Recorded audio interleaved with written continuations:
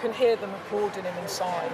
You can hear that, can't you? Just everyone's gone in now, and you can hear very loud applause as I imagine he's now going around the team, and I imagine there are tears in there. Yeah, hopefully you can hear it over the hymns that seem to be blaring from the other side of Downing Street. He then, just in terms of what happens next, he then said he's asking the National Executive Committee of the Labour Party to set out a timetable from the 9th of July to recess, so quite a short period. And he said in case of a contest, it will ensure the new leader is in place before Parliament returns in September. And he said, I will remain in post until that process is over. I give my successor my full support. And reading from that, Sophie, I think recess is about July the 16th, 17th. So it might be, if there's no contender other than Andy Burnham will become Prime Minister in mid-July. If there is a contest, likely Andy Burnham becomes Prime Minister at the beginning of September. But then it was the bit at the end, the emotion at the end. People always talk about Keir Starmer as being an emotionless person. He's not. He just covers it very, very well. I mean, I don't know if it's lawyer training and being in a courtroom. But then he spoke of his family, and he said, when I leave the biggest job in the country, I'm going to spend more time on the most important job, being the best husband I can to Vic, my fantastic wife Vic, who's been a rock by my side through good times and dad, and being the best dad I can to my beautiful children, who are my pride and my joy. And at that point, you could hear his voice breaking. Do you remember Theresa May when she talked about the country I love, and honoured to serve the country I love, and her voice broke? And Vic, I was looking at Vic, was just there, and she was fighting back the tears, as was he. And with that, he thanked everybody. He had a massive roar of applause. Victoria came over, and in they went. So, look, a very dignified speech. We were talking about whether he feels anger, if he does privately, none of that on display. People were saying he would put the best interests of the country first. That's clearly what he's done. I'll stay on as PM. I'm not going to fight a race. He's not resigned as an MP at the moment, and he's just seen the writing on the wall. And that's what I was saying about the Friday, those meetings. By the time he got to Chequers, really it was probably about talking that through and about looking at the different options, and then coming to the conclusion that he didn't command the support of the party. So that must have been an extremely difficult speech for someone that has been Labour leader for 6 years, took them from a terrible election defeat in 2019, got them back in office with a mega majority. I mean, second only to Tony Blair, to 2 years in, being forced out of office by a party panicking about the lack of delivery and also about the rise of reform and losing their seats, and also losing the country to reform. I think that really is what is driving MPs. I don't think it's an animosity to Keir Starmer per se. And that's kind of what he was reflecting on when he was saying that the question that the party is asking is about the next election, that kind of political reality. I mean, there's so much to unpack. I'm very interested to get a bit more on your take on the kind of time frame for things. But I guess my other reflection was, Keir Starmer came into this job, and it felt like the whole of his brand that he wanted to project as Prime Minister was a public servant, someone who was committed to public service and doing the right thing. And I felt like that kind of ran through this speech as well, whether people think he did or not, or achieved that. I think people have different views. But, saying that he accepts the verdict of his party with good grace. Yes. Whoever is the next leader will get his full support. And I think part of the difficulty that Keir Starmer has faced personally in office is he said, I'm going to be different from other politicians. I'm going to put public service before personal interest. I'm going to put the country first. I'm not going to have instability. I'm not going to change my mind. I'm going to deliver on my promises. And I'm going to deliver change. And then the sort of scale of the change, the speed, the intensity, the intent, the communication, as time went on, it just didn't deliver on what he promised the electorate, and he has been punished in polling ever since. And as that happened over time, it began to chip away at his authority with the parliamentary party. And I really think I think the turning point for Keir Starmer were two things. I think the winter fuel U-turn was really lasting and damaging. And I think also the U-turn on welfare reform, because that was the point where the party basically faced him down and won. And that was the point that he lost that political authority with the party. I also think part of Starmer's difficulties in Number 10, and we don't talk about it much because for people watching, it's all the people behind the scenes, but there has been such a churn of staff. And that matters, right? And of course it really matters does. because if you're constantly changing your staff or there's instability in your operation, it distracts people. And it doesn't focus them on what they need to do. And I think at the heart of it, people will say to me that it was the lack of decisiveness from Keir Starmer, that he just didn't drive through decisions. And you saw that in Jess Phillips' resignation and Wes Steed, where he said where there's decision-making, there's dither and delay. And that has been, and even with John Healey, which I think really was maybe the final nail in the coffin when, on the one hand, Keir Starmer says, national security is my first concern and I will do whatever it takes to keep the country safe. And then he comes up with a proposal that is quite short of what the defence sector's saying, and which his defence secretary, who actually was loyal, says is not enough, so he steps down. So it's like everything he touches, it didn't quite work out. And at some point, the party say, we've got to change. And he's had to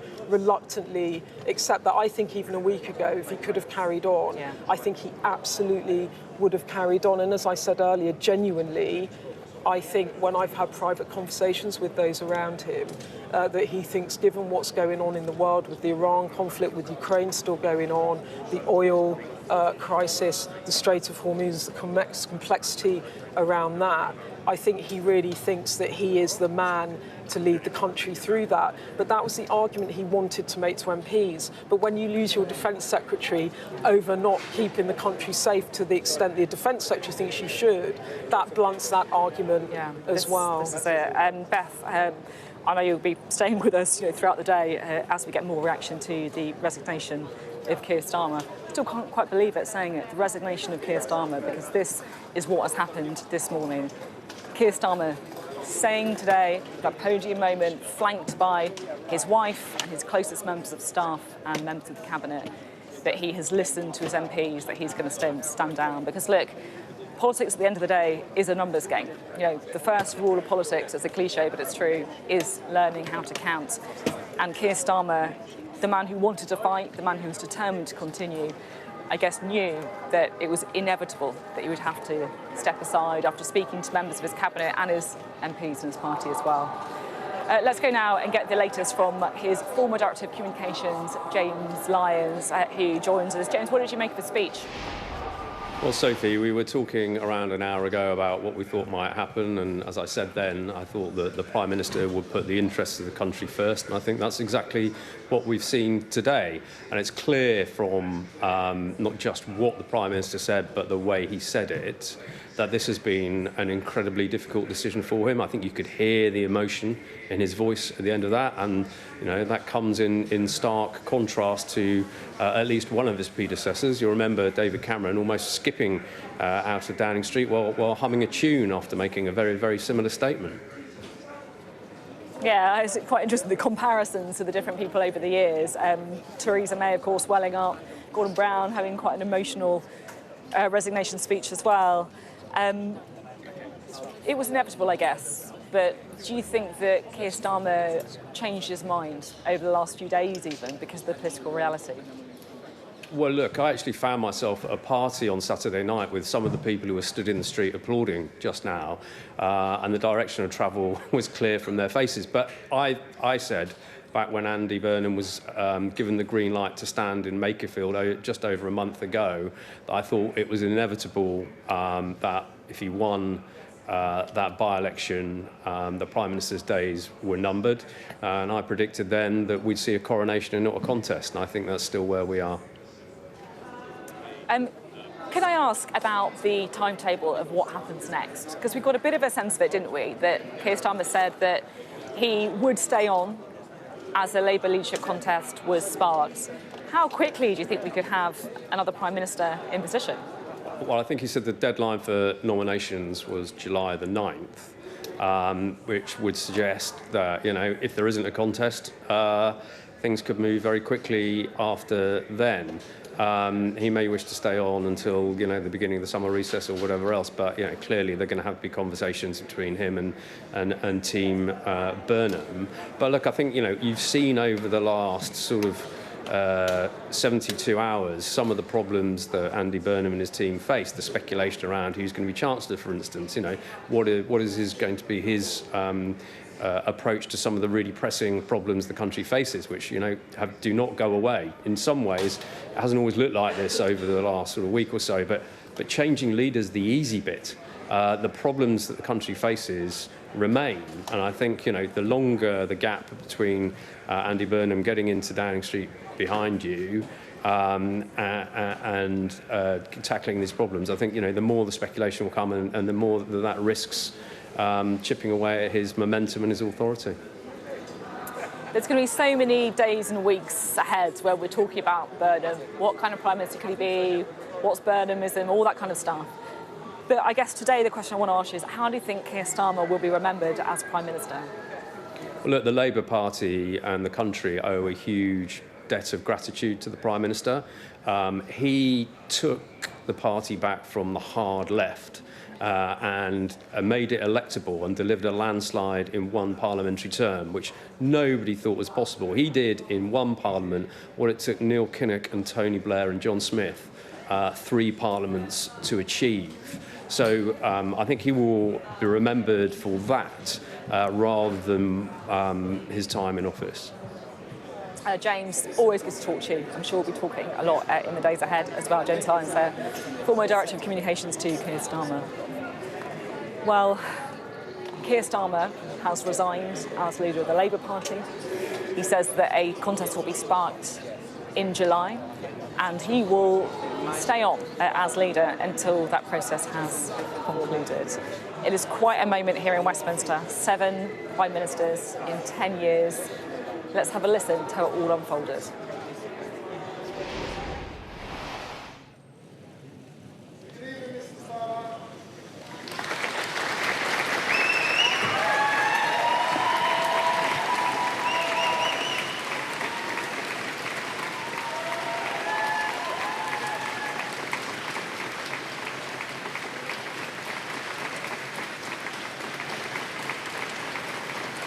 Thank you.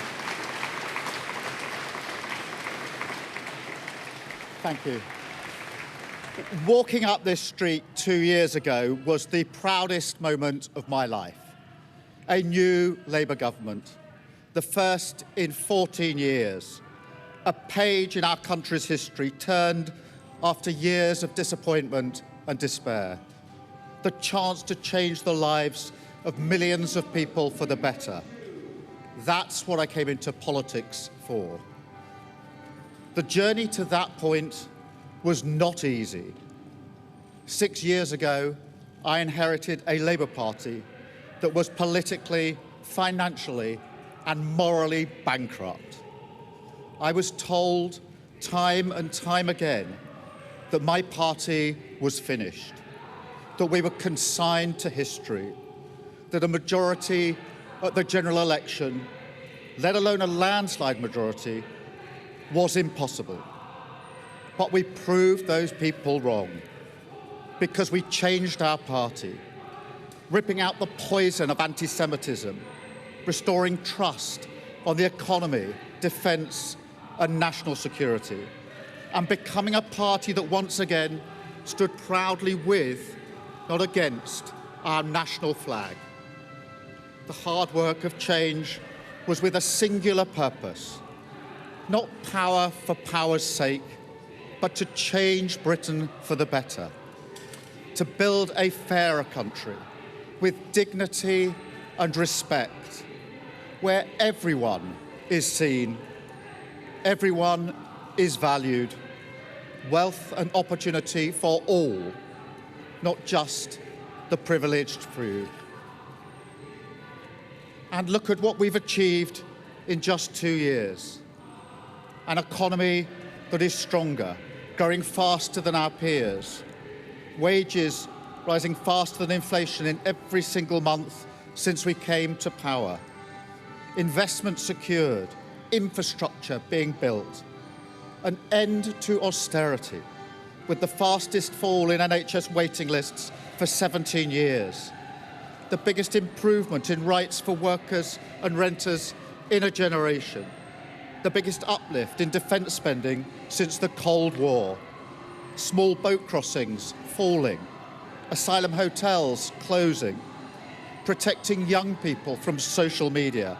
And 500,000 children being lifted out of poverty because of the choices that I made.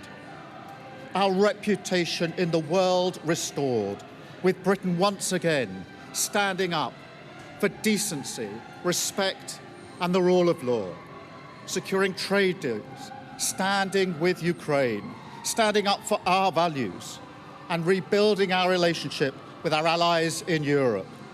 Change promised by a Labour government, change fought for by a Labour government, change delivered by a Labour government. But I know the question being asked now is not who was best placed to change the Labour Party, to take us into power and to begin the vital work of improving lives for millions of people. Those questions have been answered. The question my party is asking now is whether I am best placed to lead us into the next general election. I have heard the answer of my parliamentary party to that question, and I accept that answer with good grace. Every decision I've taken has been about putting the country I love first. That is why I will resign as leader of the Labour Party. I have spoken to His Majesty the King this morning to inform him of my decision. I will ask the National Executive Committee of the Labour Party to set out a timetable with nominations opening on the 9th of July and completed by the summer recess. In the case of a contest, this will ensure a new leader is in place before Parliament returns in September. I will remain in post as Prime Minister until the contest is complete, and I will do everything I can to ensure an orderly handover of power. I will also give my successor my full and unequivocal support, knowing that they will inherit a Britain that is far stronger and fairer than the one I inherited 2 years ago, better prepared for the challenges ahead and better able to ensure the Labour Party secures a second term in office. I want to thank all of those friends and colleagues who have been at my side for these past 6 years or so, for their incredible commitment, service and support. I want to thank the brilliant Number 10 staff and our country's extraordinary civil service who dedicate their lives to public service. And when I leave the biggest job in the country, I shall spend more time on the most important job, being the best husband I can to my fantastic wife, Vic, who has been a rock by my side through good times and bad, and being the best dad I can to my beautiful children, who are my pride and my joy. Thank you very much.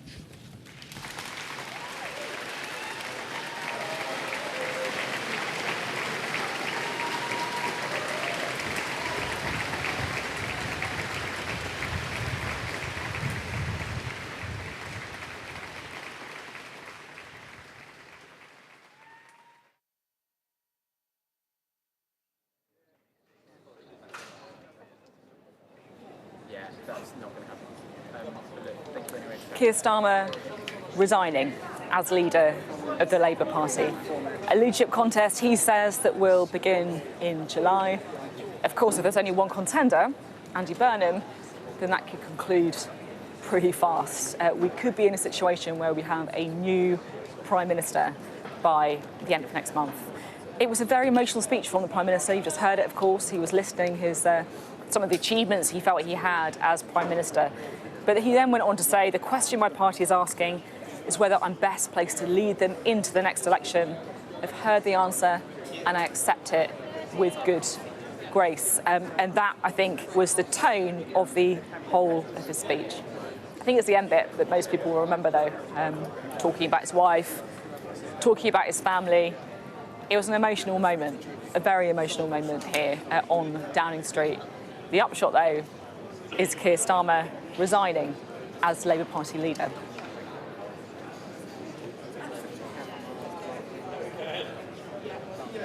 Good morning, it's 10 o'clock. I'm Sophie Ridge, live from Downing Street, where the Prime Minister, Keir Starmer, has just resigned. Well, it is a momentous day in British politics after the Makerfield by-election last week, which of course thrust Andy Burnham back into Parliament with that emphatic majority. There had already been growing pressure on Keir Starmer to step down, and that amplified as soon as that result came in. There will now be a new Prime Minister, the 7th Prime Minister in just 10 years. Well, Keir Starmer addressed the nation just half an hour ago in a very emotional speech here on Downing Street with his wife and his staff looking on. And he set out a plan for finding his replacement. So he spoke about wanting to change the country for the better. He said that is why he got into politics in the first place. He also spoke about changing his party, ripping out anti-Semitism, standing proudly with the national flag. But it was a sad speech as well, of course, in the way that it ended, in a way that he didn't want.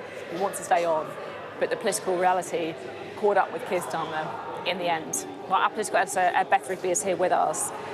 It was a very kind of emotionally charged speech, wasn't it, Beth? What did you make of it? It was very emotional. It was short. It was very dignified. He basically he went through his record. I think he wanted to make that point. He reminded a Labour Party that's basically rejected him that it was he that got it back on its feet after the 2019 general election when they were wiped out by Boris Johnson's big move into the Red Wall.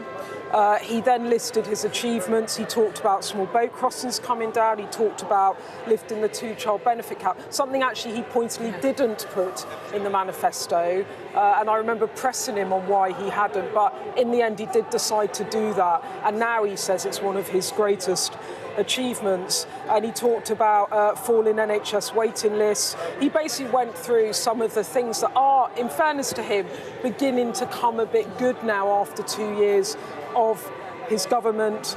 But then he said, the question the Labour Party has asked me is, am I the right person to lead into the general election? The answer I have got back is no. And then he said, I will stand down with good grace. And then I think for me, the thing that stood out most in that speech was that section at the end. He'd come out with Victoria Starmer, who he always calls as an absolute rock. Whenever you mention the word Vic to him, he genuinely beams. I mean, it is, and you saw her come out, she was fighting back the tears, and he stood there and he said, you know, I'm going to go back to the most important job I have, which is being a husband to my fantastic wife Vic and a father to our beautiful children. And at that point, he was nearly in tears. And to see Keir Starmer, the only time I've actually saw him emotional has been around his children. The last time we did an interview that got very difficult was around some of the arrangements around his son and go into a flat when he was doing his GCSEs, and he was very upset that was being discussed. He feels very passionately about his family, and you saw that there. And then he came to Vic, huge applause, and off they went. And I think the other thing is about what comes next, because that's what he was very clear there. He said he's going to set out nominations open on July the 9th to replace him as leader by the National Exec Committee of the Labour Party. They will close on July the 16th. That's just a week.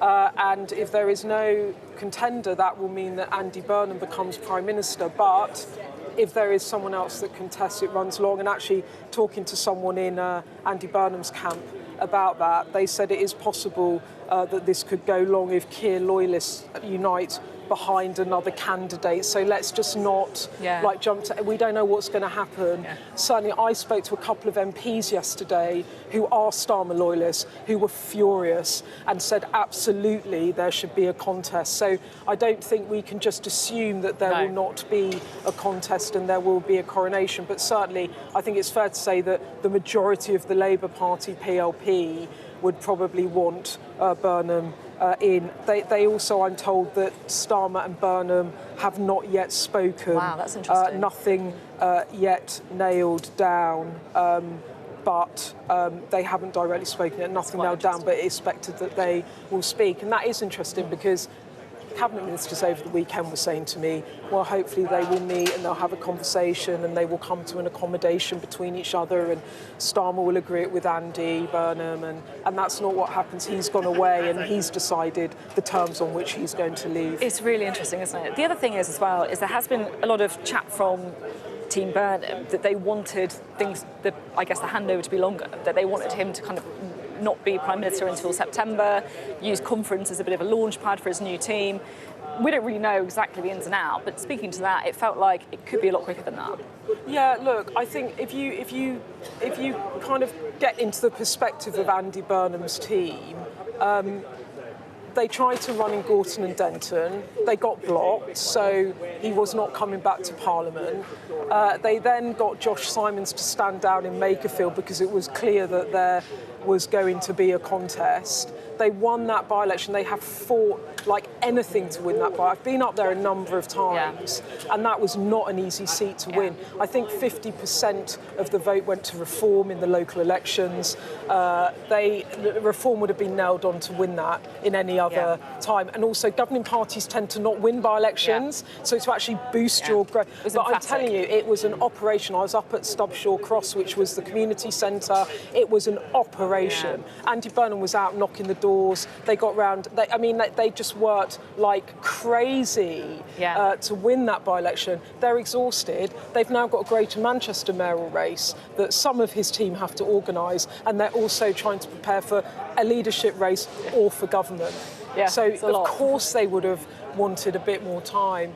But Keir Starmer has not afforded them that. And to be fair to Keir Starmer, why should he just wait around for weeks and weeks and weeks to have to give his job over to someone that he doesn't think deserves it? Exactly. He'd be like a lame duck Prime Minister so he's chosen not to do that. But I think there's a bigger question, though, because, you know, the idea that Andy Burnham can come in and be a panacea, you know, he's got to get his ducks in a row and how he's going to lead. You would hope that maybe if this was long planned, and we know for a long time he's wanted to come back, that they have done some work. And certainly there were people down in Westminster not so involved in the campaign that have been doing some of the work around economic policy and some of the other policies. So he might be in shape, but we don't know because this is all happening at turbo speed. Yeah, turbo speed. I think it feels like kind of we're just used to turbo speed in Westminster for quite some time. It's extraordinary. Beth, thank you very much indeed. Let's listen, shall we, to what the Prime Minister said as he spoke outside Downing Street. Walking up this street 2 years ago was the proudest moment of my life. A new Labour government, the first in 14 years. A page in our country's history turned after years of disappointment and despair. The chance to change the lives of millions of people for the better. That's what I came into politics for. The journey to that point was not easy. 6 years ago, I inherited a Labour Party that was politically, financially, and morally bankrupt. I was told time and time again that my party was finished, that we were consigned to history, that a majority at the general election, let alone a landslide majority, was impossible. But we proved those people wrong because we changed our party, ripping out the poison of anti-Semitism, restoring trust on the economy, defence and national security, and becoming a party that once again stood proudly with, not against, our national flag. The hard work of change was with a singular purpose: not power for power's sake, but to change Britain for the better, to build a fairer country with dignity and respect, where everyone is seen, everyone is valued, wealth and opportunity for all, not just the privileged few. And look at what we've achieved in just 2 years.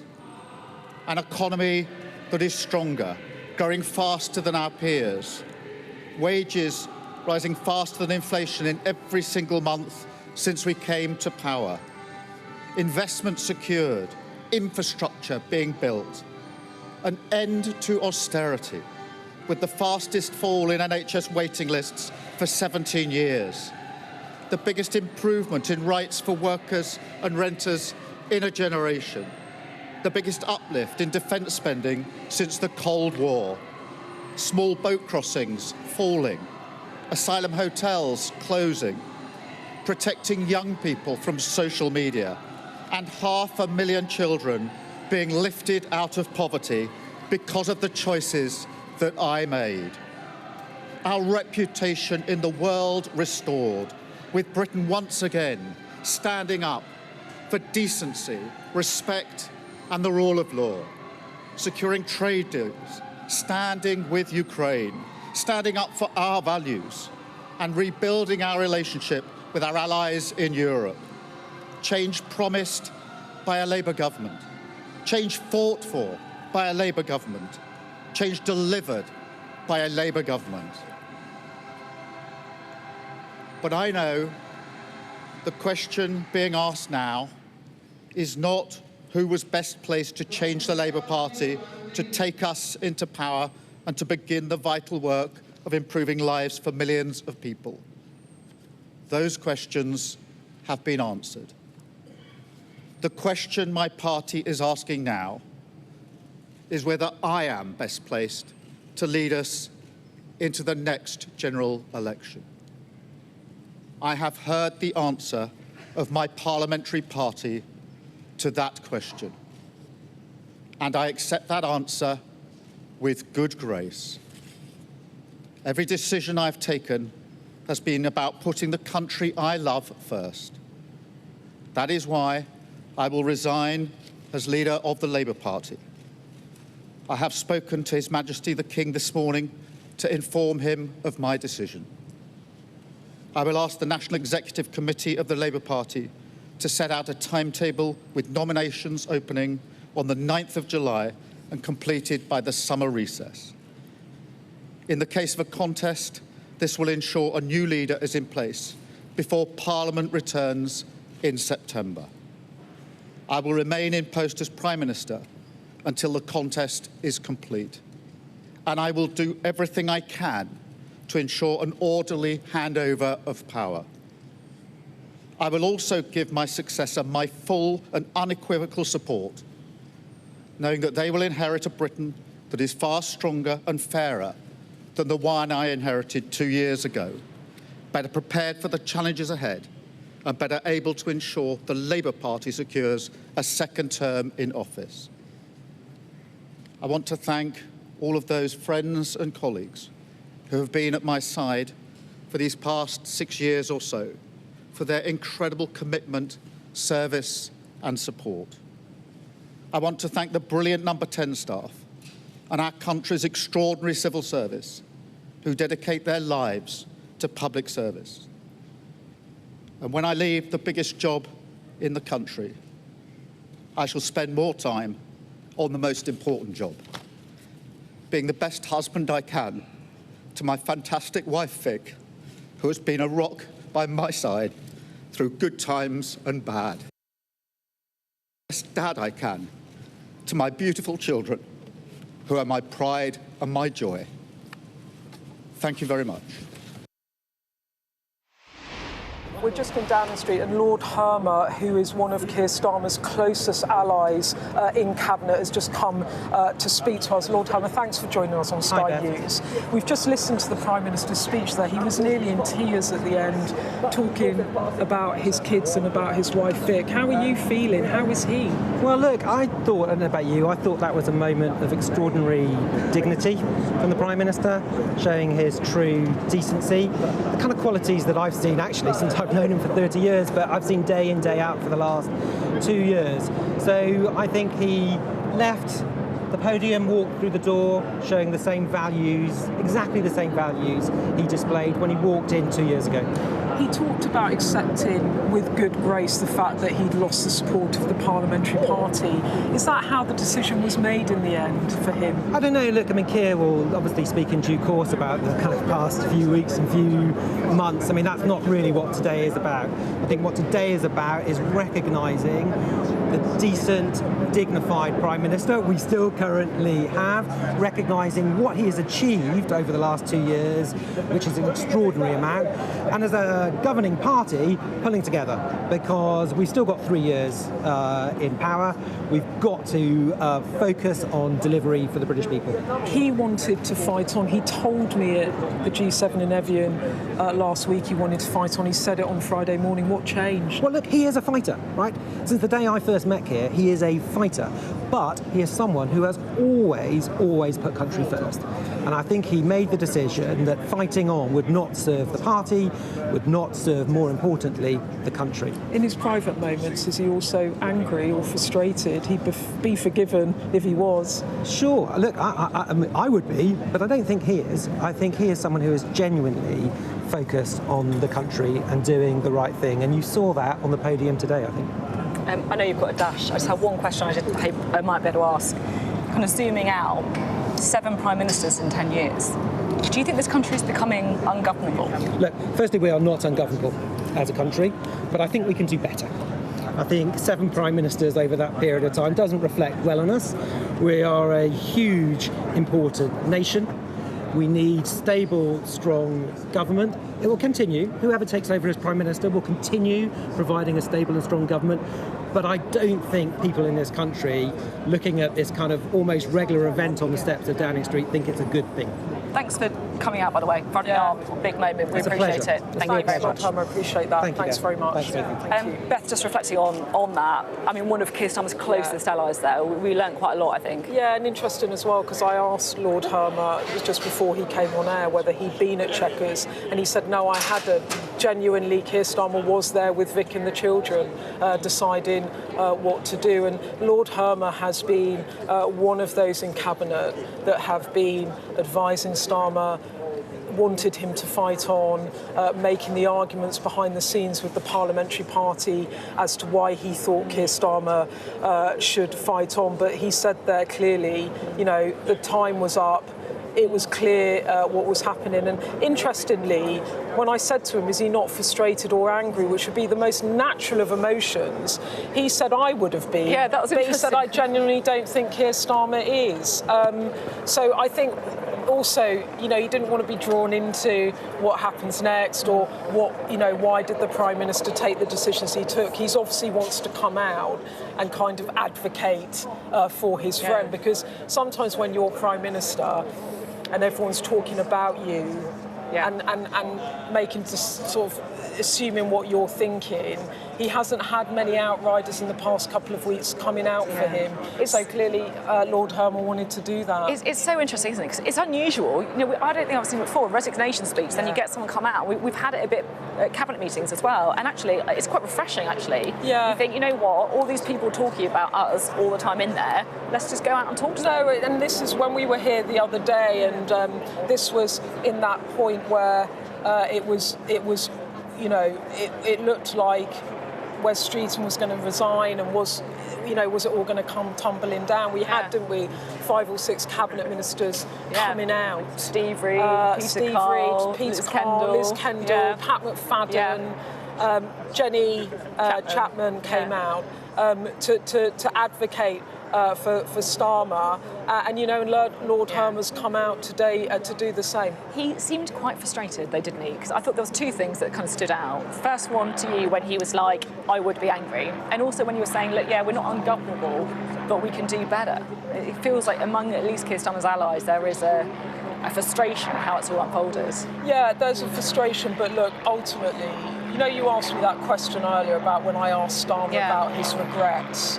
I asked him about his achievement, he said, and I asked about his regret. Yeah. A year ago, when I asked him the same question at the G7, he actually answered the question and said, "My regret was I didn't tell the story as well as perhaps we should have done." And he got quite pilloried for that afterwards. When I asked him this time around, he didn't make that mistake again. He didn't talk about regrets.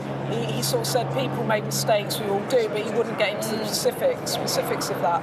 But the reason I'm saying that is that ultimately Keir Starmer had number 10, he won the election, he won a massive mandate, and effectively he's, through his fault, through other events, he hasn't led in the way that has carried the party or the country with him. And at that point, if you lose the confidence, you've got to throw in the towel. I think the question that Lord Hermer was sort of hinting at there is we've got to do better. Is that, like, how can the Labour Party in this moment sort of learn from that to try not to repeat the mistakes that got the Conservatives kicked out so fulsomely in the last general election? And what I thought was interesting about Starmer was genuinely there. He said, I do it with good grace, I'll support my successor. And Hermer said there, the Labour Party, we've got 3 more years now, we need to pull together. Now, whether they actually do pull together in this sort of type of bloodletting remains to be seen. Yeah. Beth, thank you very much indeed. Beth Rigby there reflecting. There you are. On there's so many cameras, by the way, sometimes it's hard to work out exactly where to look. It is a crowded Downing Street this morning for very obvious reasons. Let's speak now, shall we, to the Labour MP, Rachel Naskell, who joins us now. Rachel, what are your reflections on the resignation speech from Keir Starmer? I think it comes with relief that we know now the process, the timetable, and how we're going to move forward. And I think that's been incredibly helpful. I'm glad that the Prime Minister's reflected over the weekend on the reality that things have shifted, and he will play his part in that. Of course, all eyes now will be on Andy Burnham and how he formulates that programme for government. And it's really important, unlike Keir Starmer, who spoke to a few, that Andy Burnham speaks to all the MPs to really engage them in building that programme. I think that's his agenda because he's a very inclusive politician, and I think that will make such a difference to the start that Andy Burnham should have. Of course, we don't know if other players will come into the fold, but it's very clear that the groundswell is behind Andy now. Do you think, so that's interesting, you think that the groundswell's behind Andy Burnham now? My question is, at the minute it feels like every single wing of the Labour Party is excited by the prospect of a Andy Burnham premiership, apart from the Keir Starmer supporters, of course. But, you can't please, I guess, the left and the right of the party. Isn't someone going to be disappointed? It's been long waited for, and I am really delighted that Andy came through with such a strong support in Makerfield and will go on to achieve so much more. But also, it's about the culture in politics. It's about the style of doing politics, and being much more inclusive will make a real difference. It speaks to the history of the Labour Party and what we are as a party. And I think Keir Starmer was held council with too few, and it felt very much as the Parliamentary Labour Party was pushed out of our party, and now's the time to rebuild our party, our politics, and prepare for a new government. So it's an exciting time where we can really shape that, working with our own communities as to where the priorities need to lie in the months ahead. Do you think that Andy Burnham, if he becomes Prime Minister and doesn't call an election, which we don't expect him to do because he said he won't, do you think he needs to stick to the manifesto, particularly on promises like tax? Well, of course, the manifesto is what the party was elected on. We all know that courses of government, events happen, and therefore being able to review what the priorities are in this time and over the next 2 years will be a matter for the Prime Minister working with other members of the party, because we've got to recognise that the fiscal rules have not delivered the investment we need to see the opportunities delivered, whether in health or housing, or indeed ensuring that we're getting people into work. So there are many priorities that we need to address, and that's why I think we've got to look at everything in the round to rebuild that agenda. Just to come in then, does that mean that you wouldn't have a problem then if Andy Burnham, for example, broke some of the tax pledges or ripped up the fiscal rules? I mean, these were kind of big part of what Labour got elected on, the promise to the electorate. At the moment, Andy Burnham is saying he will stick to those rules, and I hear what he's saying there, but we've seen some workarounds. For instance, Germany, with the defence workaround they brought, taking that out of their fiscal rules. So there may be opportunity to see some real investment in areas which are in desperate need. I look to my own constituency and think about the housing building that we need, but it hasn't really taken off the ground because we need more social housing, or indeed looking at things like youth services, which are an absolute necessity in order to address some of the challenges young people are facing. So I think we've got a great opportunity to shape what we need to do, and then of course how we're going to cost that. OK, thank you very much indeed. Rachel Maskell speaking to us there, a Labour MP who, in her own words, delighted at the prospect of an Andy Burnham Prime Minister, something that has become, of course, one step closer today with Keir Starmer coming out onto the Downing Street behind me, having his podium moment in front of the staffers, in front of the world's media, to say that he listens to what Labour MPs are saying and he is going to resign as the leader of the Labour Party. Well, let's bring in someone who knows Keir Starmer very well. Tom Baldwin, biographer of Keir Starmer, also former Director of Communications at the Labour Party as well. Tom, what's your reaction to the speech that we heard today? I think probably the first reaction is a human one. We abuse politicians and shout at them and expect them to solve everything immediately. But what you saw at the end of his statement, when his voice cracked and he was talking about Vic, his wife, and his two teenage children, was a human being. And politicians pay quite a big price for being in politics. I think this one in particular has, because he's not a natural politician. He doesn't particularly love politics. And we saw only last week, when it emerges that the people responsible for the firebomb attacks on his family home in Kentish Town were part of a Russian plot to destabilise politics. I think we just perhaps this moment take stock and remember that these are people too. It was pretty clear, I think, that Keir Starmer didn't want to go. His initial reaction was to stay and fight, right? But the political reality, the numbers, if you like, were against him. Do you think it was the right decision of Labour MPs? Because it was Labour MPs, really, to oust Keir Starmer. I think in the end, recognised it was the national interest for him to go. And again, I think that does speak to him as a person and the man he is, that he could have stayed and fought. I think he was perfectly within his rights to defend the mandate he won just less than 2 years ago. He's perfectly with his right to defend a record, which he's very proud of, and I think it's beginning to show signs of real achievement. But he thought that he doesn't want to inflict that kind of turmoil and chaos, more turmoil and chaos on the country. And so he's decided to walk away, even though he doesn't think he's responsible for that turmoil and chaos. Others are. And so, again, I think what you've seen at the end of his premiership, at least, is what's always been there is this sense of duty, the sense of service to the country, and putting the country first rather than himself or his desire to continue to lead the Labour Party. I'm just going to be totally open with you about what's happening. Beth and I are expecting somebody, Jenny Chapman, we believe, to come up quite soon. When that happens, I'm going to jump away from you, Tom, if you don't mind, but just to kind of flag that happening. Tom, what next? Do you think it's going to be, I guess, like an Andy Burnham coronation? Should it be? There are two views on this. Some people remember Gordon Brown, who took over in a so-called coronation from Tony Blair. I'm just going to break off, if I may. If you don't mind staying, that'd be great, but we do have Jenny Chapman joining us now. Jenny, thanks for coming out to talk to us. We saw you here about a few weeks ago when Keir Starmer was potentially facing Wes Streeting's resignation. You came out after that cabinet. Yes.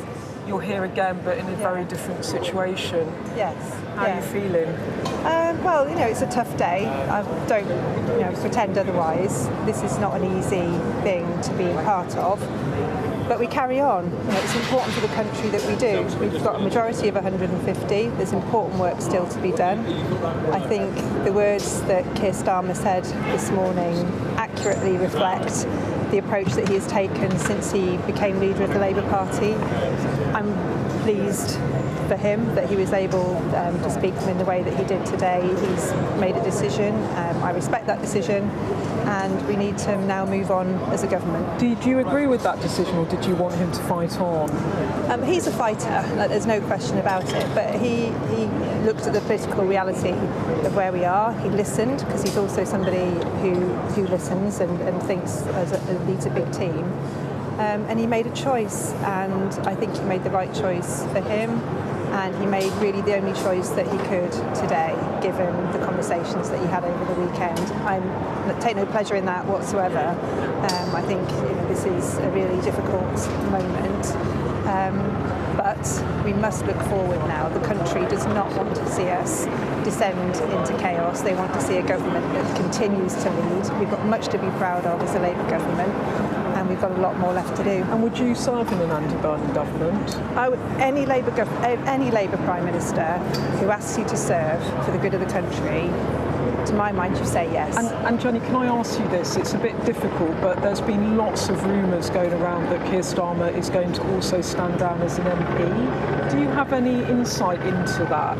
No, I don't. I mean, that's a decision, perhaps not for today. No, but I can understand why people would speculate, but I don't know anything you don't know. about You haven't that. discussed that with him. No, not at all. And just in terms of where he's at, he said there that he was standing down with good grace. He would fully support his successor. Yes. But he also went through all of the achievements he'd made. He reminded the party that he'd got them back from a catastrophic loss in 2019 to a landslide. He'd be forgiven for being quite frustrated and angry right now that he's been shoved out.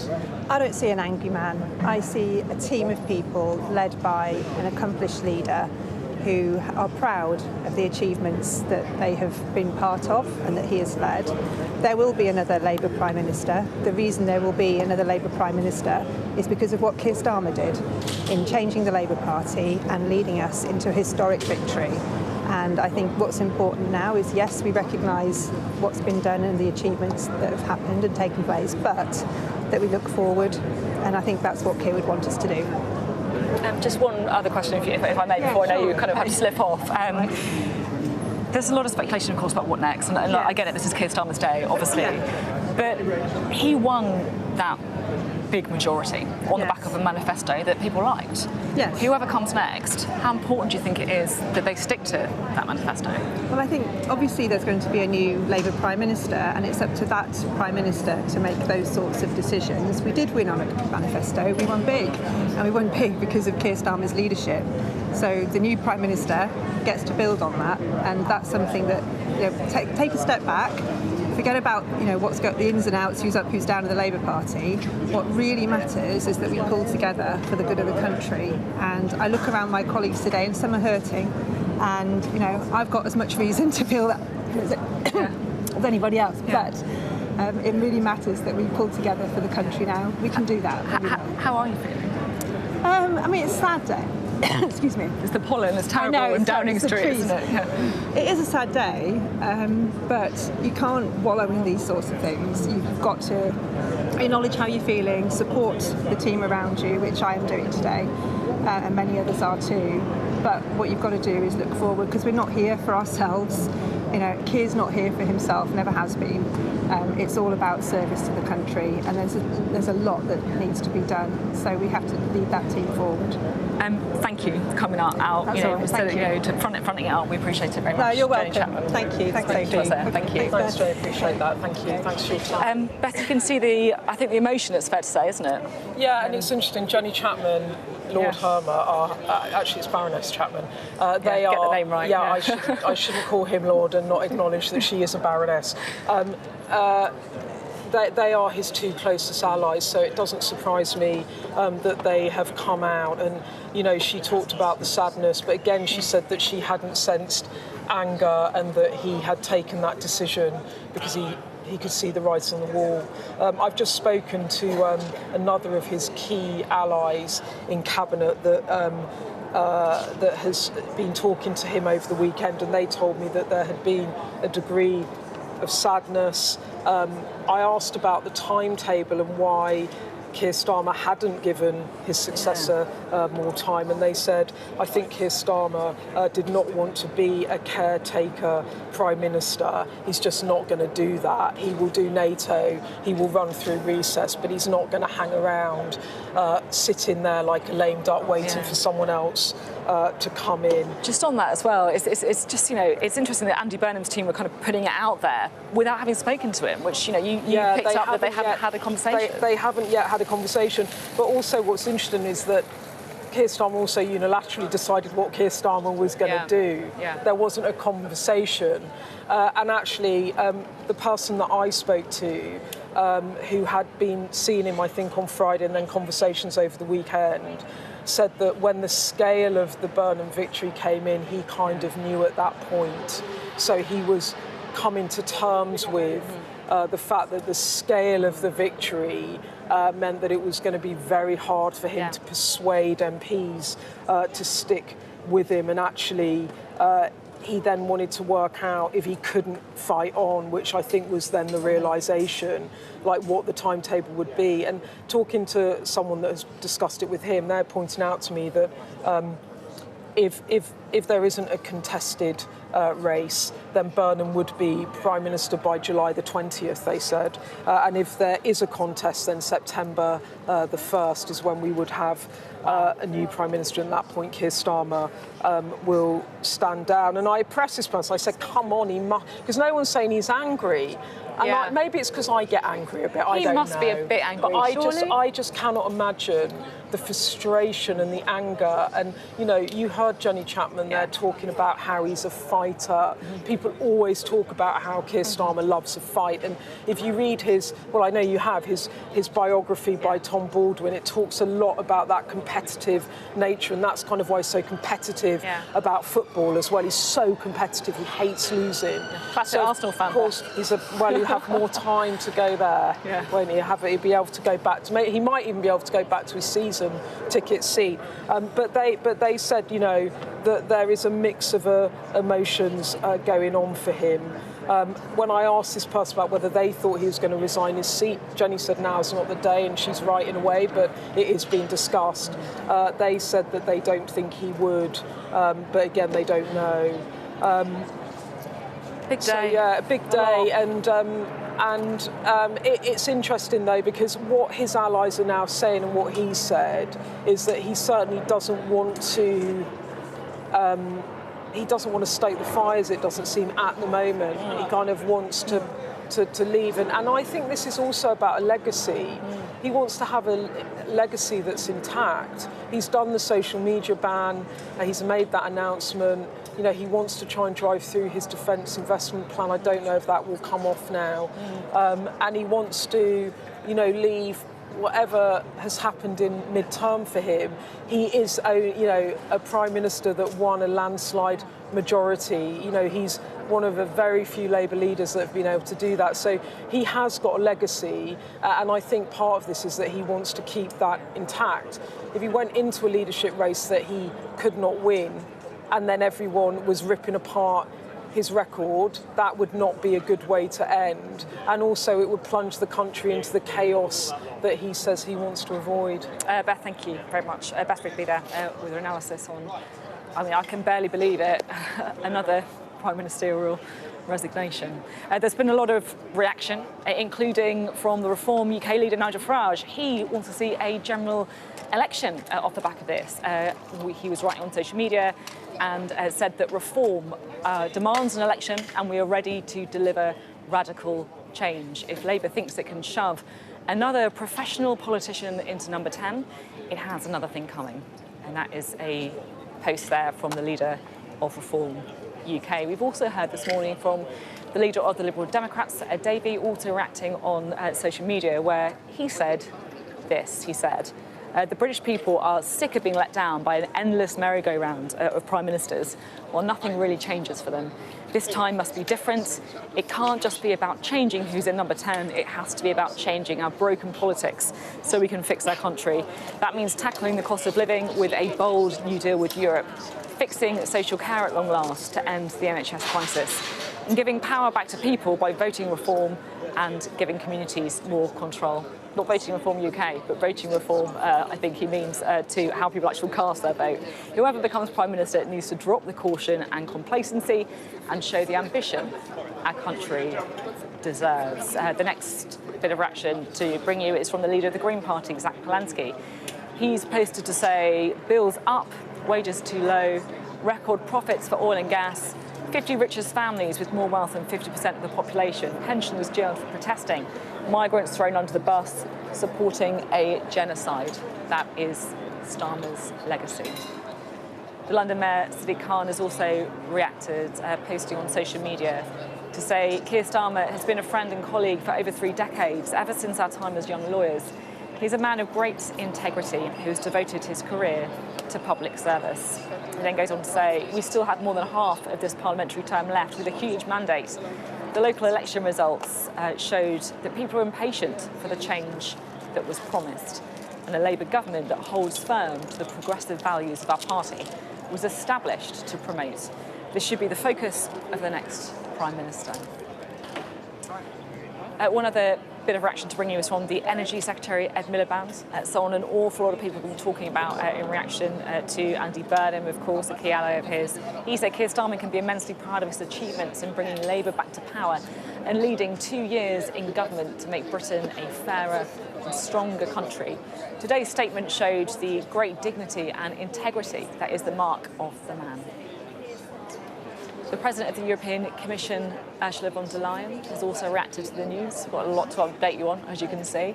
It can take many leaders years to grow into the statesman you became in just 2 years. European and Ukrainian security is stronger because of you. Thank you, dear Keir. Perhaps one of the most heartfelt tributes there from her.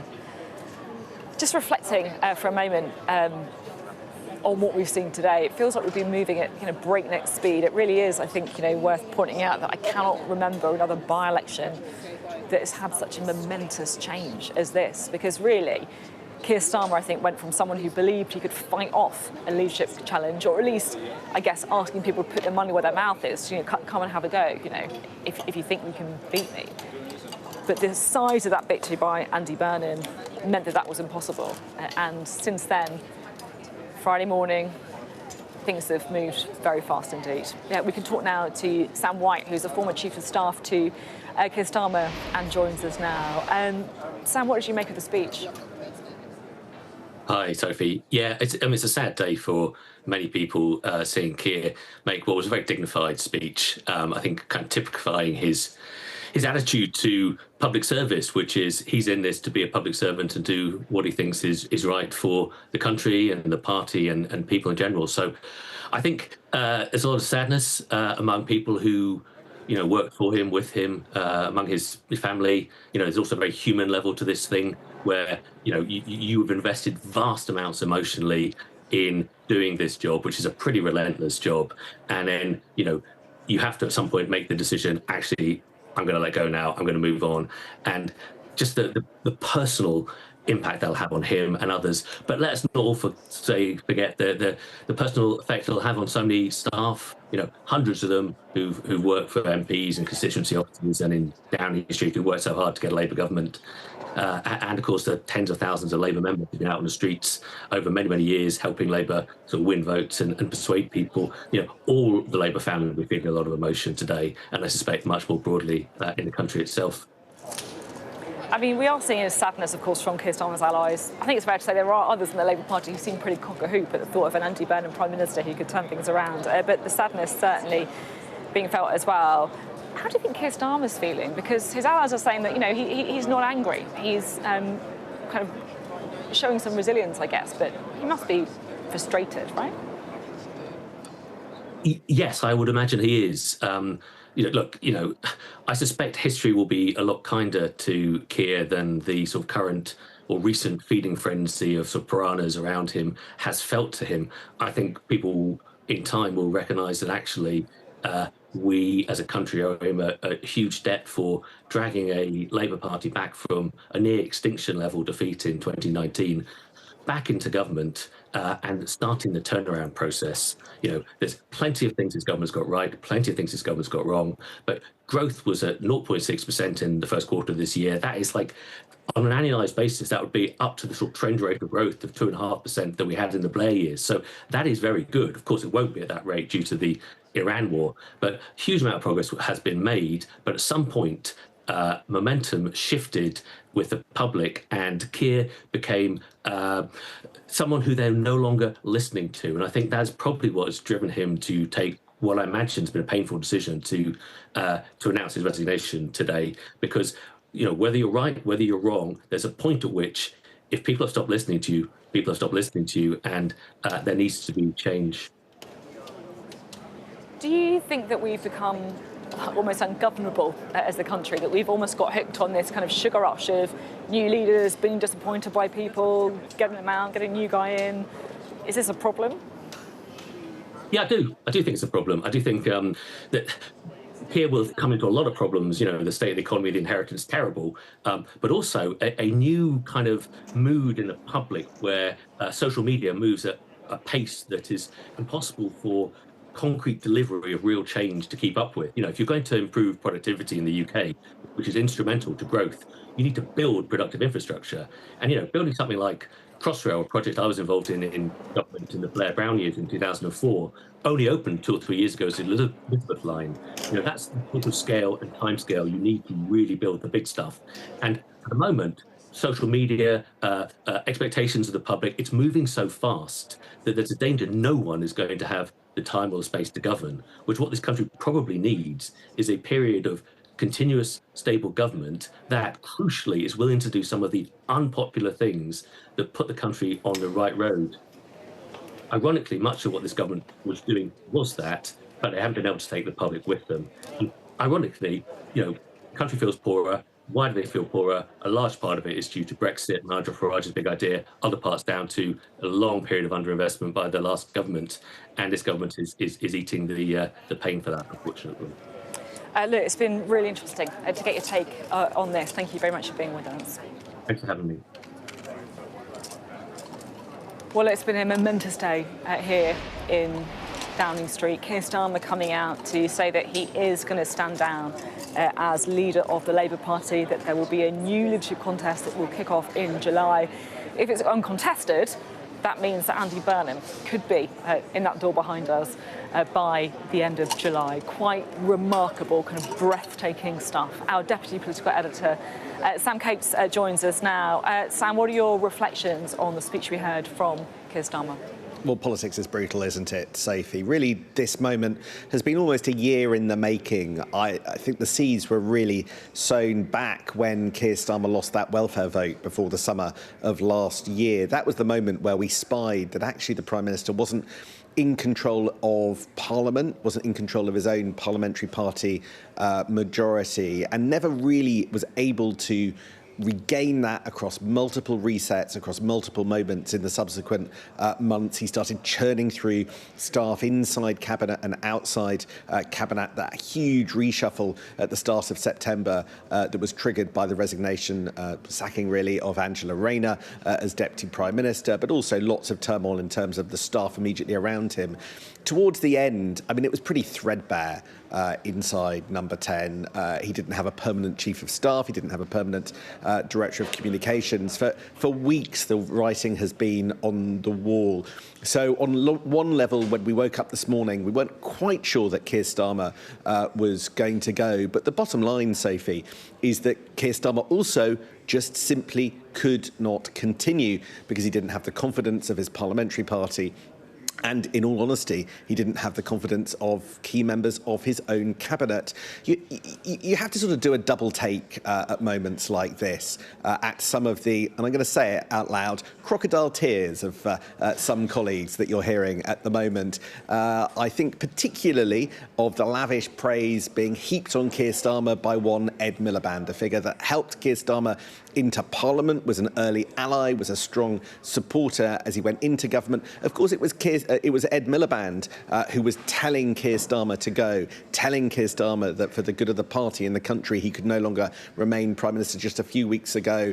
And yet, just now, there's that handbrake turn as everybody sort of applauds Keir Starmer, having been desperate to hurry him out the front door as fast as they can. So you'll see a lot of this, a lot of sort of solemn congratulations from people who were desperate to get rid of Keir Starmer. So I think you have to sort of put people's emotions in check here and sort of slightly call out some of those for whom there's a touch of insincerity and personal motive behind it. Right, one of the most interesting things politically that's gone on this morning is that Keir Starmer outlined the timetable to succeed him. And what he said was that he is going to continue as Prime Minister until there's a new leader, but they're not going to open nominations until July the 9th. Now, let me explain. Keir Starmer could have said, right, I'm going to go to Labour's ruling committee and this week we'll try and start the process pretty much immediately of finding out who can succeed me. But that hasn't happened. Instead, there's a 3-week delay before we even begin to try and find a successor to Keir Starmer. Now, you might think that's a little bit odd. A lot of people seem to think they know who the likely successor is of Keir Starmer. That's Andy Burnham. He had that storming by-election win just last Thursday night. And has the backing of maybe 200, maybe more Labour MPs of the 403 that there are at the moment. So that is quite an interesting. That is an interesting move. Some will see that as a sort of just an attempt to, as it were, just run the ruler over Andy Burnham. It gives a little bit of a time to focus on him and what he'd be like. Could be a little bit of jeopardy for Andy Burnham in that period. I know that Andy Burnham's team know that it's a high-stakes 3 weeks that they're entering into as we approach that July the 9th moment. Sam Coates, thank you very much indeed. Sam, can I just ask you one further question, if I may? Can you just reflect on that by-election from Andy Burnham and how so much has really been riding on that one by-election? Yeah, for months we've been saying that if Andy Burnham made it back into Parliament, then he would be in pole position to challenge the Prime Minister. I mean, now the Prime Minister has cleared the path for him to become Prime Minister. And it was that by-election on Thursday night that proved a point. It was a sort of test case, because what the result showed was that Andy Burnham is able to unite the vote on the left. He got almost all of the progressive vote. Almost nobody voted Lib Dem and Green, while the vote on the right was split between Reform and Restore and the Conservative Party, and even then didn't come up to the overall number of votes that Andy Burnham's Labour Party won in a constituency where just a few weeks before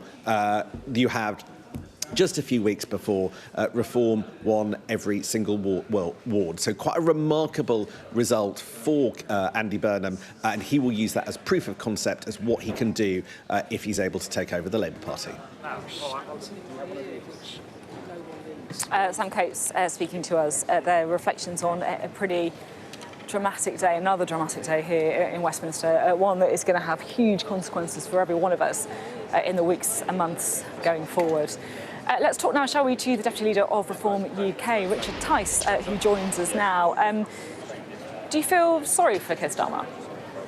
Good morning. Well, I think actually both our voters and the country is delighted that Keir Starmer, the most unpopular Prime Minister, has now resigned. We campaigned in the local elections, vote reform to get Starmer out, and that's what's now been achieved. And the big question now is there going to be a contest or is there going to be a coronation? Regardless of that, we're saying that if the country is going to be faced with a completely different set of policies from someone that most people don't know, Andy Burnham, then actually what we need is a general election. The country's broken, everybody knows it. That's why Keir Starmer was so unpopular, the idea that you can have someone that most people have never heard of, no idea what he stands for on the economy, on foreign policy, on defence, on culture, on immigration, on the boats, on WASPy women, on pensions and all of that. Let's test those policies in front of the British people at a general election. Do you think that if Andy Burnham or whoever is the next Prime Minister, in the main principles sticks to the manifesto and the broad brush policies in there, do you think that that would be acceptable?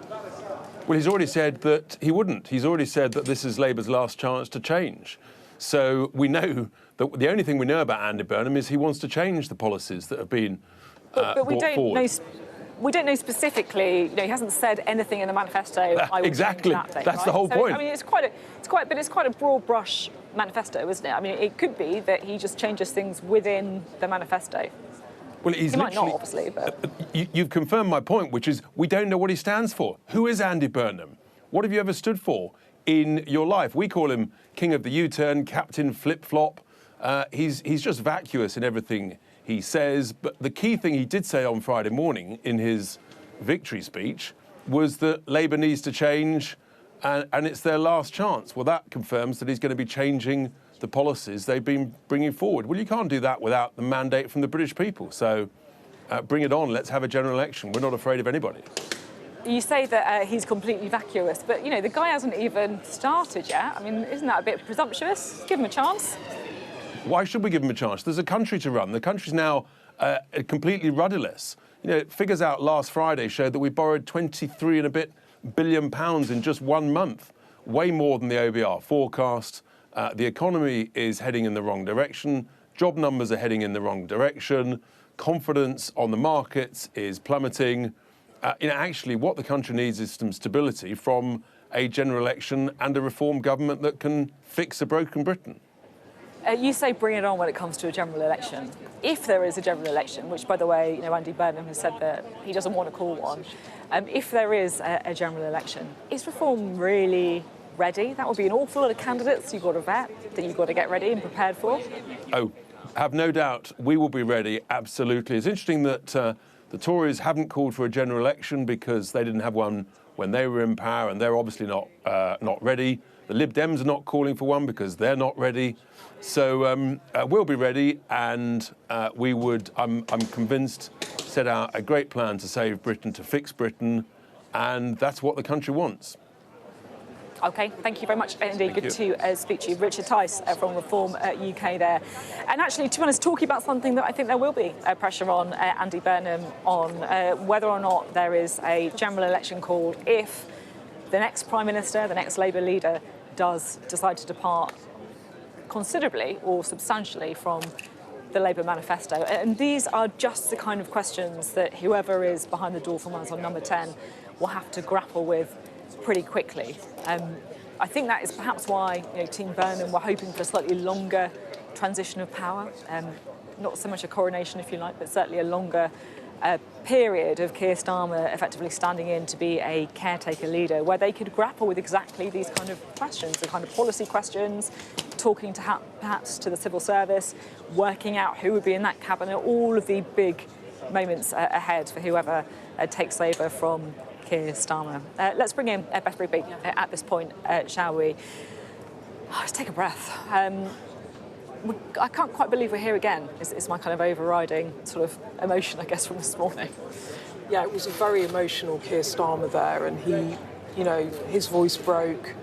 He struggled to contain how he clearly was feeling when he spoke about going back to the most important job, as he put it, being a father to his 2 beautiful children and his fantastic wife, Vic. And she was there, standing there. She was clearly struggling to hold back the tears. They embraced, in they went, massive applause. And then what we've seen since is a couple of his allies coming out to sort of reflect on what's happened. And I think the sort of emotion in there and from the people we've spoken to, from Baroness Chapman and Lord Hermer, is a sense of sadness, that there was a sort of inevitability to this, that Keir Starmer wanted to fight. Jenny Chapman talking about how he was a fighter, Lord Hermer talking about how he was a fighter, but in the end, he just could not avoid the herd stampeding and stampeding for him to leave that place. And so he set out a timetable. I think what's interesting about this timetable is he's done it on his terms. He hasn't spoken to Andy Burnham. There's no deal to be done. He hasn't.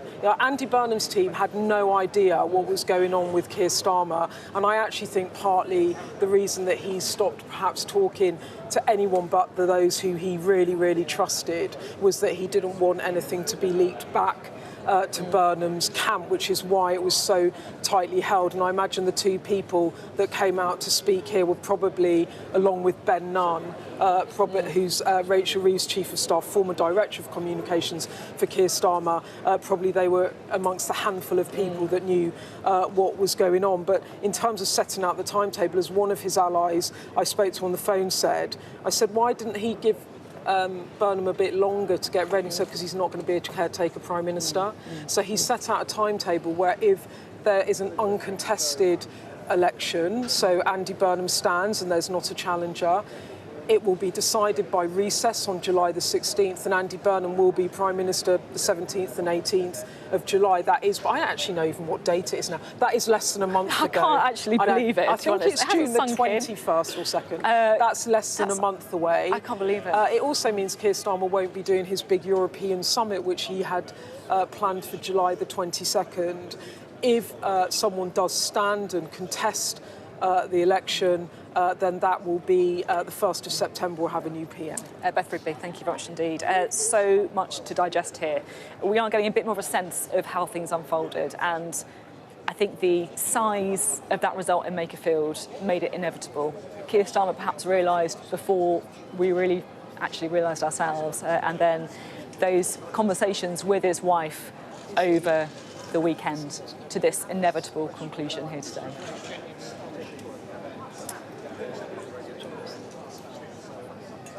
Well, it is 11 o'clock. I'm Sophie Ridge. We're live in Downing Street, where Sir Keir Starmer has announced his resignation as Prime Minister. It's a momentous day in British politics after the Makerfield by-election, which thrust Andy Burnham back into Parliament emphatically. And ever since then, there has been that growing, relentless pressure on Keir Starmer to step down. So now we know there is going to be a new Prime Minister, the 7th in a decade. In an emotional speech with his wife and his staff looking on, Keir Starmer set out a plan for finding his replacement. And he said that his arrival in the street 2 years ago was, as he put it, the proudest moment of his life. But he does accept his MPs no longer believe he can lead them into the next election. I'm just pausing because over the corner of my shoulder I can see David Lammy has now walked onto the street. And this is, again, I think, what we've seen is a series of people who are closest to Keir Starmer come out and advocate for him. And it must be weird on these days where you come and you do your speech and then you have people like me standing on the street talking and speculating about what might be in your head. They're doing things very differently this time. They're getting friends of the Prime Minister to come out and to talk to us, to tell us how he's feeling. So we had Lord Hermer first, of course, who is known for years from his lawyer days. We had Baroness Chapman, who's been very, very close to him as well, coming out basically saying that it was inevitable, it was a numbers game. They feel angry, but their message was that he doesn't feel angry, that he was accepting. Gracious is the way that they put it. Whether or not that's true, of course, we will see.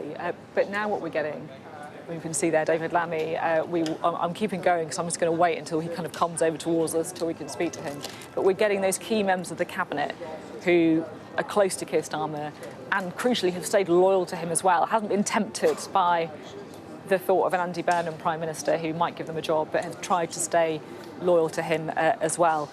And that, I think, is interesting as well, because this is now all about legacy building for Keir Starmer himself. How is he going to be remembered as Prime Minister? Because, look, the moment of his moving, the moment of his leaving, was not his choice.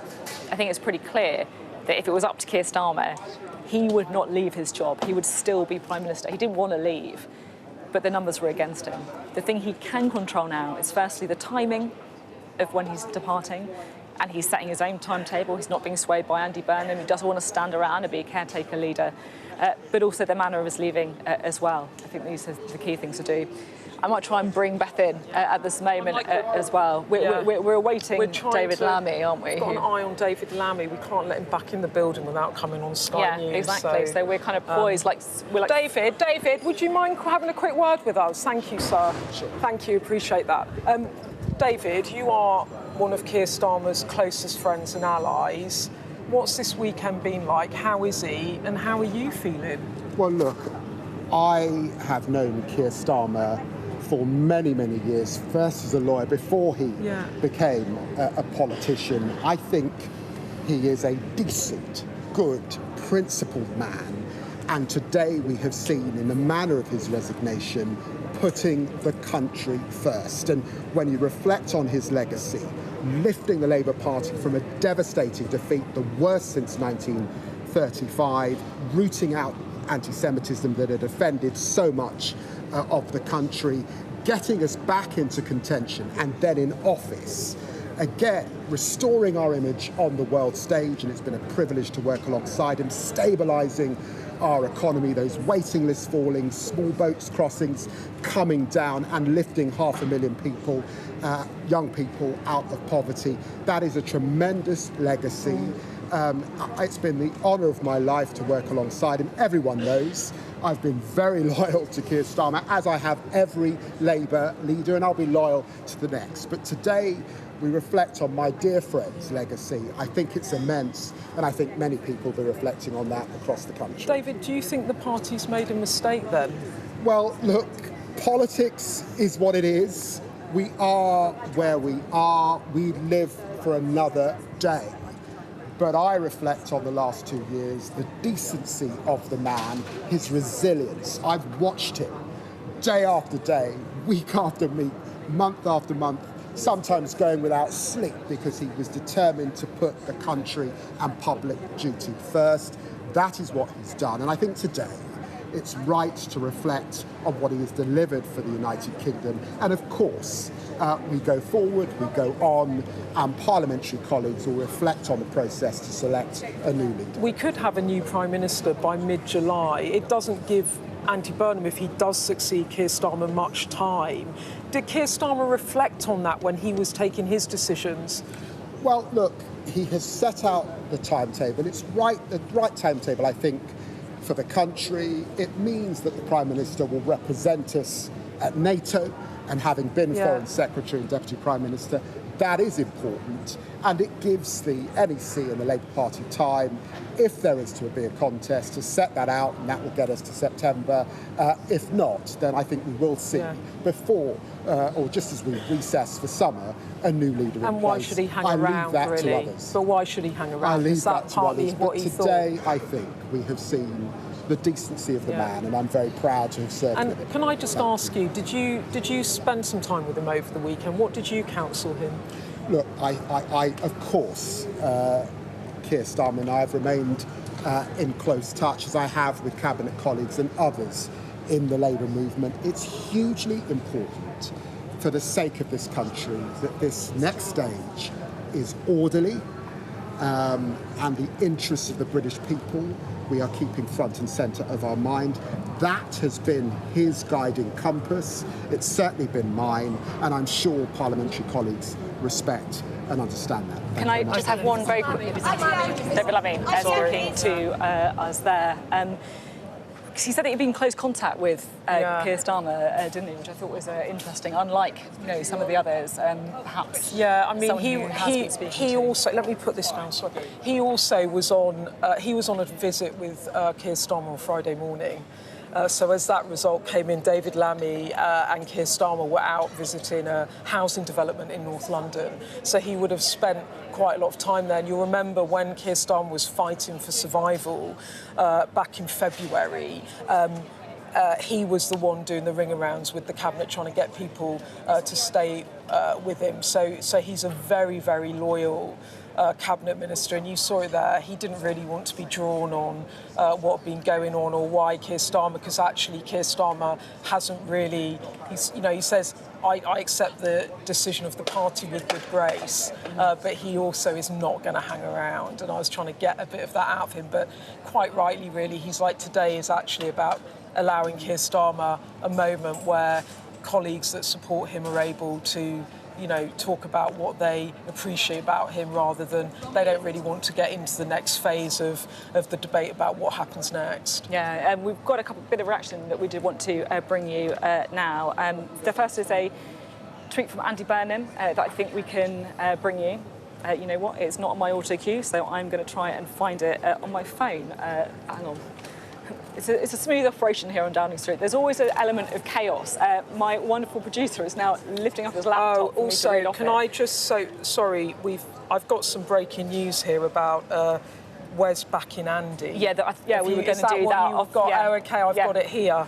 Do you want to go ahead? No, it's fine, Beth. Okay. Go for it. This is Wes Street and backing Andy Burnham. Having spoken at length with Andy in recent days, I'm convinced there's a place for those ideas under his leadership, that he is committed to building an inclusive party that draws on the best of our political traditions, and that he can win the fight of our lives against the forces of nationalism.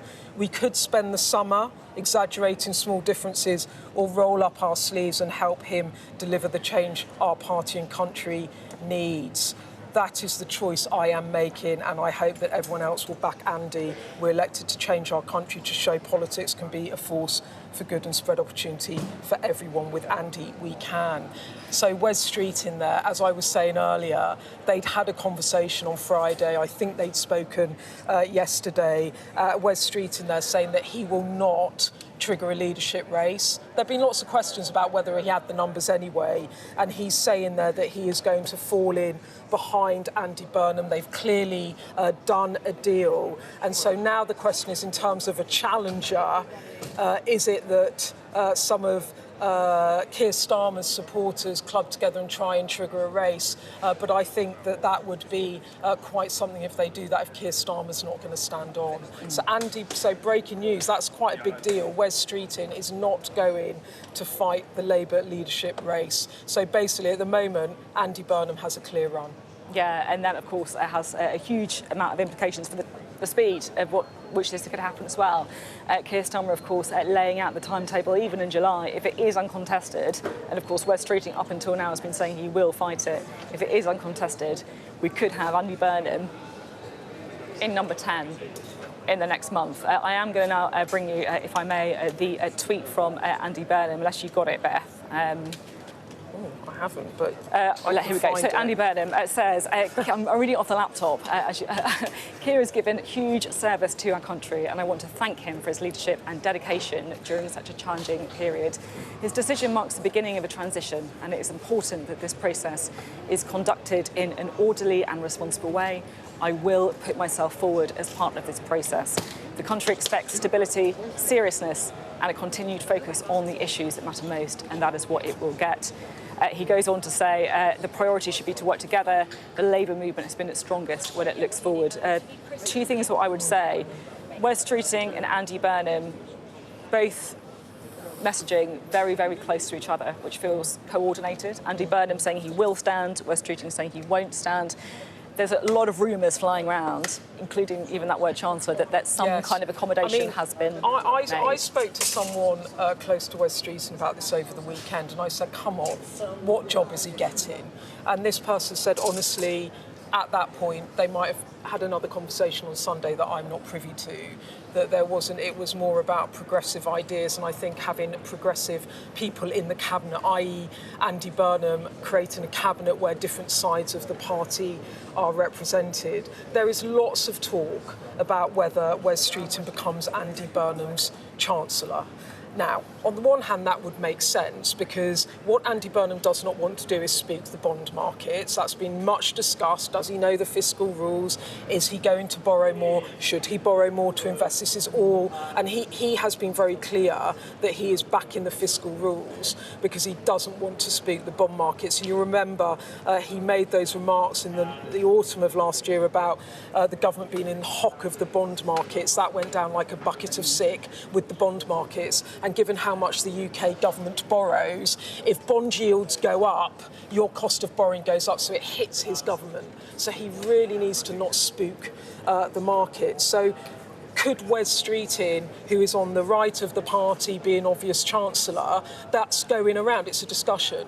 All I would say is that you have to be hand in glove with your Chancellor when you are Prime Minister. If you are not, your government really is in difficulty because the decisions of government are made between the Treasury and Number 10. There has been lots of talk as well about Ed Miliband becoming Chancellor. Ed Miliband is a close ally of Burnham. They're politically aligned. Some of Ed Miliband's team have been working for Andy Burnham.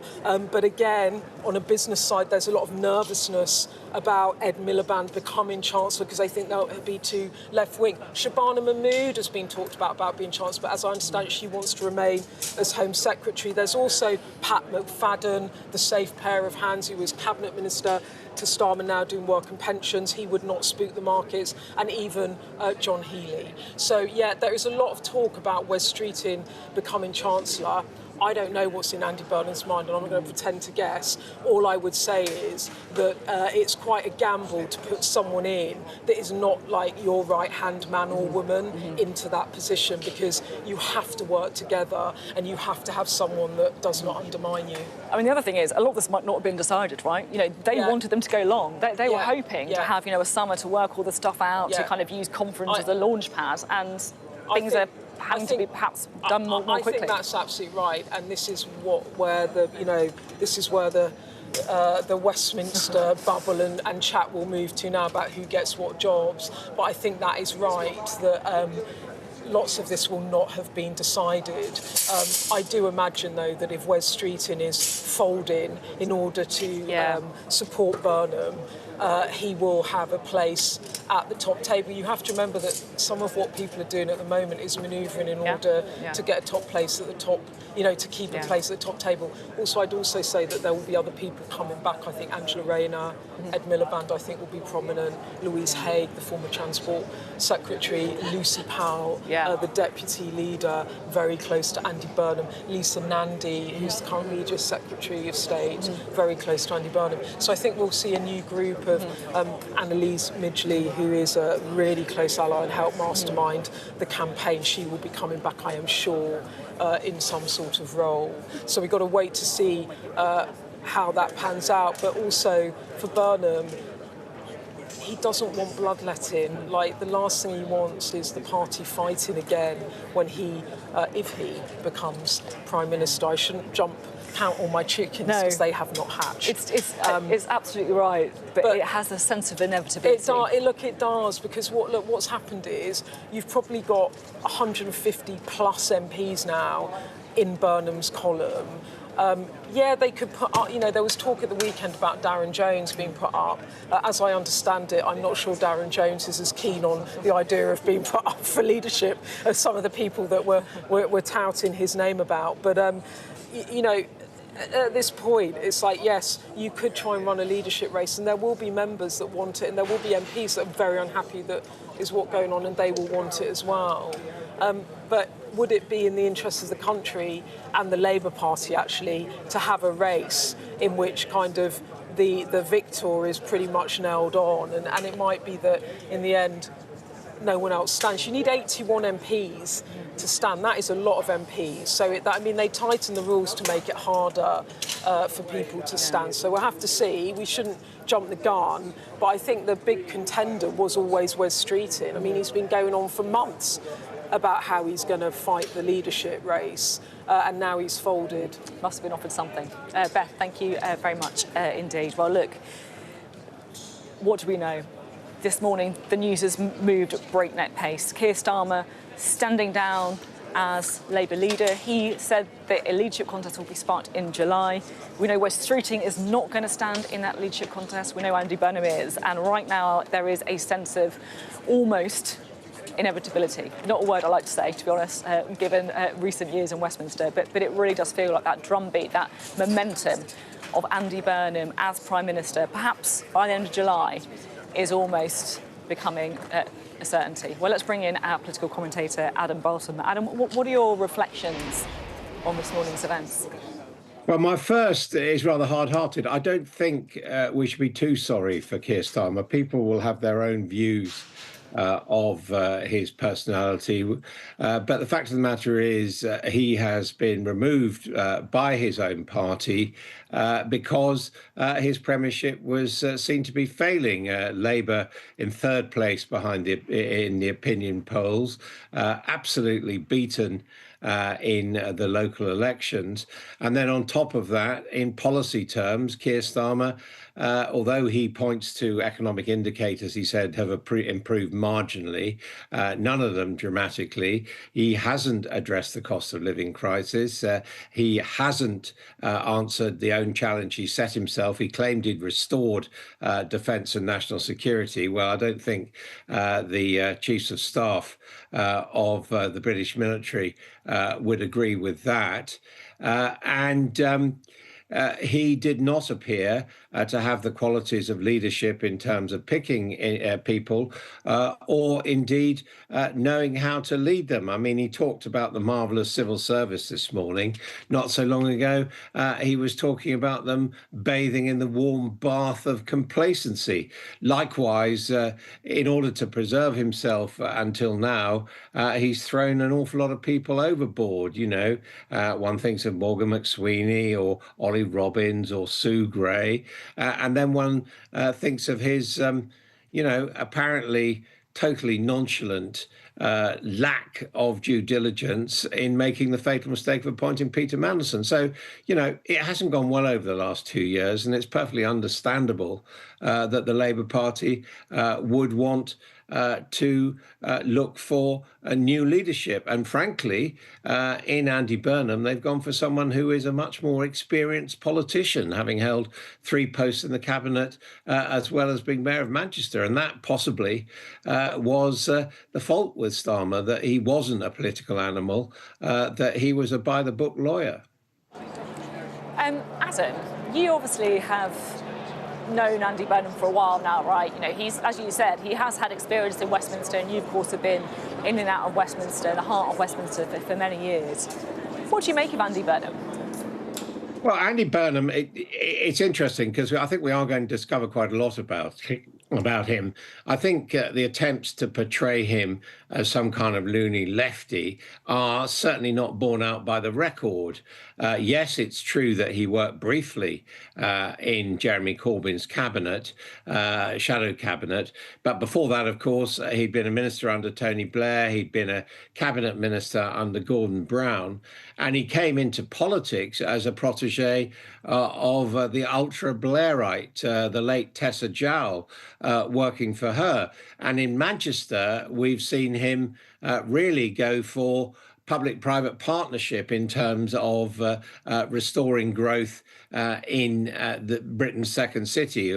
And so I think that, he is a much more open politician than Keir Starmer was, who, from the start spent his time laying down rules about, promising what taxes he wouldn't raise, and that he was working on behalf of what he kept on calling working people. I mean, it's noticeable in the statements that we're getting from Andy Burnham, and indeed the ones in support from Wes Streeting, that they're backing to talking about the country and helping all, rather than trying rather self-consciously to cater to working people. So I think people may be surprised by the direction Andy Burnham takes the Labour Party. And I think, as he says himself, it will be changed because, again, as a politician who has fought elections and lost them, remember he stood twice to be the Labour leader and failed, that he knows that for Labour, this is probably the last chance because, frankly, they need to bring more people into their tent as voters, as Andy Burnham proved, at least in the Manchester region, he could do in that Makerfield by-election. Adam, just pause for a minute because we are going to show you the latest pictures of Andy Burnham. He has just departed from Manchester, we're told, to make the journey down to Westminster. Of course, this is all part of becoming a new MP, right, of winning that by-election in Makerfield and then coming down to Westminster as a result. There he is. You can see him there on your screens right now. But, oh, my goodness, this is not a normal arrival of just any MP. He's already said within moments, I guess, of setting foot in Westminster, that he is going to be challenging for the leadership, because this morning, before Andy Burnham, the former Mayor of Greater Manchester, the new MP for Makerfield, before he even set foot in Parliament, Keir Starmer came out on the steps of Downing Street to announce his resignation.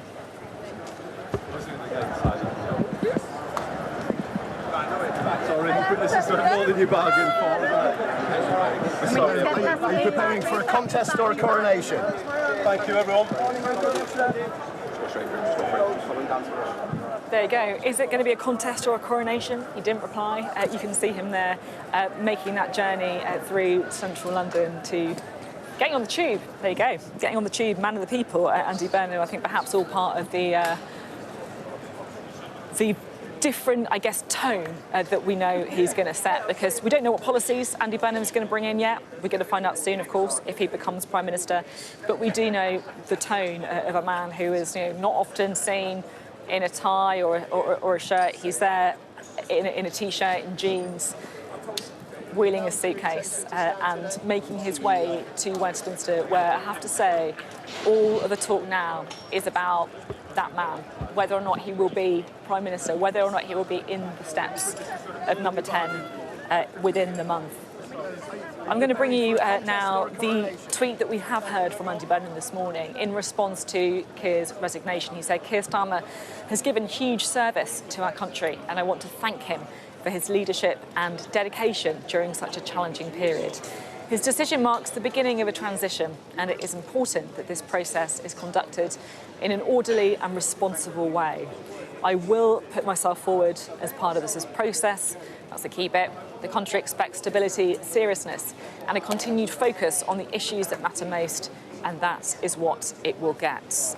Andy Burnham saying that he will put himself forward from the leadership, almost at the same time as Wes Streeting took to social media to say he will not be standing. And that is the key thing, because up until this point, Wes Streeting was the challenger that many were expecting, that he would put himself forward. That's what he told us. He's been saying that for months.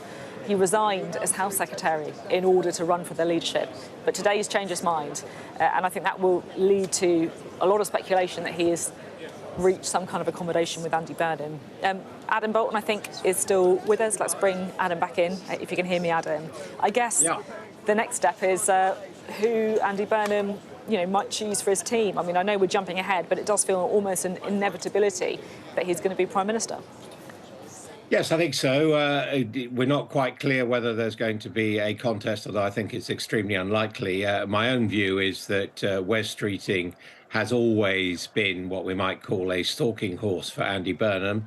Wes Streeting's priority, in the same really as Andy Burnham, was to get Keir Starmer out, because he thought that the Labour Party and indeed the government could not go on viably under his leadership. He certainly succeeded in that, so he's paved the way to Andy Burnham. And as you say, the appointments which Andy Burnham makes will be absolutely crucial. Will he appoint a more centrist chancellor such as Wes Streeting, or will he appoint someone to the left of the Labour Party? My guess is that he will appoint a centrist, because I think he wants to govern from the centre. I mean, it's interesting seeing these pictures of him in his T-shirt.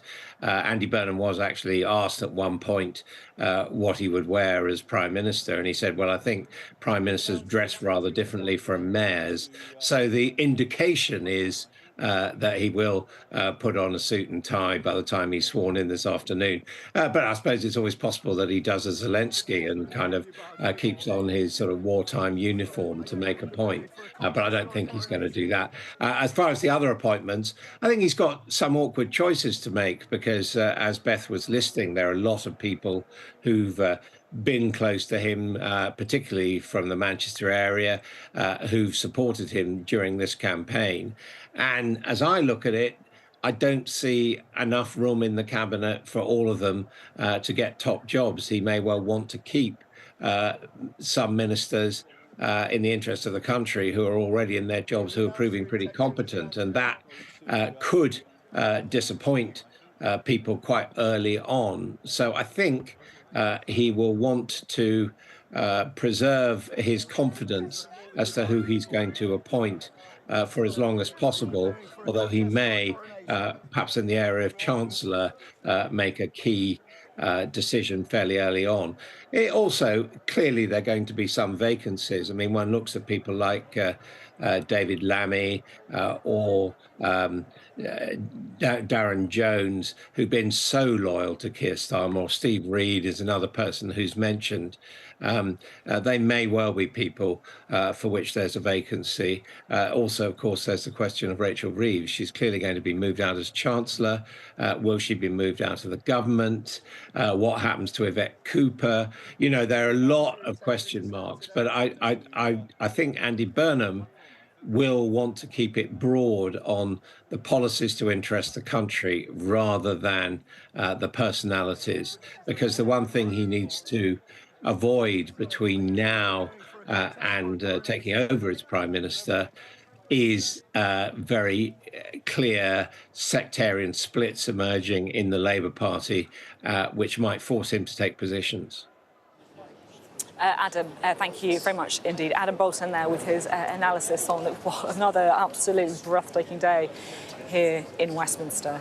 We're looking, of course, on the latest pictures of Andy Burnham arriving here, but really this is also a day about the resignation of Keir Starmer, the Prime Minister who says that he's heard the message from his party and that he is going to stand aside. The former Deputy Prime Minister, Angela Rayner, has come out. She's tweeted in reaction to it. In that tweet, she said, "I know just how hard it is to both hold and leave office, not just on those who held it, but all those close to them too," as Keir rightly acknowledged today. He spoke with dignity and duty, and my thoughts are with him and his family. Angela Rayner reacting there. She goes on to say, "I was proud to serve as deputy as he led our party into government. History will remember not just the challenges he faced, but the achievements he oversaw. I pay tribute to his record of dedicated public service." Angela Rayner messaging there. You might be able to hear the helicopters. It's been a pretty noisy day, as they always are on days like this. But Angela Rayner there reflecting on the premiership of Keir Starmer. There had been speculation about whether or not she would run for the leadership, but now I think it does feel like that kind of steady drumbeat is moving towards Andy Burnham, particularly with the news that we've had from West Streeting within the last half hour or so, that he isn't going to be running. He backs Andy Burnham to be leader. He won't be contesting any leadership race. Well, let's listen again, shall we, to the Prime Minister. This is what he said as he spoke outside Downing Street. Walking up this street 2 years ago was the proudest moment of my life. A new Labour government, the first in 14 years. A page in our country's history turned after years of disappointment and despair. The chance to change the lives of millions of people for the better. That's what I came into politics for. The journey to that point was not easy.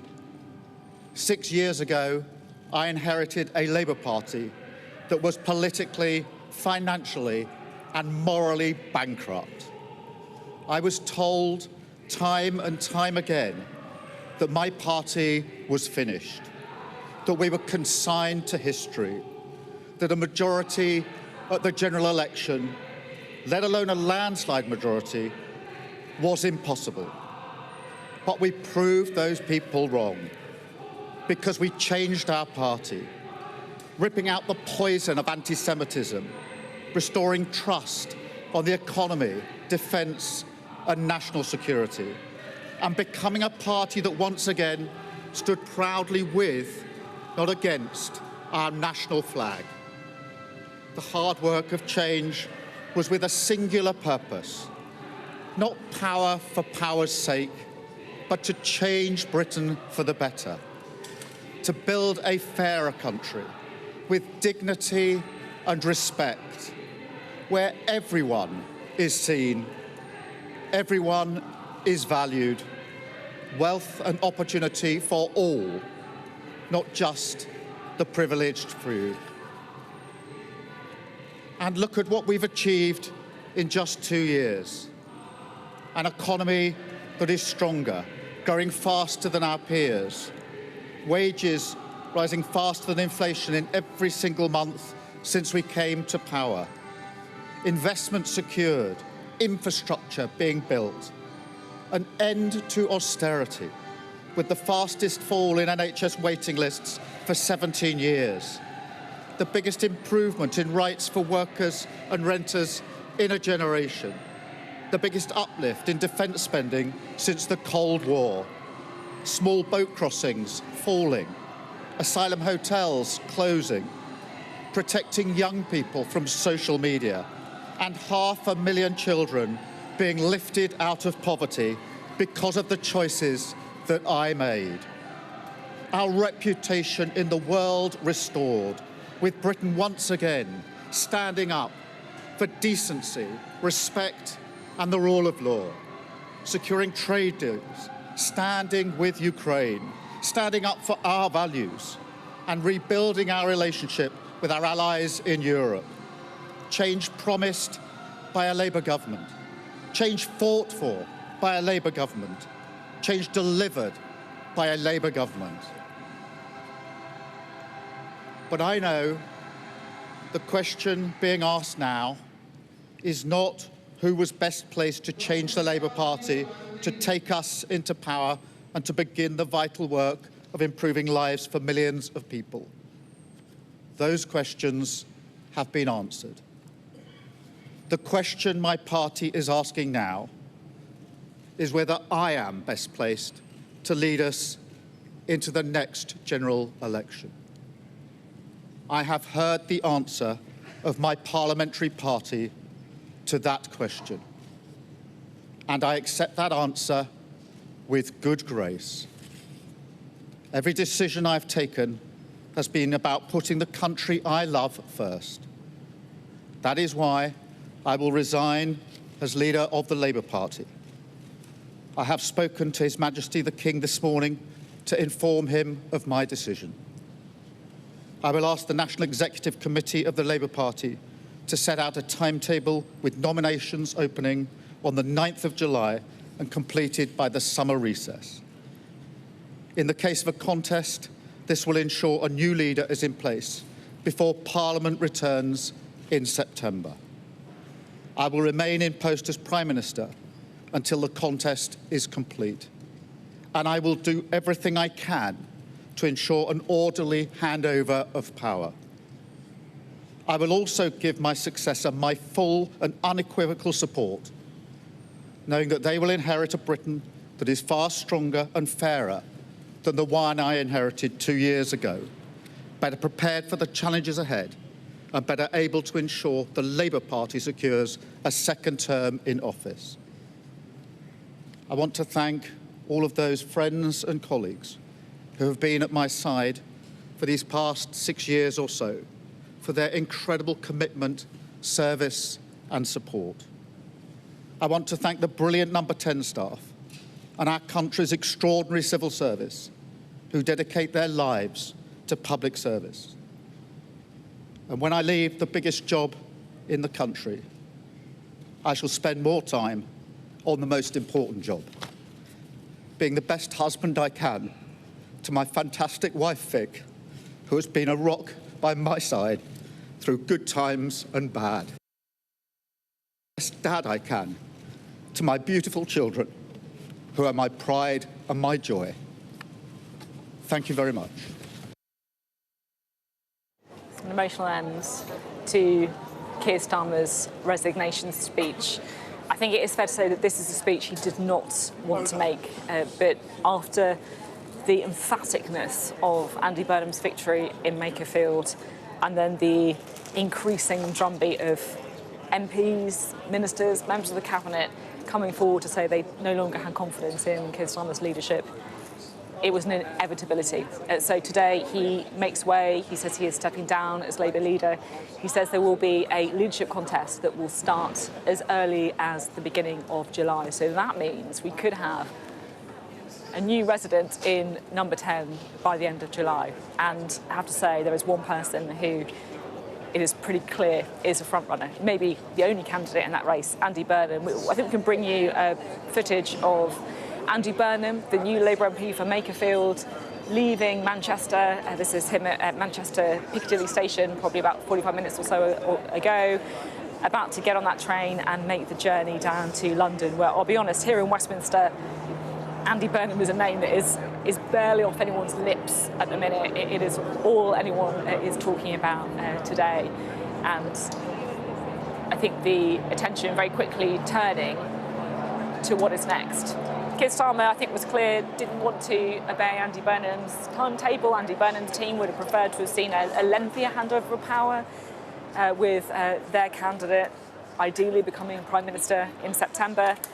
But Keir Starmer, we're told by friends of his, didn't want to be a caretaker leader. He wanted things to move more quickly than that. And it does feel like it could be very quickly indeed, because if there is nobody else to contest that leadership election, Andy Burnham could be Prime Minister by the end of July. The person we were expecting to maybe run, because he keeps telling us he was going to, was Wes Streeting. But he has written a letter, published on social media, an open letter if you like, where he has said that he is not going to run. He has fallen in behind Andy Burnham. I'm just going to read you the very important bit. He says, having spoken at length with Andy in recent days, I'm convinced that there is a place for those ideas under his leadership, the ideas that he's been putting forward, that he's committed to building an inclusive party that draws on the best of our political traditions, and that he can win the fight of our lives against the forces of nationalism.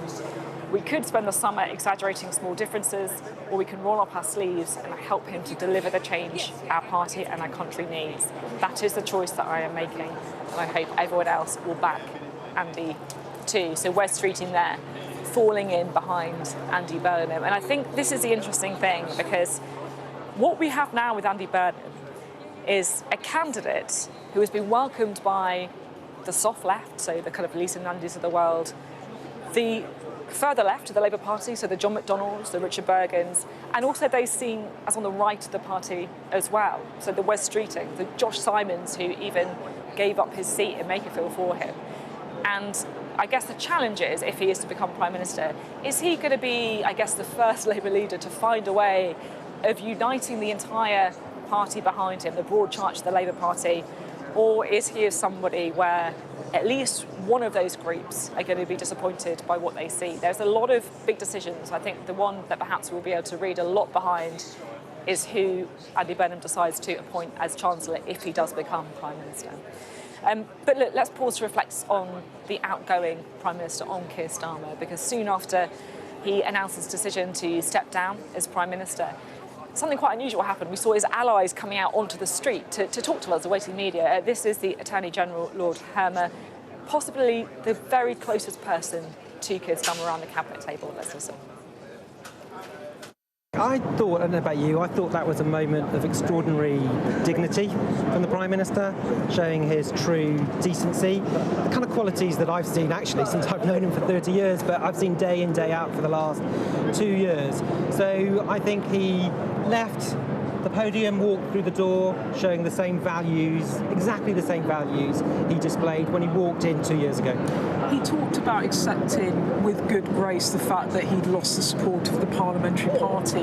Is that how the decision was made in the end for him? I don't know. Look, I mean, Keir will obviously speak in due course about the kind of past few weeks and few months. I mean, that's not really what today is about. I think what today is about is recognising the decent, dignified Prime Minister we still currently have, recognising what he has achieved over the last 2 years, which is an extraordinary amount, and as a governing party, pulling together, because we've still got 3 years in power. We've got to focus on delivery for the British people. He wanted to fight on. He told me at the G7 in Evian last week he wanted to fight on. He said it on Friday morning. What changed? Well, look, he is a fighter, right? Since the day I first met Keir, he is a fighter, but he is someone who has always put country first. And I think he made the decision that fighting on would not serve the party, would not serve, more importantly, the country. In his private moments, is he also angry or frustrated? He'd be forgiven if he was. Sure. Look, I would be, but I don't think he is. I think he is someone who is genuinely focused on the country and doing the right thing. And you saw that on the podium today, I think. I know you've got a dash. I just have one question I might be able to ask. kind of zooming out, 7 prime ministers in 10 years. Do you think this country is becoming ungovernable? Look, firstly, we are not ungovernable as a country, but I think we can do better. I think 7 prime ministers over that period of time doesn't reflect well on us. We are a huge, important nation. We need stable, strong government. It will continue. Whoever takes over as Prime Minister will continue providing a stable and strong government. But I don't think people in this country, looking at this kind of almost regular event on the steps of Downing Street, think it's a good thing.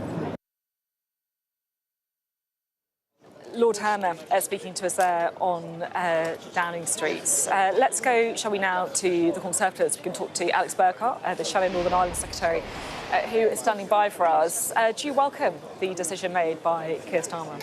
Look, I think that Keir Starmer should have resigned some months ago. It was clear that his authority was totally shot to pieces over the Mandelson scandal, but also over his disastrous handling of the economy. And what we've seen today is pretty depressing. Right? You've seen a man who came to power less than 2 years ago with a very large mandate, who's blown it, who's thrown it all away. And what's even more depressing is that if one looks at the likely candidates to succeed him, we're going to get more of the same. We're going to get more economic incompetence that is going to be bad for the economy, it's going to be bad for people's jobs, and it's going to be bad for the country as a whole. So I find it all quite depressing. I mean, it's also, I guess, quite depressing because we've had 7 prime ministers in 10 years, most of them Conservatives. Yeah, this is becoming a very unfortunate feature of our politics, and why it's happened in these circumstances is because the Prime Minister came into power without a plan, didn't know how he was going to fix the economy, didn't really know beyond a few headline bullet points what he wanted to achieve. And here we are 2 years later and he's totally washed up. But I think what's really problematic today is that it looks as though there's a high chance that Andy Burnham will just become leader without a proper contest, and that he won't be tested, that we will have a Prime Minister who hasn't declared where he stands on the national debt, what his growth strategy will be, how he will pay for some of the things that he floated in the Makerfield by-election. And I think that lack of scrutiny could be incredibly dangerous because at the moment his policy programme doesn't seem to add up to anything at all. Although, give the guy a chance, he's not, even come down to Westminster yet. Do you think there should be a general election? He's just fought an election, Sophie, hasn't he? And during the course of that, everybody knew what this was. Everybody knew that this was a prelude to his leadership bid. And he hasn't set things out.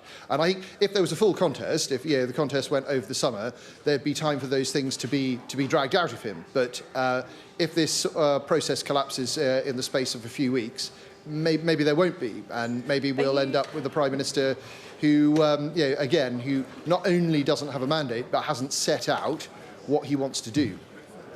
Do you want to see a general election? And I would love an opportunity to get rid of this Labour government, but I don't think it's going to happen. I don't think that if there was an election today, a lot of Labour MPs would lose their jobs, and they know that. So I don't think that they will be supporting a pitch for an early election, much as I would like the. Do you want? As I say, you would like to see one. Much as I would like the opportunity to get rid of the Labour government, I don't think it's going to happen. It's interesting because you've just got such a different tone on this tea reform. They're chomping at the bit, but I guess that's because they are so far ahead in the polls compared to the Conservative Party. They seem a bit keener on the prospect of a general election. Yeah, we're closing Reform's lead, and poll out this morning showed Reform down 2 points and us up 2 points in the wake of our victory in Aberdeen South. So, and I think if you came to a general election, people would see very quickly that it's only the Conservative Party that actually have a plan for the country at all. Reform certainly doesn't. And Andy Burnham doesn't have a suite of policies that he's prepared to share with the public. So I'm confident that our policies to get the cost of energy and electricity down, to reduce the cost of welfare in order to be able to reduce the national debt and get people's taxes down so that we can get growth, would actually be very appealing.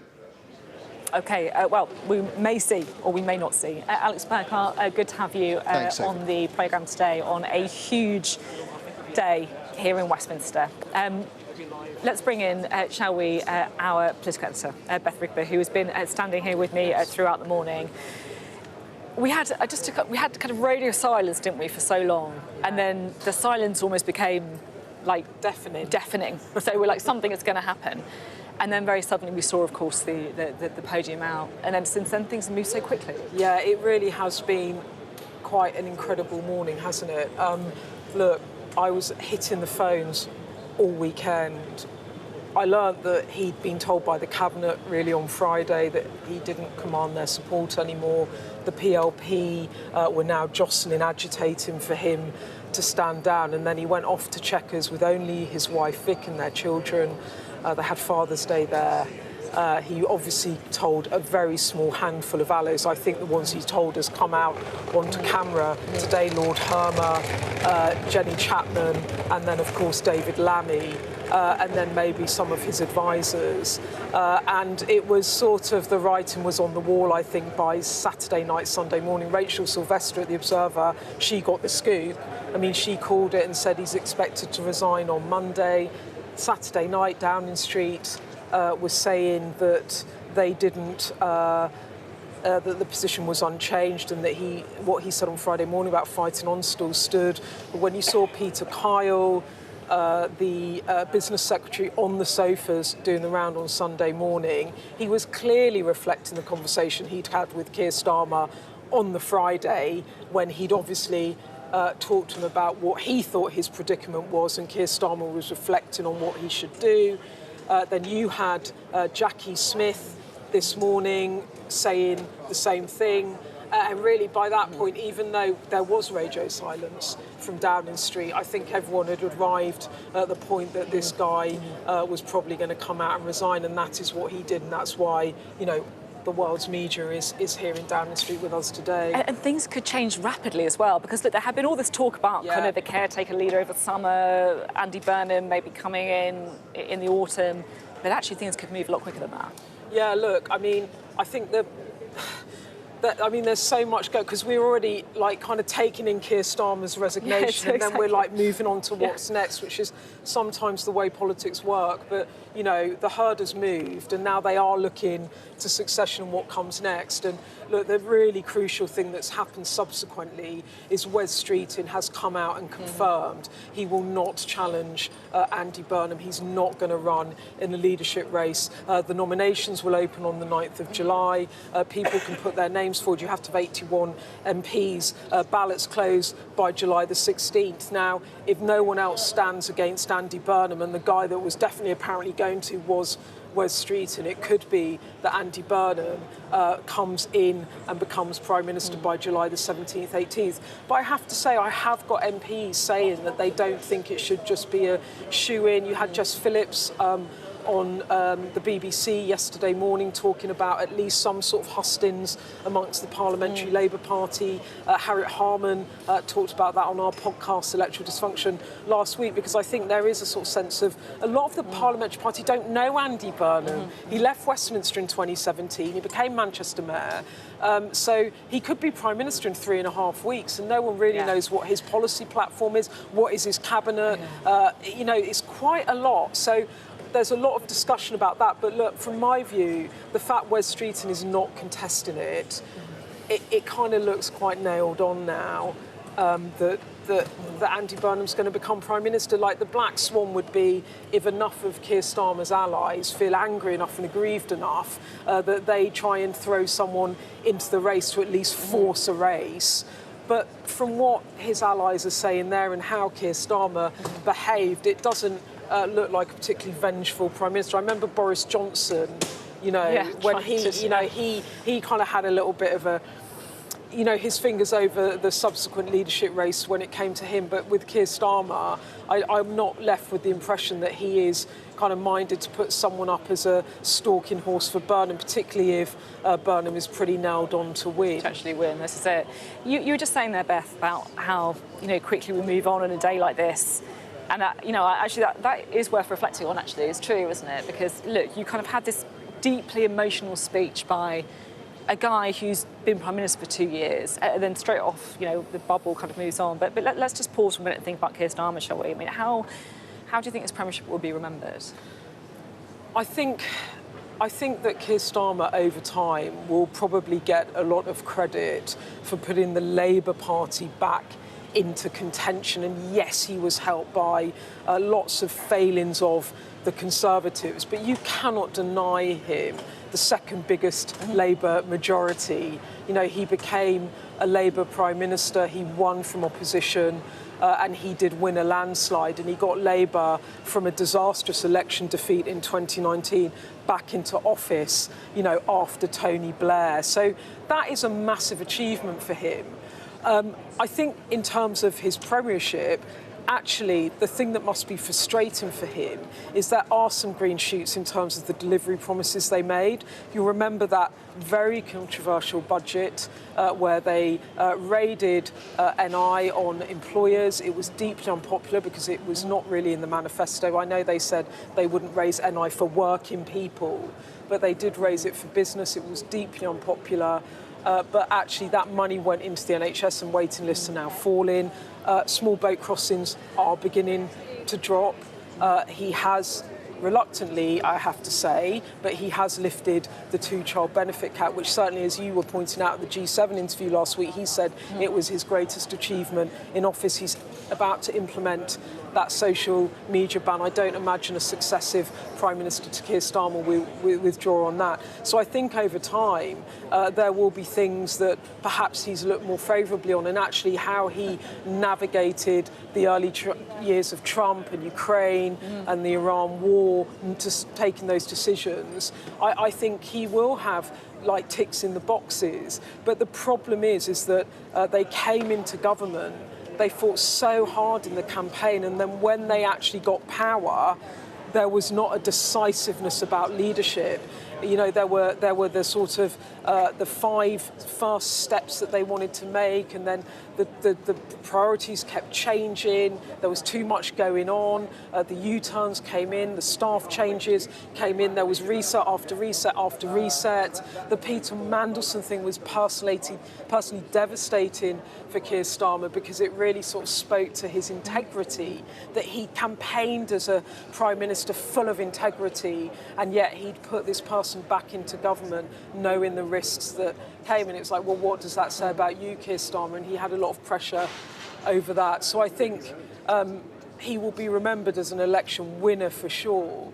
But in terms of leadership, I think there have been challenges that he hasn't been able to overcome. And you could argue that given the mood of the public, I mean, Paul Johnson, formerly of the IFS, wrote a very interesting piece this morning in the Times saying, of course the country's dissatisfied. There'd been no wage growth for 2 decades. So when you talk about the cost of living crisis, it's about people just feeling like they're not better off, that their children are not going to be better off than they are, that they have to support their kids to get housing, that there aren't the job opportunities that they had when they were growing up, and then again this wage stagnation.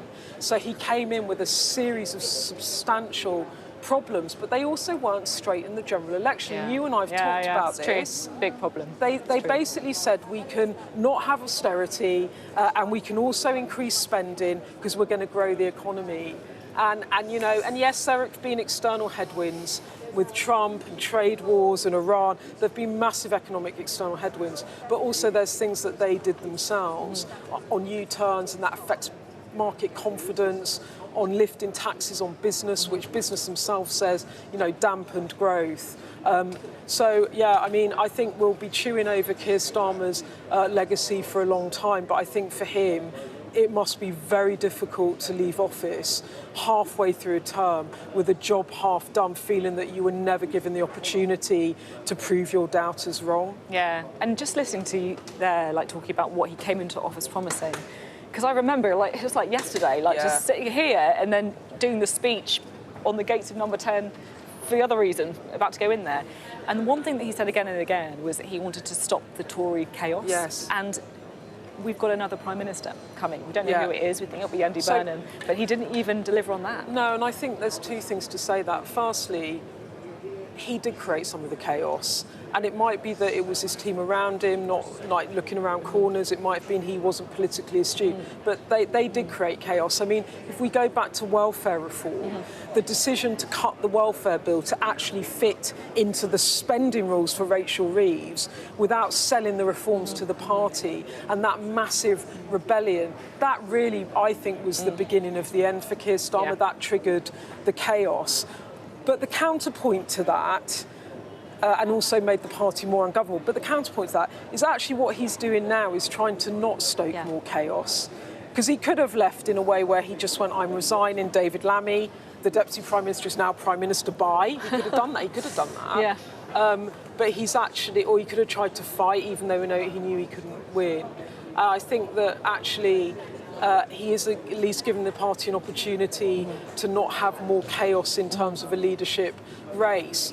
But I have to come back to like how might the country feel, because there'll be people watching us standing here going, we voted a Labour Prime Minister in 2 years ago, and you guys have now decided to get him out, and you're putting this other person in that wasn't even MP back in the last general election. And we have no say, and the Labour Party members might have no say. And then that you know there is a question about Andy Burnham's mandate here. Well, there massively is. And he's going to have to stick in the confines of the manifesto. And then can he really deliver what I've heard him say again and again and again in Makerfield? Can he really deliver change? I mean, he's run on a platform in Makerfield of ending 40 years of neoliberalism. And the other thing on the change point as well is I feel talking about almost being a hostage for fortune, Keir Starmer promised change. He promised change, and I think part of the problem that he's had in the Premiership is people have not felt that change, right? And people are impatient for change. Because actually, going back to what Paul Johnson was arguing, there's been 2 decades of no wage growth. I mean, actually, some of the problems that we see in the country now about the dissatisfaction, it goes right back to the 2008 financial crisis, followed by austerity, followed by Brexit, followed by a COVID pandemic, followed by Ukraine and Iran. Exactly it. Beth, thank you very much indeed. Beth Rigby there throughout the morning for us on this momentous day. Where are we? What do we know? Keir Starmer has resigned. A leadership contest will take place. At the moment, we know Andy Burnham is going to be in that leadership race. He's told us so. He's put a statement out on social media. Wes Streeting has said he won't be, and that means that it could be pretty quick if it is an uncontested election that we see a new incumbent in number 10.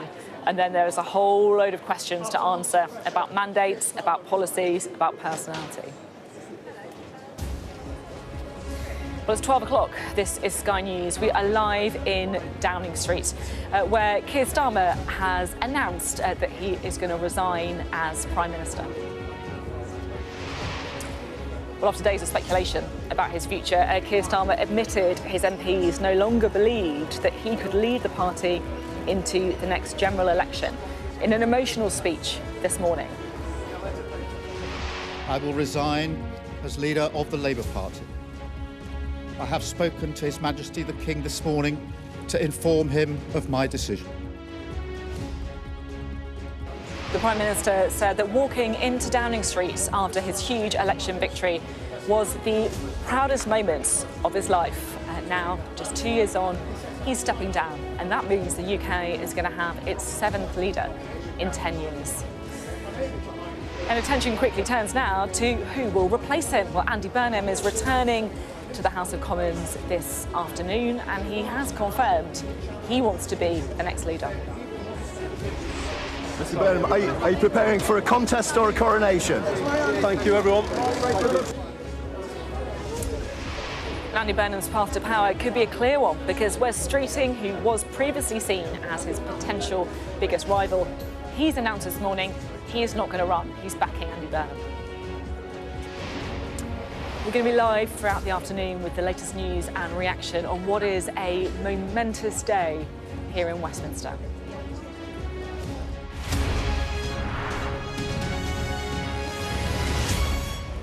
Good morning.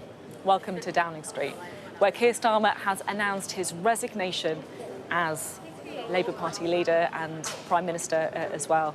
It was an emotional speech that he made here this morning. He was flanked by his wife. His staff were looking on as well. Keir Starmer said that his arrival in this street 2 years ago, just 2 years, was the proudest moment of his life. But he said that his MPs no longer believed that he could lead them into the next general election, and that he accepted that. So that means there is now going to be a new Prime Minister, the 7th in just 10 years. Andy Burnham has confirmed he is going to run, and Wes Streeting, who had been seen as his biggest potential rival, has backed him, opening up the possibility of a coronation rather than a leadership election. And that means things could move very quickly indeed.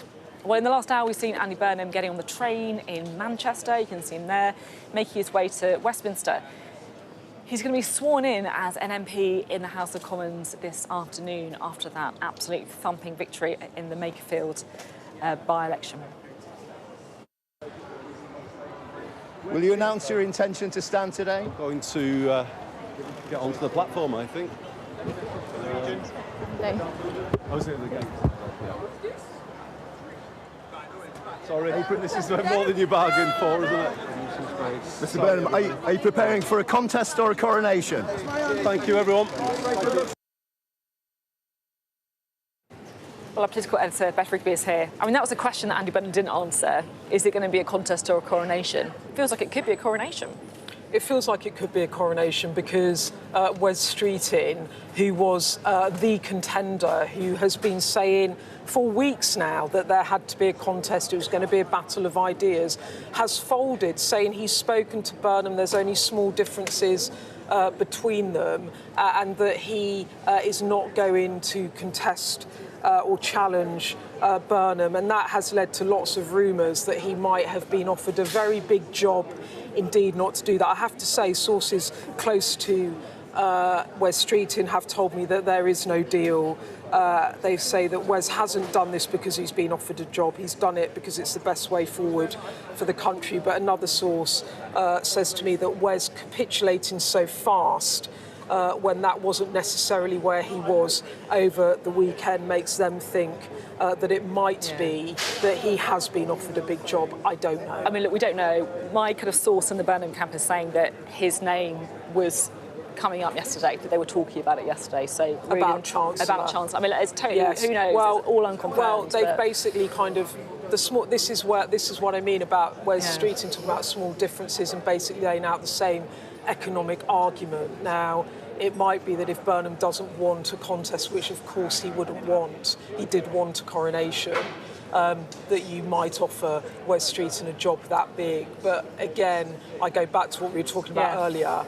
You put someone in as Chancellor and then you fall out with them, you have serious difficulties. And the last thing Andy Burnham's going to want to work hand in glove with his Chancellor. But the other likely candidate who we know is close to Andy Burnham is Ed Miliband, and I have to say he is not a popular choice amongst many in business. So, you know, that is a challenge, although I think Ed Miliband probably would like that job. But yeah, so it looks like it could well be a coronation, and that could come the 17th, 18th of July, so we could have Andy Burnham in Downing Street. And I thought it was so interesting in 3.5 times. But, you know, like watching the picture and coming down from Manchester, he's in his jeans and his T-shirt, and it's kind of a man of the people. It's a very different energy and very different vibe. Although one person who was batting for Keir Starmer did say to me last week, "You can't govern on vibes," and there, you know, and I did laugh as well. But there is a serious point in that, which is, what's the policy platform? What are you going to do that's going to deliver this change? How radical can you be if you don't break the manifesto? And someone in Cabinet that has been very tight-lipped has messaged me just now saying, we will look back on this and say, why on earth did we do that? Yeah. Like a sense that, you know, some people do feel that Keir Starmer's been forced out too quickly, hasn't been given enough time. You know, the polls were narrowing between Labour and Reform, you know, and the party has panicked. They've brought in Andy Burnham, but will he quite soon face the problems that Keir Starmer has faced? And there's a mandate issue as well, right? Because look, Keir Starmer did have a clear mandate, right? You know, whatever you think of him, and obviously he had a lot of programmes of his own making, but he won that election.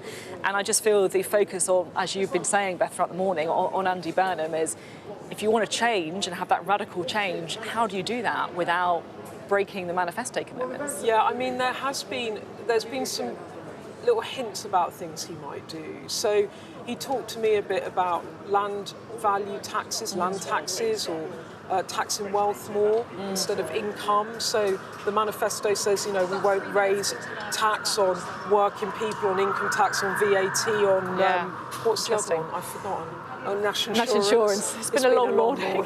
It's been a long few days. But you know, might he raise the top rate of tax on working people who are wealthy, or might he do something on wealth taxes? Or so, you know, and then, you know, there's an idea. Does he try and bring water companies back into national control? I do think there are sort of 3 or 4 policy areas where he could do something that is quite dramatic within the manifesto, and it sort of signals a direction of travel. Does he pursue more devolution? But he's set himself a big task here, because he's been elected in Makerfield saying that I'm going to bring change, that people aren't feeling the change. We've got to improve the lives of ordinary people, ordinary Brits in communities around the country, like the constituent. Makerfield is not a place, by the way, and it's a constituency of towns and villages. It's not. There are different. You know, it's not. You're the expert. The amount of time you spend out there. I'm not that much of an expert, but you know, if he does want to bring that change, like, what does that look like? And he hasn't got a mandate from the public. He might be very popular in Greater Manchester. He is very popular in Greater Manchester, but he's now got to win over the country, and he's got to win over a parliamentary party, many of whom are actually very upset about this, and didn't want Keir Starmer to be forced out, and don't know Andy Burnham. So he's got a hell of a task ahead of him. And I think, from my point of view, what I'd be interested to see is, how does he put this cabinet together? Because I really do think he will need to bring in some of the older guard. He'll need to bring in some of the people from different wings of the party if he really wants to govern in a way that he can try and bring the party together. I think one other thought is that there was so much bloodletting over the Conservative leadership races. A lot of it was around Brexit and the hangovers in those splits in the party over Brexit. Depending on how Keir Starmer and his allies behave, it might be that there is less bloodletting this time around for the Labour Party, but that will only happen if Andy Burnham, I think, sort of brings the coalition of the party into his cabinet. But he's going to have all the challenges that Keir Starmer faced. He's got to deal with President Trump, he's got to deal with the Iran war, he's got to deal with Ukraine. He's not been very focused on defence. There's some talk about whether or not he might implement what Germany have done, which is borrow more, but for defence spending, which is what Merz has done in Germany. Might he do that? Might he do that and try and do that also to drive investment in parts of the country through the defence industry? So there's lots of things. We're going to be talking endlessly about what Andy Burnham might be doing, but the truth is, at the moment, no one really knows. And it is, like you say, it's a day also about Keir Starmer and the outgoing Prime Minister as well. And, you know, with that in mind, let's replay, shall we, what the Prime Minister said as he spoke outside Downing Street. Walking up this street 2 years ago was the proudest moment of my life. A new Labour government, the first in 14 years. A page in our country's history turned after years of disappointment and despair. The chance to change the lives of millions of people for the better. That's what I came into politics for. The journey to that point was not easy. 6 years ago, I inherited a Labour Party that was politically, financially, and morally bankrupt. I was told time and time again that my party was finished, that we were consigned to history, that a majority at the general election let alone a landslide majority, was impossible. But we proved those people wrong because we changed our party, ripping out the poison of anti-Semitism, restoring trust on the economy, defence and national security, and becoming a party that once again stood proudly with, not against, our national flag. The hard work of change was with a singular purpose, not power for power's sake, but to change Britain for the better, to build a fairer country with dignity and respect, where everyone is seen, everyone is valued, wealth and opportunity for all, not just the privileged few. And look at what we've achieved in just 2 years. An economy that is stronger, growing faster than our peers, wages rising faster than inflation in every single month since we came to power, investment secured, infrastructure being built, an end to austerity, with the fastest fall in NHS waiting lists for 17 years, the biggest improvement in rights for workers and renters in a generation, the biggest uplift in defence spending since the Cold War, small boat crossings falling, asylum hotels closing, protecting young people from social media, and 500,000 children being lifted out of poverty because of the choices that I made.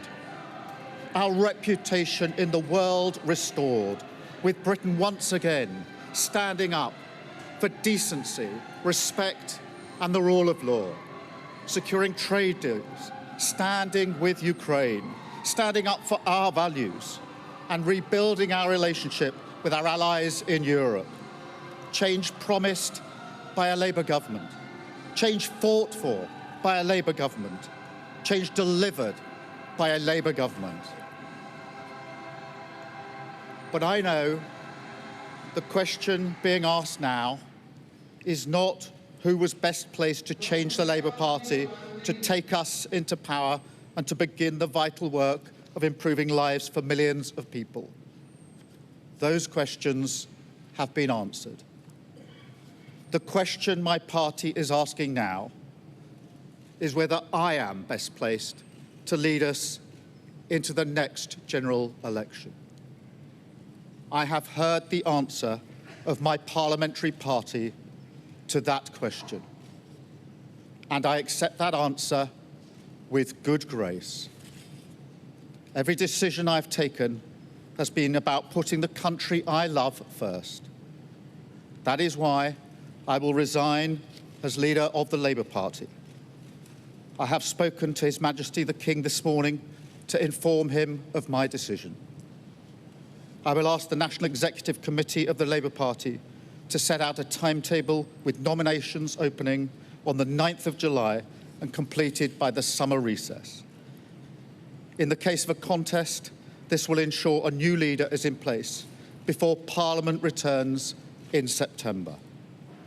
I will remain in post as Prime Minister until the contest is complete, and I will do everything I can to ensure an orderly handover of power. I will also give my successor my full and unequivocal support, knowing that they will inherit a Britain that is far stronger and fairer than the one I inherited 2 years ago, better prepared for the challenges ahead and better able to ensure the Labour Party secures a second term in office.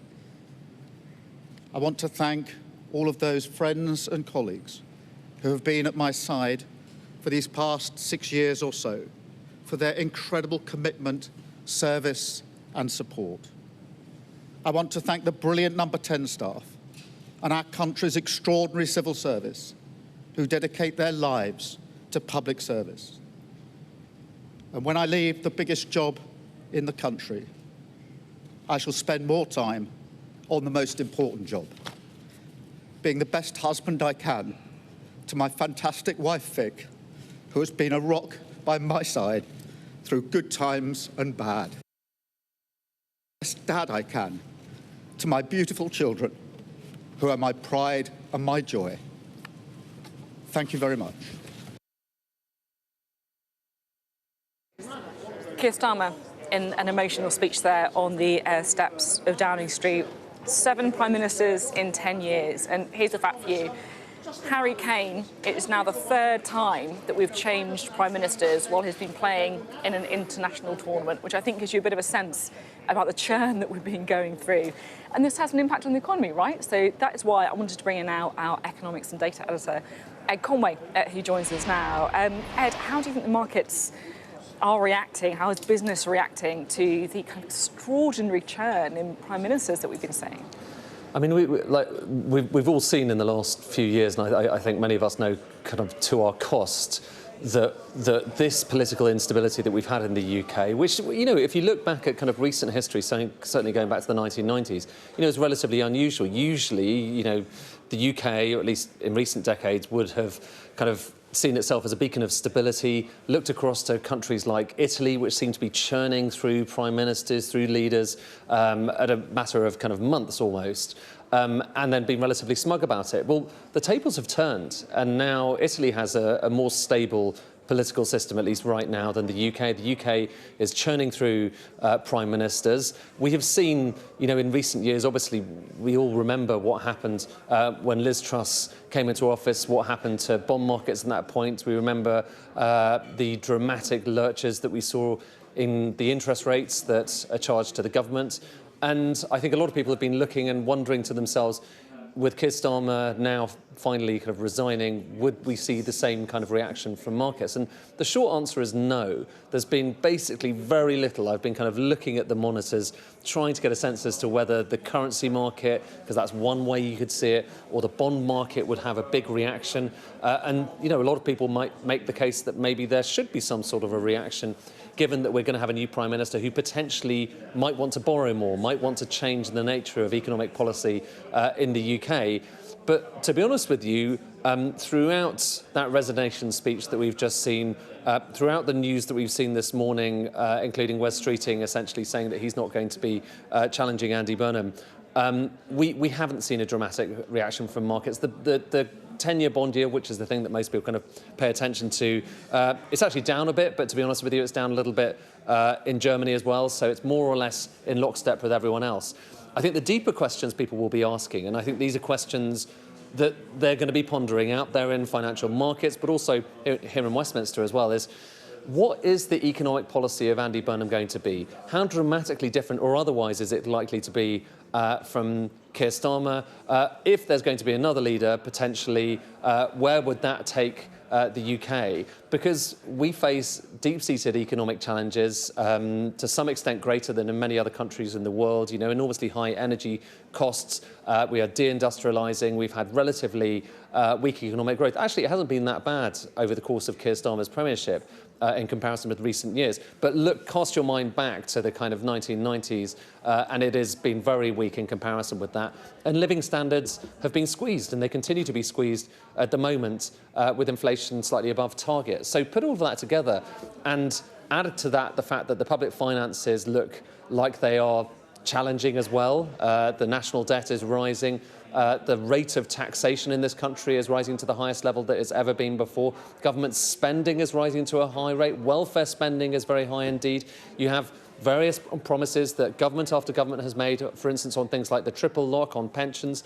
These things are the deep-seated questions that I think a lot of people are going to be looking towards the Burnham campaign, and indeed towards whatever kind of negotiation or indeed commitments come from different parts of the Labour Party, and just trying to get their head around, does this change things? What does it mean for the future of the UK? What does it mean for the potential next election? What does it mean in terms of the politics? And then try and pass that. But right now, Sophie, looking at the numbers, I think investors are not in any way fretting. They are waiting, like the rest of us, to see what's going to happen next, and then they will cast their judgment. But as I say, we have seen in previous moments of political drama that the UK is exposed and it is vulnerable to a change in mood when it comes to financial markets. So I suspect those are the kind of considerations that both the Andy Burnham campaign and others will be thinking about.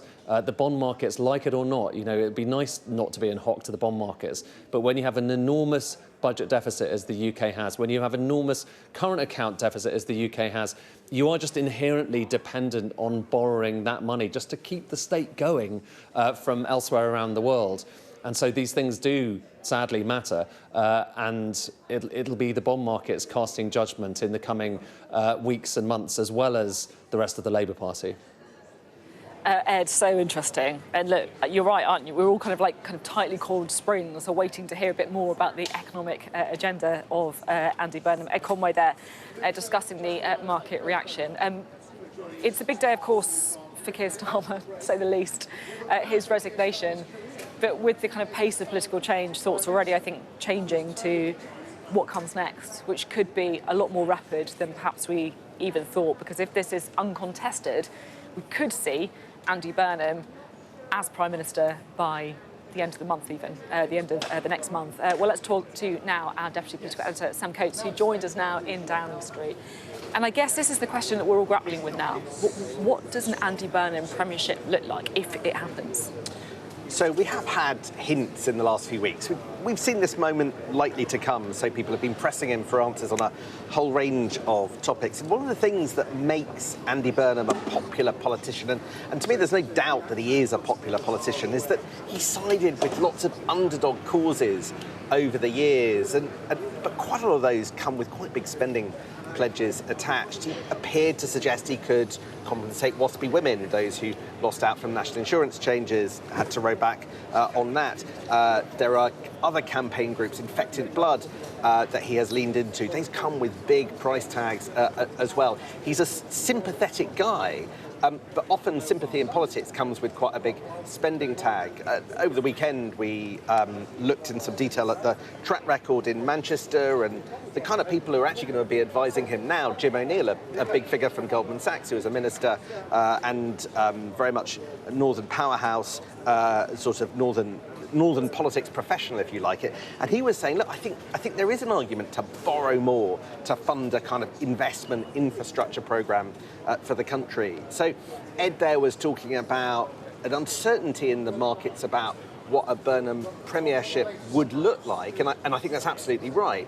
But I sort of have a sense from down the years of what a Burnham tendency, what his sort of inclination looks like. I guess a lot of it depends on who he goes for with his cabinet. Yeah, look, we're jumping ahead, but it does feel like a sense of inevitability almost this morning as well. And there are some big choices there, because the thing that I've noticed about Andy Burnham is that you've got a situation where you've got like Wes Streeting backing him, who like many would feel is on the kind of centre left, if you like, at the right of the party, and then you've also got like John McDonnell and Richard Bergen. I mean, how do you find a politics that keeps all these people happy? Well, a couple of things I picked up from Burnham's campaign team. They know that that's an issue, but they also know that one of the biggest jobs that Andy Burnham has to achieve is uniting the Labour parliamentary party. So they don't think that you can lean too far into one faction or another. They know that Andy Burnham's sort of on the maybe on the soft left of the Labour Party. So perhaps then balancing that with maybe somebody like Wes Streeting, whose letter folding in behind Andy Burnham looked very much like a pitch for the Treasury to me. But if it's been reported and feels likely Shabana Mahmood stays in the Home Office, and you have two figures effectively from the right of the Labour Party, is that enough, again, to balance the ticket? These are all the considerations that we've got. And you talk about it as if it's jumping ahead. We are in a sort of zombie period phase now.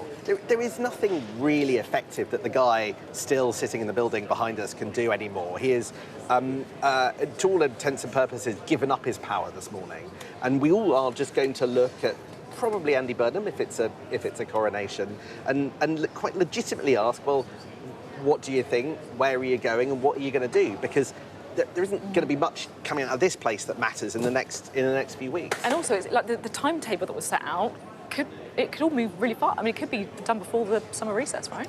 That's right. If there's no contest, then essentially you're going to get a new Prime Minister July the 16th, 17th, sort of in time for England in the World Cup final. So Andy Burnham could be there. But if there is a contest, then it's Keir Starmer going, should that be the outcome from the various stages for England. Sam, I'll forgive you for jumping ahead when it comes to Labour leadership, but I'm not going to forgive you for jumping ahead when it comes to the World Cup. You know, let's hold our horses a little bit and not get too excited about chances in certain competitions that are coming up. Goodness. What were your reflections on Keir Starmer's speech as well? So, obviously, it was emotional for him, and he set out his sense of duty, which I think for many who know him well, say, sort of runs like a core through a stick of rock, and he listed achievements. I think one of the frustrations you could feel in Keir Starmer's speech was actually there are just starting to be some deliverables that you can point to from his premiership 2 years in. It's taken a while and some hard yards to get there, but there is a little dip in things like NHS waiting lists and some other things like migration, positive migration news. But he was acknowledging the brutality of what had been done to him. There was a passage in the middle of the speech where he said, "The Parliamentary Party for Labour have given me an instruction and I have heard it, and that is why I am standing down." And effectively what he was doing in that passage was saying, I didn't want to do this. I don't want to go, but you're making me do this against my will. Now, he also said, I'm going with grace. He's indicating, importantly, that he's going to do this all with a sense of an eye to the national interest and to not really... I suspect he's very cross with Andy Burnham and with all of those who've put him in this position. And I think you could read between the lines. He feels it all terribly unfair, but he is, as it were, doing the right thing and going to help his successor in a smooth and orderly manner. That came through in the remarks as well. But Sophie, we talk about emotions. Let me be honest. Politics is brutal, but in the end, Keir Starmer failed. Keir Starmer failed his country and he failed his party. He was unable to deliver, and this is the consequence when you fail and you get a new Prime Minister, and that's what the Labour Party has been reflecting.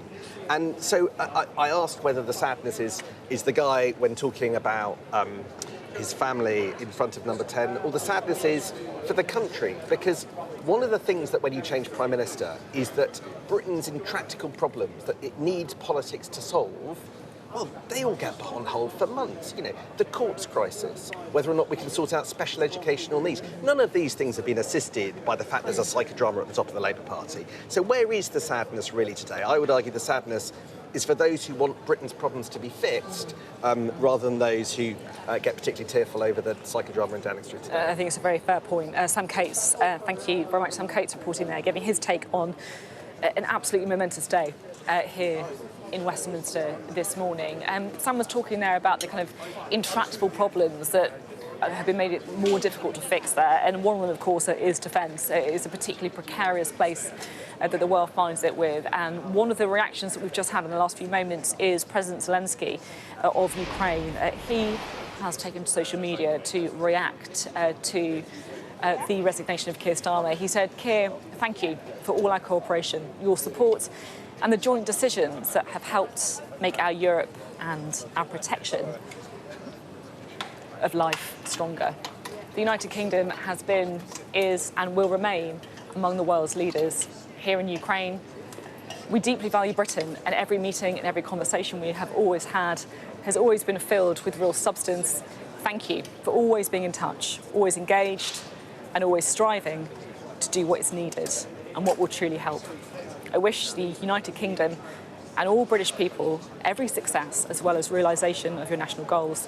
We have confidence in Britain. Keir, you were always a welcome guest in Ukraine. I think pretty heartfelt there from President Zelensky towards Keir Starmer. And I think that if you were going to ask Keir Starmer, one of what he would see as one of his achievements has been that rock-solid support for Ukraine, which, to be fair, was carried on from Boris Johnson, who, again, I think had a close relationship with President Zelensky, but certainly one that I think Keir Starmer would have been pretty proud of. Well, we're joined now by the Labour MP Rupert Huck, who signed a letter supporting Andy Burnham. Thank you very much for being with us. Hi. How do you feel this morning? Yeah, it's a strange day. I mean, in some ways, it's very sad that 2 years ago, such a lot of optimism was placed in Keir Starmer. We won a stonking record majority. It's not very often that happens with Labour governments in this country. So, yeah, it's very sad it's ended like this. But, yeah, life moves on.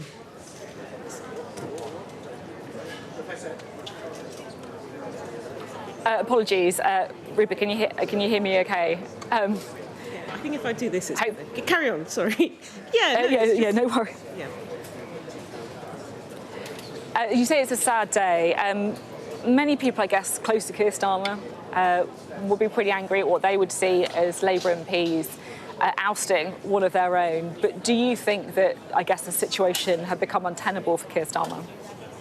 I mean, look, in some respects, things were turning around, as he said in his speech, waiting lists down, small boat crossings down, fastest growth in the G7. But that was not always communicated to voters. And we had these devastating local election results. And I guess a lot of MPs were seeing that on those, they would be gone. And if we carry on like this, it's unsustainable. I mean, yeah, it's mixed emotions today, but ultimately, and it's Reform who are the enemy nowadays, if we have a Reform government in this country, it's not just a Conservative government, it's an extreme right government. And, you know, I know there are many people that are thinking that, you know, something has to be done. We can't sleepwalk into disaster. So, yeah, I mean, Keir Starmer, very dignified, very honest, very honourable speech just then. I don't think anyone would have wanted it to end as it has. But just with those results, if nothing changed, then we would be sleepwalking into disaster at the next general election. Keir Starmer, whatever you think of him, had a mandate because he won that general election. Andy Burnham has a mandate from the people of Makerfield, but not the whole country. Do you accept that he can't really stray too far from the last general election manifesto if he isn't to, I guess, you know, lose that mandate? I think he said that he will stay within the fiscal rules. And in our country, we don't have a presidential system. So, I mean, I remember, gosh, years ago that Mrs. Thatcher was elected. John Major then took over. Similar circumstances, really. So we don't have a presidential system. It was my name on the ballot paper in Ealing Central and Acton. It's the person that can command the majority of the 650 MPs in the House of Commons. And I guess, it just looked almost, it felt inevitable by the end that if he's not able to command the parliamentary party. But I think what a lot of Labour MPs and a lot of Labour activists saw is the amazing optimism around that Makerfield by-election campaign. I mean, I went 3 times and I took dozens of activists from Ealing with me, and the way that they were enthused by the messages of hope and change when, by contrast, you know, there did seem to be a bit of doom and gloom in our programme for the country from the black hole onwards. Sorry, this thing keeps falling out. I think my ears are funny shaped.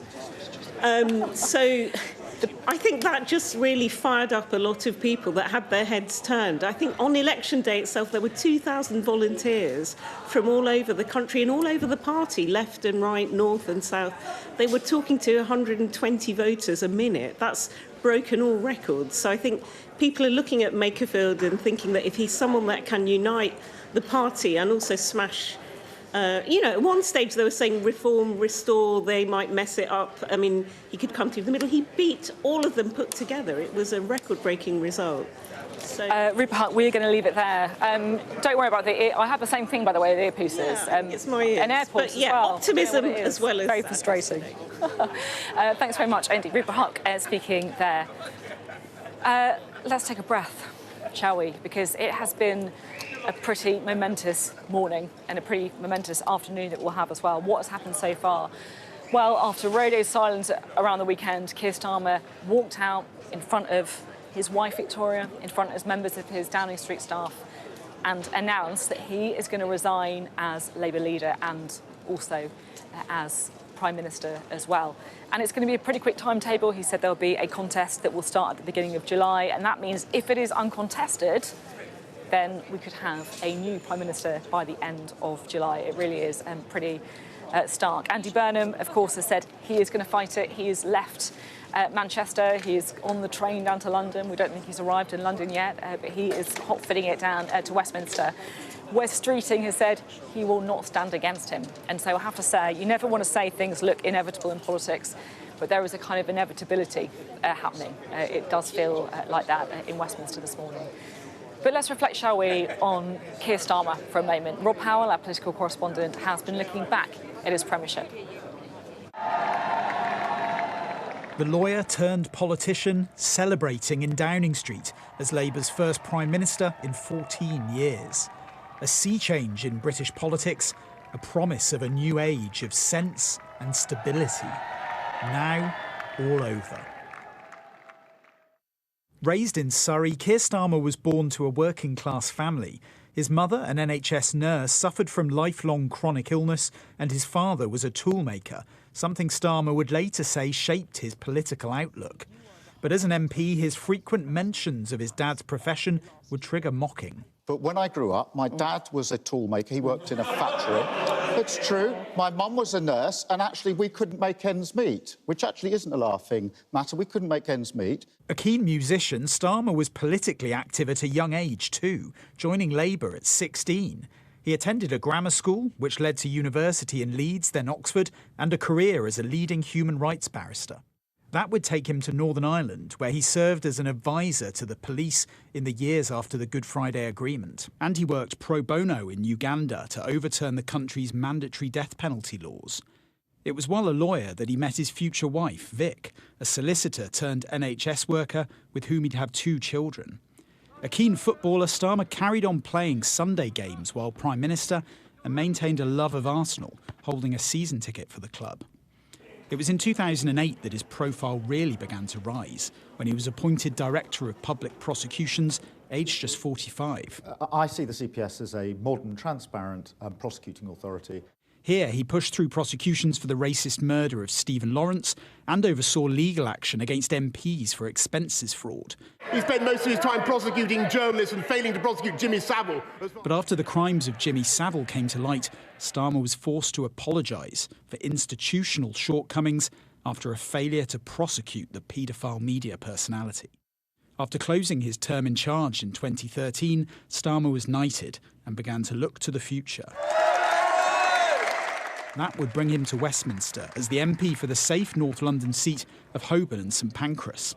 Elected amid Labour's 2015 loss, Starmer backed future rival Andy Burnham for leader. But when Jeremy Corbyn won, the new MP still joined his top team, eventually serving in the high-profile job of shadow Brexit secretary. As negotiations with Brussels stuttered, Starmer began to adopt an increasingly pro-EU approach, forcing Labour policy to full backing of a second referendum. We always said a public vote should be an option. We're now implementing that. Never a full-throated Corbyn supporter, Starmer kept a low profile in the 2019 election campaign. When Labour lost badly to Boris Johnson, his supporters spied an opportunity to take control. I'm standing for leader of the Labour Party because I want to be in that fight. Running for leader, Starmer pitched himself to the left, adopting Corbyn-era policies. In the midst of the pandemic, Starmer was victorious, making his first leader's speech remotely due to COVID restrictions. Under my leadership, we will engage constructively with the government. Now in charge, Starmer and his allies quickly reshaped the party and moved it to the centre. Left-wing promises were junked. And he also took a tough line on the anti-Semitism scandal that took hold under his predecessor, Jeremy Corbyn, suspending his former boss from the party after he suggested the issue was exaggerated. The message was clear. Labour has changed. Take another look at Labour. We're under new leadership. Get out of my pub! But he didn't find favour everywhere. In 2021, this landlord kicked Starmer out of his pub over his support for COVID lockdown measures. There were electoral setbacks too. Amid the successful vaccine rollout, Boris Johnson beat Labour in a by-election in the usually safe seat of Hartlepool. Starmer would later admit he'd considered resigning over the loss. A botched front-bench reshuffle then triggered tension with Deputy Leader Angela Rayner after a failed attempt to demote her. But as the Tory government descended into chaos over lockdown parties, Labour started to stabilise. Liz Truss's disastrous time in office proved to be the full political turning point, with Starmer now able to present his party as a safer, more credible choice that could restore integrity to public life. The government has lost control of the British economy. The cautious approach was carried into the 2024 election campaign. A carefully stage-managed affair, the party took few risks, relying on Tory misfortune and reassurances over tax rises, promises that would be pushed to the limit when in power. So no tax rises of any kind in the next Parliament under Labour? No tax rises for working people, and nothing in our manifesto requires tax rises over and above those that we have specifically set out. The strategy worked. A huge majority handed to Labour, and for Sir Keir Starmer, the keys to Downing Street. Now our country has voted decisively for change, for national renewal, and a return of politics to public service. But amid the glory, the cracks were there. Dubbed the Loveless landslide, Starmer had managed to cruise to victory on a historically low vote share. I welcome you to it. Nevertheless, the Prime Minister set about assembling his cabinet, with top jobs for loyalists, and other new Starmerite MPs handed ministerial roles too. An early test came as riots engulfed parts of the UK. Drawing on his legal background, Starmer struck a severe tone, threatening rioters with rapid prosecution and prison in a bid to quell the violence. Change over. But the public finances presented bigger challenges, with the new Chancellor, Rachel Reeves, laying out a £22 billion black hole pinned on the Tory government. We have inherited a projected overspend of £22 billion. A gloomy tone later blamed for sapping corporate confidence. But it was the axing of universal winter fuel payments that triggered a bigger backlash, Labour's first major mistake, and one that would later be reversed, but not before it took chunks out of the party's political credibility. Controversy over suits and other freebies paid for by the billionaire businessman Lord Ali then ate away at the government's image of honesty, as did the sacking of Transport Secretary Louise Haigh over a historic fraud conviction. Amid the bumpiness, fingers began to point at Starmer's Chief of Staff, Sue Gray, an experienced civil servant brought in to prepare Labour for power. She eventually resigned amid a power battle in Number 10. Labour's first full budget brought more divisions, with employer national insurance increased, leading to accusations of broken promises. What does today's budget do? It raises tax on working people by increasing national insurance and breaking Labour's promise. But it was the decision to put inheritance tax on farms that provoked the most anger, another policy that was eventually watered down. The new Prime Minister had more success on the world stage, though, striking an unexpected friendship with the new US President. Can I present the letter from the King to you? Thank you very much. Am I supposed to read it right now? Yeah, please do. That flattery paved the way for a US trade deal and lower tariffs for the UK, with the second state visit for Donald Trump giving another opportunity for praise to be lavished on the president. Though relations cooled amid war in the Middle East, with the White House criticising Starmer for initially refusing to allow UK bases to be used by US forces. Unfortunately, Keir is not Winston Churchill. Continuing a close relationship with Ukraine, Starmer backed up Volodymyr Zelensky after attacks from the White House and led European efforts to assemble a peacekeeping force in the event of a deal with Russia. But as protests over the war in Gaza swept the UK, he faced anger from his own MPs for not going further in condemning the Israeli operation. The pursuit of closer ties with China also raised nerves amid evidence of espionage from Beijing. But as the Prime Minister made friends abroad, foes were emerging at home. Nigel Farage's Reform Party surged in the polls and narrowly beat Labour in a by-election in the party's northern heartlands. With migration a key battleground, Starmer tacked right and hardened his tone. We risk becoming an island of strangers. But those comments, reminiscent of Enoch Powell, irked MPs who forced their leader to disown them. Attempts to cut the benefits bill were also met with resistance, with Starmer pressured to U-turn once again to avoid losing a Commons vote. And there was more political scandal, as Angela Rayner resigned for not paying enough tax on a flat purchase. That resulted in a reshuffle and an attempted relaunch for the now beleaguered Prime Minister. But Labour's second budget caused more drama. After extensive briefing around an income tax rise, the government conducted another U-turn, junking the policy days before the statement. But it was this familiar Labour face that did more damage than anyone else, the Prime Minister facing a barrage of criticism for appointing Peter Mandelson as US ambassador when he knew about his links with the paedophile Jeffrey Epstein. The scandal pushed Sir Keir Starmer to the edge, with the Scottish Labour leader, an apparent ally, calling for him to resign. The distraction needs to end, and the leadership in Downing Street has to change. It also cost Number 10's most senior advisor his job. Morgan McSweeney, the man who had masterminded Labour's election victory and shepherded Starmer throughout his frontline career, out, and forced to justify his championing of Peter Mandelson. The nature of the relationship that I understood he had with Epstein was not a close friendship. How I understood it at the time was a passing acquaintance. You wish you'd ask more questions about Mandelson, Prime Minister? And there was more pressure for the Prime Minister. As it emerged, Peter Mandelson had failed his security vetting before being appointed ambassador. Starmer said he hadn't been told and sacked his Foreign Office chief in response. But questions about his leadership remained. If you became convinced that you were holding the country back, that you were the problem, would you quit? I made a series of promises at the general election, and then we won the general election with a landslide victory. And therefore I got a mandate to make the changes that I think are desperately needed in this country. But a dismal set of election results followed, with Labour falling to third place in Wales and losing 1,500 council seats in England. It all triggered a meltdown in government. Ed Miliband, is it time for Keir Starmer to stand down? Are you going to tell him to go, sir? Is it all over for Keir Starmer, sir? MPs and ministers resigned. West Streeting, are you challenging for the Labour leadership, sir? Starmer allies insisted the Prime Minister would not stand down.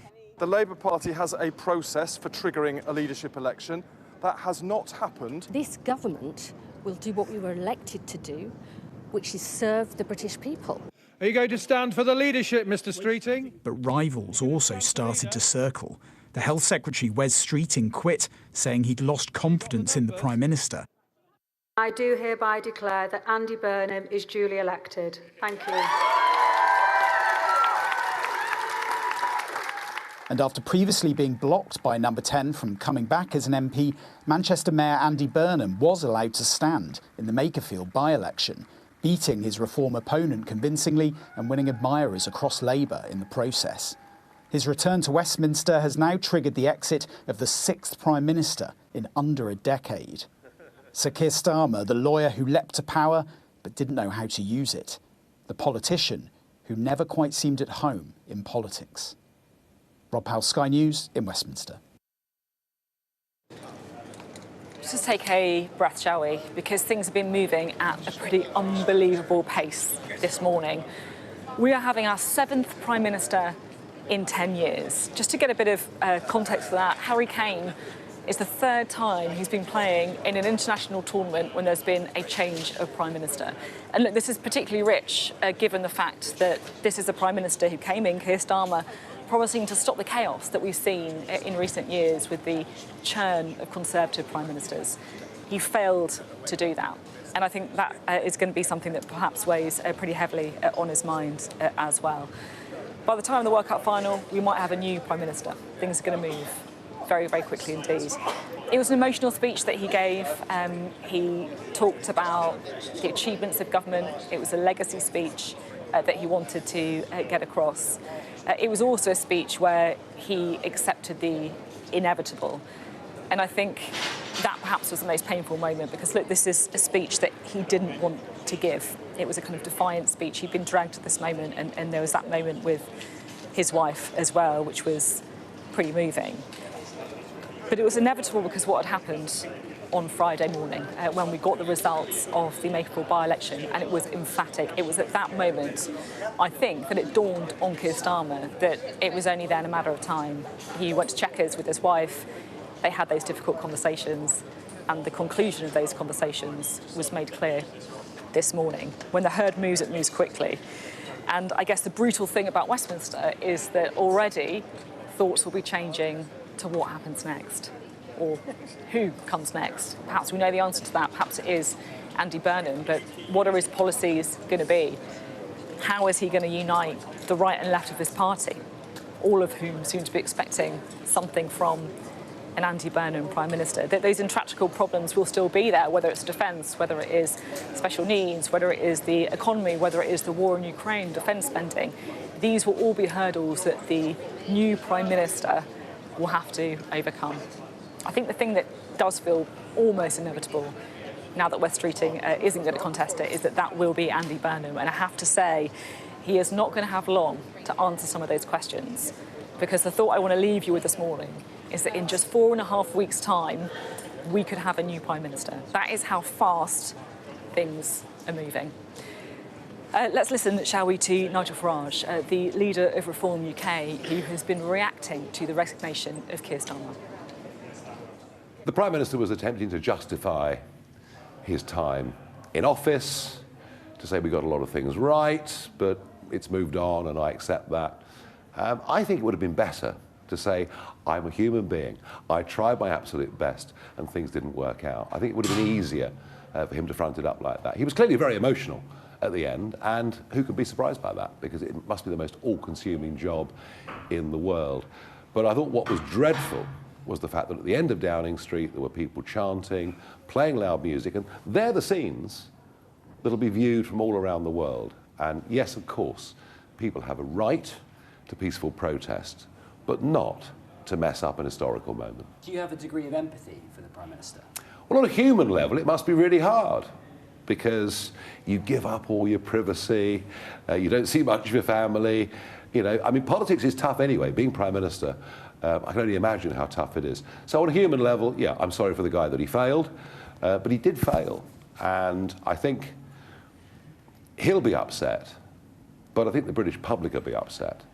You know, most of the things this Labour government did were not even in their manifesto in 2024. And we're about to get our 6th Prime Minister in 7 years, which is sort of Italian-style fast politics going back a few decades. And whoever becomes the Prime Minister will not have been voted for by the British public. And if the next Prime Minister is the new MP for Makerfield, Andy Burnham, he didn't even stand at the last election on any manifesto at all. And I really do think that my call for there to be a general election as soon as is possible, I think you'll find a lot of support for that. Do you not accept that that would be destabilising, uncertain for the country, and what we need right now is certainty and stability?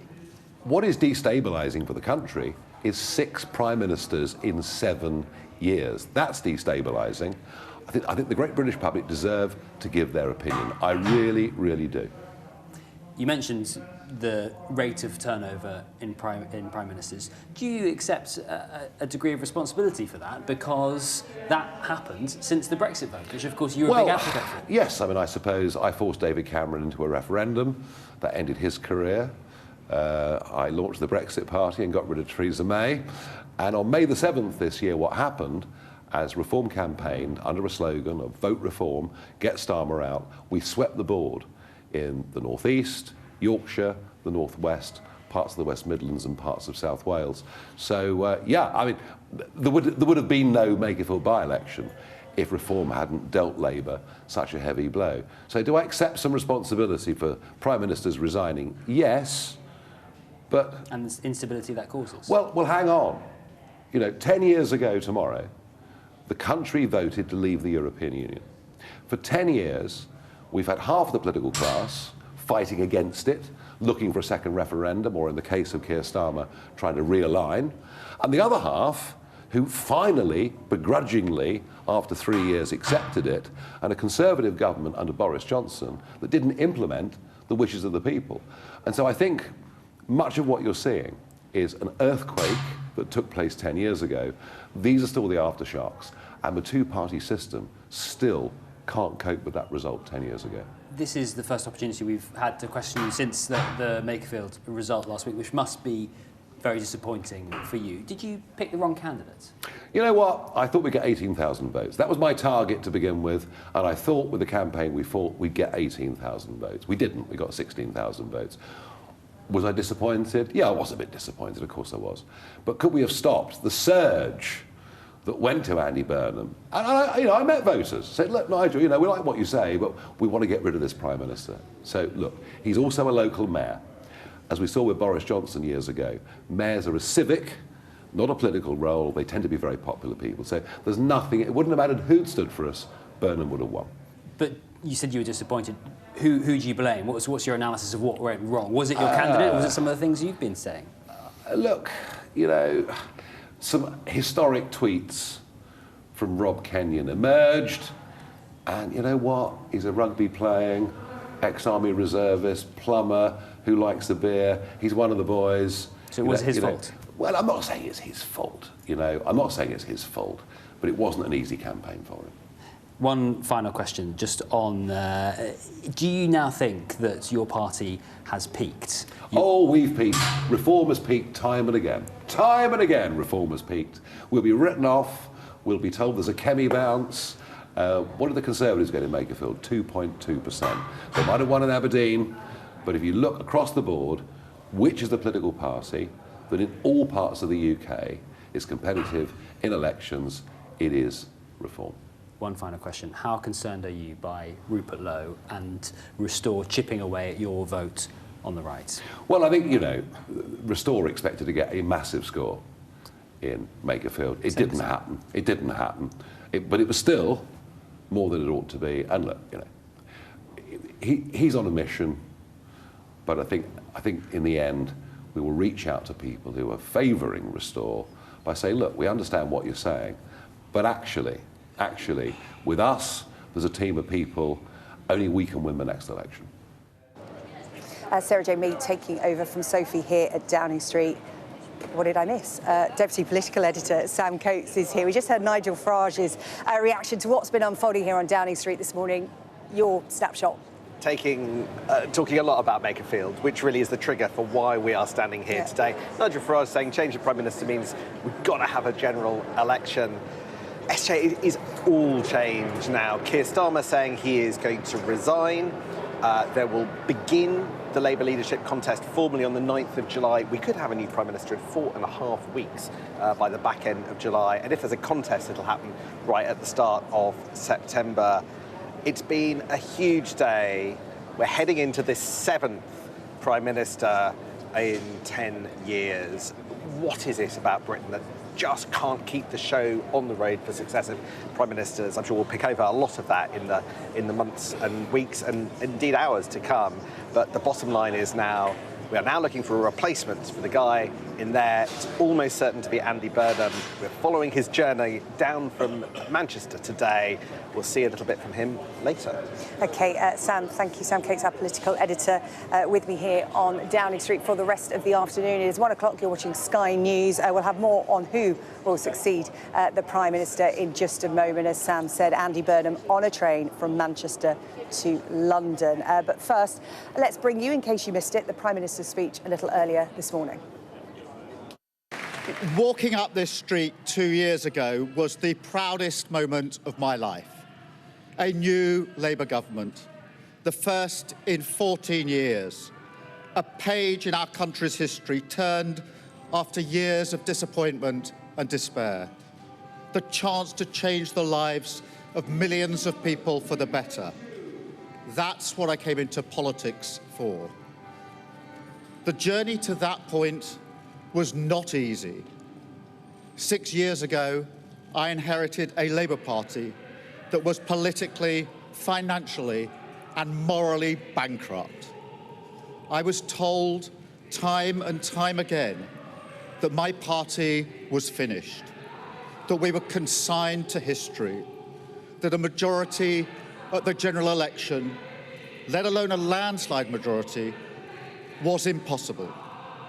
But we proved those people wrong because we changed our party, ripping out the poison of anti-Semitism, restoring trust on the economy, defence and national security, and becoming a party that once again stood proudly with, not against, our national flag.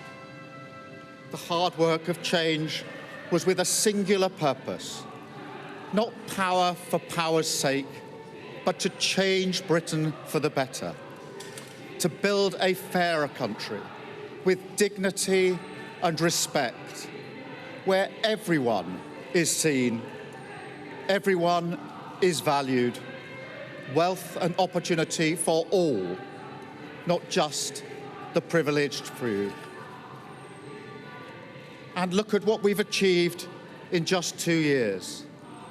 An economy that is stronger, growing faster than our peers, wages rising faster than inflation in every single month since we came to power, investment secured, infrastructure being built, an end to austerity, with the fastest fall in NHS waiting lists for 17 years, the biggest improvement in rights for workers and renters in a generation, the biggest uplift in defence spending since the Cold War, small boat crossings falling, asylum hotels closing, protecting young people from social media, and 500,000 children being lifted out of poverty because of the choices that I made. Our reputation in the world restored, with Britain once again standing up for decency, respect and the rule of law, securing trade deals, standing with Ukraine, standing up for our values and rebuilding our relationship with our allies in Europe. Change promised by a Labour government, change fought for by a Labour government, change delivered by a Labour government.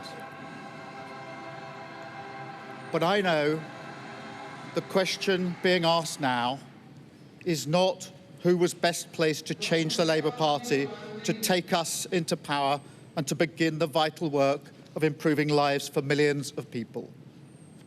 Those questions have been answered. The question my party is asking now is whether I am best placed to lead us into the next general election. I have heard the answer of my parliamentary party to that question, and I accept that answer with good grace. Every decision I've taken has been about putting the country I love first. That is why I will resign as leader of the Labour Party. I have spoken to His Majesty the King this morning to inform him of my decision. I will ask the National Executive Committee of the Labour Party to set out a timetable with nominations opening on the 9th of July and completed by the summer recess. In the case of a contest, this will ensure a new leader is in place before Parliament returns in September. I will remain in post as Prime Minister until the contest is complete, and I will do everything I can to ensure an orderly handover of power. I will also give my successor my full and unequivocal support, knowing that they will inherit a Britain that is far stronger and fairer than the one I inherited 2 years ago, better prepared for the challenges ahead and better able to ensure the Labour Party secures a second term in office. I want to thank all of those friends and colleagues who have been at my side for these past 6 years or so, for their incredible commitment, service and support.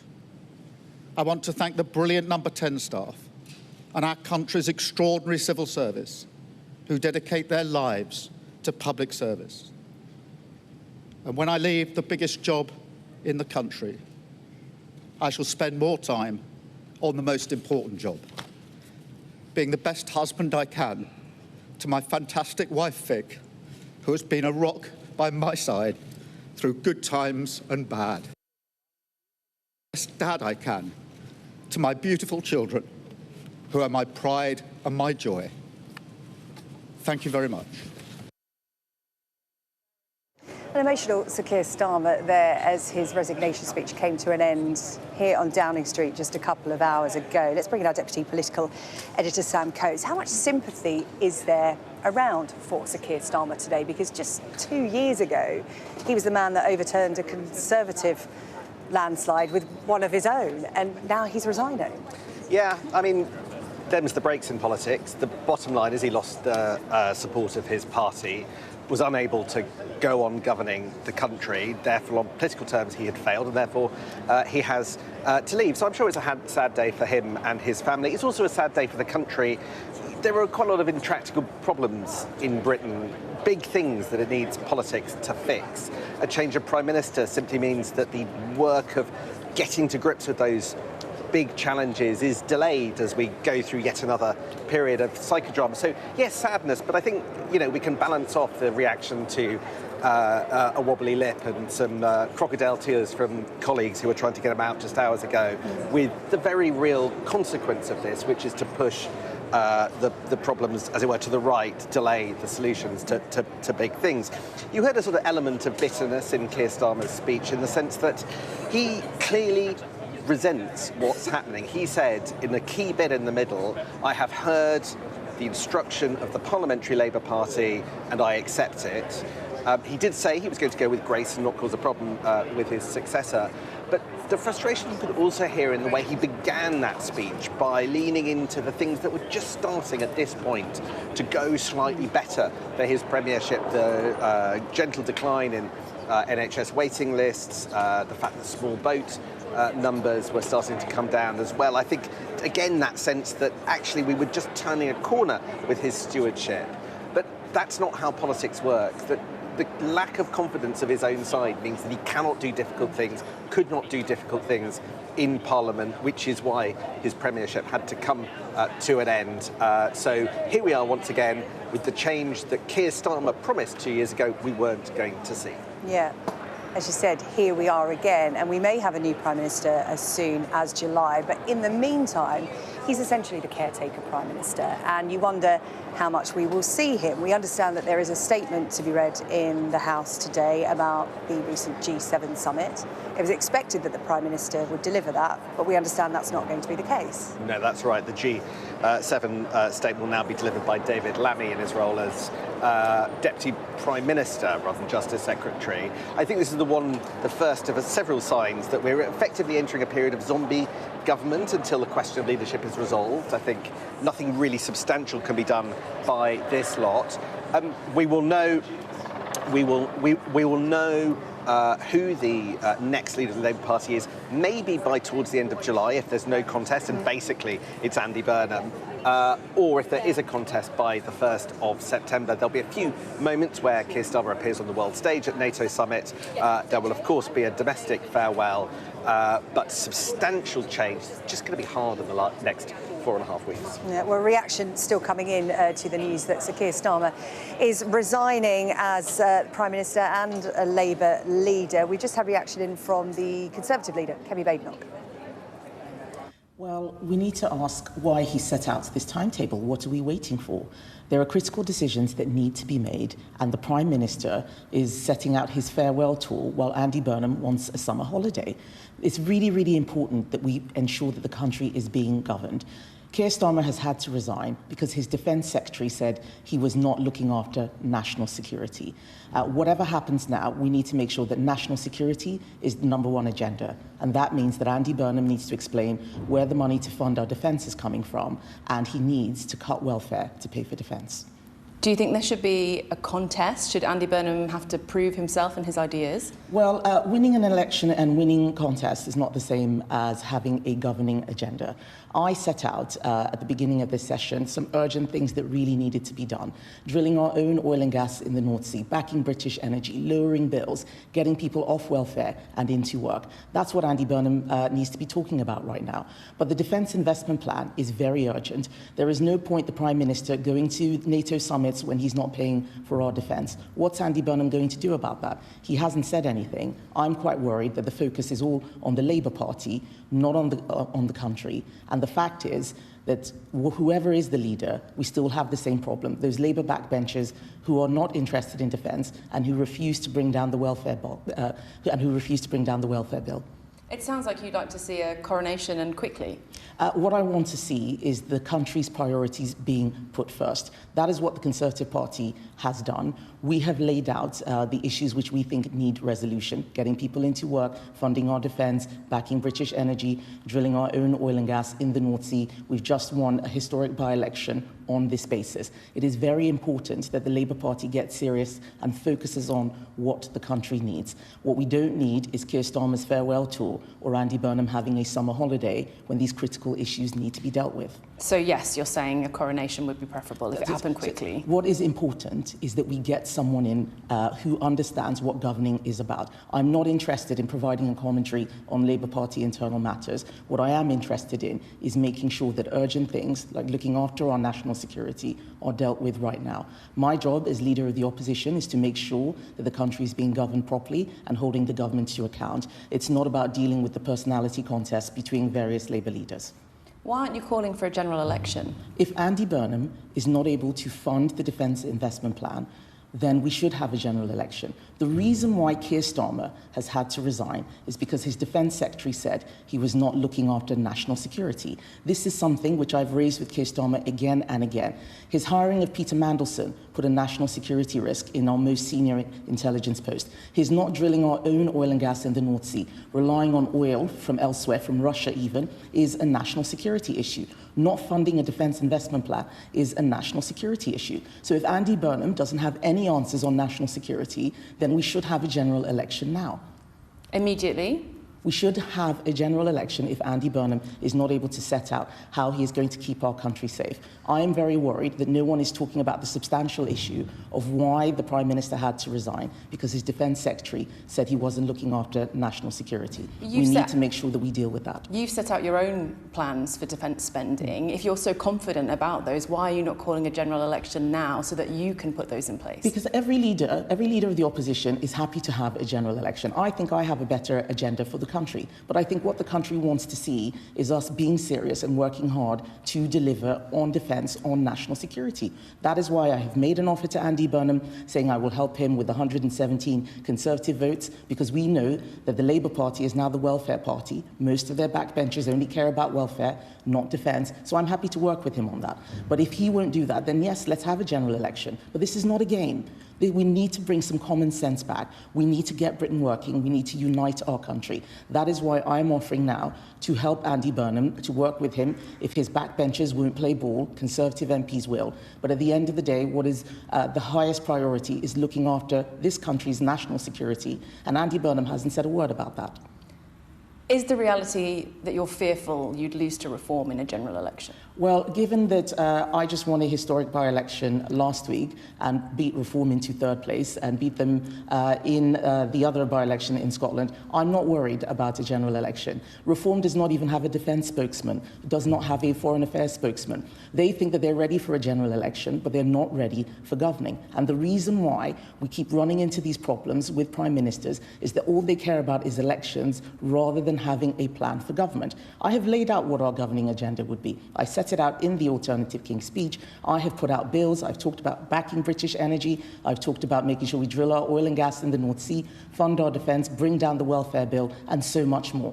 That's what's critical, how you govern. Elections are the first step. They are the beginning, not the end, of solving these problems. But the Conservative Party are ready for a general election. I have been very clear. What we need now is to sort out the urgent situation we are in on national security. I am ready to help Labour with that. They have a historic majority, but if Andy Burnham cannot find the money for the Defence Investment Plan, the issue that led to John Healey resigning, then yes, we should have a general election.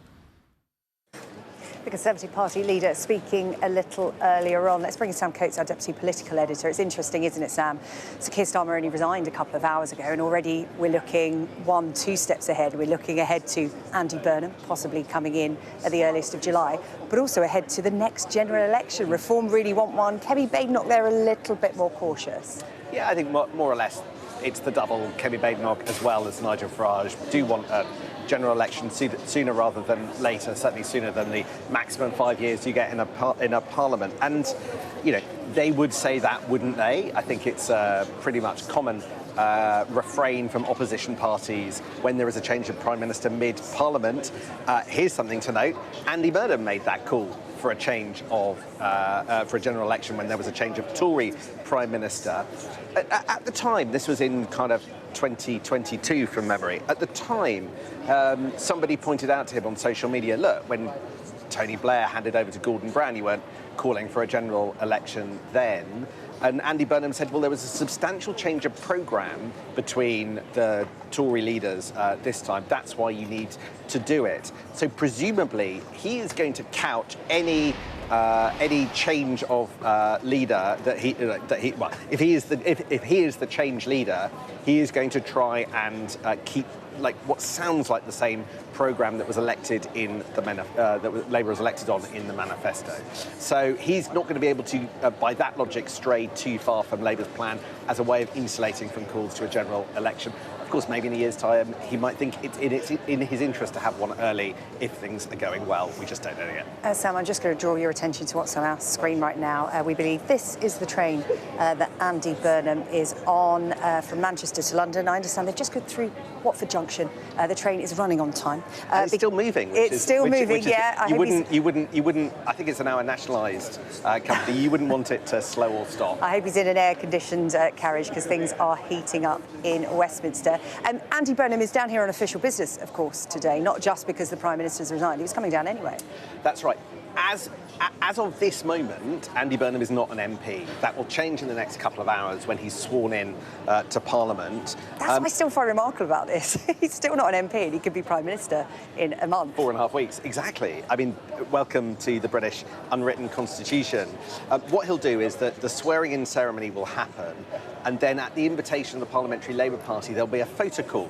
So he will join all of his MP colleagues, who I think will be unusually keen to stand alongside him today, this afternoon, when that photo is taken place. Because, and I can see this from the messages on my phone, you are seeing MP after MP on the Labour benches saying, I think Andy Burnham would make a marvellous Prime Minister, he definitely gets my backing. Because one of the things that happens at times like this is MPs sniff the wind and they like to try and align themselves with whoever is most likely to be the next leader. And you can just see that happening. You've got MPs putting their statements forward on social media, tucking in behind Andy Burnham because they presume that he's the crown. Not necessarily because they agree with everything he's ever said, but those jobs, that preferment, all depends on them being seen to do the right thing at the moment. We had the big one earlier, of course, which was Wes Streeting, who said that he wasn't going to campaign against Andy Burnham for the leadership. We still don't know whether it's a coronation or a contest, but the biggest name of all out there that could have turned it into a contest has folded in behind the man who was, until Thursday night, Metro Mayor of Manchester. Well, we continue to follow that train. Unclear whether we're going to stay in these pictures for the entire time. I think from Watford Junction, there's still quite a bit of time before it pulls into London Euston. But Andy Burnham on that train coming down to London, no doubt. A lot of cameras, a lot of journalists are going to be at London Euston ready to greet him when he steps onto that platform. Let's bring in now John McTernan, former Labour Party political advisor. Really good to have your company this afternoon, John, on what is a huge day for British politics. First of all, let's start at the beginning. Keir Starmer's resignation here outside Downing Street, just a matter of hours ago, how quickly we've been moving on to the steps ahead. But your thoughts on what he had to say as he handed in his notice? That was really dignified. And if he'd been able to speak like that, give an account of his government like that for the last 2 years, he might not be facing the challenge that he fell to. He's never told the story of the Labour government as well as that. And so if he'd managed to not do the silly errors, winter fuel payment, trying to cut disability benefits, stopping children coming out of poverty by opposing lifting the 2-child cap, if he'd not done that and spoken about his progressive achievements, nationalising the trains that Andy is coming down to London on, if he talked proudly about that, then maybe his government would be in a different position. But sadly, we have a situation where Keir Starmer halved the Labour vote from 34% to 17% in 2 years, and Andy in 6 weeks doubled the Labour vote in Makerfield, one of the hardest to win constituencies for any Labour candidate. So kind of the writing was on the wall over the weekend, and I'm glad that Keir moved quickly. Yeah, I tell you what is moving quickly, that train getting Andy Burnham to London. He's really heading to London with a spring in his step today, isn't he? Bringing with him some much-needed optimism, do you think, to the role of Prime Minister, should he take on that role? Because, you know, as we've been discussing here on Sky News today, it looks like it's going to be a bit of a coronation. Yeah, look, I think that word optimism is exactly the right word. Andy looks comfortable in his skin, doesn't he? Whenever I'm with Andy in a pub, football fans come and ask for a selfie with him.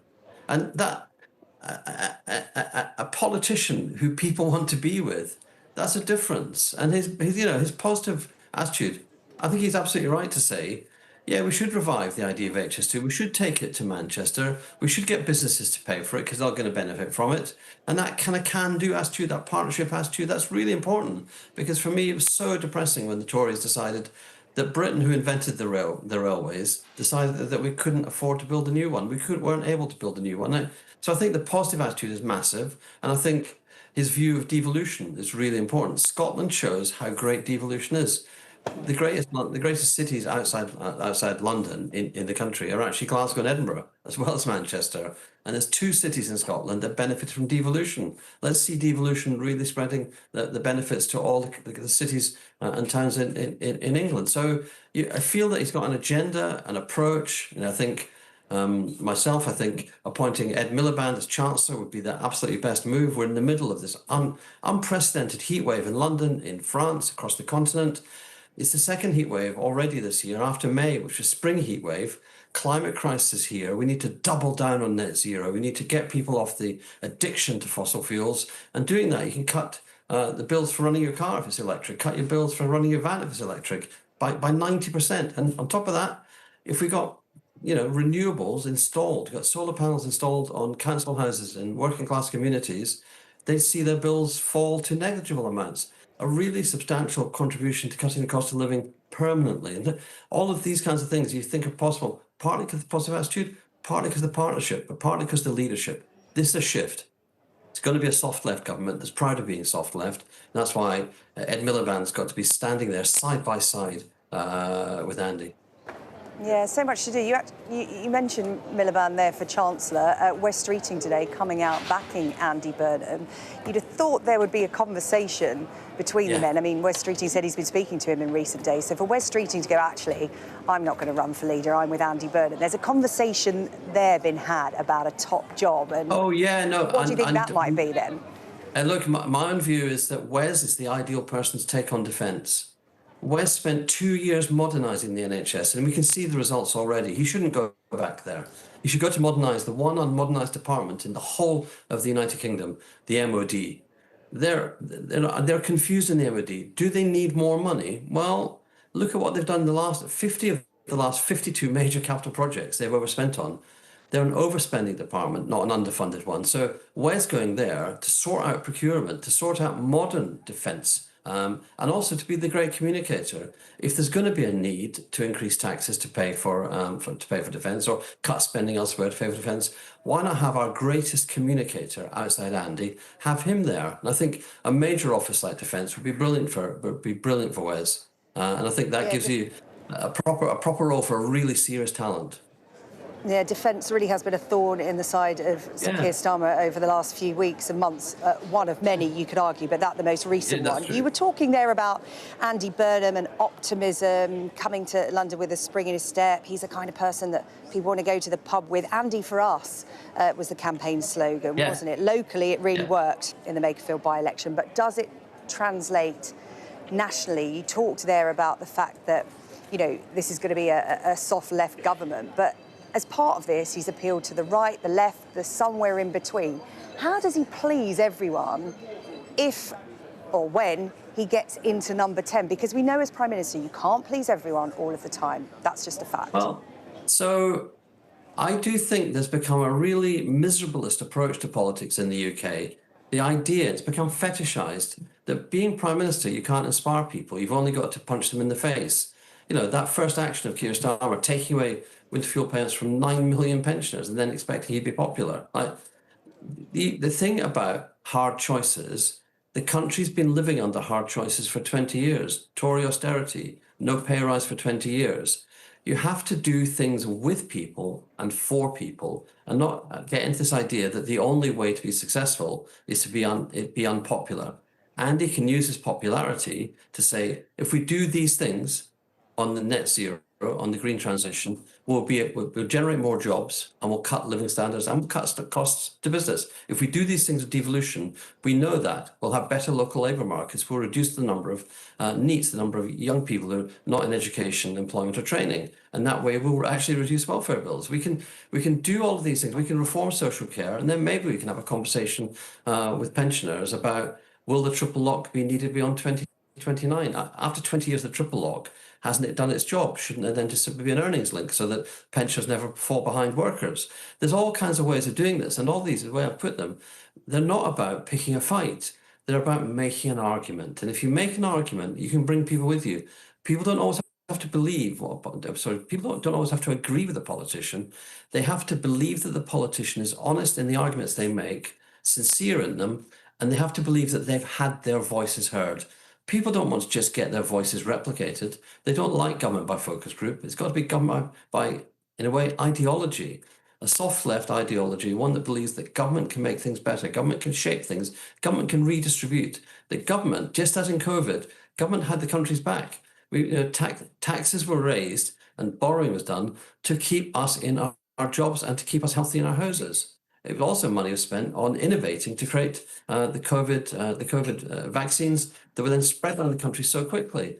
There's something in the model of what happened then, which is basically a model for an interventionist social democratic government. I can see why Boris Johnson was unhappy about being the leader of the nation at a time when you're keeping people in their homes and you're paying them, you're paying taxpayers' money to them to maintain their living standards. But that interventionist government that does the right thing, that could sort social care, that could sort housing, that could sort today's immediate problems.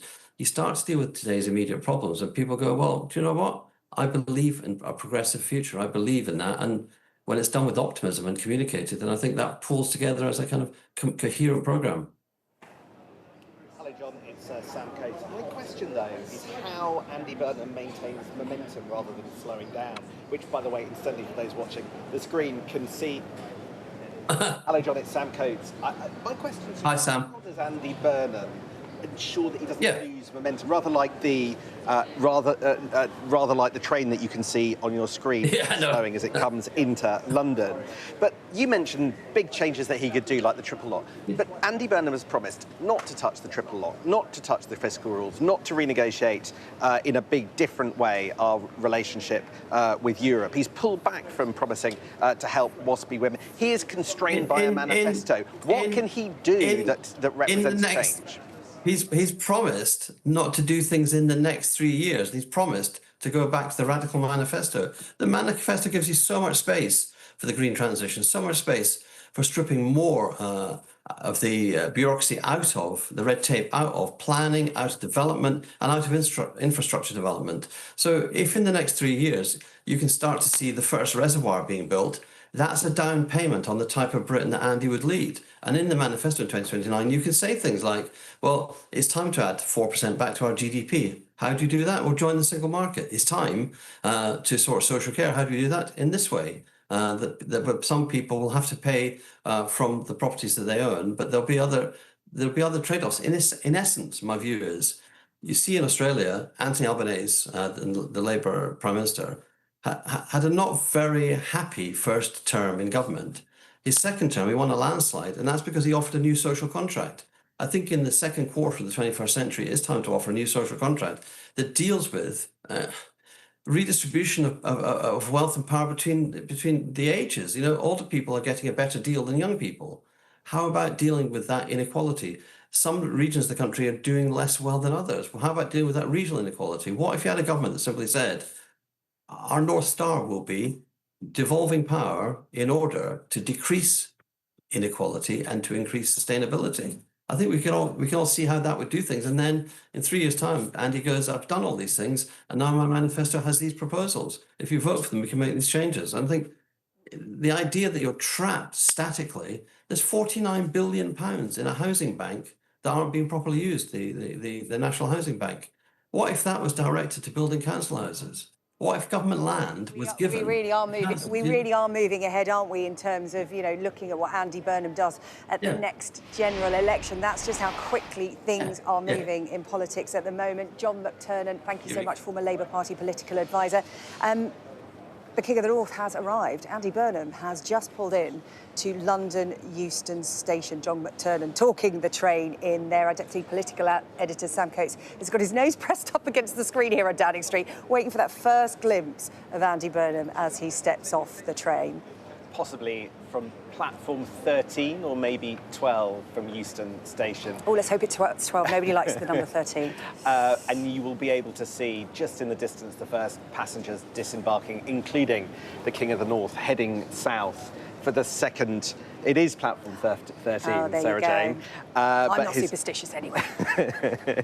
returning to London for the second time in his career. Andy Burnham heading to be sworn in as an MP. Of course, he was an MP in 2005, the MP for Lee in Greater Manchester.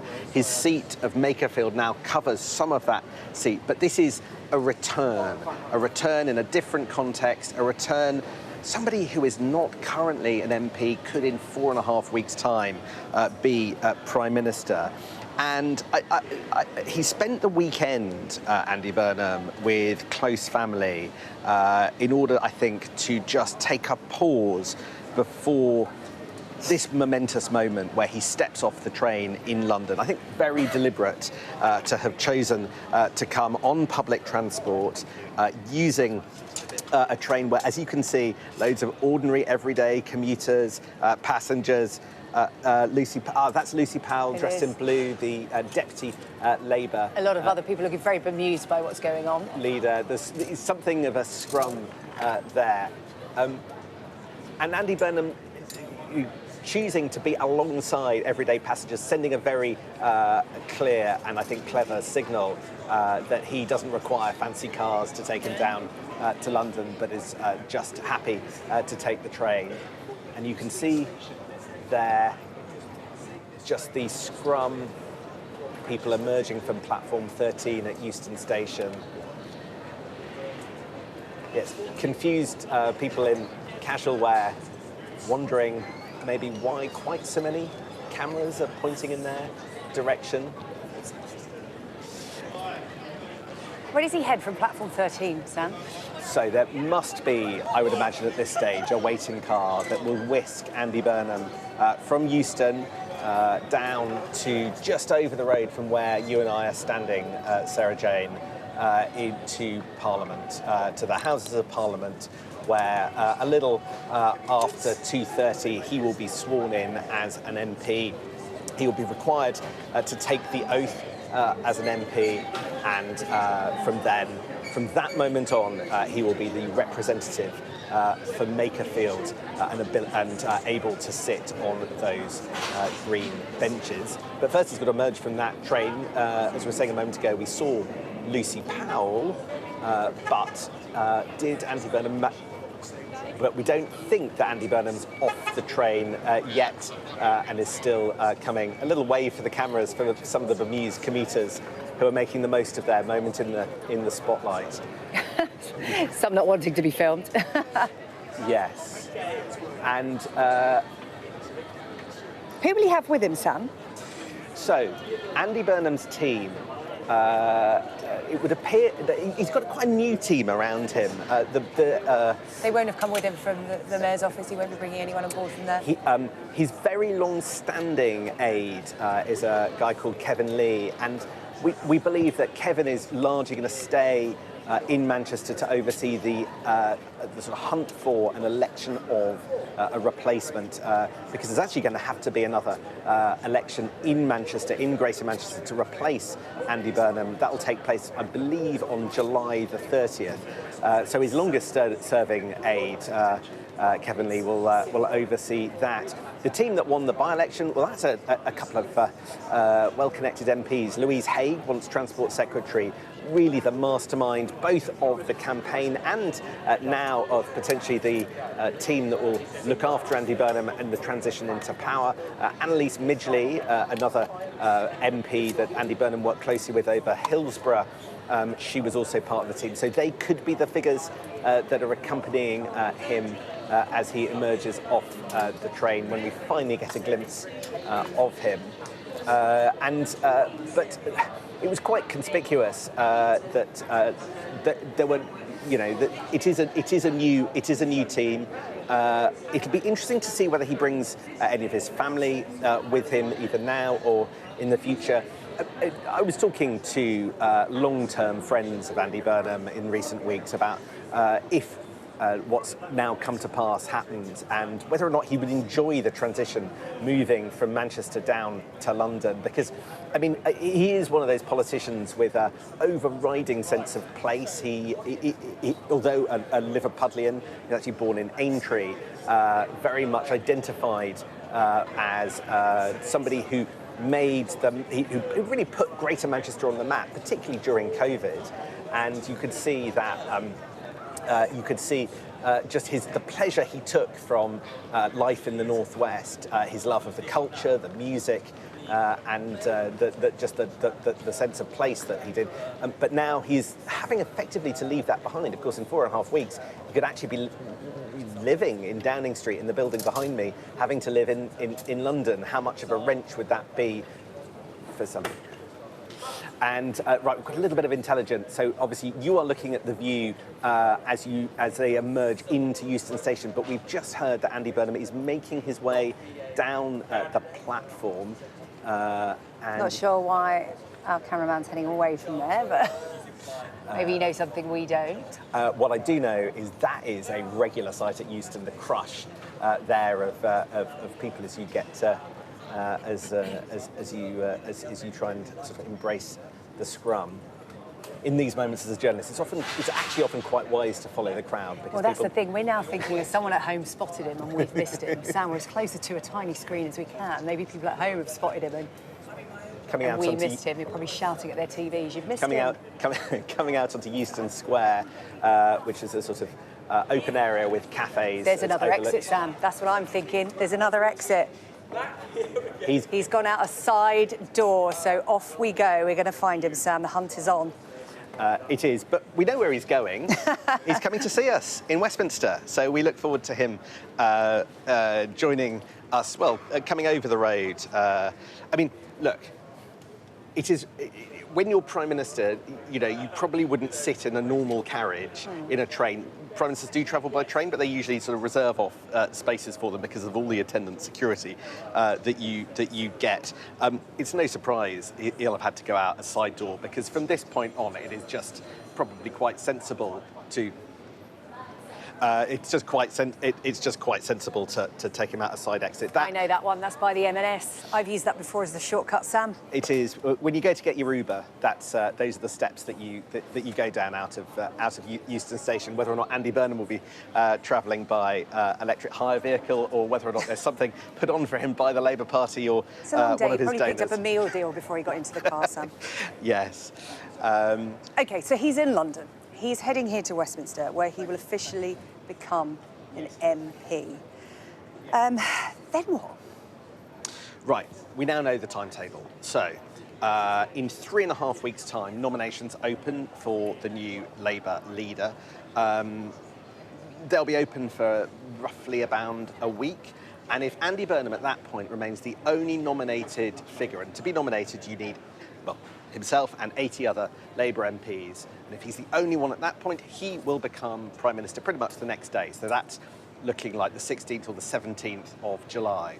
Alternatively, if there is more than one figure who is nominated, gets the 81 nominations, then there will be a contest that takes us over the summer, and we will get the new Prime Minister in place by September the 1st. So two paths, one of which would mean Keir Starmer is Prime Minister at the point at which England could be in the World Cup final, one of which has Andy Burnham as Prime Minister at the moment that England could be in the World Cup final. You can imagine the scenes if both England got to that final round and Andy Burnham was Prime Minister, sort of trying to capture the national mood. I think that would be something he would be angst. I think angst would be the word I'd choose. But I think that that gives you a sense of the sort of choreography. But so much to happen over the next 4.5 weeks. But what that means, SJ, is actually for the next 3 weeks there's a little bit of a sort of slightly curious vacuum. The contest hasn't formally begun for the next 3 weeks.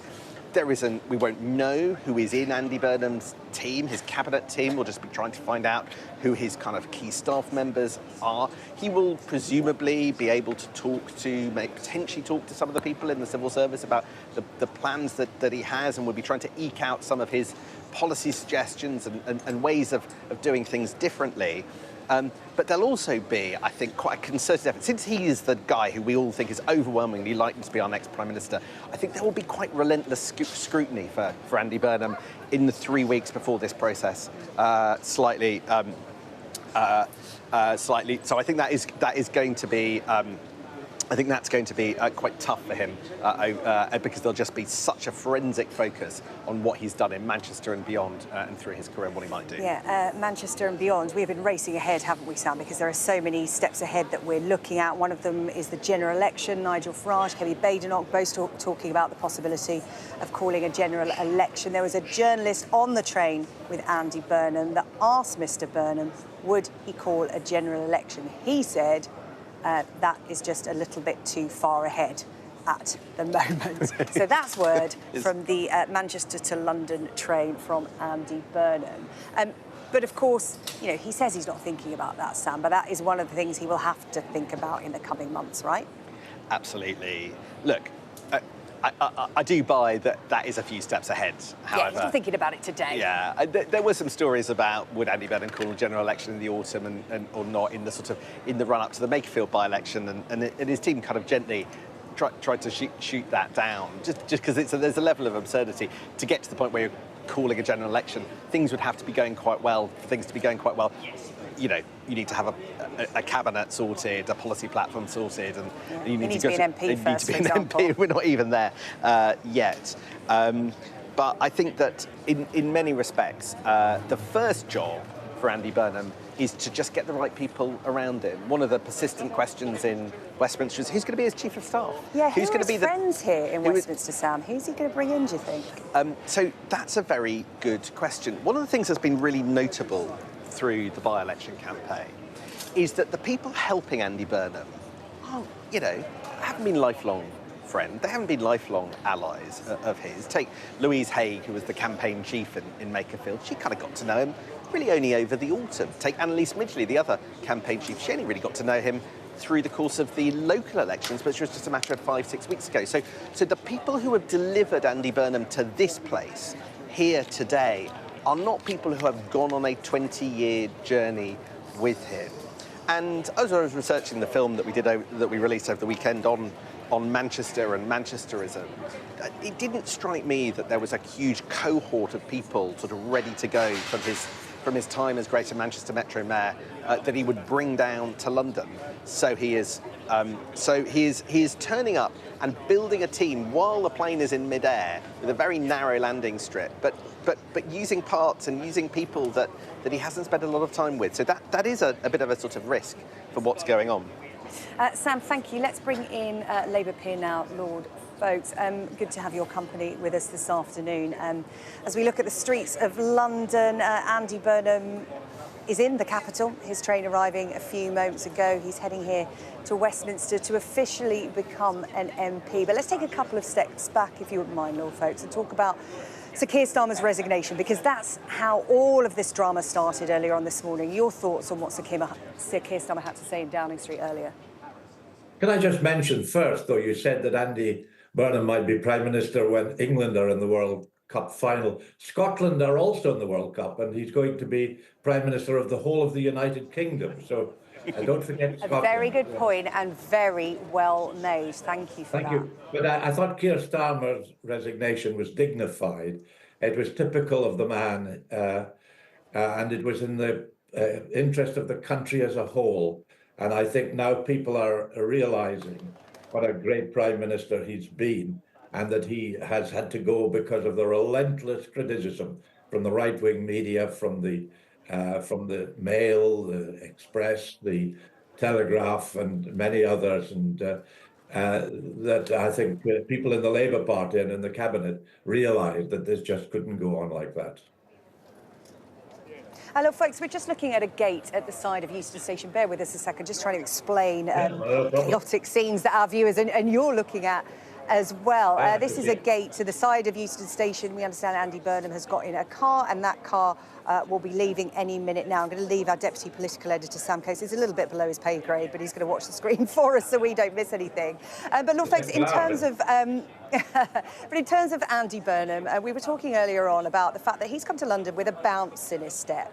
He's coming full of optimism, largely expecting to be Prime Minister in just a matter of weeks, 4.5 weeks. Sam Coates is pointing at the London... Through the goods gate, a London taxi... black cab. He wouldn't go any other way, would he, Sam? The King of the North arriving through the goods gate at the side of Euston Station, accompanied by two individuals we couldn't see through the glass, and their drives off. Actually, I think that's north. They'll do a little U-turn and then head down towards Westminster, probably about a 15 to 20-minute journey, depending on the traffic. But Andy Burnham managed, so it's quite interesting, quite a bit of choreography would have gone into that. They managed to get a London black cab into Euston Station, into the goods, through the sort of goods and entrance, and wait for him there for security reasons, no doubt. So he didn't have to walk up the platform 13 gangplank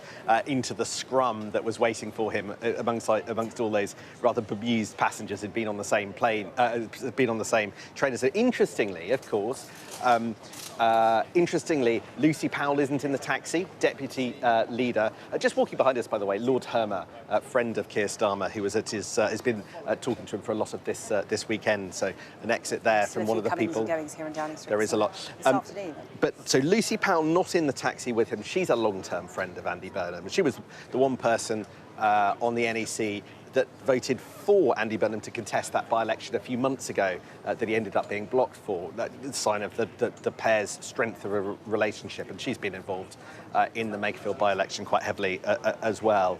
But a lot of thought has clearly gone on to the manner of Andy Burnham's arrival and the fact that there he was, captured on camera, coming through the side gates at Euston in a black cab in order to come down to Westminster, where really the entire political world is waiting for him. Yeah, right. Well, the helicopter is following him, and we will no doubt hear it here over Westminster soon. So before that noise starts, I'm going to bring back in Lord Folks. Thank you so much for waiting. Sam's got one more thing to say. A little bit of detail. Who was in the car with him? Car, well, we understand the aide, Abby Tomlinson, was in the aide with him. That was, as we follow his progress through London, Abby Tomlinson was one of the people that we caught a glimpse of. OK, always worth noting who's surrounding Andy Burnham at this stage as he puts his plans into place. Sorry, Lord Folks, we were talking about the fact that Andy Burnham has come to London in a spring with a spring in his step. It's, you know, it's so different to last time he was in London. Talk to me about what Andy Burnham is bringing to Westminster. Well, you're obviously treating him already like a Prime Minister, and so are the police. And I think that shows a very appropriate respect for someone who, no doubt, in the near future will become leader of the Labour Party and Prime Minister. He's gone straight into a London traffic jam. Welcome to London for the King of the North. In terms of the people he will have around him, this is all moving very quickly, unlike the black cab he is in. Who will he be surrounding himself with? Sam Coates has just been talking about the fact that he doesn't really have any long-term friends in Westminster. You know, he hasn't been here for a large number of years. Who will he be talking to and trying to put into place, do you think? What names should we be looking out for? Well, I wish I could tell you, because I mean, I've known Andy for a long time. I helped him in his first campaign to be leader of the party, chaired meetings for him in Scotland, but I haven't seen him recently because he's been doing a great job as leader of Greater Manchester and hasn't been around Westminster. But I think there are some obvious people who have been good members of the cabinet who he will continue to keep in the cabinet. And I think there are a lot of people as ministers of state and outside government who will be brought in. We really have a huge reservoir of talent in the Parliamentary Labour Party at the moment. So he's got a whole range of people to choose from. Why do you think this time is different? As I said, there seems to be a lot of optimism around Andy Burnham, largely because of his popularity in the North. But he will be, if all goes to his plan, the 7th Prime Minister for this country in 10 years. The word ungovernable has been used of late. Why is Andy Burnham going to be different? I think it's been difficult to govern because the media are constantly critical and because there are some people beyond the United Kingdom on the right wing of politics, including Elon Musk and others, who are constantly trying to undermine left-wing governments in the United Kingdom. And that's going to continue to make it difficult. But I think he's got the strength of character and the ability to project our policies more effectively than Keir Starmer sadly has been able to do, because we've had good policies, we've done a lot over the last 2 years, but that hasn't got through to the vast amount of people in the country, and I think Andy Burnham will be able to do that. Yeah, John McTernan, the former Labour political advisor, was on earlier, and he actually said, you know, in Sir Keir Starmer's speech, he listed a lot of Labour's accomplishments and what has been achieved in just 2 years. And he made the point of, if Sir Keir Starmer had communicated that clearly and effectively before this point, he may well be Prime Minister. Do you think that's what's going to be different about Andy Burnham? He will be big on talking Labour and its achievements up, where perhaps Sir Keir Starmer focused too much on the chaos that came before Labour came to power and the difficulty of governing. He's a better communicator, and he is more of a politician. I mean, Keir Starmer was a very impressive director of public prosecutions. He was a good administrator as Prime Minister, but not a great political Prime Minister. And I think Andy Burnham is a politician first and foremost, as well as a good communicator. And I think he'll understand the politics of Westminster, of the Commons in particular, understand the difficulties of people outside London. I think that also one of Keir Starmer's problems was that he was very London-oriented. And there was a lot of alienation in other parts of the country, Scotland, Wales, Northern Ireland, as well as the north of England. And I think what we'll see from Andy Burnham is a concentration on the rest of the United Kingdom, not just on London. Look, folks, I've got another question for you, but Sam Coates, our Deputy Political Editor, wants to come in. As we just see the black cab wend its way through central London, often haltingly because of the traffic and the roadworks. We're just doing a little bit of due diligence on who is in the operation with him.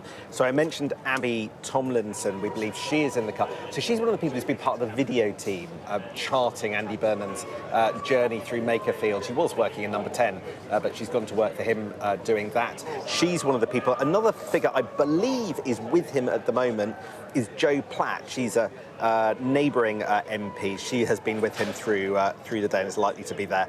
And I think potentially some of the constituency team as well, one of those representatives in that group. Interestingly, Andy Burnham has decided to inherit all the people left behind him by his predecessor, Josh Simon. So he's just re-employed them. So that's the core team, I think, in that cab that we can see making its way really quite slowly and haltingly It's pretty gridlocked in central London today, so he might be sometime. Sam, thank you. No, folks, I was going to ask, what next for Sir Keir Starmer? Because there had been talk about perhaps when he and Andy Burnham sit down and speak, could Sir Keir Starmer still have a role to play? I don't think within the cabinet, some people have suggested he might be foreign secretary because of the way he's done so well in relations with leaders in other countries. But I don't think that would be right. But I do think there is a potential for him to do something at the United Nations, or it's been suggested, and I think it's a good thing, that he might do something more, in a coordinated way to help Ukraine on behalf of a number of countries.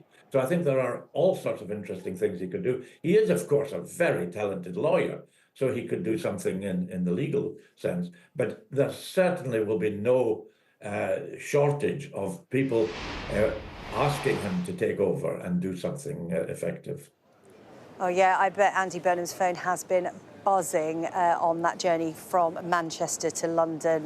No doubt it's still happening in that taxi. He's got a bit of time. It's slow moving at the moment as he heads here to Westminster. Another question about, again, a big step ahead, but, you know, such is the pace of what's unfolding at the moment. General election, those words have been bandied around today. Nigel Farage calling for one. Kemi Badenoch being a little bit more cautious. A journalist actually broached this subject with Andy Burnham on the train this morning, and he said, whoa, whoa, whoa, you know, that's a couple more steps ahead that I'm prepared to look at the moment. What are your views on a general election and what will happen from this point forward in terms of pushing for one? Well, we didn't have a general election when there was a change of Prime Minister under the Conservatives, and we are a parliamentary system, and as long as someone has got the confidence of the majority of MPs, in this case of Labour MPs, he or she has the right to be Prime Minister. And if Andy Burnham is elected leader of the Labour Party, he will have the confidence of the majority of MPs, and therefore he's the right person for the King to make Prime Minister without a general election. And of course, the interesting thing is there you get Farage calling for a general election. And the irony is he hasn't even been elected as leader of his own party. So, I mean, it is a bit of a cheek for him to suggest there should be a general election when he hasn't been elected himself. Lord Folks, really good to have your company this afternoon, get your reaction to what is unfolding here on Westminster. What is a busy day, and we're by no means done yet. Thank you so much for your time, Lord Peer there, Lord Folks. These are the scenes from Euston Station earlier on. You can see the crowds being held back there as Andy Burnham left in a London black cab with a couple of aides alongside him. He is, of course, coming here to Westminster, not because Sir Keir Starmer has resigned, that's just coincidental. He's actually heading here to Westminster to officially become an MP. So all in all, a really massive day for Andy Burnham, Sam. It is, and it's a massive day for Labour politics. You have the the announcement by Keir Starmer that he intends to resign. He will be gone maybe as quickly as 4.5 weeks' time. He will be replaced. And the man who was on that train from Manchester could be the person who does actually replace him, Andy Burnham, in that taxi coming through central London at the moment. You can just about see behind those trees some of the route that the black cab is on. It's been quite a sort of stop-start journey so far.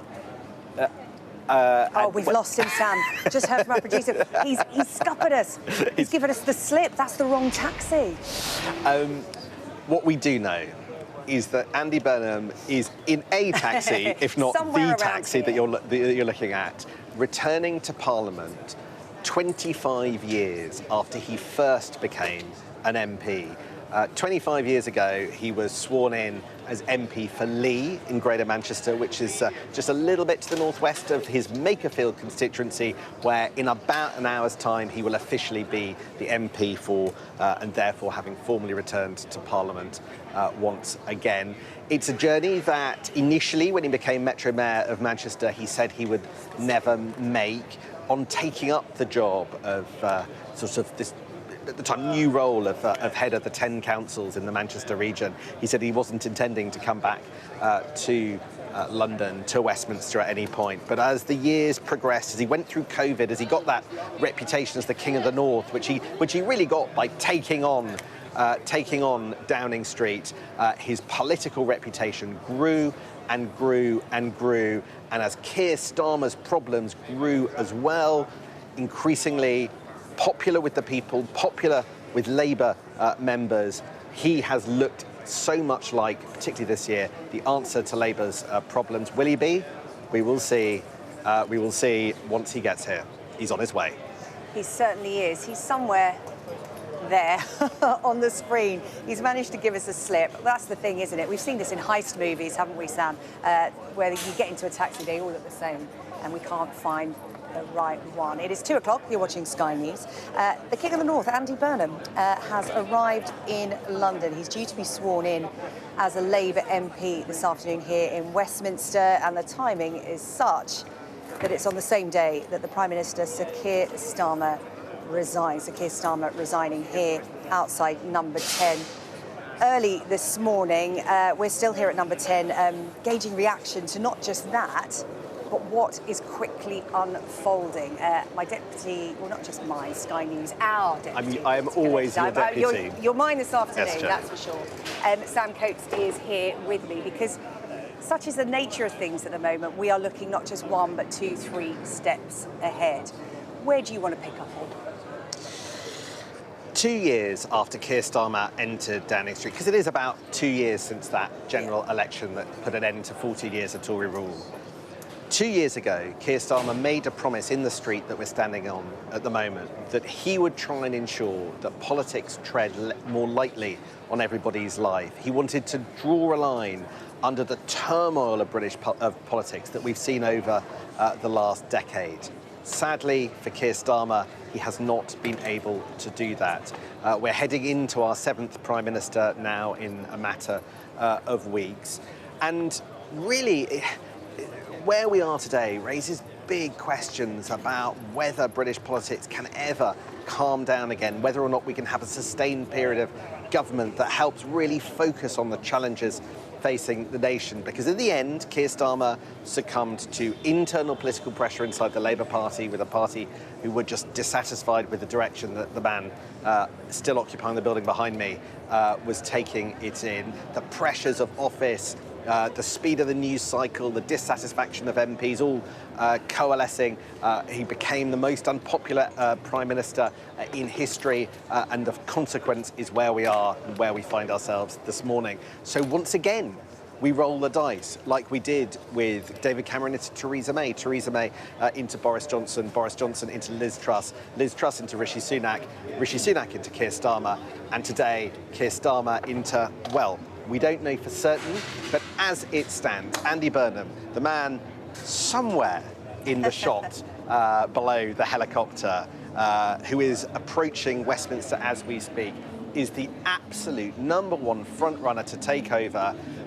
We believe they could have roughly 200 Labour MPs already sewn up of the 403 that there are, ready to nominate Andy Burnham as the next Labour leader and therefore the next Prime Minister. Andy Burnham's principal opponent for the leadership, the person who said he had the numbers and was willing to challenge him, Wes Streeting, a couple of hours ago sensationally announced that he wouldn't stand for the leadership, clearing the way for Andy Burnham. We can't quite see any other figures on the horizon making a credible challenge. At the moment, it looks like it's going to be a coronation, and for many people, they'll feel really icky about that. It should be a contest. This is a man that, isn't even an MP today on the day the Prime Minister resigns. He will be in a matter of hours. But it has been said throughout this drama over the last couple of months, what does it say about the state of UK politics, the state of the Labour Party, when they have to bring an outsider in to get the keys to number 10? Well, I mean, there are a couple of ways of looking at that. If we ended up in a contest, and we might still do that, then it would be a few tens of thousands of Labour members who were being given the choice about who should be the Prime Minister of the United Kingdom. And look, demographically and in terms of their views, Labour members aren't, there's no judgment on them, but they're not representative of the public as a whole. They have different instincts, they have a different politics to the nation. So is that fair? Is that a good way of doing it? But what this all reflects, slightly bigger picture, is that we have normalised over the last decade, and it has been since Brexit, I have to say, we have normalised chucking out a Prime Minister mid-Parliament and not waiting until a general election in order to try and change one. You know, through the 80s and the 90s, this was, you know, you saw the transition from Thatcher to Major was mid-Parliament. And in fact, to be fair, the transition from Major to Tony Blair took place at a general election, but then Tony Blair to Gordon Brown was mid-Parliament. But the rate of change was so much slower. You had Tony Blair, who was in office for over a decade, for instance, Margaret Thatcher, becoming Prime Minister in 1979, continuing in office until 1990. You know, John Major was comparatively short by just being 1990 to 1997. So the amount of time that you would spend, you know, being Prime Minister, working out how to do the job, putting together a reform and change programme, enacting it, bedding it in and making it happen was of a different order. And what's interesting about Andy Burnham is that his claim for Manchester is that he has embodied long-termism there. And when I was up in Manchester looking at how the city's doing, it's doing pretty fabulously, particularly in the centre. And one of the things that they've had is very long-term leadership. Andy Burnham as Metro Manchester Mayor for 9 years. You have figures alongside him like Richard Leese, who was Manchester City Council leader for 25 years in the same post. And all of that has really helped with the glow-up of Manchester, with its transformation and the kind of rebuild after that horrific IRA bomb of the Arndale Centre in the 80s. It's a different place because a lot of thought and sustained, concentrated, long-term leadership has gone into getting it to where it is today. So you have to bring some of that if you think long-termism is the answer, can Andy Burnham bring long-termism down to Westminster, or with politics as it is today, fractious, bitter, at times ugly, affected by national news cycles that are increasingly short, with a population with very little tolerance and a fear amongst MPs and a willingness to throw the dice on your leader in the event that things aren't going so well. Is that possible? Something tells me he's close, Sam. Yes. If you can hear the chopper over us, sorry. So overhead, speak up a little bit. The appearance of Big Ben and the noise overhead of a helicopter suggests that the black taxi containing the man who was until Thursday night the Metro Mayor of Manchester, who in about an hour will be MP for Makerfield, and for all intents and purposes is overwhelmingly right now the favourite to be the next Prime Minister of the United Kingdom, is approaching Parliament. And I think there are hundreds of Labour MPs waiting with sort of enthusiastically to greet the person that they hope will be the saviour of a party that has been in the doldrums in really quite a bad way for quite some time. Yeah. Can Andy Burnham be the saviour of the South and of the Westminster Labour Party in the way that some think he has been the king of the North? Yeah, what was his campaign slogan in Makerfield? Andy for us. Does that us widen to represent the entire country? Here's a question for you, Sam, and I don't know if you know the answer to this. Andy Burnham, obviously down here on official business to be sworn in as a Labour MP. Will he meet Sir Keir Starmer while he's here, do you think? That's a good question. I mean,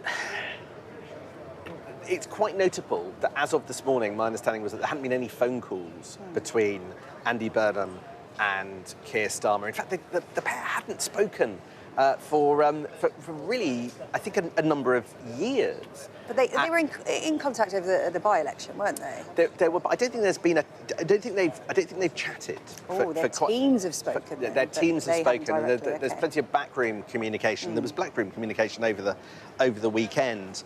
But as it stands, just judging by the tone of how Keir Starmer has been talking about his exit, there is some bitterness there. I'm just not sure that Keir Starmer will be rushing over the road to make life any easier. Look, I think it's no secret that I mean, I've certainly been briefed. Keir Starmer is not the world's biggest fan of Keir Starmer. Allies of Keir Starmer think that Andy Burnham doesn't have a plan, is prone to saying things and having to row back. That's something that we saw during the by-election campaign with issues like the fiscal rules and WASPy women compensation for women that lost out when the pension age changed. The whole thing has felt really rushed, hasn't it? It probably has been for Andy Burnham as well. Well, on the one hand, it's all happened very quickly. But on the other hand, critics would say, well, you first wanted to go for the leadership in 2010, 16 years since your first bid to be Labour leader, and here you are a little bit unsure of the ground on which you stand. This is Andy Burnham's third bid to be Labour leader. This time will come with the cherry on top of being Prime Minister at the same time. And I think that, is he ready? Well, he'll probably have the grace of about 4 to 8 weeks preparation, which I think will be pretty invaluable for him. His homework's really going to be tested over the next few weeks, isn't it? Well, while we wait to see Andy Burnham arrive here in Westminster to be sworn in as a Labour MP, let's bring you Sir Keir Starmer's resignation speech from earlier on today. Walking up this street 2 years ago was the proudest moment of my life. A new Labour government, the first in 14 years. A page in our country's history turned after years of disappointment and despair. The chance to change the lives of millions of people for the better. That's what I came into politics for. The journey to that point was not easy. 6 years ago, I inherited a Labour Party that was politically, financially, and morally bankrupt. I was told time and time again that my party was finished, that we were consigned to history, that a majority at the general election, let alone a landslide majority, was impossible. But we proved those people wrong because we changed our party, ripping out the poison of anti-Semitism, restoring trust on the economy, defence and national security, and becoming a party that once again stood proudly with, not against, our national flag. The hard work of change was with a singular purpose, not power for power's sake, but to change Britain for the better, to build a fairer country with dignity and respect, where everyone is seen, everyone is valued, wealth and opportunity for all, not just the privileged few. And look at what we've achieved in just 2 years. An economy that is stronger, growing faster than our peers, wages rising faster than inflation in every single month since we came to power, investment secured, infrastructure being built, an end to austerity with the fastest fall in NHS waiting lists for 17 years, the biggest improvement in rights for workers and renters in a generation, the biggest uplift in defence spending since the Cold War, small boat crossings falling, asylum hotels closing, protecting young people from social media, and 500,000 children being lifted out of poverty because of the choices that I made. Our reputation in the world restored, with Britain once again standing up for decency, respect, and the rule of law, securing trade deals, standing with Ukraine, standing up for our values, and rebuilding our relationship with our allies in Europe. Change promised by a Labour government, change fought for by a Labour government, change delivered by a Labour government. But I know the question being asked now is not who was best placed to change the Labour Party, to take us into power and to begin the vital work of improving lives for millions of people. Those questions have been answered. The question my party is asking now is whether I am best placed to lead us into the next general election. I have heard the answer of my parliamentary party to that question. And I accept that answer with good grace. Every decision I've taken has been about putting the country I love first. That is why I will resign as leader of the Labour Party. I have spoken to His Majesty the King this morning to inform him of my decision. I will ask the National Executive Committee of the Labour Party to set out a timetable with nominations opening on the 9th of July and completed by the summer recess. In the case of a contest, this will ensure a new leader is in place before Parliament returns in September. I will remain in post as Prime Minister until the contest is complete, and I will do everything I can to ensure an orderly handover of power. I will also give my successor my full and unequivocal support, knowing that they will inherit a Britain that is far stronger and fairer than the one I inherited 2 years ago, better prepared for the challenges ahead, and better able to ensure the Labour Party secures a second term in office. I want to thank all of those friends and colleagues who have been at my side for these past 6 years or so, for their incredible commitment, service and support. I want to thank the brilliant Number 10 staff and our country's extraordinary civil service who dedicate their lives to public service.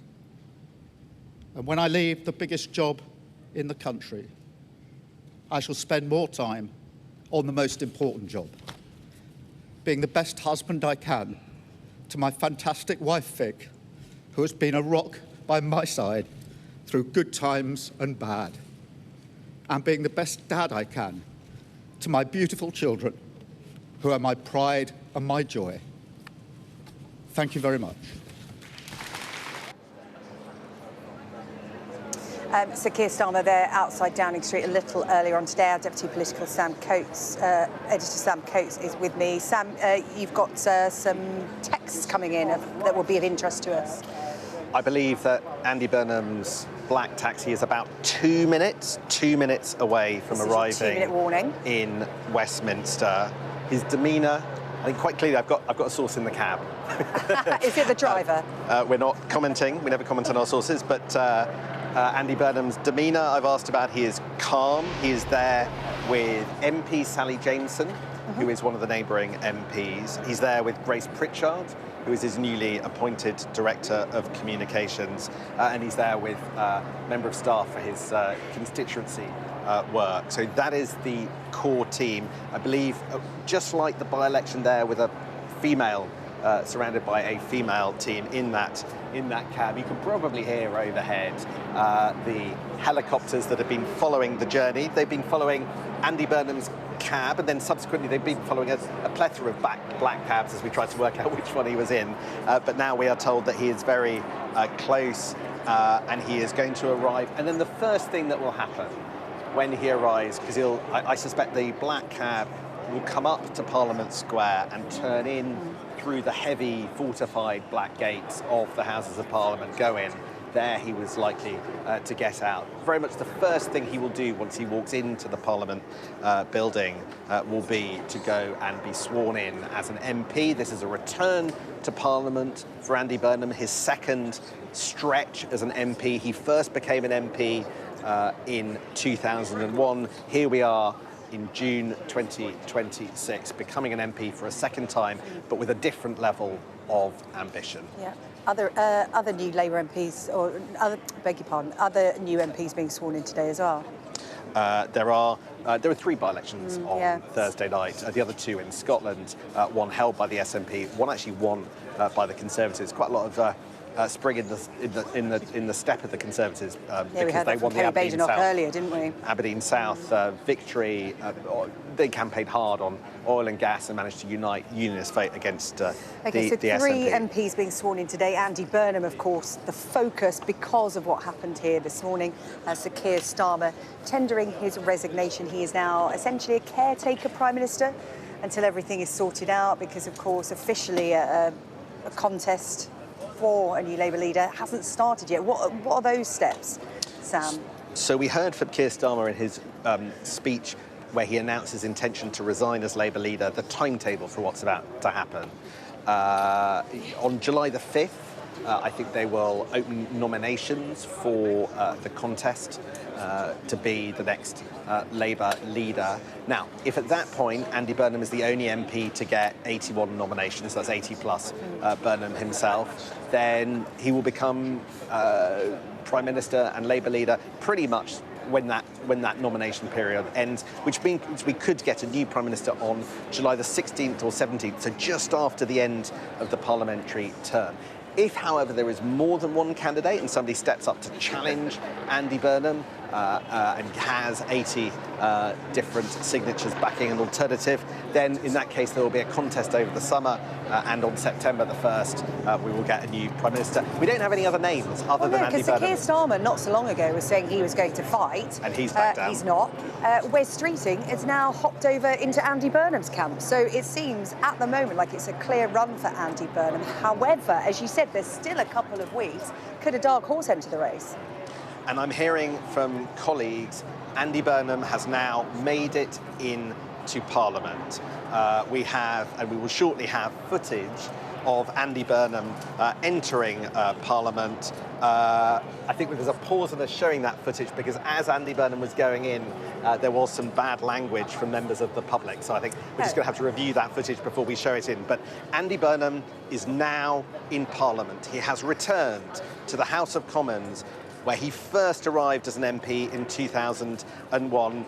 He would think the sky is the limit as the helicopter camera turns around. He walked in just past the black gates that you can see in front of you, members of the public shouting apparently profanities as he got out of the car and walked into the parliamentary building. And therefore we begin the next phase of an epic journey for a man that in as little as 4.5 weeks could be Britain's next Prime Minister. Yeah, we will bring you that footage as soon as we've cleaned it up. That's the kind of swearing in of a Labour MP that we don't want to bring you here on Sky News. The final countdown is playing in the background, Sam. Such is the nature of politics these days. It is for Keir Starmer. There is also always some musical accompaniment. What was it, Ode to Joy, that was being played over his resignation speech this morning? The European anthem often features in Westminster. A group of quite hardcore anti-Brexit campaigners have been pumping it through mega speakers since 2016. It often features on a Wednesday at Prime Minister's Questions. They do get attention on social media for their presence, so if there's ever a big event, like a Prime Ministerial resignation, and we've had a few of those, and you often hear a soundtrack in the background. Well, it's the final countdown to our conversation, because I'm going to strike up a conversation now with our Adam Bolton, our political commentator. Adam, busy time, isn't it? Your reflections on what's been happening so far today. Well, I mean, the headline is, as we were just hearing, we might well have a new Prime Minister by the 17th of July. That means that Britain will be represented at the annual summit with the European Union, which was instituted by Sir Keir Starmer, by the Labour government, by a new Prime Minister, unless there's leadership contest.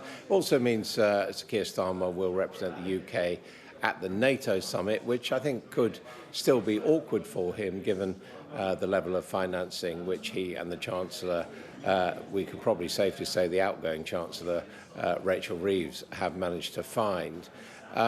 It's only human that people today are saying nice things about Keir Starmer and what he achieved in government. The fact of the matter is, had he been a success, he wouldn't have been pushed out by his party. And on the positive side, this is now what Andy Burnham has called the last chance for the Labour Party to see off the darkness, as he called it. It's clearly a reference to the likes of Reform and Restore. And, it may be that he's right, that if we're going to see the recovery of either the Labour or the Conservative Party, indeed, in national opinion polls, he now needs to make a success, and that will involve some change from the direction, or certainly the way in which Keir Starmer was leading the country. Yeah, how much of a change can Andy Burnham make? Because he's coming into a Labour Party that was elected to govern on a manifesto. He can't come in and make massive changes. He can only work within his parameters, can't he? Well, yes. I mean, he has said by and large that he's going to respect the manifesto, but some of his economic advisors, like Jim O'Neill, the former Goldman Sachs banker, are saying, well, you know, you can follow the fiscal rules, but there are different ways of interpreting them, and every incoming government has tended to interpret them in different ways. Similarly, there's no hard and fast law which says that he has to only legislate to implement the manifesto, and indeed Keir Starmer himself has broken some manifesto commitments. I think that the real question is that his first few days, which it looks like are going to come over the summer period, which is not ideal, but his first few days is when he is going to be most powerful, when he can tell the country the direction in which he wants to lead it. And it remains to be seen how bold he is going to be. I mean, he has talked about, for example, a need to look at how the welfare system works. He has also talked about a need to make sure that the UK is defended. Probably the first indications we'll get is in his cabinet appointments. I think if he goes wholly with the kind of soft left ticket of people like Ed Miliband and Angela Rayner and Lucy Powell and Louise Haig and the rest, then I think that would be an indication that there's not, frankly, going to be much change from Keir Starmer's government. But I would have thought he has an opportunity, and he may look more broadly across the spectrum. I mean, it's important to remember that, you know, we were hearing about him becoming an MP in 2001. He actually served for 15 years, and throughout most of that period, he got his ministerial experience in new Labour governments, in Tony Blair and then Gordon Brown's government when he became a cabinet minister. So I think those people who are saying that his instincts are necessarily to the left may be slightly underestimating a man who has shown that he is perhaps a more subtle politician than that. Adam, it's Sam Coates here. You covered Andy Burnham for all of those 15 years. You've seen him up close many, many times. What kind of politician is he? What do we learn from his previous period where he accelerated, where he sent it all the way to the cabinet? You say he can't be pinned down ideologically and was part of that new Labour government. But what kind of man is he, having interviewed him on many occasions before?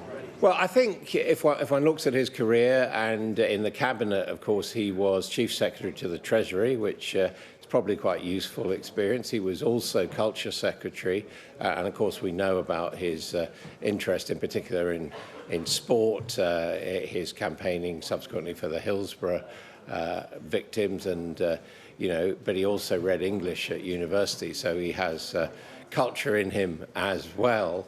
And then, of course, he did a period as Health Secretary. Now, I've been talking to people who work with him as Health Secretary, and you get a mixed view. All of them say that he was accommodating, that he listened to them, that he was a good communicator, but some of them say he delivered on the issues that they raised, and others of them say he disappointed them. Now, I draw from that, you know, he really had the opportunity in those Blair years to learn his trade as a minister, as a Westminster politician. But what's interesting about him is that he then made this switch to nearly a decade as the Mayor of Greater Manchester, where he did, to a certain extent, you know, remake himself. He felt that certainly when he was in the shadow cabinet under Jeremy Corbyn, that the Westminster system wasn't working. He went out into devolved government. And again, if you look at his record in Manchester, he did not run a left-wing anti-business agenda. He ran a cooperative agenda with the private sector. And that, I think, may well be one of the perhaps surprise messages that we get from Andy Burnham, that he wants to be pro-business and that he understands that business is feeling the pressure, which is not good for an engine of growth. you hear a criticism sometimes that being a Metro mayor is a bit like doing politics on easy mode. You don't have an opposition. Actually, your budget isn't huge, and you go around sprinkling, doing nice things for people. You know, is the mayoralty that good a platform to launch for Downing Street? We've had one mayor before, but aren't there drawbacks? You know, has he been doing the really tough type of politics? Well, as you say, we had Boris Johnson, who took a very similar route, actually, as a sort of middle-ranking MP. Then he went to build his profile as Mayor of London, and Andy Burnham's done that now. I mean, I think the point is that it's a leadership role. It's a role where you lead to preside, you learn to preside, you need to accommodate different sections of your area of responsibility. And you realise, you learn very quickly that you have to work across the political spectrum. And I think, you know, one of the great failings of Sir Keir Starmer was that he was a class warrior. You look at the number of times he talked about working people, which, you know, a lot of people felt was excluding them and talking about particular interest groups. What we've heard from Andy Burnham, and indeed from Wes Streeting, is talking about all, or the country, or the nation. In other words, an inclusive approach, which, again, as I say, harks back to New Labour's big tent. And I think being the mayor is good experience for that. So I think that what we may see from Andy Burnham is an ability to lead and communicate a direction, and as he would say and did say at the election, an idea of hope, whereas all that Keir Starmer ever communicated was that he was managing for particular interest groups in difficult circumstances. Adam, there'll be a lot of MPs queuing to have a bit of FaceTime with Andy Burnham in Westminster today. He is due to be sworn in a couple of minutes' time. We'll take you live to that as it happens. But in terms of the team he builds around him, who do you think are going to be the big names he'll bring in? And what will happen to Sir Keir Starmer, do you think? I don't think Sir Keir Starmer will want to serve Andy Burnham. We know that there's considerable animosity between them, and I also think that Andy Burnham will probably recognise that there's a need to turn over a new leaf. I mean, after all, he was in Parliament and indeed in government at the time of the switch from Tony Blair to Gordon Brown. I would not think it's beyond the bounds of possibility that Sir Keir Starmer may decide to resign his seat and cause a by-election. That would not be particularly helpful to Andy Burnham, given that the Green Party are polling quite well in Holborn and St Pancras, but I think that's possible. And I think at the very latest, Sir Keir Starmer will vacate his seat at the next election and you know, think about the future. As he made very clear in his statement, he wants to put his family, his son, his daughter, and his wife first. And, you know, I think, you know, you have to realise this has been a shock for all of them, because I don't think at the last general election, when Labour won, anybody thought that in 2 years' time, Keir Starmer and his family would be booted out of 10 Downing Street so unceremoniously. And, of course, they've had to rearrange their lives around the Premiership. So, you know, one feels for them, but I suspect he'll want to move away and back into his friendship group. That will mean, clearly, I think, the departure of people like Lord Hermer, who has been very close to Keir Starmer as his best friend, and some of those advisors that we saw lining up outside Downing Street.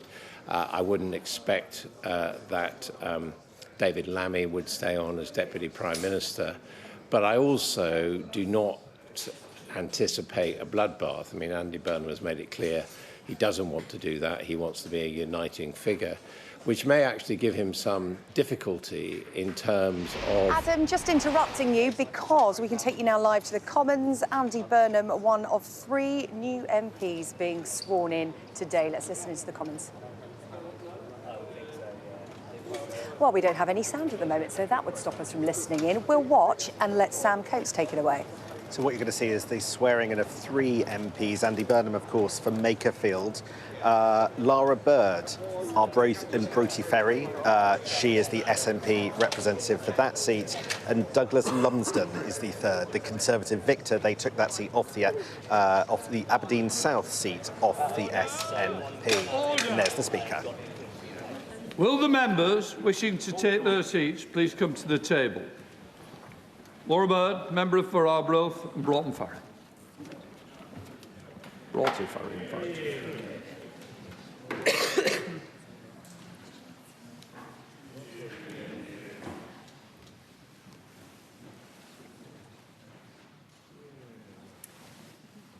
I take this oath only so that I can serve the people of Arbroath and Broughty Ferry. My first allegiance is, and always will be, the sovereign people of Scotland. I do swear that I will be faithful and bear true allegiance to His Majesty King Charles, his heirs and successors, according to the law, so help me God.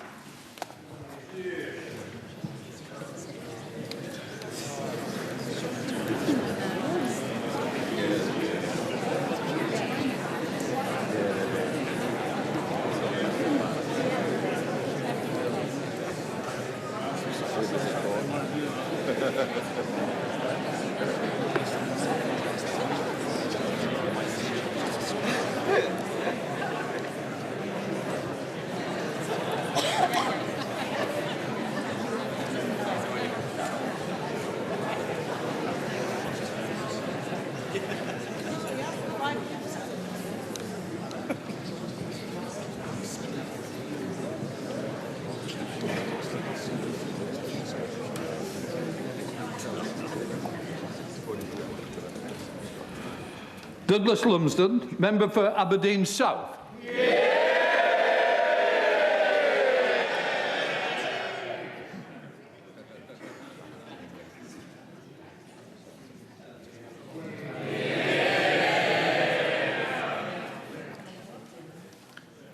I swear by Almighty God that I will be faithful and bear true allegiance to His Majesty King Charles, his heirs and successors, according to law. So help me God.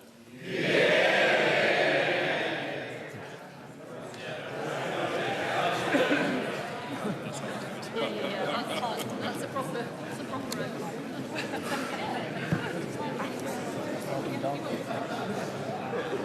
no brave heart from him.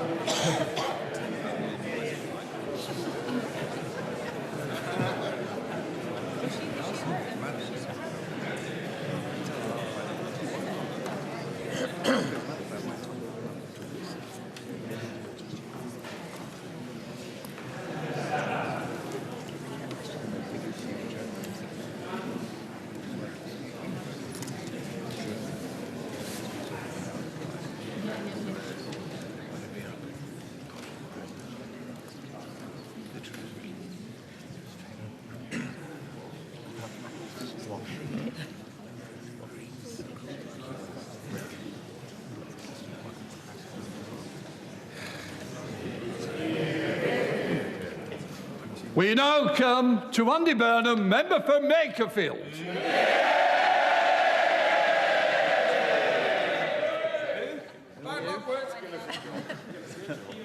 Rome is saved.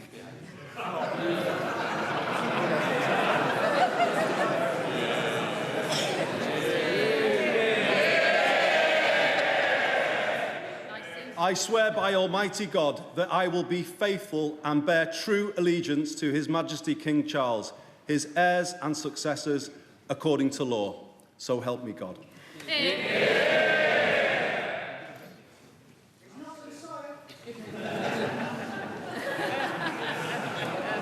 Naughty boy.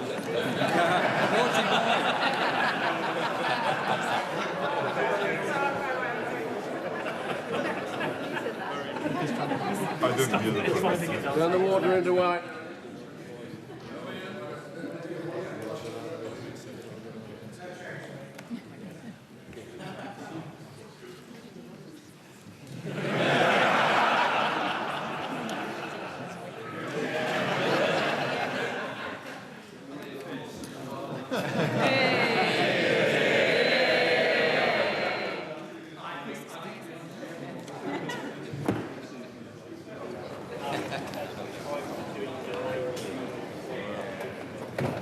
Well, there you go. 3 new MPs sworn in the Commons this afternoon. The one getting the crowd going, the House going, as it were, Andy Burnham, the new Labour MP for Makerfield, who was called by somebody a rather naughty boy, Sam. Yes, but with rather a weight on his shoulders, it seems, over the coming weeks. You can tell the magnitude of what we just saw from the fact he was wearing a suit. We don't often see a suit and tie for Andy Burnham. 56 years old, returning to the Commons for the second time in his career. He first did this, what you can see before him, swearing in front of MPs and the Speaker in 2001 for the Lee constituency. After Thursday night's by-election victory in Makerfield, he is now back for the second time.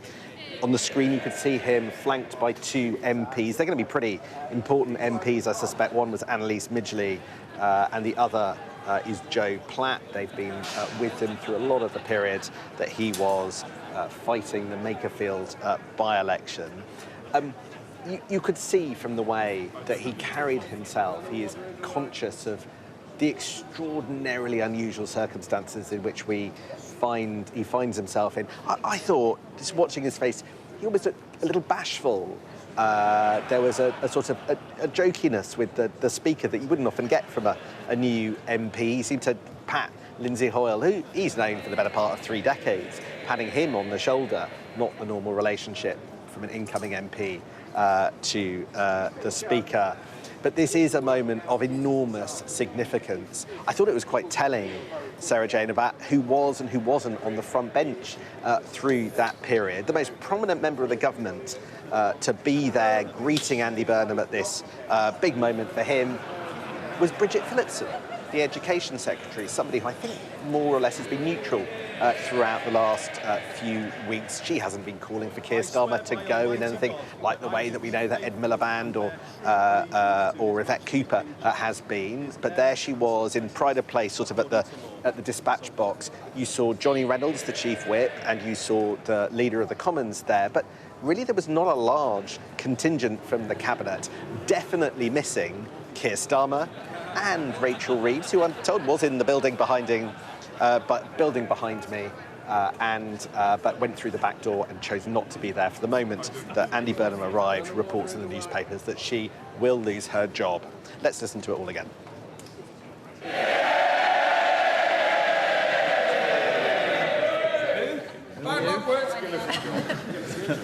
Rome is saved.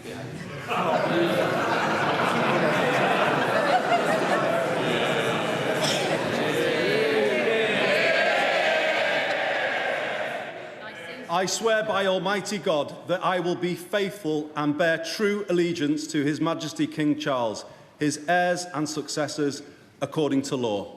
So help me God.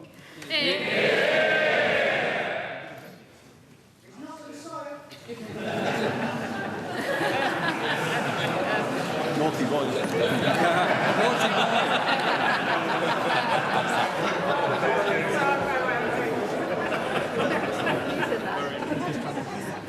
Well, Andy Burnham's certainly looking the part today, Sam, but the big question is, will the role of Prime Minister suit him? He seems to have appealed to the breadth of the Labour Party, but as we were talking about earlier on today, as a Prime Minister, you can't please all the people all the time. No, but you've got to try, particularly during a leadership contest. Andy Burnham now the 403rd Labour MP, but in as little as 4.5 weeks could be the #1 Labour MP if he becomes Prime Minister. His job right now is to appeal to a spectrum that will range from Clive Lewis and Richard Bergen on one side through to sort of the new Labour contingent, as was Wes Streeting on the other. So just at this moment, you do actually have to appeal to the maximum number of people. There was a joke that our colleague Beth Rigby asked Andy Burnham about, you know, a Blairite, a Brownite, a Milibandite and a Corbynite went into the bar and they said, "Hello, Andy."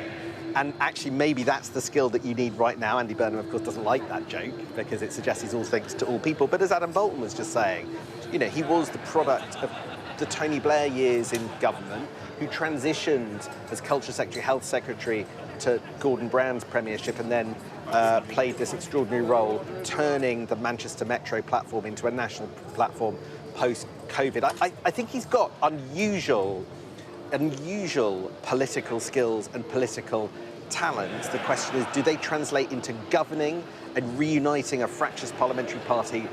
Absolutely the foundation that you need to govern this country, even with a landslide. That's the test that he's got to pass. But I think it has to be said, if you compare him against the people who for months we've been talking about as potential successors to Keir Starmer, your Wes Streetings, your Angela Rayners, even your Al Cairnses, you know, Andy Burnham's got more experience than all of them put together, really. And if this remains a job that it is possible for somebody to do, if it is still possible to be the UK Prime Minister without it collapsing around your ears at a maximum of 2 to 3 years time, which is what we've seen for the last few years, then there's no reason why somebody of Andy Burnham's enormous breadth of time shouldn't be able to do. But is that his skill set? That's what we're going to find out. There we are indeed. OK, Sam, thank you. Sam Coates, our Deputy Political Editor there. We're going to take a pause on events unfolding here in Westminster because the former DUP leader, Sir Geoffrey Donaldson, has today been found guilty of a string of historical sex offences. Our Ireland correspondent, Stephen Murphy, can join us now with more details. Stephen. We're standing here outside Newry Crown Court, just waiting for these gates to open and a prison van to emerge, bringing to an end 4 decades of a glittering political career. One of the best-known politicians in Northern Ireland, the man who formerly led the biggest party in unionism here in Northern Ireland. He has been found guilty of no fewer than 18 historical sex crimes carried out in relation to 2 women who were just children at the time that these offences took place between 1985 and 2008. Those offences included 1 count of rape and other charges of gross indecency and sexual assault. His wife, Eleanor Donaldson, who was not present here at the court today, she has been deemed unwell or unfit to face a conventional trial due to her mental health. So she faced what's known in legal terms as a trial of the facts, and the jury at the end of that process found that Eleanor Donaldson had aided and abetted her husband's string of sexual offences. But because that's a trial of the facts rather than a full conventional trial, she will be left without a criminal conviction. During the trial of the last few weeks here in Newry, some harrowing evidence was presented to the jury by the 2 women, one of whom said that, again, as a child, Geoffrey Donaldson had forced his tongue into her mouth, had felt her breasts and had kissed her. The court also heard that years later, Geoffrey Donaldson wrote that woman a letter in which he said that he was in a pit of sin and had admitted causing deep wounds to that woman. The other woman in this case, the other complainant, told the court that Geoffrey Donaldson had raped her and had subjected her as well to sexual assault. During the trial here at Newry, Geoffrey Donaldson at all times had strenuously denied those claims and had told counsel that the 2 women were lying, and for what reason he told the court he did not know. In the end, today, the jury clearly believed the accounts of those 2 women, guilty on all 18 charges, including rape. The judge indicated to the court at the end of that process that Geoffrey Donaldson would now likely be facing a lengthy custodial sentence and would be placed on the sex offenders register. And as I said, we're expecting him now to be taken away from Newry Court pretty soon in a prison van from these gates here.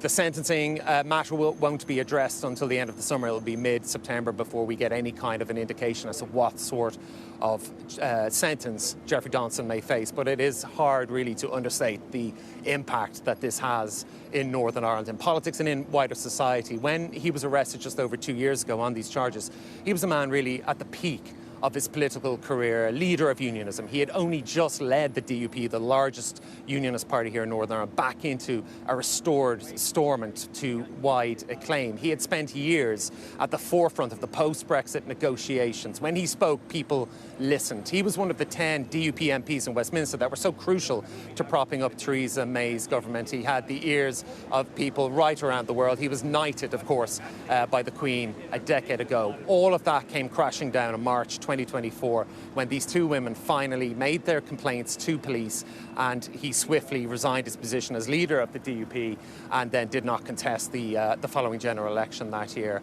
His personal reputation, his political legacy has been utterly shredded here at Newry Crown Court today, and we now await his removal to prison. And then, as I said, much later on, we will find out what sort of sentence Jeffrey Donaldson, one of the best-known politicians here in Northern Ireland in recent decades, is likely to face. Stephen, thank you. Stephen Murphy across that story for us this afternoon. Jeffrey Donaldson guilty of 18 historical sex offences. More on that later on this afternoon here on Sky News. But let's return to events now that have been unfolding in Westminster. The resignation of Sir Keir Starmer as Prime Minister and Labour leader, and a new Labour MP being sworn in just moments ago. Andy Burnham, the new Labour MP for Makerfield. Joining me now is, beg your pardon, I'm just going to find out who's joining me now. Rain Newton-Smith, Director General of the Confederation of British Industry. Rain, apologies for that. Autocue just failed me then, and I didn't know who was coming next, but there you are. Rain, interesting to get your thoughts on what's been unfolding today. We have been rushing a few steps ahead, what with Andy Burnham coming to Westminster, talks about a general election. But let's first start with the resignation of the Prime Minister on the steps here of Downing Street a little bit earlier on. Your reaction? Well, look, I think when the Prime Minister was choked up when he was talking, I think particularly about his wife and his children, I think the hearts of the nation went out to him. I think he has played a really important hand on the international stage. I think the leadership he has shown in terms of the UK's relationship with the EU, he's managed to bring a trade deal with India over the line. He's been a really important international leader. And I think domestically as well, the commitment that this government have shown to infrastructure spending, to investment, to reforming, planning, I think we all have to recognise leadership is really difficult. And I think the Prime Minister has served this country well. And I know business will want to support through a transition to a new Prime Minister. Yeah, kind words on his way out, but I'm just looking at comments that came from the CBI and other leading groups just a couple of weeks ago about Labour treating business like a cash tap, and basically, you know, saying that Labour sees profit as a dirty word. So in that context, are you pleased that there's going to be a change at the top? Look, we've been really clear. I don't think we didn't say the Labour Party saw it as a cash tap. I think what we've said very clearly is that whoever is in charge, we need to have a plan for economic growth, and we need to be able to deliver that. And I think what business leaders will want to know is that their voices are heard in a new government with a new leader, and that front and centre of that is, you know, I think Keir Starmer was absolutely right to have a mission to deliver growth, but growth is delivered. How it reaches people is through business leaders around this country deciding day in, day out to invest, to create jobs in their local communities. That's something, look, if Andy Burnham is our future Prime Minister, that is something he knows and understands well from his time at Manchester. But delivering that across the nation isn't easy. And I think what businesses will want to see is that focus on delivering investment, on ensuring that we can't increase the tax burden on business further without having an impact on the cost of living, which everyone recognises is really challenging for many people at the moment. Hello, Raina. It's Sam Coates here. Andy Burnham's talked a lot in the last few weeks about the need to roll back neoliberalism. When you hear that, do you like what you hear? Do you think that's a good thing? What do you understand he means by that? 'Cause it doesn't feel to me to be a terribly business-friendly message when he says that.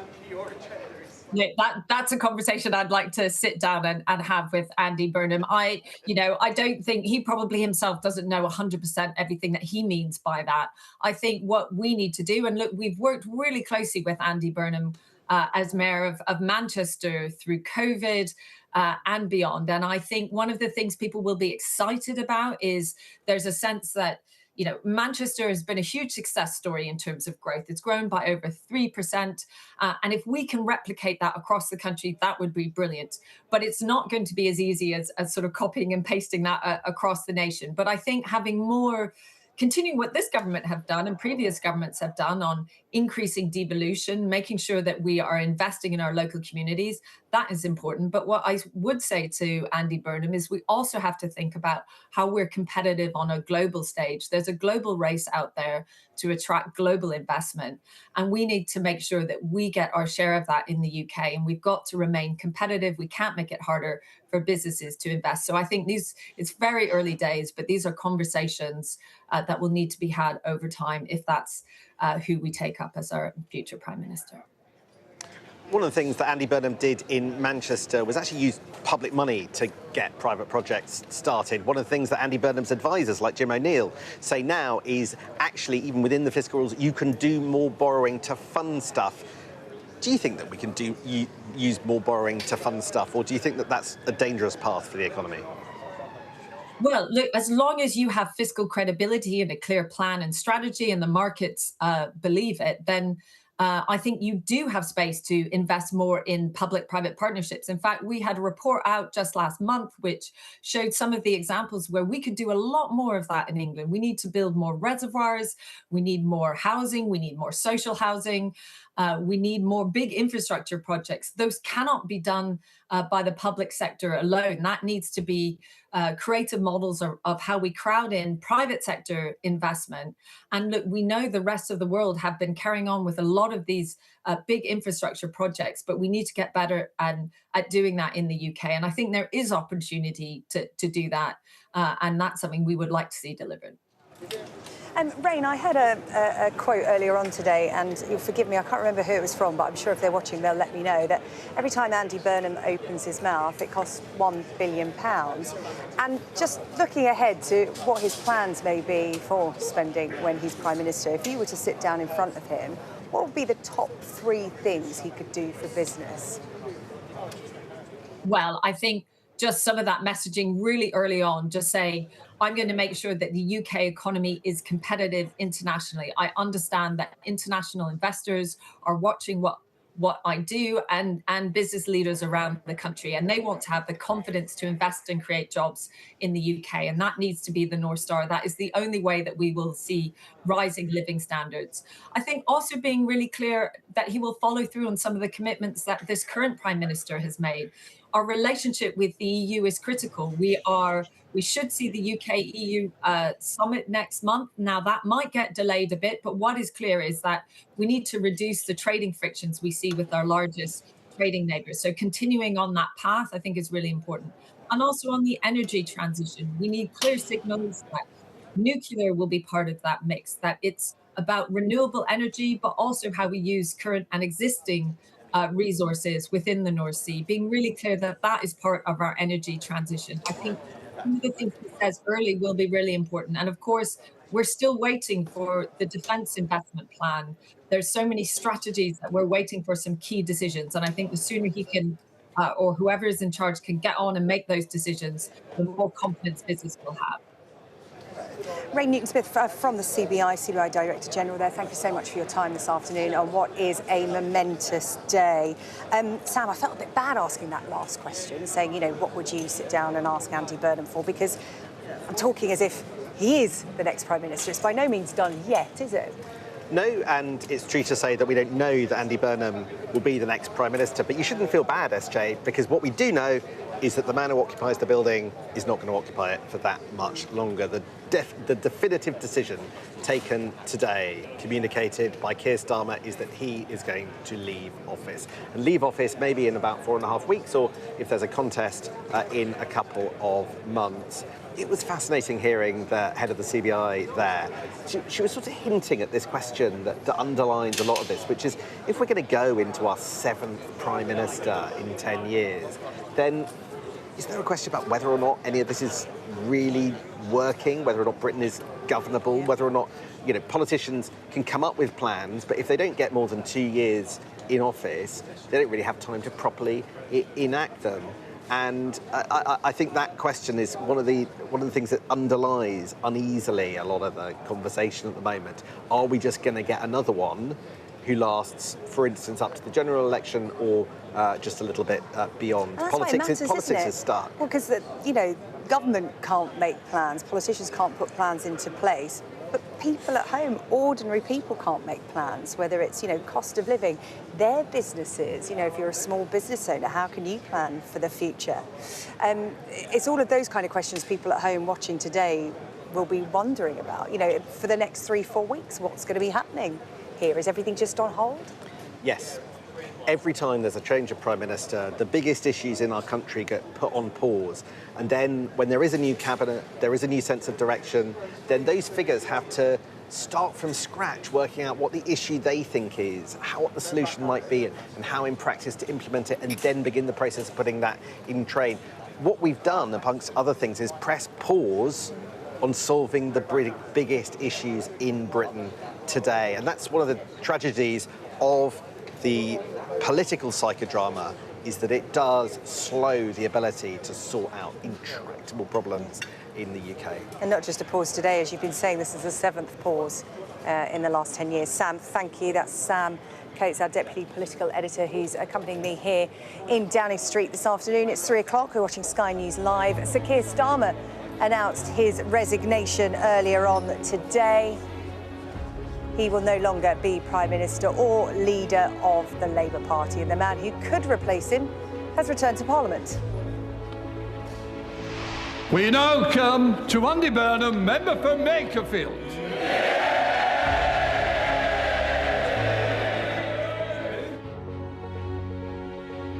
Sworn in as the Makerfield MP, having confirmed that he will stand to contest the Labour leadership.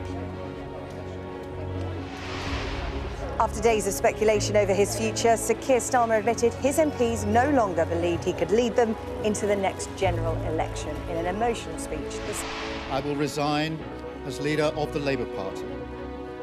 I have spoken to His Majesty the King this morning to inform him of my decision.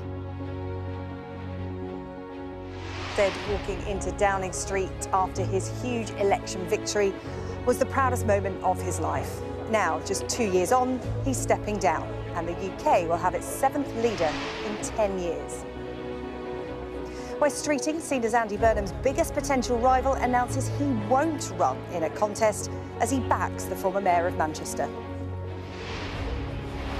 We'll be live throughout the afternoon with the latest news and reaction on what is a momentous day in British politics.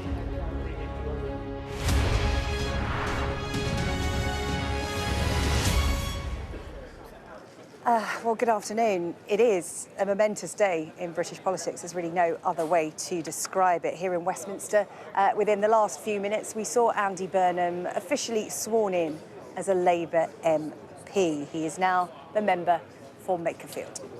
Earlier, he confirmed that he will be running in a leadership contest, meaning that he will become, if he is uncontested, the 7th Prime Minister in a decade. We now come to Andy Burnham, member for Makerfield.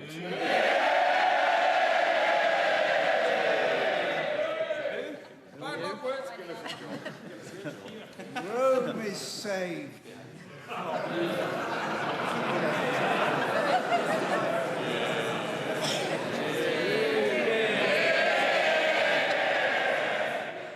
I swear by Almighty God that I will be faithful and bear true allegiance to His Majesty King Charles, his heirs and successors, according to law. So help me God.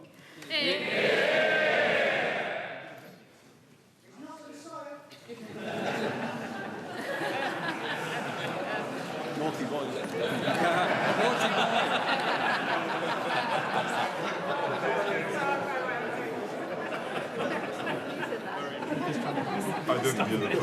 Turn the water into wine.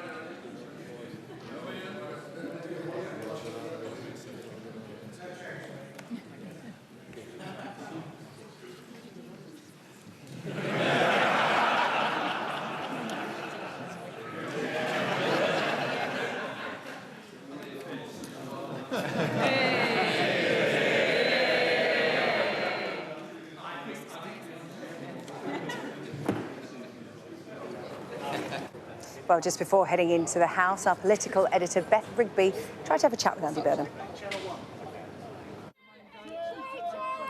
Andy Burnham! Andy Burnham! Andy Burnham, is this a coup? Are you mounting a coup, sir? Prime Minister. Is this are you ready to be Prime Minister, sir? Something tells me that's not the last time Beth Rigby will be shouting at Andy Burnham. Well, in an emotional speech today, with his wife and his staff looking on, Sir Keir Starmer said that his arrival here at Number 10 just under 2 years ago was his proudest moment. But he admitted that his MPs no longer believe that he was the right man to lead Labour into the next general election.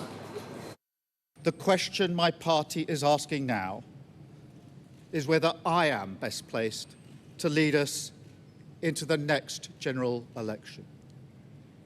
I have heard the answer of my parliamentary party to that question, and I accept that answer with good grace.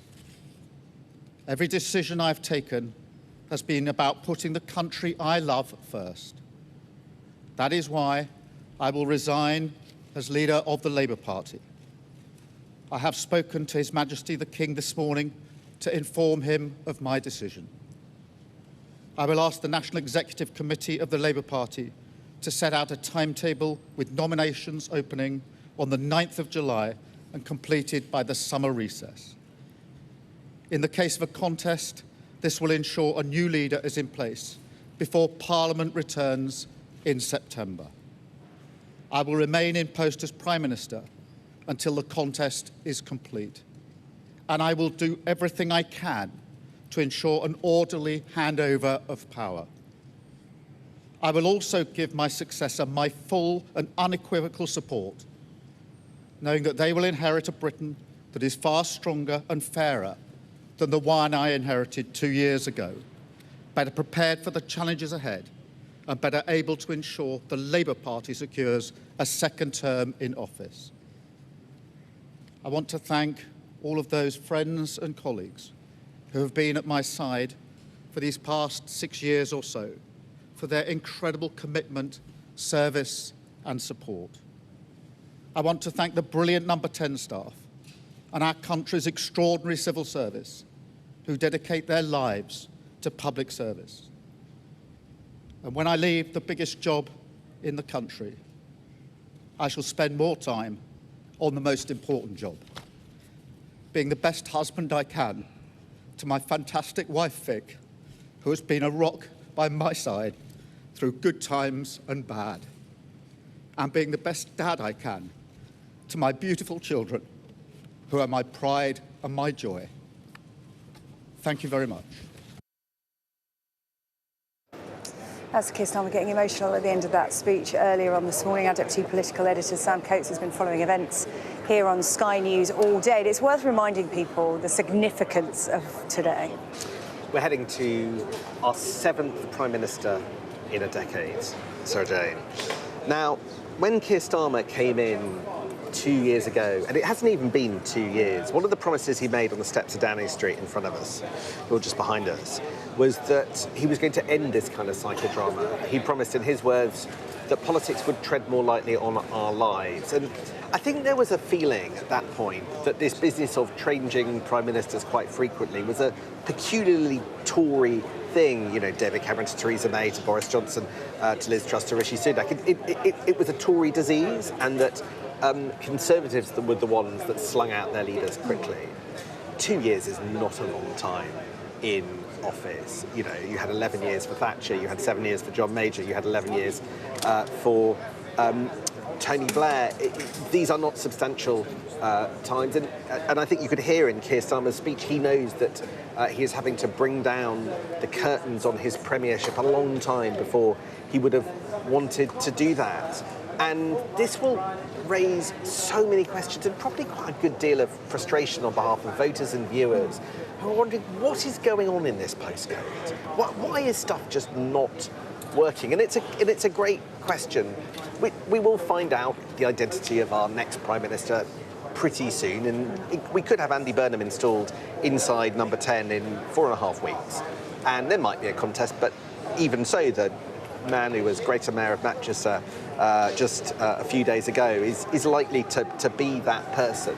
But the bigger question is, how do we have any sense that he can do what the other 6 in the last decade has done? Is there something fundamentally problematically wrong with where we are in our politics? And is he somebody who will approach things differently, or is it more of the same? I think there will be a public despair at where we are in our politics, I worry. And so perhaps the change that's needed to make things work again needs to be really very profound.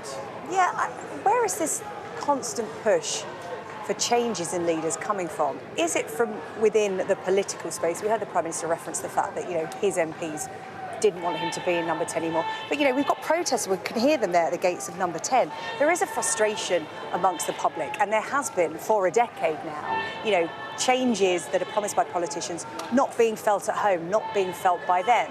So where does this push for continual change in leaders, which I think we can all agree pauses things, upsets things, delays things, where is it coming from? Is it the political sphere, or is it the public, that this sort of impatience? I think there's a lot of things. I think it's no coincidence that 10 years and a day ago was the Brexit referendum. It's the 22nd of June, it was the 23rd of June 2016 where we had that vote. And I'm not saying it's to do with Brexit, but the politics that the Brexit referendum unleashed, where there was... engaged a lot more of the public, It engaged a lot more of the public, but also you had division cutting across party lines. The Brexit referendum and the aftermath basically legitimised MPs on their own side tearing strips off each other. That's one part of the equation. Another is just the sheer speed of politics today, and social media, particularly closed WhatsApp groups where MPs get themselves lathered up into a rage about the leadership. Simply new technology makes challenges easier and harder to keep track of. And then the global environment is inescapable. You've got the rise of populism, and I think events today are a response to that. You've got Reform UK still number 1 in the polls, even if they didn't win the Makerfield by-election. But you've got Donald Trump in America, the rise of the far right in France and across Germany and elsewhere in Europe. It's just a lot harder to hold the centre than it was 10 years ago. I don't think that what we're seeing in the UK is peculiarly specific to Britain, but there is a question about just what you do about that. How do you break that cycle? How do you break that cycle, exactly? And so yes, it's a day of drama about the Labour Party and a leadership contest and yet another Prime Minister and Keir Starmer's sort of sadness and all the rest of it. But actually, I think today does raise big questions about kind of where we're going and can we go there in this world where we don't have much capacity to borrow and spend more than we do at the moment, and taxation is very high. So there isn't a kind of spending money answer to Britain's problems. We're sort of stuck in a particular relationship with the EU, with the problems that causes for trading, and Brexiteers thinking we haven't taken advantage of our Brexit freedoms, and others thinking that we need to get closer to the EU. And just a sense that we're not quite sure where we're going as a country militarily, in a trading sense, in an economic sense, and just whether or not we can hold the centre when it comes to governing. These are chewy things for a Monday afternoon, but when we throw the dice in order to find yet another Prime Minister, I think it is worth just pulling back for a moment and going, this is quite a profound problem we've got with our politics. We're a bit stuck. It turned out that Keir Starmer didn't have the gears, the levers, there's a political flexibility to be the man of the moment that he wanted to 2 years ago. It's not all his fault by any stretch of the imagination, however. Britain and its politics are damn hard to manage. Is the next guy, and it will be a guy, I think, going to be of a different order of magnitude when it comes to dealing with this stuff? We'll see. Discuss. To be discussed. Don't go anywhere, Sam. Well, the Reform UK leader, Nigel Farage, has called for a general election. So Keir Starmer's only just resigned. We're talking about the next Prime Minister. Now we're talking about a general election. And this follows Starmer's resignation a little earlier today. Let's hear from him. The Prime Minister was attempting to justify his time in office, to say we got a lot of things right, but it's moved on and I accept that. I think it would have been better to say, I'm a human being, I tried my absolute best and things didn't work out. I think it would have been easier for him to front it up like that. He was clearly very emotional at the end, and who could be surprised by that? Because it must be the most all-consuming job in the world. But I thought what was dreadful was the fact that at the end of Downing Street there were people chanting, playing loud music, and they're the scenes that'll be viewed from all around the world. And yes, of course, people have a right to peaceful protest, but not to mess up an historical moment. On a human level, it must be really hard, because you give up all your privacy, you don't see much of your family.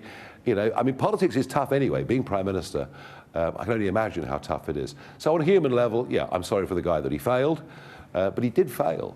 And I think he'll be upset, but I think the British public will be upset.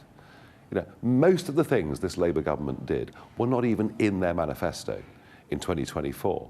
And we're about to get our 6th Prime Minister in 7 years, which is sort of Italian-style fast politics going back a few decades. And whoever becomes the Prime Minister will not have been voted for by the British public. And if the next Prime Minister is the new MP for Makerfield, Andy Burnham, he didn't even stand at the last election on any manifesto at all. And I really do think that my call for there to be a general election as soon as is possible, I think you'll find a lot of support for that. You know, 10 years ago tomorrow, the country voted to leave the European Union. For 10 years, we've had half the political class fighting against it, looking for a second referendum, or in the case of Keir Starmer, trying to realign, and the other half who finally, begrudgingly, after 3 years accepted it, and a Conservative government under Boris Johnson that didn't implement the wishes of the people. And so I think much of what you're seeing is an earthquake that took place 10 years ago. These are still the aftershocks, and the two-party system still can't cope with that result 10 years ago. Nigel Farage's thoughts a little earlier today. The Conservative leader, Kelly Badenoch, she stopped short of calling for a general election. But here's what she had to say following Sir Keir Starmer's resignation. Well, we need to ask why he set out this timetable. What are we waiting for? There are critical decisions that need to be made, and the Prime Minister is setting out his farewell tour while Andy Burnham wants a summer holiday. It's really, really important that we ensure that the country is being governed. Keir Starmer has had to resign because his Defence Secretary said he was not looking after national security. Whatever happens now, we need to make sure that national security is the #1 agenda. And that means that Andy Burnham needs to explain where the money to fund our defence is coming from, and he needs to cut welfare to pay for defence. Well, winning an election and winning contests is not the same as having a governing agenda. I set out at the beginning of this session some urgent things that really needed to be done. Drilling our own oil and gas in the North Sea, backing British energy, lowering bills, getting people off welfare and into work. That's what Andy Burnham needs to be talking about right now. But the Defence Investment Plan is very urgent. There is no point the Prime Minister going to NATO summits when he's not paying for our defence. What's Andy Burnham going to do about that? He hasn't said anything. I'm quite worried that the focus is all on the Labour Party, not on the country. And the fact is that whoever is the leader, we still have the same problem. Those Labour backbenchers who are not interested in defence and who refuse to bring down the welfare bill. I'm not interested in providing a commentary on Labour Party internal matters. What I am interested in is making sure that urgent things like looking after our national security are dealt with right now. My job as leader of the opposition is to make sure that the country is being governed properly and holding the government to account. It's not about dealing with the personality contest between various Labour leaders. Andy Burnham is not able to fund the Defence Investment Plan, then we should have a general election. The reason why Keir Starmer has had to resign is because his Defence Secretary said he was not looking after national security. This is something which I've raised with Keir Starmer again and again. His hiring of Peter Mandelson put a national security risk in our most senior intelligence post. His not drilling our own oil and gas in the North Sea, relying on oil from elsewhere, from Russia even, is a national security issue. Not funding a defence investment plan is a national security issue. So if Andy Burnham doesn't have any answers on national security, then we should have a general election now. Because every leader of the opposition is happy to have a general election. I think I have a better agenda for the country. But I think what the country wants to see is us being serious and working hard to deliver on defence, on national security. That is why I have made an offer to Andy Burnham, saying I will help him with 117 Conservative votes, because we know that the Labour Party is now the welfare party. Most of their backbenchers only care about welfare, not defence. So I'm happy to work with him on that. But if he won't do that, then yes, let's have a general election. But this is not a game. We need to bring some common sense back. We need to get Britain working. We need to unite our country. We're joined now for reaction by Labour peer Baroness Berger. Let's have a general election, says Kemi Badenoch. We won't jump that far ahead yet. We'll get there. Let's go back to this morning, which seems a long time ago now, but the resignation of Sir Keir Starmer just behind me. Your reaction to his resignation? Well, I listened closely to what Keir said, and he was absolutely right to reflect on the important job that he has done in turning the Labour Party around to really ensure that many people, myself included, could return to the Labour Party and to rid it of anti-Semitism. He did that task, and it was a really important one.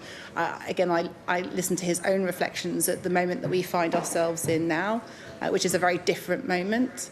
And the fact that he has listened and heard that what we need at this moment in time is something different in order to take us forward to the next general election. We received a massive mandate at the previous general election. I want to ensure that we're in a strong and robust place to continue that programme and deliver at the next general election, and that's what will happen. Yeah, if he did achieve so much in those 2 years, the long list of things he outlined during his resignation speech, why did Labour MPs want him to go?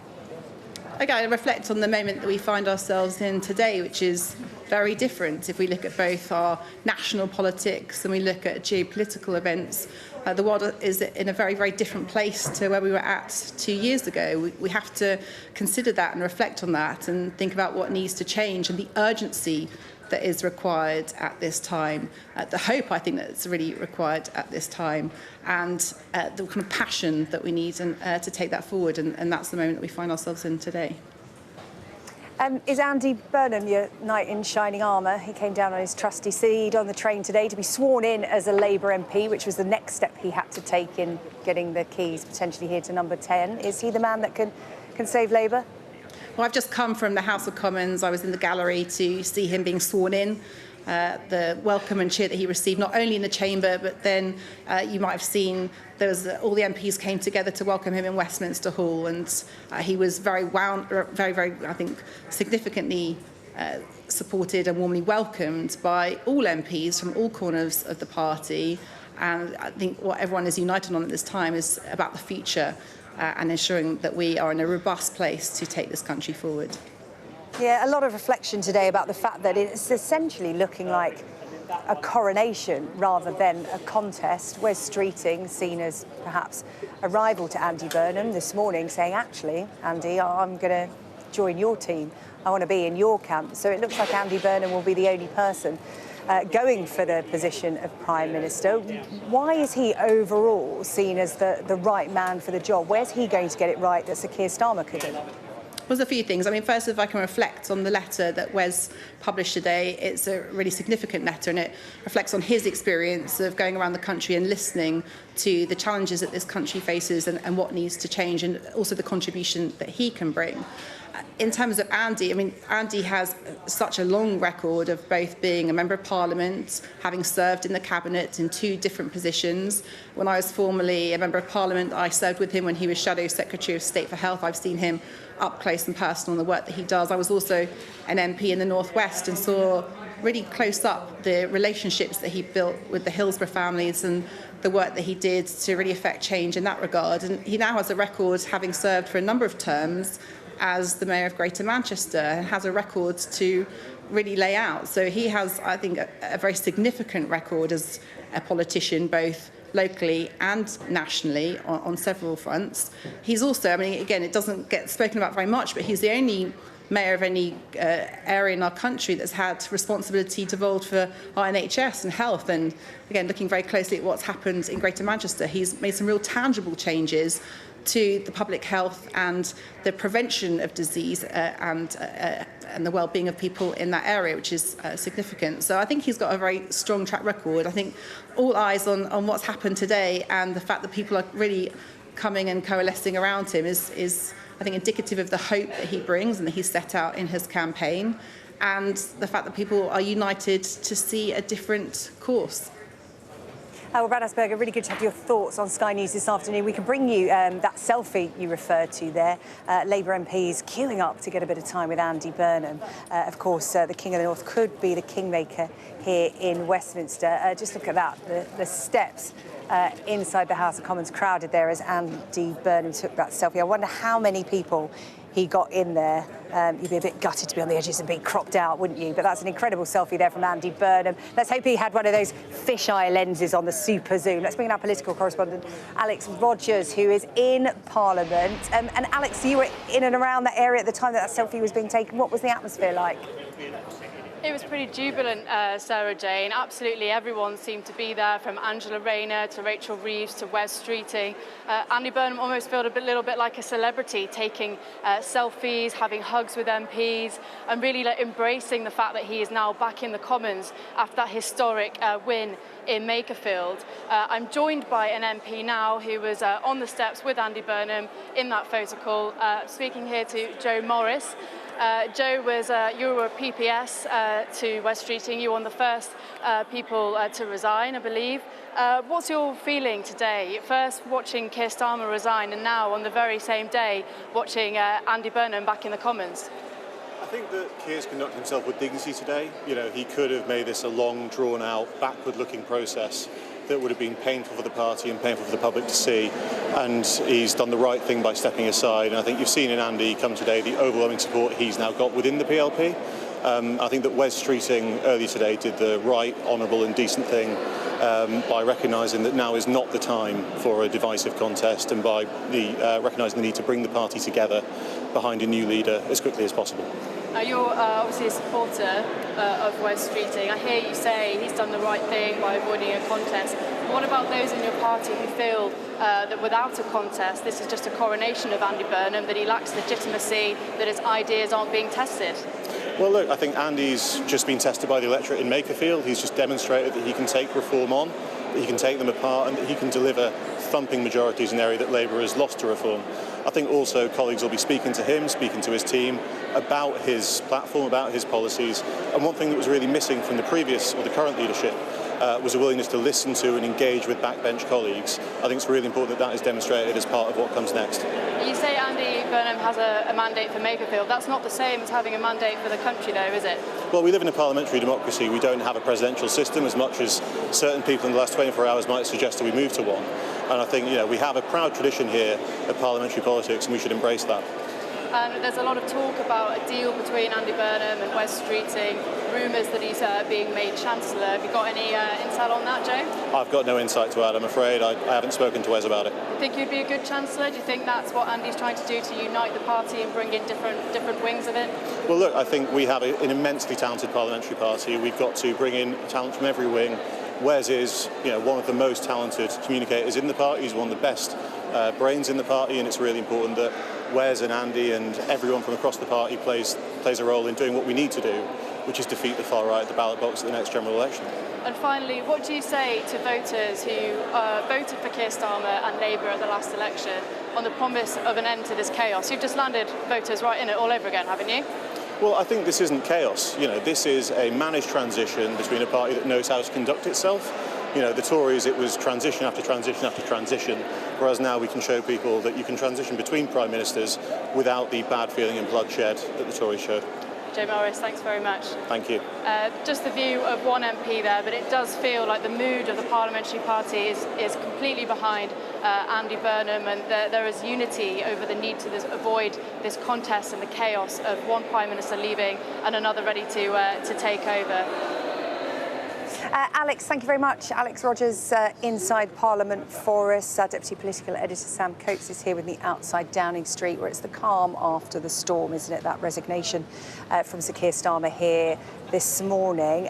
In terms of the fact that he's now a caretaker Prime Minister, there's a big pause button that's been pressed on everything, it seems, in government. What happens to ministers with portfolios? Are they still going about doing their work, or do they also have to stop as well? It's a great question. Look, Keir Starmer resigned as Prime Minister at 9:30 this morning, and I think actually what's going to happen is less than meets the eye from here on in. What do I mean by that? Well, politics is going to pretend to keep going. So the public theatre, Prime Minister's questions, summits, trips, you'll see Keir Starmer at NATO. All of those things sort of above the surface will try and pretend that they're going, you know, pretty much as normal. Well, we've got an indication of that coming up, haven't we, in terms of that statement on the G7 meeting, and Keir Starmer choosing not to front that David Lammy instead. But actually the truth is that the real work of government kind of starts to grind to a halt.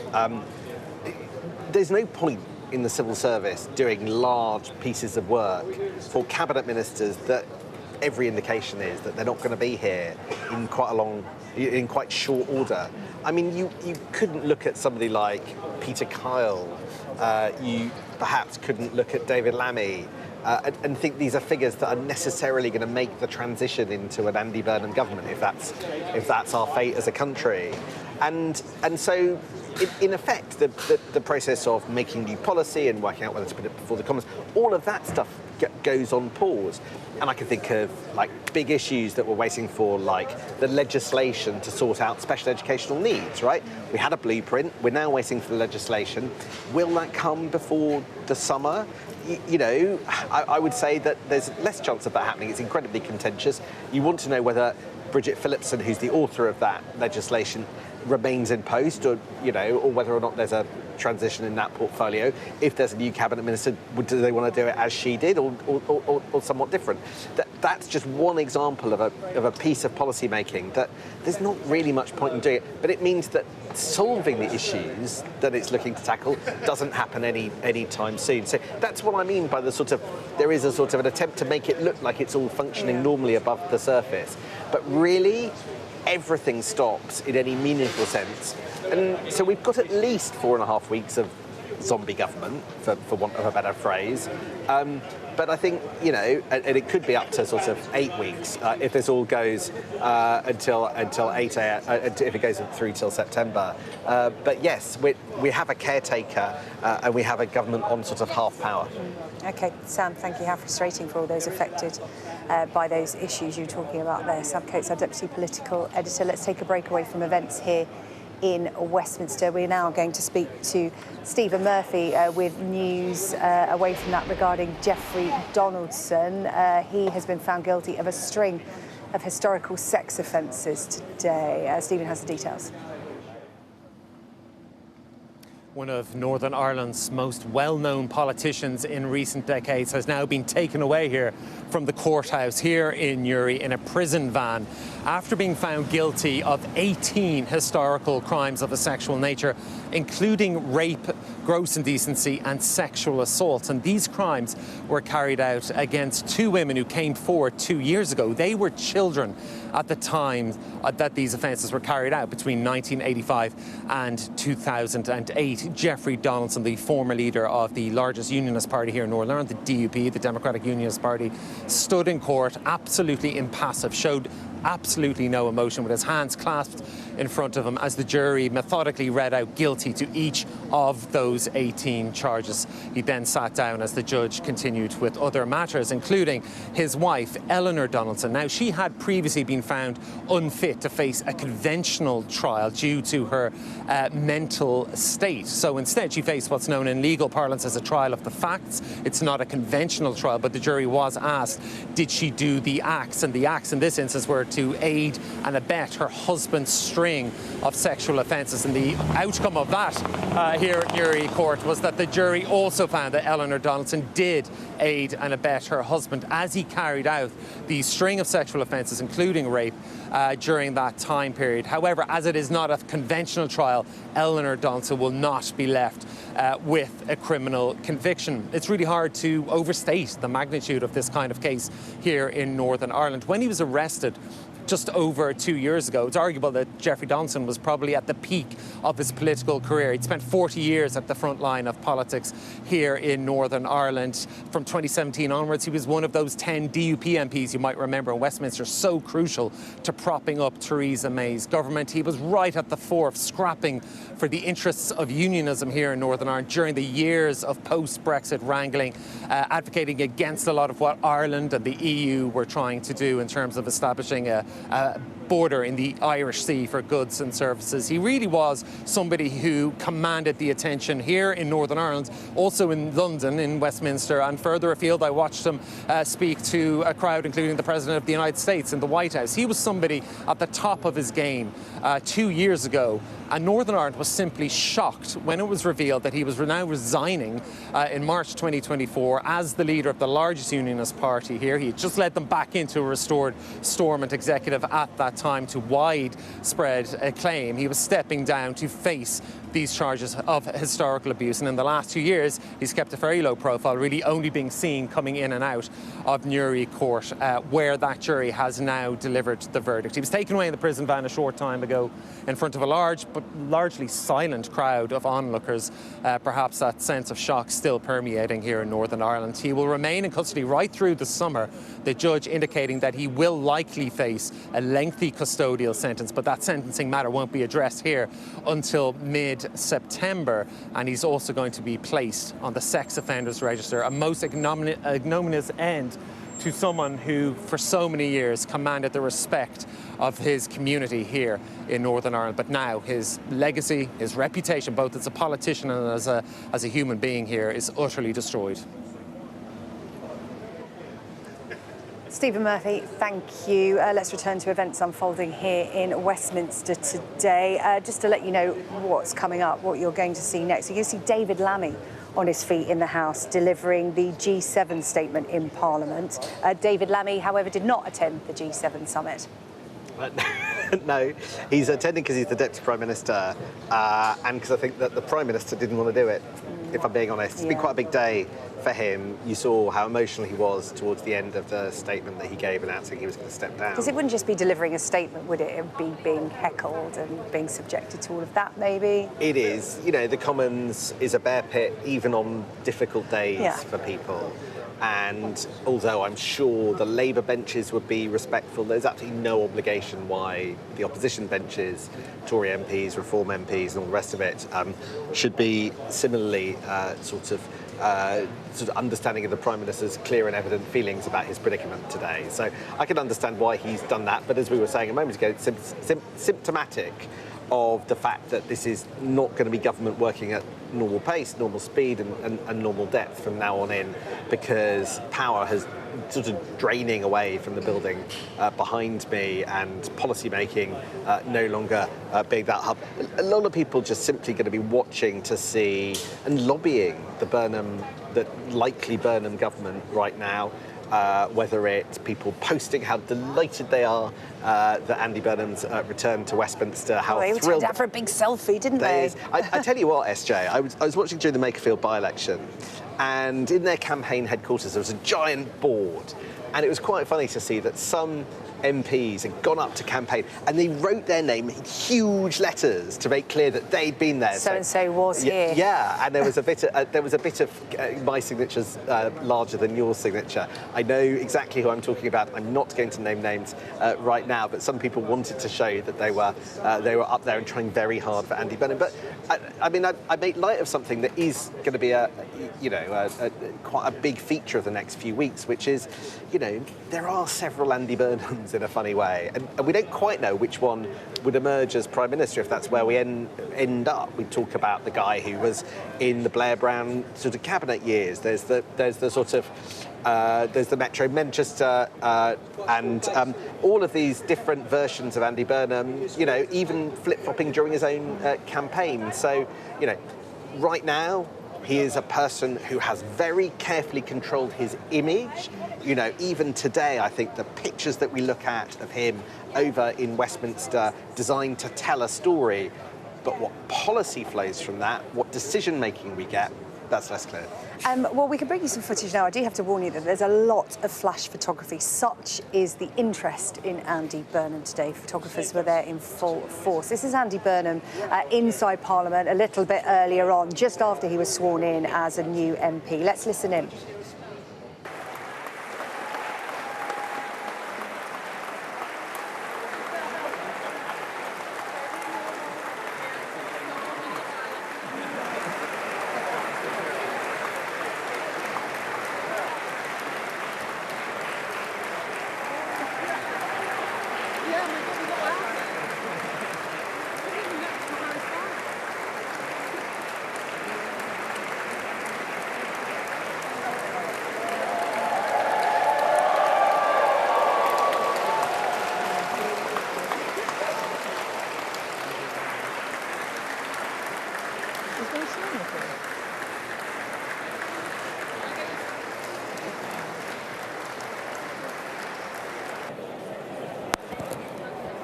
Oh, look at...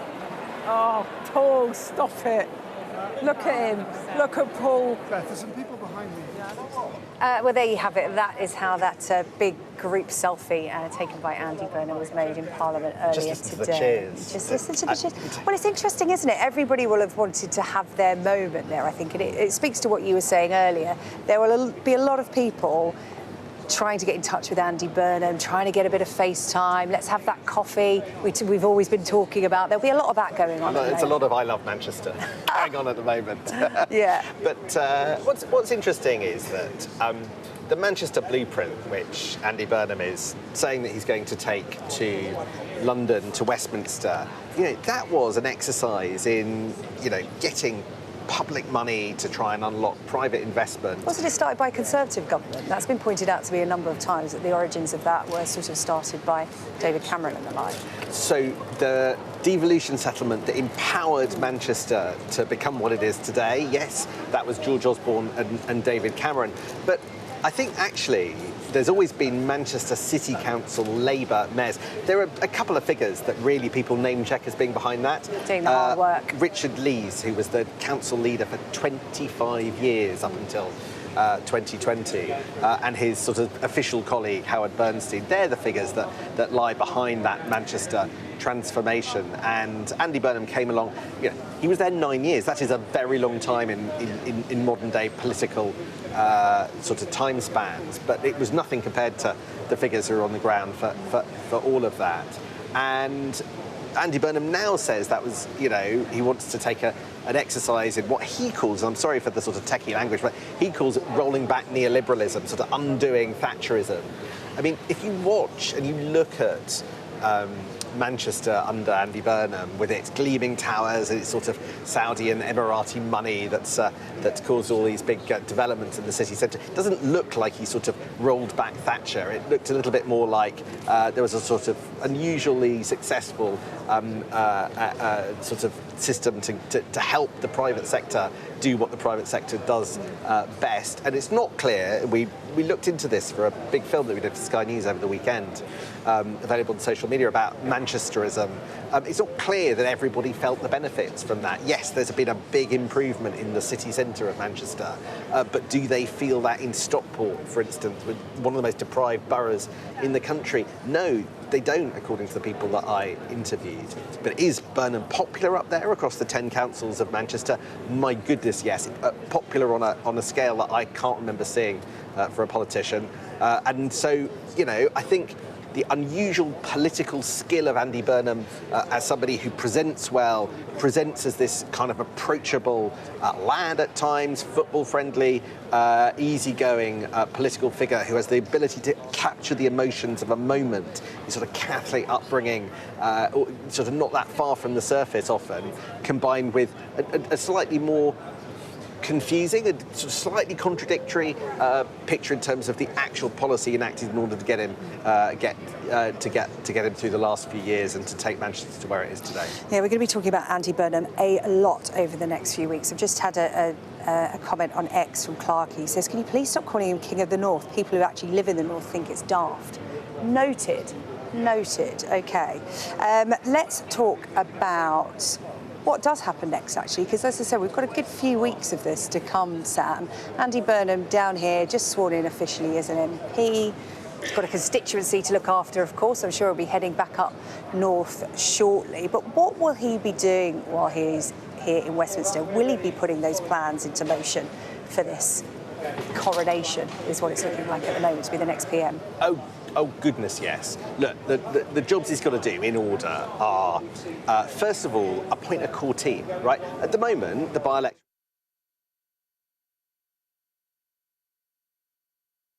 He's got to work out who his Praetorian Guard are. So I think this week there'll be chats with people who could be his Chief of Staff, his Deputy Chief of Staff, all of that.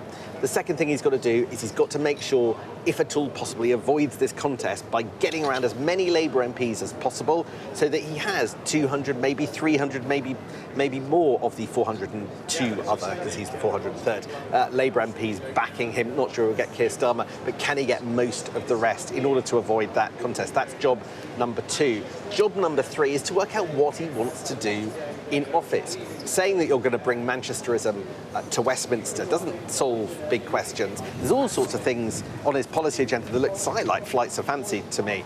The talk of electoral reform, for instance, abolishing the House of Lords. I'm not sure we're going to be doing that this side of a general election where you've put all of that stuff in a manifesto. And then the fourth thing he's got to do in the next few weeks will be to work out who he's going to put in his cabinet, who, most importantly of all, is the Chancellor.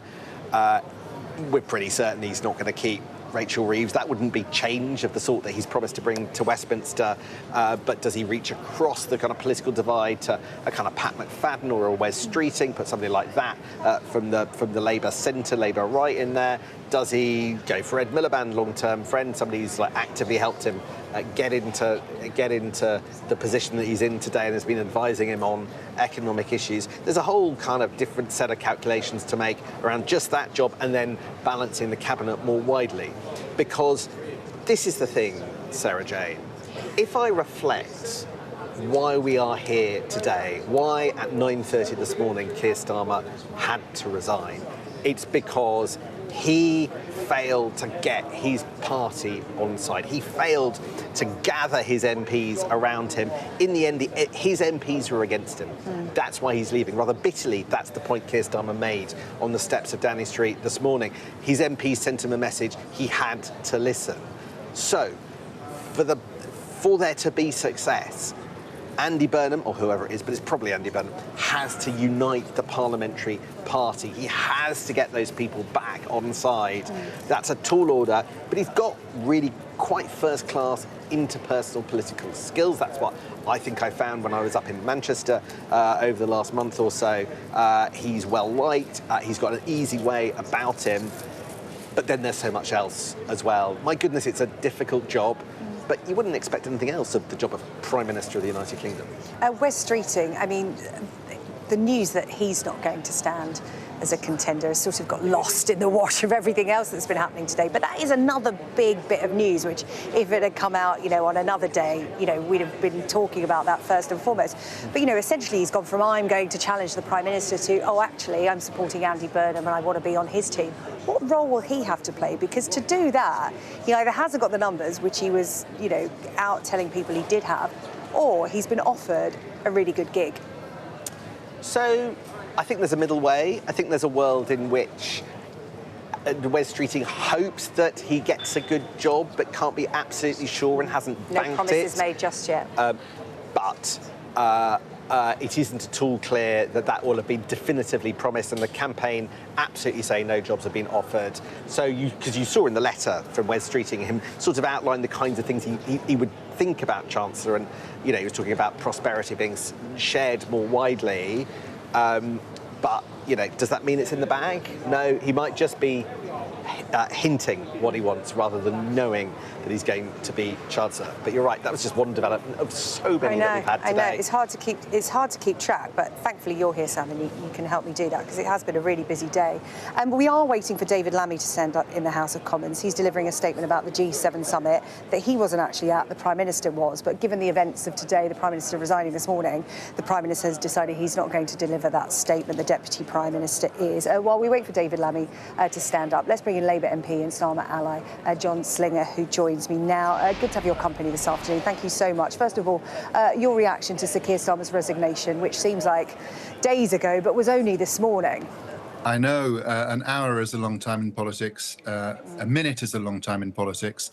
My reaction is that what we saw this morning on the street outside 10 Downing Street was a man of immense dignity and decency who has dedicated most of his professional life to public service, and he's certainly dedicated almost every minute of every day for the last 2 years to serving this country. And I think you saw coming through in every word he said and the way he said it, that this is a man of decency and dignity and service. And I think, unfortunately, those values are not necessarily universal in our political climate, in our political system at the moment.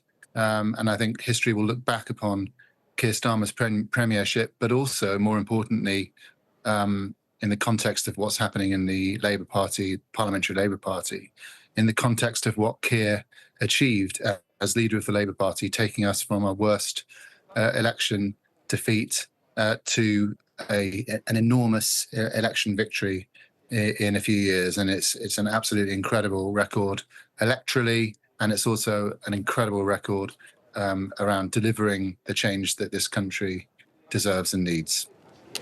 Yeah, I mean, there will be some degree of sympathy for Sir Keir Starmer and how his premiership ended. You know, a bad ending for the man who overturned a Tory landslide with one of his own. But the fact of the matter is, his own MPs, those close to him, were telling him, you know, time is up. People haven't got confidence in you. You need to step aside. And now there will be this period before it seems that Andy Burnham will take part in a coronation. There doesn't seem to be any challenger to him coming in and getting the keys to number 10. What is the big appeal about Andy Burnham to Labour? We know he's popular generally amongst the public, but what is it that Labour MPs see in him that they didn't see in Sir Keir Starmer? Well, I guess you probably have to ask the Labour MPs who are massive supporters of Andy for what it is about Andy. I've never met Andy. I wish him well, and I know he's Mr. Slinger, I'm really sorry. We're going to have to interrupt you because we do just have to go to the Deputy Prime Minister, David Lammy, who's on his feet. Thank you for your time. Earlier today, on the Prime Minister's record across the country, stabilising the economy, driving down waiting lists in the National Health Service, lifting 500,000 children out of poverty. But I want to start this statement, Mr. Speaker, by paying tribute to his record on foreign policy, which is second to none. As Foreign Secretary, when we entered government, I saw firsthand the Prime Minister rebuild our relationship across the world.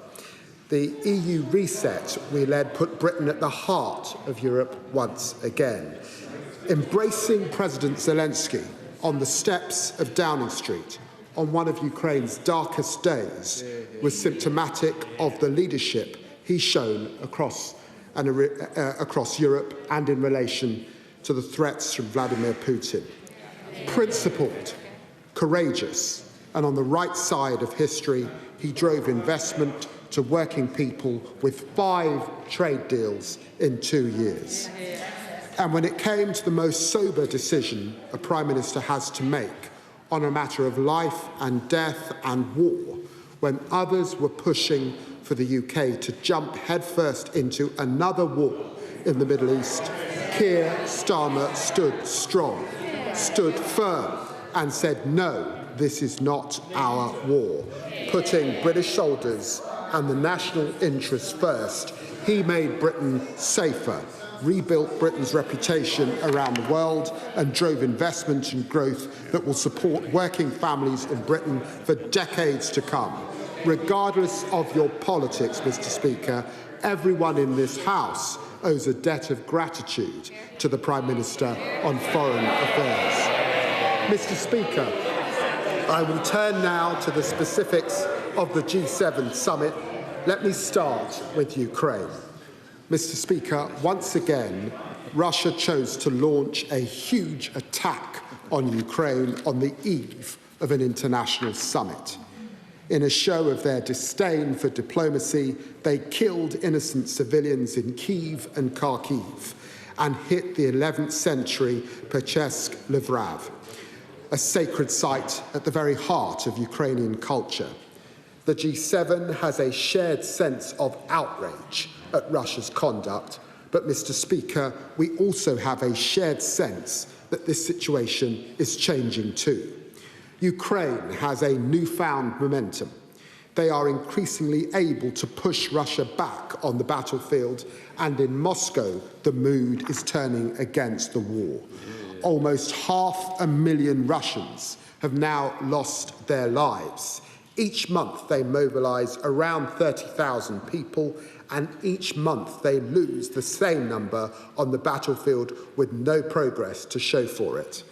At the same time, the Russian economy is struggling and may already be in recession.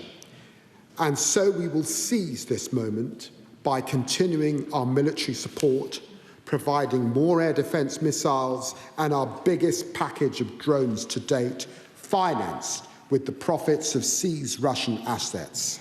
We're providing vital export finance to help rebuild Ukraine's energy system, and we're going further to increase the pressure on Russia's economy because we know the impact that this is having. My right honourable friend, the Prime Minister, announced 70 new sanctions at the summit, bringing the UK to around 500 sanctions on Russia this year alone, aimed at breaking up their military procurement supply chains, the illicit finance network they use to circumvent sanctions, and targeting, of course, the Russian shadow fleet. And, Mr. Speaker, I'm sure the whole House will want to pay tribute to the Royal Marines, who interdicted a shadow fleet vessel in the Channel last week alongside officers from the National Crime Agency. Mr. Speaker, this is the moment to ramp up the pressure. President Zelensky is clear that he is ready to talk, but this must recognise the reality on the ground and Ukraine's newfound momentum. Any negotiations would need to be on the basis of the current line of control, not on Putin's unrealistic demand for territory that he's failed to win on the battlefield. And, Mr. Speaker, Russia should note the level of unity shown on this point and the G7's pledge of unwavering support for Ukraine. That will continue until we reach a just and lasting peace. Mr. Speaker, let me turn now to the Middle East. Getting to the deal between the United States and Iran has been bumpy, but it creates a moment of opportunity to bring down the cost of living for the British people and put the Middle East on a better path which is vital for global stability. We are now working to help implement this deal to ensure that the region doesn't go back to war and that the 60-day negotiation period ends in a longer-term settlement. Mr. Speaker, negotiations are the best way to secure our aims. One, that Iran is never allowed to have a nuclear weapon. Two, that they stop their attacks across the region. And three, that the Strait of Hormuz is reopened to shipping with no restrictions and no tolls. And that's why, with President Macron, we have brought together an international coalition ready to help reassure shipping. We are in talks now about how to deploy this multilateral military mission in support of the deal and to explore immediate support for demining in the Strait. But, Mr. Speaker, we should also place this in the broadest possible context, recognising the need to make progress across the region. The extremely fragile ceasefire between Israel and Lebanon must be implemented in full. And I call on the Israeli government to show restraint to that end, including in its use of inflammatory language. The G7 agreed to work together in support of their process and strengthen the Lebanese government so that they can regain the monopoly on the use of force in the country. And Mr. Speaker, on Palestine, I want to speak very frankly. Israel must stop blocking aid into Gaza. It must stop settlement expansion in the E1 area of East Jerusalem, which threatens the very viability of the two-state solution, and stop settler violence across the West Bank. We have a precious opportunity now to move on from the violence of the last 3 years in the interests of innocent people across the region. This should be our aim, bringing all our partners together in that effort. And Mr. Speaker, significant progress was also made last week on migration, with a strong G7 statement outlining practical common steps on returns and sanctioning the criminal gangs. And with President Macron, my right honourable friend, the Prime Minister, took a big step in our bilateral cooperation, agreeing to extend the groundbreaking Sandhurst Agreement, which has already prevented more than 40,000 migrant crossings into the UK. Under this deal, new police units and riot squads will be deployed to French beaches to stop migrant boats before they take to the water. This is vital and important work. And Mr. Speaker, it's because of steps like this and the approach of this government that we have removed 67,000 people with no right to be in our country. We've removed 9,000 foreign national offenders, and we're closing asylum hotels, and we're turning the tide on these issues after years of failure. Mr. Speaker, under the last government, net migration reached almost 1 million. We've reduced it by 82% in 2 years. UK immigration figures are the lowest today since 2012. Where they failed, Mr. Speaker, we are delivering. And Mr. Speaker, the same is true on growth and investment. On the eve of the summit, my right honourable friend, the Prime Minister, welcomed the Prime Minister of Japan to Downing Street to deepen our strategic partnership after they met in Tokyo in January. It shows the value of building these bonds, Mr. Speaker, because they agreed more than £18 billion worth of investment into this country, creating tens of thousands of new jobs in infrastructure, offshore wind and financial services. That was followed at the summit itself with deals for a further £1.3 billion of investment from France and India into clean energy and AI, creating more than 13,000 new jobs in Manchester, in Leeds and in Birmingham. And with India's Prime Minister Modi, my right honourable friend, the Prime Minister, agreed the entry into force of the UK-India Free Trade Agreement. This is the UK's quickest ever turning around from signing to entry into force, and it's one of the biggest deals either country has ever done. It will boost British GDP by 4.8 billion, boost real wages for British workers by 2.2 billion. Finally, Mr. Speaker, the House will note that tomorrow marks the 10th anniversary of the Brexit referendum. We know the world has changed fundamentally since 2016. We know that Brexit has damaged the economy, and so there's no doubt in our mind where the national interest lies today, and that it's closer cooperation with Europe. So the EU Commission, President Ursula von der Leyen, my right honourable friend, the Prime Minister, agreed to intensify work deep on our economic ties, and we look forward to a further and forthcoming second UK-EU summit at the earliest opportunity. Mr. Speaker, unity on Ukraine to protect our collective security, unity on the Middle East to bring down the cost of living and bring back stability, progress on tackling illegal migration, driving down the numbers day after day, huge new investments into the UK, creating new opportunities and changing people's lives, real results for the British people. And, Mr. Speaker, at the same time, this government has brought down mortgage rates and inflation to help with the cost of living and help them fight the global forwards.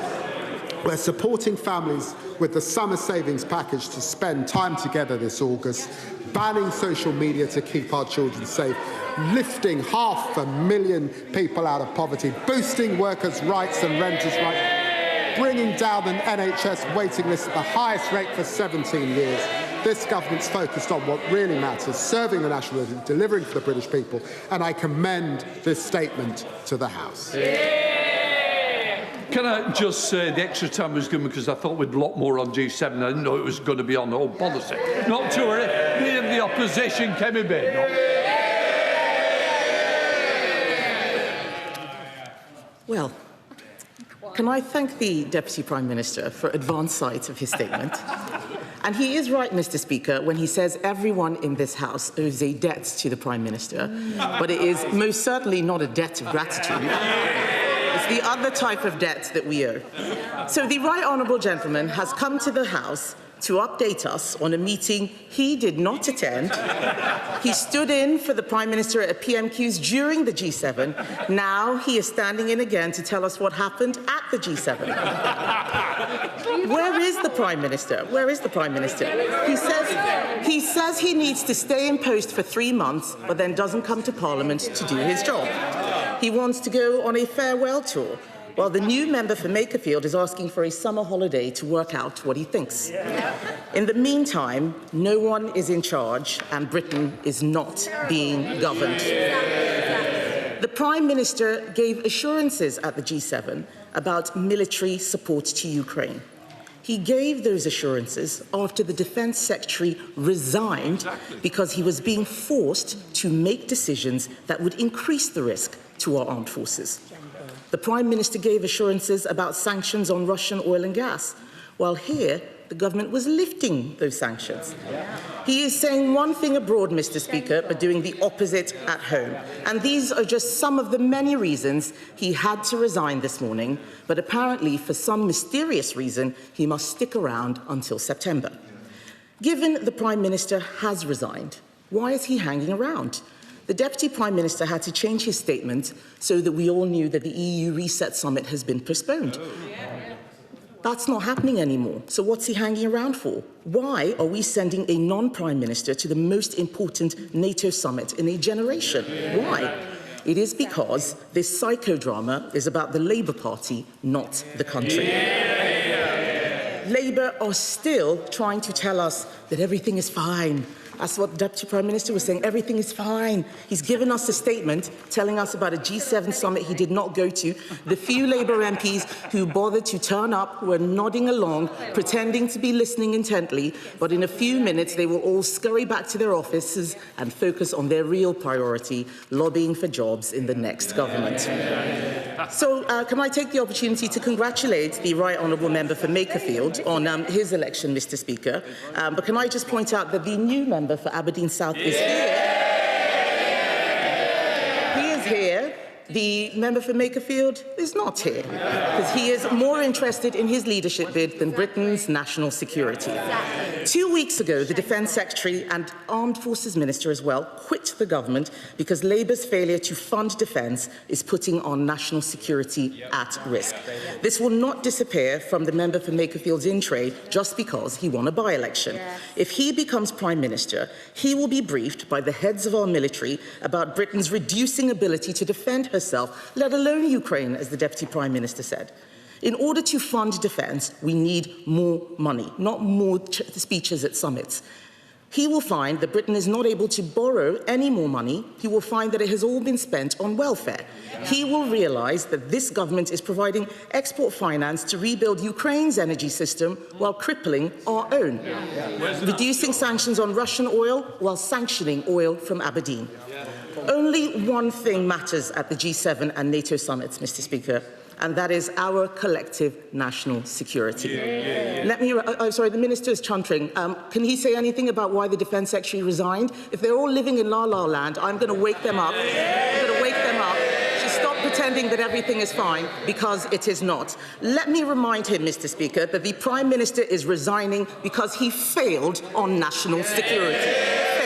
He appointed appointed a known security risk as our ambassador to Washington. He is destroying our energy security, which is national security, and he is refusing to fund the defence investment plan needed to keep our country safe. The G7 summit reminds us, Mr. Speaker, that we are living in serious times, yet the government is paralysed and our country is in limbo. It is time for Labour to start putting country before party and to put Britain's national interest first. Deputy Prime Minister. Well, Mr. Speaker, this is the first occasion I've been opposite the Leader of the Opposition. Deputy Prime Minister David Lammy there delivering the G7 statement in place of the Prime Minister, which was underlined several times by the Conservative leader Kemi Badenoch. Our political correspondent Rob Powell was watching that along with me. And it started with, I don't know, I can't think of the words to describe it. Was it like a barnstorming, pretty heartfelt sort of, heartfelt tribute to the Prime Minister? I mean, you know, we were watching it together and I turned round and said to you, well, why did the Labour MPs want him to go then? Yeah, it was, I guess, because the statement's focused on foreign affairs. It was sort of a foreign affairs tribute to the Prime Minister. I suppose he talked about his work on the world stage, his work on Ukraine, him welcoming President Zelensky into number 10, I think, after Zelensky had been having a difficult time with Donald Trump. Yeah. And I mean, I think that sort of section of Keir Starmer's career, his time as Prime Minister, perhaps will kind of be remembered as maybe the more successful part, if I want to kind of put it like that. I don't think he necessarily was the sort of first Prime Minister to kind of restore a sense of credibility for the UK on the world stage, because I think actually that may be begun under Rishi Sunak. You went through that sort of difficult period towards the end of Boris Johnson and then Liz Truss. And I think a lot of kind of world leaders were kind of looking on towards the UK and wondering what on earth was going on. You saw under Rishi Sunak kind of Brexit getting looked at again, that Windsor framework, relations with the EU being restored, and I think Keir Starmer has sort of picked that up and carried on with it, really. I guess the only caveat I'd put into that is whether the kind of aesthetics that he engaged in, whether the kind of sense of credibility was really backed up by like the money and the funding, I guess, because the one thing we still haven't got, which I think was brought up by Kemi Badenoch just there, is the defence investment plan, the thing that John Healey resigned over, what was that, a week or so ago now. And so for as much as Keir Starmer was talking about things like assembling a coalition of the willing to try and enforce any peace agreement if one was made in Ukraine, there was always deep suspicion about really whether the armed forces were in a fit enough condition to actually follow through on some of the big kind of global leader statesman-like language that you heard from Keir Starmer. But absolutely, David Lammy was close to the Prime Minister. He was in here in Downing Street this morning, one of the first out of the closest allies to defend him. So I think trying to kind of write in Keir Starmer's legacy as a kind of world statesman a little bit in that Commons performance. There was some talk earlier on today, I mean, there's been so much talk today, but some of the chatter was about what next for Sir Keir Starmer, and there had been some talking about a role that would involve some kind of foreign affairs element, especially when it came to the war in Ukraine or something like that. But then it has been put that, if Andy Burnham comes in, he may not have that much foreign experience, but would he want the former Prime Minister doing that for him? As good as Sir Keir Starmer may be, do you really think there's a place for him in any of those kind of roles under Andy Burnham? You can see it kind of. It'd be uncomfortable, wouldn't it? But it would be a bit, awkward. I mean, would Andy Burnham want it? Would Keir Starmer want to do it? I guess. You speak to some people that are, still loyalish to Keir Starmer, but were supporters of Keir Starmer, wouldn't have wanted it to end like this.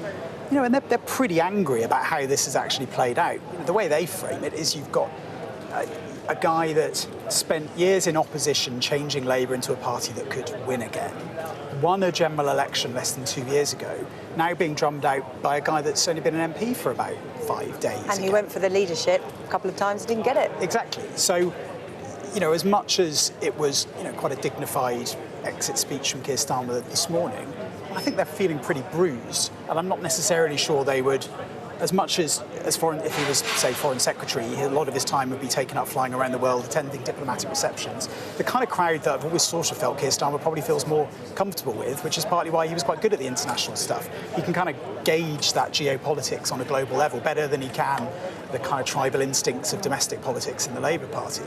But it would catch up with him, and every time Andy Burnham did something different to what Keir Starmer had done and had made the point of doing something different, because remember, he would, and this is all obviously premised on the still unknown of whether it is Andy Burnham that comes in next. But you always have to caveat you always have to caveat with that, but look, course. that's where it looks like it's going. It would come back to Keir Starmer and you'd go, how do you feel about your Prime Minister saying that you were basically getting it wrong and doing something completely different? So it would be noise. I'm not sure he would want to do it, and as you say, I'm not sure that Andy Burnham would really want that either. Yeah. We have just heard from Ed Davey in the comments. He's been giving his thoughts on the Prime Minister's resignation. Let's just listen to those, Rob, and we'll have another chat.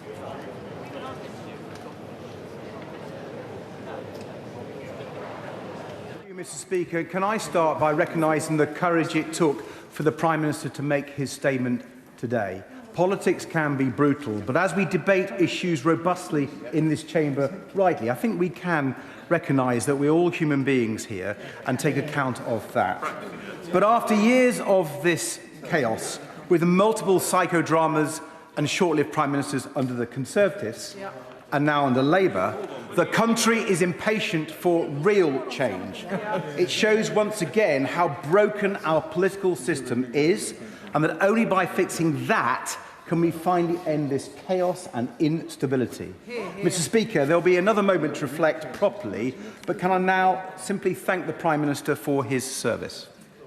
Turning to the statement, progress on more support for our brave Ukrainian allies is indeed welcome, and the Deputy Prime Minister knows he has cross-party support for that. But at the G7, did the government raise the proposal of using... Rob, we were just talking about Sir Keir Starmer and his effect on the world stage, on foreign affairs and global politics. And Andy Burnham coming in is known for domestic matters, for his work in the north of the country, which is seen as part of his big appeal. And perhaps, as you were alluding to, that's the bit that the Prime Minister has fallen down on in terms of he won't get as many glowing reports, I'm sure, about his domestic affairs as his global affairs. So is that really why Andy Burnham is coming in? Because people are going, do you know what? Yes, there is conflict all over the world. It's good that the UK are involved in that and helping. But actually, what matters to us is cost of living, education, NHS, and we're just not feeling that. We're not feeling any change for the better. Yeah, I think that's totally right. Because also, and this is not to downplay the seriousness of what's going on in Ukraine, in the Middle East and places like that, when you look at what shifts polls bluntly and what gets people into polling booths voting for your party, it is usually the nitty-gritty stuff that they can feel around them. It is the domestic stuff. It's whether how long they've been waiting on an NHS waiting list. It's the price of things. It's not necessarily, and this is not to diminish how important this is for a Prime Minister. It doesn't affect most people's lives, the Prime Minister does at G7, right? Exactly. That doesn't really shift around too many votes. So yeah, I think you're right. The flip is, and this is where I think when a lot of MPs talk about them wanting to see some kind of contest to stress test Andy Burnham, what's Andy Burnham's position on Ukraine? What does he think about the Middle East?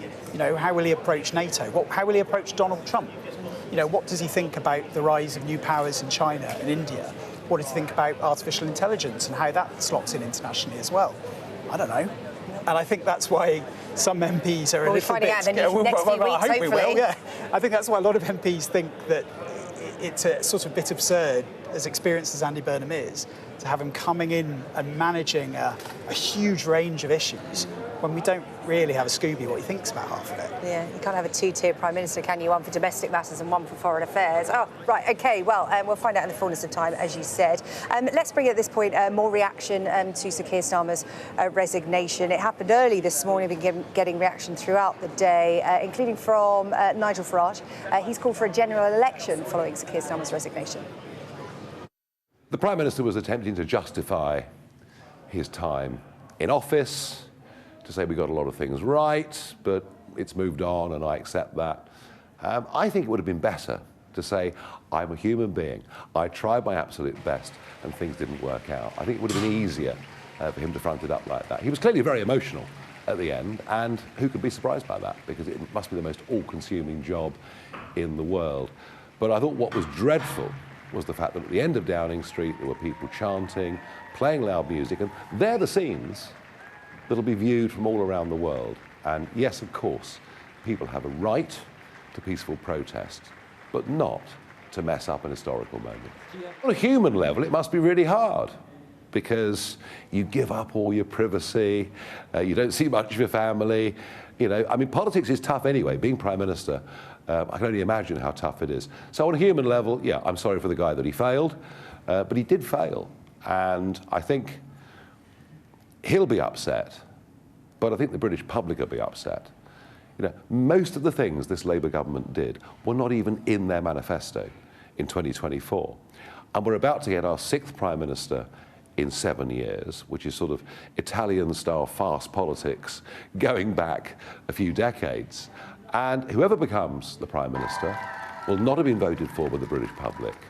And if the next Prime Minister is the new MP for Makerfield, Andy Burnham, he didn't even stand at the last election on any manifesto at all.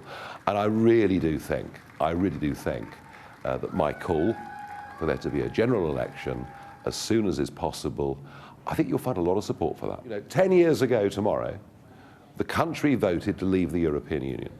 For 10 years, we've had half of the political class fighting against it, looking for a second referendum, or in the case of Keir Starmer, trying to realign, and the other half who finally, begrudgingly, after 3 years, accepted it, and a Conservative government under Boris Johnson that didn't implement the wishes of the people.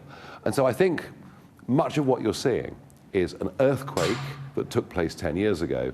These are still the aftershocks, and the two-party system still can't cope with that result 10 years ago.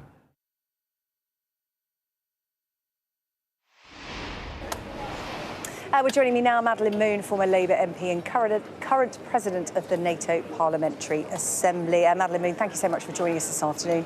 Really busy day, so really interested to get your thoughts on what has been unfolding. I'll start with what we heard just a few moments ago from David Lammy, the Deputy Prime Minister in the House of Commons, delivering that statement about the G7 summit in place of the Prime Minister. And he started with a glowing report on Sir Keir Starmer's time as Prime Minister when it comes to foreign affairs. Would you echo that tribute? No, I haven't heard anything. I'm beginning to feel like a bit of a Jonas. Last week, when when John Healey resigned, I was in a defence conference. Today, when the Prime Minister resigned, I'm in a sort of a justice and Home Office-based conference. So I'm beginning to feel I'm a bit of a Jonas to whoever is about to make a pronouncement that I'm in the wrong place at the wrong time. Well, you do know Sir Keir Starmer's record with foreign affairs. You also know his record domestically. We've just been discussing off the back of what of David Lammy said that, you know, he seems to perform well in one and not on the other. Not performing on the other, I mean domestic affairs. We're talking cost of living, education, NHS, the things that touch voters' lives day to day. And that we've been reflecting on is perhaps why Andy Burnham is seen as his successor, because he appeals to the people and more in keeping, more in touch with people's lives. Would that be a fair assessment? Well, do you know, during this morning, during the breaks, I've been talking to people here at the conference, standing in the queue for the ladies. I was talking to a mother whose child had been killed during a criminal act. And she said, Keir Starmer was the first person to listen to me. He was the first person who took me seriously. And then one of the presenters said, and we're here today because of Keir Starmer really understanding the importance of getting this done. So it's interesting how other people see what the Prime Minister, the former Prime Minister, has achieved. Here, there's been a feeling that he was getting to grips with issues to deal with justice, to deal with policing, probation. and other services that it's critical to come together so that the justice system works effectively. The same as John Healey was seeing as the tremendous leader that we needed in defence. What worries me about this is that we've just discounted a prime minister. We just removed another prime minister, and how this looks on the international stage. We're looking unstable. If Andy Burnham does become prime minister, how long for? Can we guarantee he's going to be there till the next election? I don't know. Most of the public know nothing about Andy Burnham. Most of the public have heard about this man who was mayor of Greater Manchester, but they have no background to him. They've no idea what his policies are.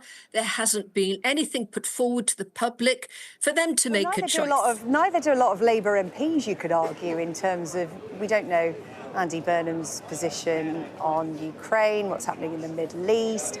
We're not too sure of, his fiscal policies when it comes to running the economy. There's a whole raft of information that is missing from Andy Burnham. Is that a concern for you? Because in around 4.5 weeks' time, he could be Prime Minister. It's a grave concern for me. It's a huge concern. I'm on the outside now. I've got no skin in this game at all. I'm just a citizen of the United Kingdom, and it worries me.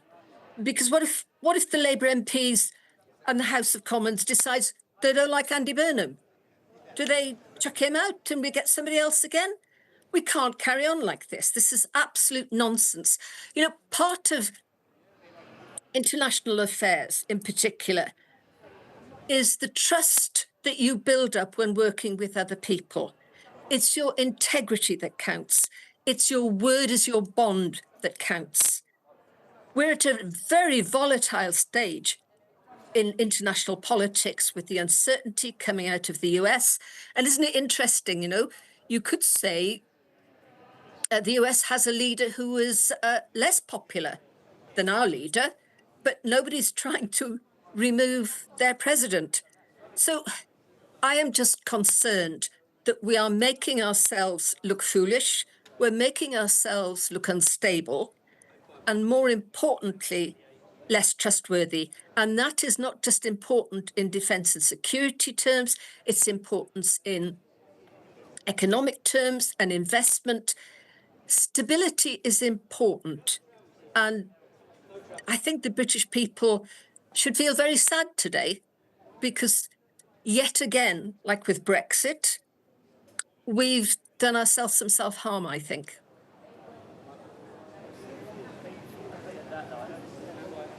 Seven prime ministers in 10 years. The word ungovernable has been used about the UK, given those statistics. And you talk there about the fact that, if Labour MPs decide they don't like what Andy Burnham's doing in his first 18 months, 2 years, will they go again? I mean, that's shaky ground because you're heading towards a general election. But how do you break that cycle and create stability? I mean, the system was meant to be designed as such that it was actually quite difficult to have a change of leadership. But it doesn't seem that way to people watching at home this afternoon.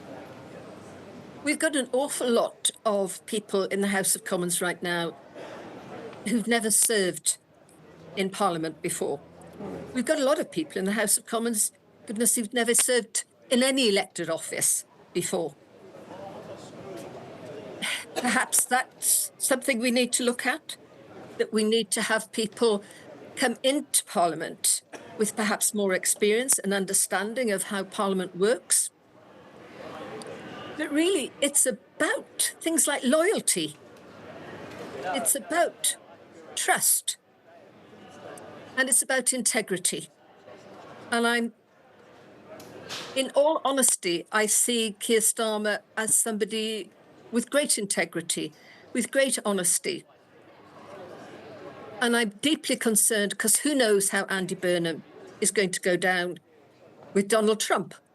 Who knows how the NATO alliance is going to view someone who spent the last few years working as a mayor with no understanding of defence and security issues? We're taking another gamble. we'll have to wait and see how that goes. Yeah, and I'm sure that the public, whatever their political affiliations, will be hoping that this will be a gamble that will pay off for the country. Madeline Moon, former Labour MP and former president of the NATO Parliamentary Assembly, really appreciate your time this afternoon and what is a momentous day. Thank you so much. Thank you. Well, speaking in the House of Commons, around half an hour ago, the Deputy Prime Minister, David Lammy, paid tribute to Sir Keir Starmer. Here he is. I want to start this statement, Mr. Speaker, by paying tribute to his record on foreign policy, which is second to none. As Foreign Secretary, when we entered government, I saw firsthand the Prime Minister rebuild our relationship across the world. The EU reset we led put Britain at the heart of Europe once again. Embracing President Zelensky on the steps of Downing Street on one of Ukraine's darkest days was symptomatic of the leadership he's shown across Europe and in relation to the threats from Vladimir Putin. Principled, courageous, and on the right side of history, he drove investment to working people with 5 trade deals in 2 years.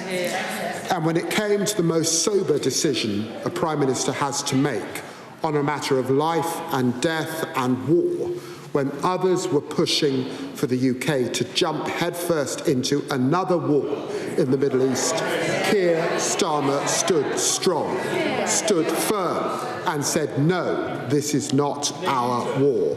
Putting British soldiers and the national interest first, he made Britain safer, rebuilt Britain's reputation around the world, and drove investment and growth that will support working families in Britain for decades to come. Regardless of your politics, Mr. Speaker, everyone in this House owes a debt of gratitude to the Prime Minister on foreign affairs. Our political correspondent Rob Powell is here with me on Downing Street. And Rob, I just want to pick up on something the former Labour MP Madeline Moon said a few moments ago. Andy Burnham is a massive gamble. This is someone with no foreign affairs experience, not much ministerial experience really when it comes to that world. Obviously, he was culture and health, wasn't he? But that was some time ago. Is this what this is, a massive gamble? Is that how a lot of people in Westminster are going to be seeing it? Yeah, I think so. And it's interesting listening to Madeline Moon talk about the people that are in Parliament that haven't necessarily got loads of experience of being in Parliament. She's basically talking about the new intake cohort, of 2024. You know, you went to from a period where Labour were, swept into government. Inevitably, you had a lot of new MPs, a lot of old Labour MPs standing down as well. And that's something that I sort of had picked up from other older hands around Westminster, if you like, who kind of worry that maybe some of the 2024 intake, the kind of going got tough and they basically just bailed out. And I think what they were worried about is that they haven't necessarily factored in the political damage, the broader political damage that is done with voters from even doing something like this, especially when you have come into office promising the opposite of this, promising that we're not going to do anything like those Tories did before. We're going to have stability. So I think that's what is concerning some more experienced members of Parliament. And I think they wonder, like, look, if this isn't going well for Andy Burnham in 18 months, when the genie's out of the bottle, will they start turning on whoever's next again? And it is, it's what you were talking to Sam Coates about a little bit earlier, the premium that is put on stability, that is very hard to kind of measure and gauge, but, it is there. And I think many of the sort of intractable problems that haven't quite been wrestled out the country have, you can in part put down to the fact that we have had such instability, I think. Thank you, Rob. So Keir Starmer said this morning that walking into Downing Street following his huge election victory was the proudest moment of his life. Now, though, less than 2 years later, he confirmed that he is resigning after a series of damaging U-turns and policy decisions and the disastrous appointment of Peter Mandelson as US ambassador. Well, Rob has been taking a look back at Sir Keir Starmer's political career. The lawyer turned politician celebrating in Downing Street as Labour's first Prime Minister in 14 years. A sea change in British politics, a promise of a new age of sense and stability. Now, all over. Raised in Surrey, Keir Starmer was born to a working-class family. His mother, an NHS nurse, suffered from lifelong chronic illness, and his father was a toolmaker, something Starmer would later say shaped his political outlook. But as an MP, his frequent mentions of his dad's profession would trigger mocking. But when I grew up, my dad was a toolmaker. He worked in a factory. It's true. My mum was a nurse, and actually we couldn't make ends meet, which actually isn't a laughing matter. We couldn't make ends meet. A keen musician, Starmer was politically active at a young age too, joining Labour at 16. He attended a grammar school, which led to university in Leeds, then Oxford, and a career as a leading human rights barrister. That would take him to Northern Ireland, where he served as an advisor to the police in the years after the Good Friday Agreement. And he worked pro bono in Uganda to overturn the country's mandatory death penalty laws. It was while a lawyer that he met his future wife, Vic, a solicitor turned NHS worker with whom he'd have 2 children. A keen footballer, Starmer carried on playing Sunday games while Prime Minister and maintained a love of Arsenal, holding a season ticket for the club. It was in 2008 that his profile really began to rise, when he was appointed Director of Public Prosecutions, aged just 45. I see the CPS as a modern, transparent prosecuting authority. Here, he pushed through prosecutions for the racist murder of Stephen Lawrence and oversaw legal action against MPs for expenses fraud. He spent most of his time prosecuting journalists and failing to prosecute Jimmy Savile. But after the crimes of Jimmy Savile came to light, Starmer was forced to apologise for institutional shortcomings after a failure to prosecute the paedophile media personality. After closing his term in charge in 2013, Starmer was knighted and began to look to the future. That would bring him to Westminster as the MP for the safe North London seat of Holborn and St Pancras. Elected amid Labour's 2015 loss, Starmer backed future rival Andy Burnham for leader. But when Jeremy Corbyn won, the new MP still joined his top team, eventually serving in the high-profile job of shadow Brexit secretary. As negotiations with Brussels stuttered, Starmer began to adopt an increasingly pro-EU approach, forcing Labour policy to full backing of a second referendum. We always said a public vote should be an option. We're now implementing that. Never a full-throated Corbyn supporter, Starmer kept a low profile in the 2019 election campaign. When Labour lost badly to Boris Johnson, his supporters spied an opportunity to take control. I'm standing for leader of the Labour Party because I want to be in that fight. Running for leader, Starmer pitched himself to the left, adopting Corbyn-era policies. In the midst of the pandemic, Starmer was victorious, making his first leader's speech remotely due to COVID restrictions. Under my leadership, we will engage constructively with the government. Now in charge, Starmer and his allies quickly reshaped the party and moved it to the centre. Left-wing promises were junked. And he also took a tough line on the anti-Semitism scandal that took hold under his predecessor, Jeremy Corbyn, suspending his former boss from the party after he suggested the issue was exaggerated. The message was clear. Labour has changed. Take another look at Labour. We're under new leadership. Get out of my pub! But he didn't find favour everywhere. In 2021, this landlord kicked Starmer out of his pub over his support for COVID lockdown measures. There were electoral setbacks too. Amid the successful vaccine rollout, Boris Johnson beat Labour in a by-election in the usually safe seat of Hartlepool. Starmer would later admit he'd considered resigning over the loss. A botched front-bench reshuffle then triggered tension with Deputy Leader Angela Rayner after a failed attempt to demote her. But as the Tory government descended into chaos over lockdown parties, Labour started to stabilise. Liz Truss's disastrous time in office proved to be the full political turning point, with Starmer now able to present his party as a safer, more credible choice that could restore integrity to public life. The government has lost control of the British economy. The cautious approach was carried into the 2024 election campaign. A carefully stage-managed affair, the party took few risks, relying on Tory misfortune and reassurances over tax rises, promises that would be pushed to the limit when in power. So no tax rises of any kind in the next Parliament under Labour? No tax rises for working people, and nothing in our manifesto requires tax rises over and above those that we have specifically set out. The strategy worked. A huge majority handed to Labour, and for Sir Keir Starmer, the keys to Downing Street. Now our country has voted decisively for change, for national renewal, and a return of politics to public service. But amid the glory, the cracks were there. Dubbed the Loveless landslide, Starmer had managed to cruise to victory on a historically low vote share. I welcome you to... Nevertheless, the Prime Minister set about assembling his cabinet, with top jobs for loyalists, and other new Starmerite MPs handed ministerial roles too. An early test came as riots engulfed parts of the UK.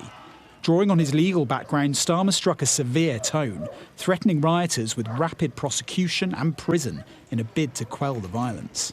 Change over.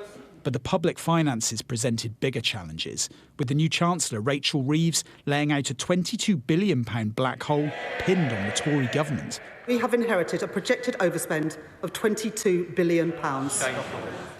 A gloomy tone later blamed for sapping corporate confidence.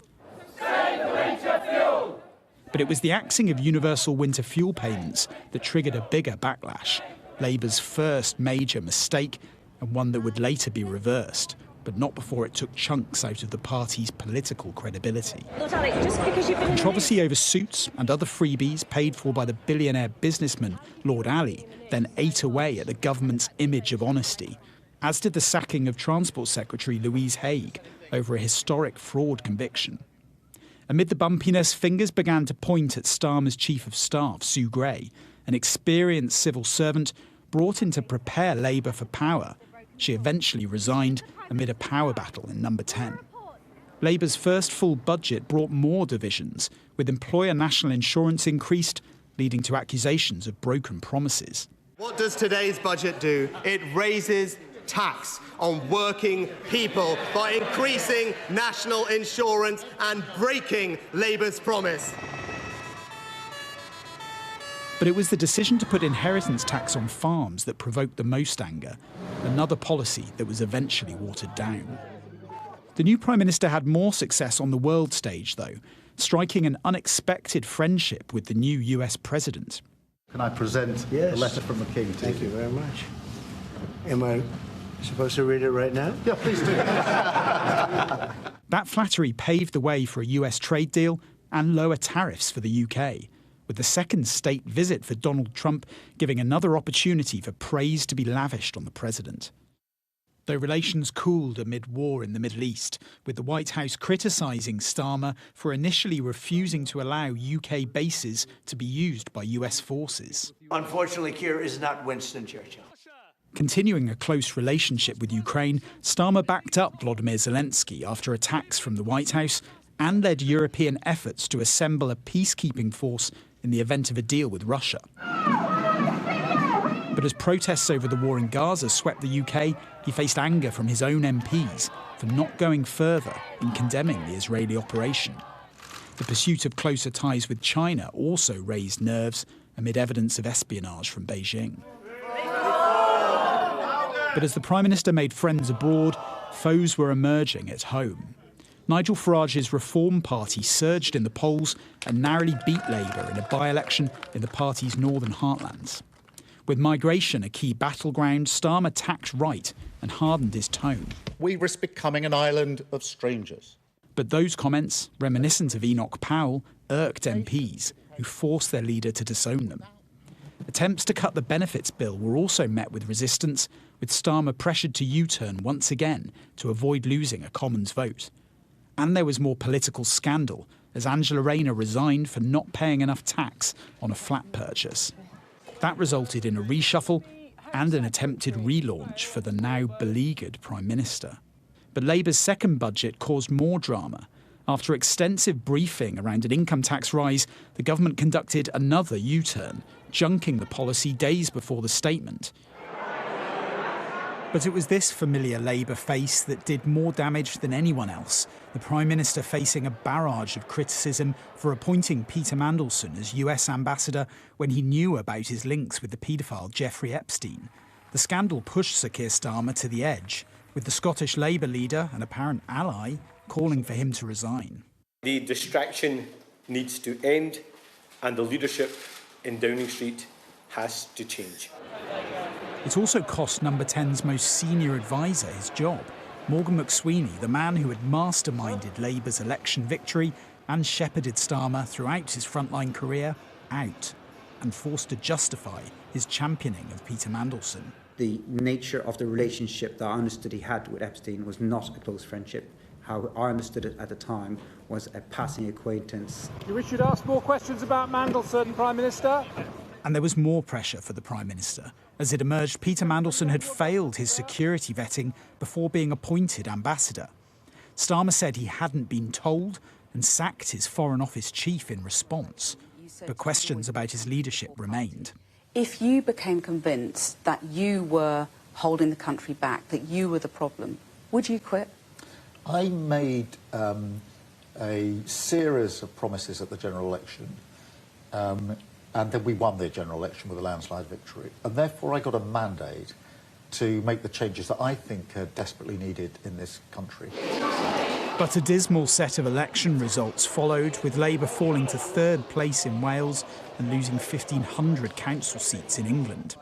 It all triggered a meltdown in government. Ed Miliband, is it time for Keir Starmer to stand down? Are you going to tell him to go, sir? Is it all over for Keir Starmer, sir? MPs and ministers resigned. West Streeting, are you challenging for the Labour leadership, sir? Starmer allies insisted the Prime Minister would not stand down. The Labour Party has a process for triggering a leadership election. That has not happened. This government will do what we were elected to do, which is serve the British people. Are you going to stand for the leadership, Mr Streeting? But rivals also started to circle. The Health Secretary, Wes Streeting, quit, saying he'd lost confidence in the Prime Minister. I do hereby declare that Andy Burnham is duly elected. Thank you. And after previously being blocked by Number 10 from coming back as an MP, Manchester Mayor Andy Burnham was allowed to stand in the Makerfield by-election, beating his Reform opponent convincingly and winning admirers across Labour in the process. His return to Westminster has now triggered the exit of the 6th Prime Minister in under a decade. Sir Keir Starmer, the lawyer who leapt to power but didn't know how to use it. The politician who never quite seemed at home in politics. Rob Powell, Sky News in Westminster. Well, Rob, quite a lot to put in there. And I know as we were watching that, we were also just talking about the fact that you've been working on this for a little while now. What do you leave in? What do you leave out? So much has happened in those 2 years, short in some aspects, long in others. Yeah, and I think when you look back at it, you can see that there are, some achievements in there. There's, big bits of policy that Labour promised in opposition was in the manifesto that they have brought in, things like new workers' rights rules and legislation, which, look, is not universally loved. Business groups have said that it can be a drag on their growth prospects. But look, this was something that's popular with Labour rank and file that they campaigned on, they brought in. Things like Renters' Rights Act, reforms there. That came in as well. When you look at things like NHS waiting lists, migration, there's initial tentative signs of improvement there too. I think the problem is, especially with the first two big bits of chunky Labour policy, there didn't seem to be any attempt to kind of do the politics around it, to have the arguments and have the fights that really project out these changes that you're making. And I think that sort of goes to the core of really why Starmer failed, was that I think he thought you get your head down, get the job done, get the reforms through, people will notice and give you your just desserts. It's not really how it works in politics. I think you need to get the politics right around it, have the right arguments, project the right message, as well as actually getting the work done as well. And I think it's where the sort of lawyer in him maybe comes out, that he felt that he didn't need to do that other bit. There's many reasons why it didn't work, but I think that's one of the big ones. Yeah, well, that's looking back. Let's have a little look forward, shall we? Political commentator Adam Bolton joins us now. We've just taken a look back at Sir Keir Starmer's premiership, just shy of 2 years. Looking ahead now, what are your thoughts on what next, Adam? Because what next looks like Andy Burnham. Well, I think what next is Andy Burnham, whether or not there's a leadership contest, and it seems unlikely, given Wes Streeting's withdrawal, that anyone else in the Labour Party will come up with the number of nominations to take him on. So that means we either get Andy Burnham in the middle of July if no one is able to stand against him, or we will get him by after the summer holidays by the beginning of September. I think the key question now really is how Andy Burnham uses this opportunity. He was pretty relaxed, as we see now, taking his seat in the House of Commons. Of course, he's spent more than a decade there in the past, so it's familiar to him. And he was already exchanging banter with the hecklers in the House of Commons. But the real question is, he's talked about change. He's talked about a last chance to fight off the darkness, really, by which he means the public's loss of trust in mainstream politics, and that they might turn to Nigel Farage's Reform or Restore or the Greens instead. And that, I think, does mean that he faces very serious choices of how he uses his honeymoon, these first few days. What message does he send to the country? Now, my own feeling is that logically, if he's to improve Labour's appeal, he has to send out some quite strong centrist signals on things like benefits, taxation, the relationship with business and the rest.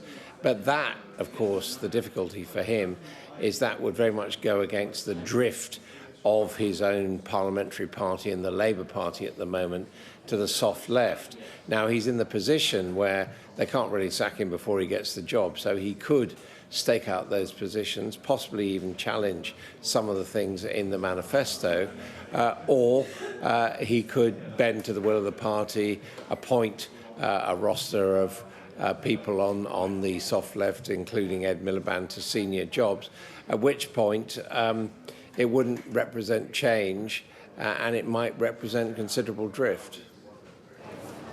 Adam, I was having a chat with former Labour MP Madeleine Moon a little earlier on, and it was just after the Deputy Prime Minister, David Lammy, stood up and delivered that statement on the G7 summit in place of the Prime Minister, and he started by paying tribute to the Prime Minister's legacy on the world stage, as it were, when it came to foreign affairs. And Madeleine Moon reflected off the back of that, you know, Andy Burnham coming in is a bit of a gamble because he doesn't have that experience. Yes, he does have ministerial experience in government, but not foreign affairs experience. But then Sir Keir Starmer didn't really when he came Prime Minister. How much is Andy Burnham seen as a gamble when it comes to his experiences? One thing being Metro Mayor of Manchester, another being Prime Minister. It's quite the leap in between. Yeah, it is, and it has to be said that one area where you could probably say Sir Keir Starmer was successful was in building relationships with foreign leaders. Certainly there have been some very warm messages sent out by Ursula von der Leyen and other European leaders, and indeed the leader of Canada as well, about his contribution. That said, it was all a bit by the book, and it was really a continuation of where British prime ministers tend to be after some somewhat bumpy approaches from the latter British prime ministers in the Conservative Party. I don't think he was transformative. Of course, he gambled on sucking up to Donald Trump, which worked for a while, but in the end did not bring the UK any significant advantages, and ended up with Trump and his vice president continuing to be pretty rude about the United Kingdom, right up to the point of Trump anticipating that Starmer was going and criticising his immigration and energy policy in that tweet yesterday. So, yeah, he's cut a decent figure internationally, but not challenging, and I think he will, Andy Burnham will come into office and will be perfectly capable of handling that. Of course, there'll be interest in who he appoints as his Foreign Secretary and as his Chancellor, who are those two other international operatives, if you like, who attend the summits. But one of the interesting things, and one of the things Starmer's government did achieve, was re-establishing friendly relations with the European Union alongside friendly relations with the United States and others. There was going to be this summit on the 22nd of July between the UK and the EU. Many people felt that Keir Starmer would like to have attended that, and he would have certainly got a warm welcome. But if the change comes without a challenge and Andy Burnham takes over, it'll be Andy Burnham going there. But remember that if anything, Andy Burnham has been a more outspoken friend of the European Union than Keir Starmer has ever been. So I think one of the things we may see with Andy Burnham is a new closeness about ties to the European Union. He's made it clear that this side of a general election, he's not going to cross any red lines in terms of rejoining the single market or the customs union. But I think it has to be a possibility that he might float those ideas in a manifesto at the next general election. So that would go down well internationally with Britain's nearest neighbours, although, of course, it wouldn't necessarily go down very well either with the United States under Donald Trump or J.D. Vance, or indeed with the Eurosceptics in this country. Adam, thank you. Adam Bolton there, our political commentator, our political correspondent. Rob Powell is here with me on Downing Street. OK, Andy Burnham, as we've been saying, he could be Prime Minister within the next 4.5 weeks. Yeah. Steep learning curve for him and us as well. What does Andy Burnham stand for, and all of what Adam was just saying? We'll find out in the coming weeks, hopefully. Yeah, and there's been a lot of work to do on his side as well. Put together a policy platform, put together a team as well. My kind of lasting impression from today is, you know, this isn't normal, and this isn't really an ideal way to run a country, right? Sort of cooking up a by-election to bring someone back into Parliament so they can challenge the Prime Minister and then walk in without a contest. You know, it's not normal. If you've wound the clock back 15 years and talked about that, I think people would go, what on earth are you talking about?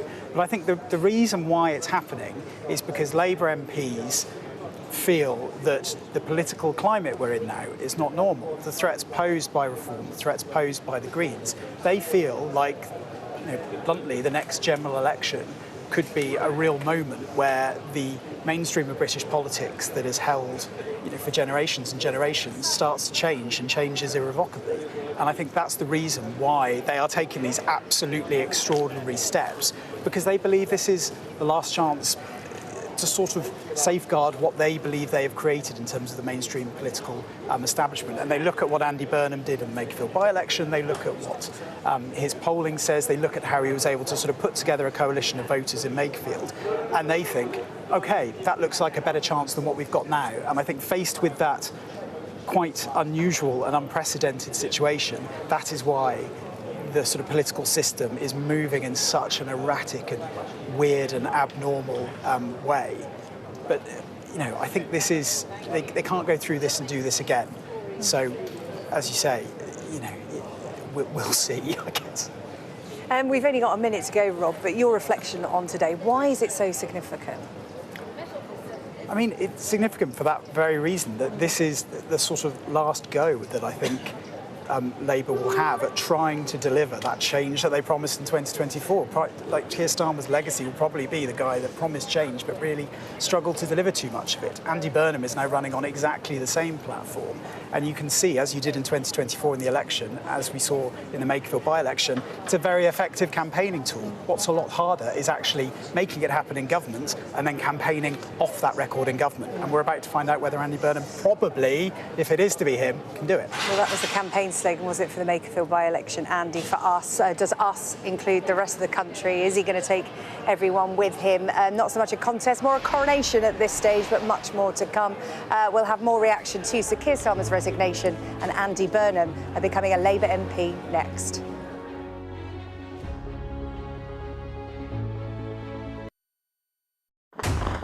We're trying to see as much as we can. We're in an area that's just been reclaimed. Mr. Zuma, Sky News. People are directly protesting. The whole neighbourhood has rallied around her. It's been impenetrable to journalists over the last 2 years of war in Sudan. I've been waiting for this for 2 years. It doesn't feel like a big homecoming. It was never going to be pretty. War isn't pretty. What's the best thing about being a Sky News presenter? Perfect. Let's bring you some breaking news. Being a Sky News presenter. I began by asking... Thank you so much. ...trusting us to tell her story. The battle for number 10. Sky News has been given exclusive access. Let me give you a sneak peek. It was the day those present would never forget. Why did you decide to open up and tell your story?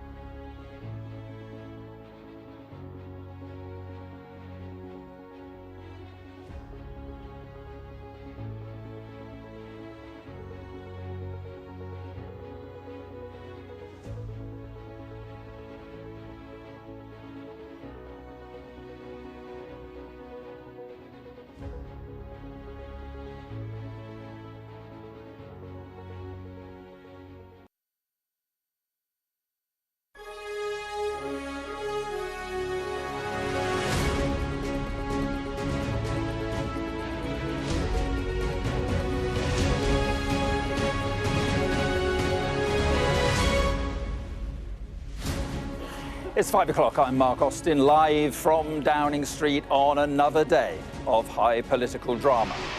Sir Keir Starmer fights back tears as he finally says, "I quit." I shall spend more time on the most important job, being the best husband I can to my fantastic wife, Vic, who has been a rock by my side through good times and bad.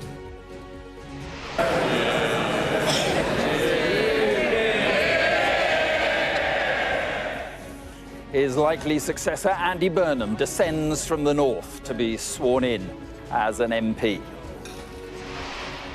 His bid to be crowned as Prime Minister has already been backed by former Health Secretary Wes Streeting. And anyone else with their eye on Downing Street will need at least 80 MPs to back them.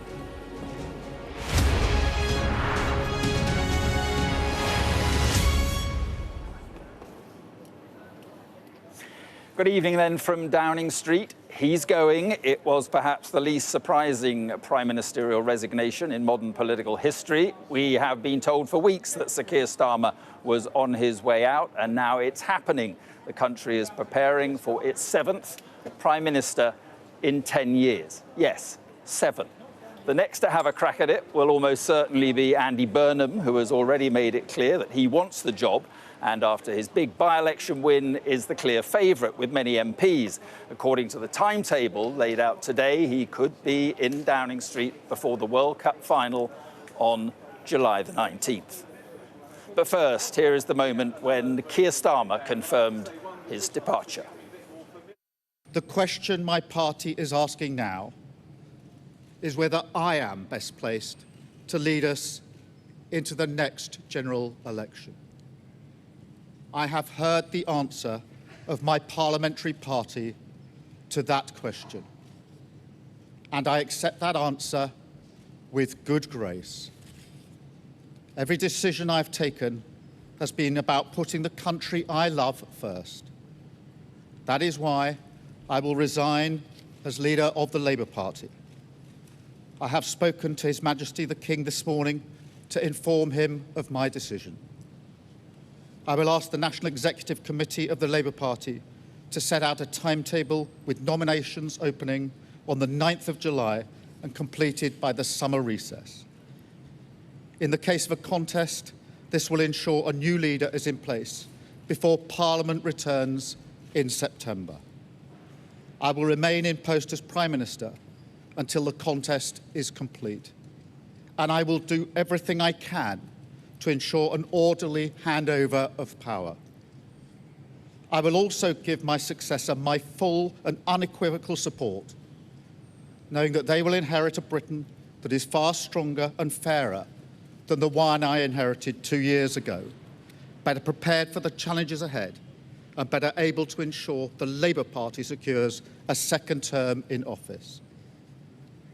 I want to thank all of those friends and colleagues who have been at my side for these past 6 years or so, for their incredible commitment, service and support. I want to thank the brilliant Number 10 staff and our country's extraordinary civil service who dedicate their lives to public service. And when I leave the biggest job in the country, I shall spend more time on the most important job, being the best husband I can to my fantastic wife, Vic, who has been a rock by my side through good times and bad, and being the best dad I can to my beautiful children, who are my pride and my joy. Thank you very much. An emotional Keir Starmer speaking earlier, and now Andy Burnham is back at Westminster. His allies are growing in confidence that a surge in support for the former Manchester mayor means that a coronation-style transfer of power is more likely than a contest. He has spent the last few days enlisting the support of MPs and ministers, including one of his key potential rivals, Wes Streeting. Our Deputy Political Editor, Sam Coates, is right here with me, and I guess, Sam, the day was always coming. Well, you just have to remember that last Friday, people in Number 10 were insisting it would not come, that the Prime Minister would fight on, and it was only over the weekend, it was only really on Sunday morning when we heard from Cabinet Minister Peter Kyle that it was quite clear that the fight had disappeared. But of course, we were always going to be here because of the predicament Keir Starmer was in. He lost the support of his own parliamentary party, despite there being a landslide in favour of him, for him at the general election. By the point we got to, the first quarter of this year, he didn't have his troops behind him. You can't really govern in that situation. The appalling local council election results were the sort of final straw. In a premiership that, let's be honest, never really found its footing. Yes, he would point to some successes, but even this time last year, you were starting to get a sense that he didn't have the direction and the vision and the planning for the job of Prime Minister that many had expected had gone on in those 14 years of Conservative rule when Labour were in opposition. So a sad day for Keir Starmer. Yes, a sad day for the country, though, because ultimately this political project has failed and is having to be reset by the Labour Party, and we go through our 7th transition of power. Yeah, and when power shifts like it did today, it shifts pretty quickly, doesn't it? Oh, I mean, and in political, it's quite shameless in some ways to watch. I looked at the... Brutal. It is brutal, and you watch the cheering of the MPs as they were in the photo call for Andy Burnham. You can see a little bit of that now. Everybody falling over themselves to make clear that they were always the greatest admirer of his work in Manchester and fully behind his policy perspective. Of course, that's because MPs want to be on the right side of history. They've got an eye on preferment. That's why the herd moves in the way that it does, because they want to hang on to their jobs. Yeah, and the contrast, Sam, was with the reception, of course, for Andy Burnham. Absolutely, and you can see there, you wouldn't want to miss out on that. You wouldn't want to not be seen to be on the side of the person who's almost certainly, maybe in just 4.5 weeks' time, going to be our new Prime Minister. Yeah. OK, Sam, for now, thank you very much. And just stay there, because we want to get some of the party leaders' reactions now. So let's just have a listen to what they had to say. He says he needs to stay in post for 3 months, but then doesn't come to Parliament to do his job. He wants to go on a farewell tour, while the new member for Makerfield is asking for a summer holiday to work out what he thinks. In the meantime, no one is in charge, and Britain is not being governed. I think people just want this government to deliver the change that they promised. There was real disappointment that Keir Starmer failed to do that, and actually this extra chaos at the top of the government reminds us of the Conservatives when there was chaos with Boris Johnson and Liz Truss and Rishi Sunak, and it didn't bring the change people wanted. So the challenge now to this Labour government, bring the change, and if you don't, then it must go to the people. Whoever becomes the Prime Minister will not have been voted for by the British public. And if the next Prime Minister is the new MP for Makerfield, Andy Burnham, he didn't even stand at the last election on any manifesto at all. And I really do think that my call for there to be a general election as soon as is possible, I think you'll find a lot of support for that. Well, all this talk of a general election or calls for a general, I mean, it's just not going to happen, right? So we've had plenty of changes of Prime Minister mid-Parliament before, and they don't happen, mostly. Inconveniently for Andy Burnham, he was one of the people calling for a general election when we had the change of Prime Minister from, I think it was from Boris Johnson to Liz Truss. He was making the argument. And people said to him, well, hang on, back in 2007 when Tony Blair handed over to Gordon Brown, there wasn't an election then. You were in that government, those governments. And Andy Burnham, on speaking on social media, said at that point, yeah, but there's been a big change of prospectus between Boris Johnson and Liz Truss. There wasn't between Gordon Brown and Tony Blair, so that's the difference. Now, that implies that to avoid a general election, Andy Burnham's going to have to adhere to the manifesto, really keep things on the same rails as Keir Starmer. But if he does that, he's not offering the kind of change that's been at the centrepiece of his pitch to come down here and take over from the man in the building behind me. So he's in a bit of a bind. I do wonder if things go well for Andy Burnham, whether or not the subject of an election doesn't then creep back onto the agenda maybe in a year or so. But we are getting quite a few steps ahead of ourselves, of course. For the moment, it is simply in the opposition party's interest to call for it and in Labour's interest to say no. Yeah, but it's difficult, is it, to see any other way that this stage of it ends other than Andy Burnham having his, podium moment in a few weeks' time? I'd agree with that, with the one caveat that we never really know the unknown unknowns. Yeah. So one of the things about the timetable that Keir Starmer's created today is that we don't even begin to seek nominations for his replacement for about 3 weeks until early June and early July, and that'll be a period of really intense focus on just about every element of Andy Burnham, his life, his record, his friendships, and under that pressure, and he's never been somebody with a hugely thick skin, Andy Burnham. It'll be an interesting test of his mettle. Now, of course, in Downing Street, you need to deal with President Putin, President Xi. You know, you've got to have a pretty thick skin for everything that's thrown at you. So in some sense, it's a good test. But I think it's going to be tough over the next few weeks, just with the lens of opposition, internal opposition, the media focusing laser-like, because we're not going to get a sense of his cabinet. We don't even know who his key staff members are at the moment. He's putting all of those things together while the plane is already in flight. Yeah, if there was to be a challenge, where would that come from, do you think? It's hard to work it out at the moment, because as you've been saying, the premier challenger was always Wes Streeting. And I think that there is pressure from the majority of the Labour Party not to have a contest because it would be divisive, it would slow things down. If it did come, maybe there would be pressure for a female candidate to stand in. Maybe some of those implacably opposed to what Andy Burnham's done and where we are now, also swinging their weight around it. But 80 MPs plus a challenger is the number that you need out of 400 Labour MPs. That's a lot, and they will be pressured by their colleagues not to support and turn this into a contest. So it's not clear that you're sort of your Al Kahns, your Yvette Coopers, even your Angela Rayner's particularly have much chance of suddenly coming up as a credible contestant with the backing that you need. But there could well be calls to have a female in the contest. There will be, I'm sure, imminently. Yeah. I think that is a perennial challenge to the Labour Party. The Conservatives have managed it 3 times. The Labour Party, not at all, and that is a stain in the view of many of their female and male colleagues to their record electing leaders. And a quick word on Keir Starmer.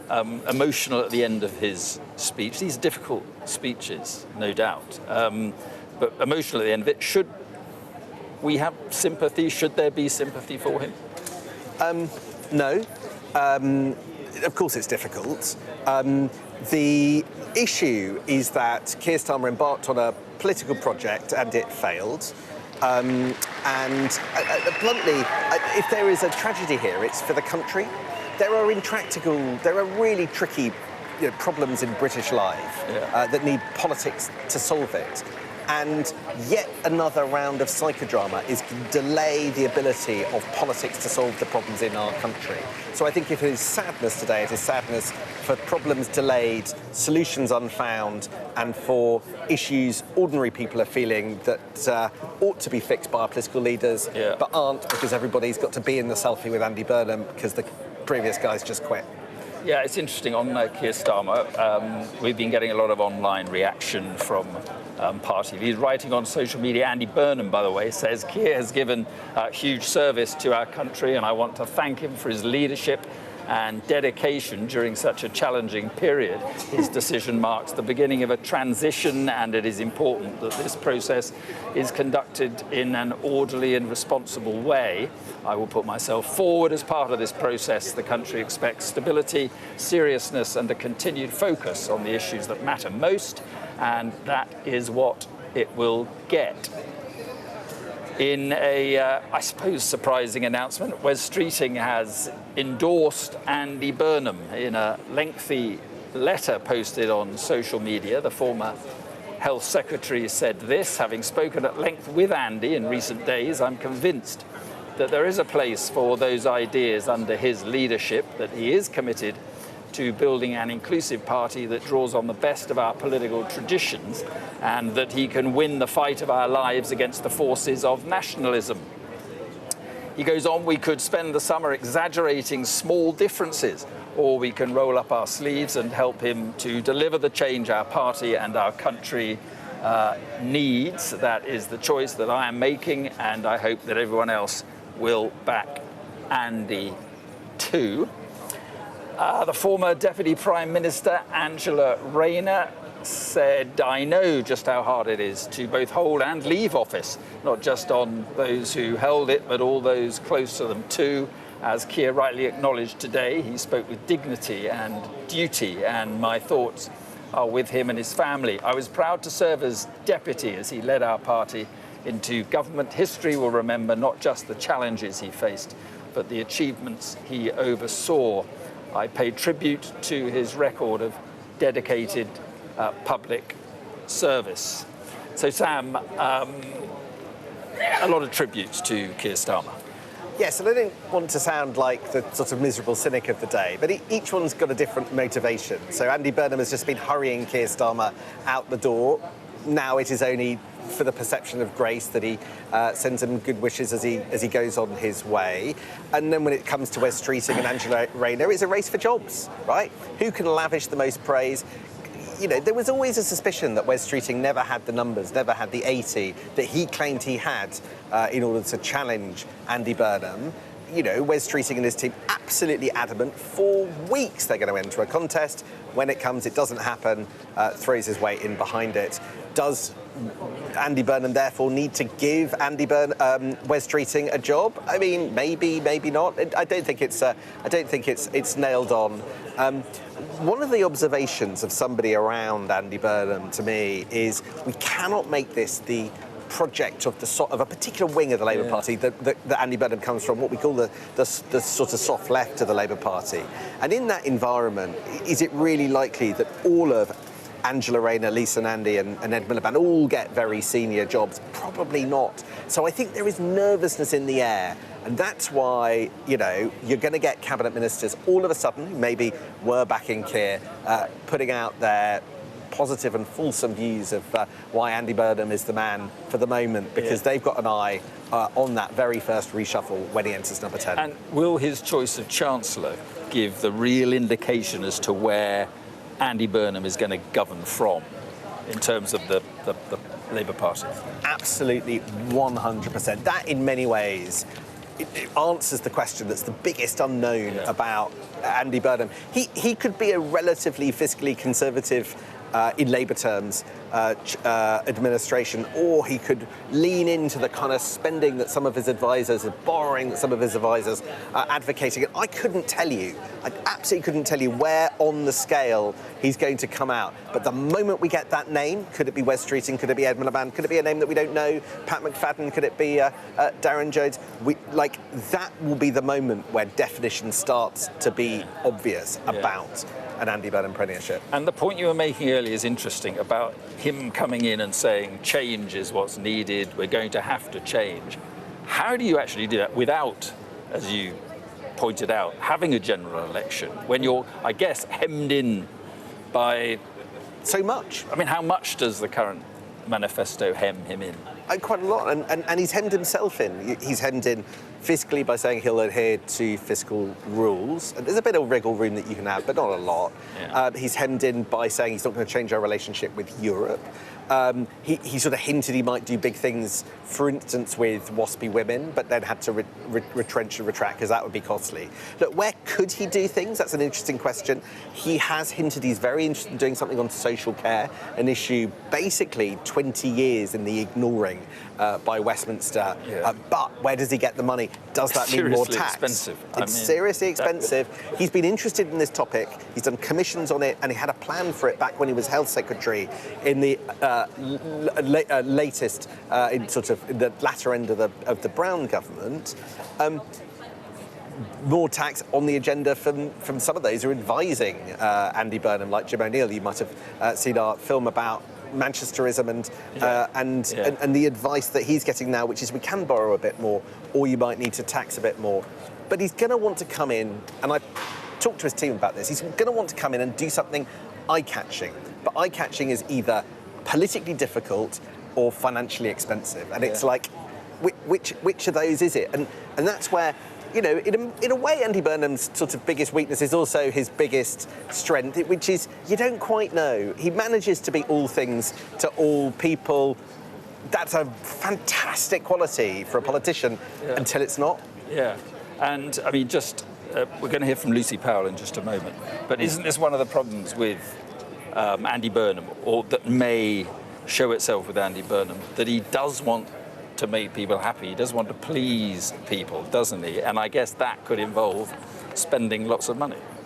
It usually does. It could be, but we don't know what Andy Burnham's going to turn up. Which one of the various things? I think a lot depends on the team. He doesn't have a great army that he's bringing down to London from Manchester. He is putting together a team of people he doesn't know terribly well, and that combination will be the sort of intellectual driving powerhouse of the Burnham government, coupled with his cabinet.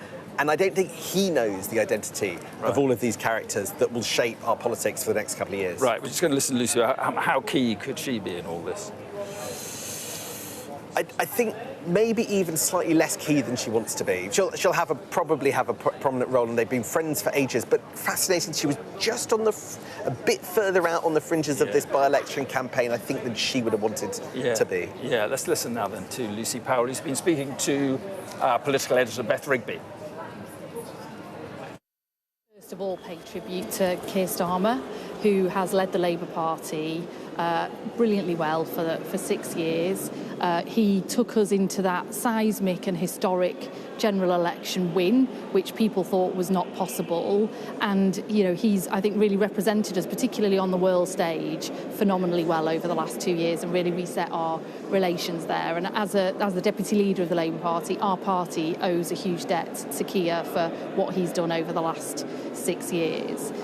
Now what I want to see happen is us coming together as a Labour Party and really getting behind the next leader, whoever that will be, having an orderly transition, showing the country that we can do that in a grown-up way, not taking chunks out of each other, but putting the best interests of the country first, and having that orderly transition that I am determined that we actually now have going forward, because the challenges we face as a country are too stark, and people really need to start feeling the benefits of a Labour government in their everyday lives. So would you prefer to have, when you talk about an orderly transition, would you prefer not to have a contest? If Wes Streeting's not going to stand, an overwhelming majority of MPs seem to be back in Burnham, what would be your preference? Well, look, under the rules of the Labour Party, there will be a contest.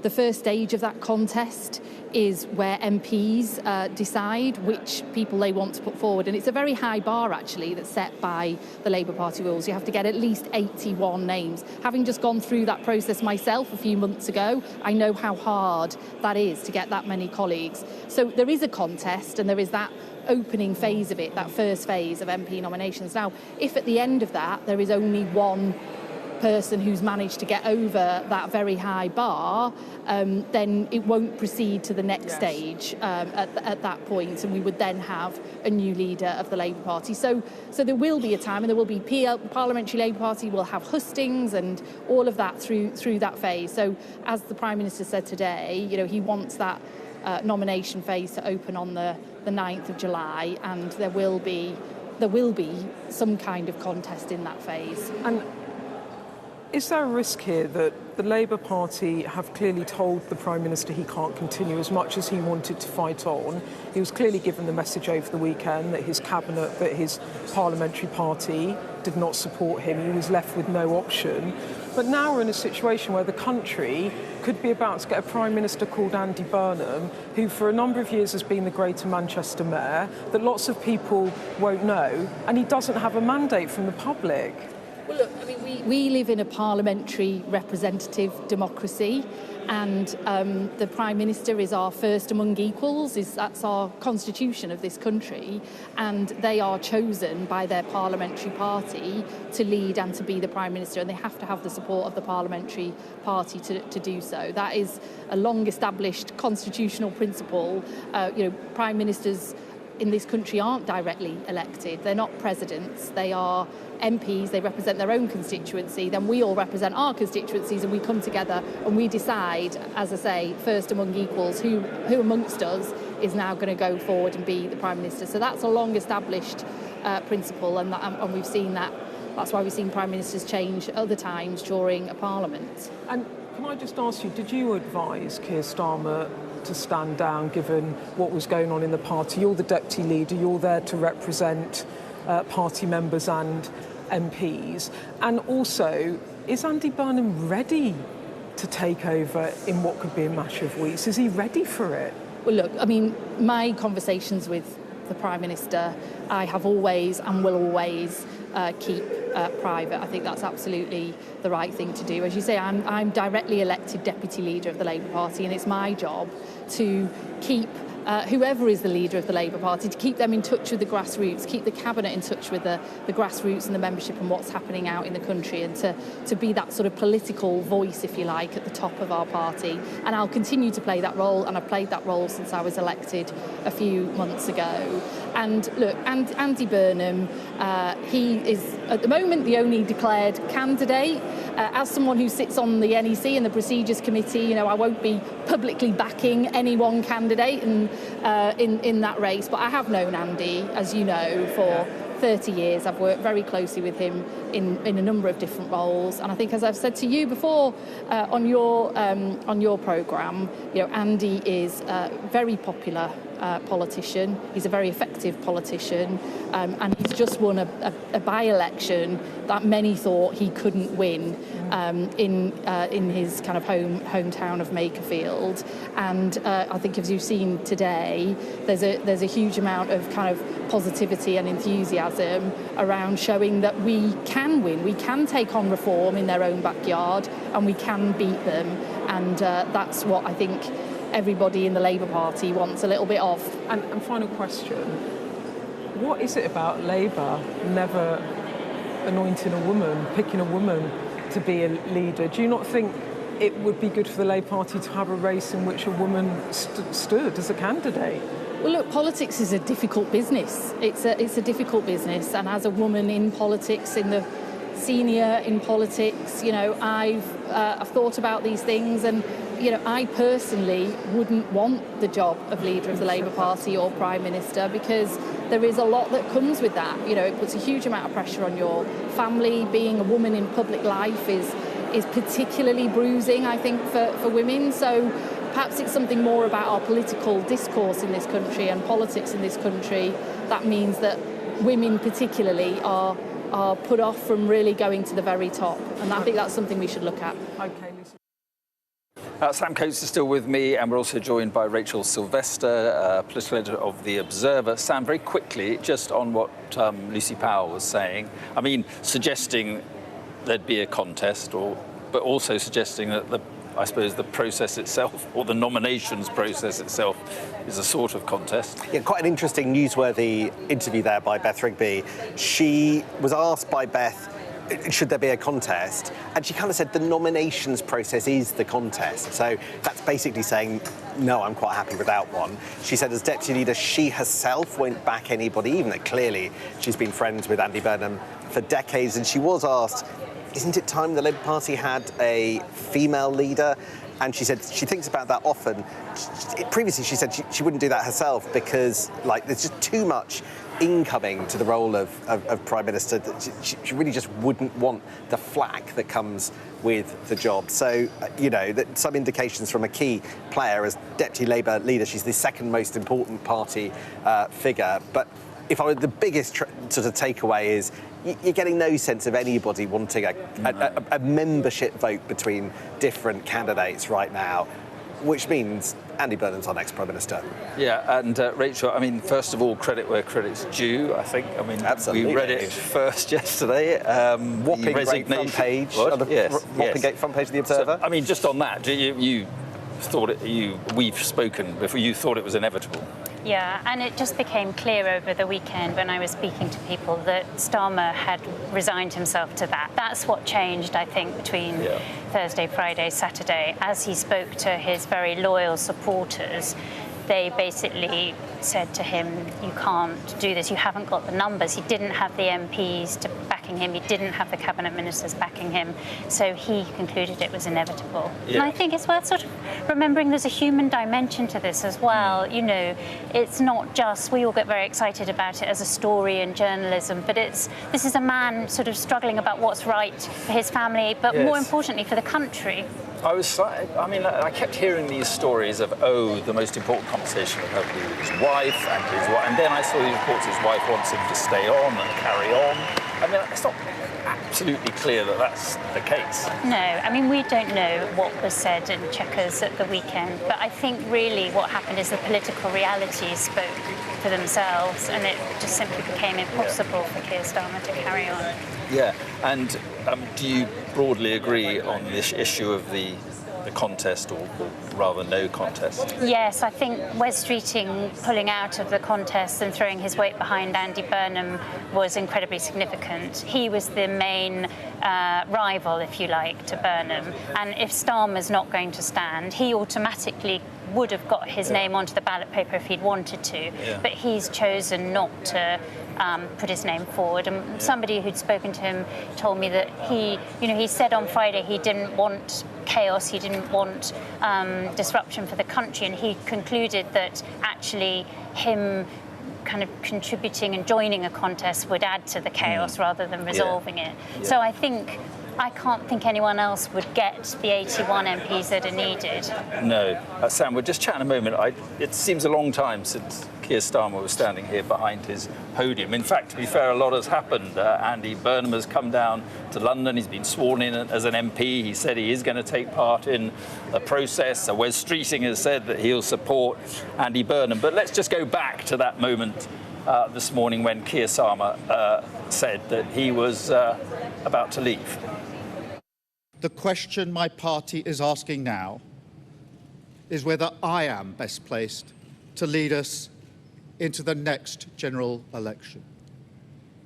I have heard the answer of my parliamentary party to that question, and I accept that answer with good grace. Every decision I've taken has been about putting the country I love first. That is why I will resign as leader of the Labour Party. I have spoken to His Majesty the King this morning to inform him of my decision.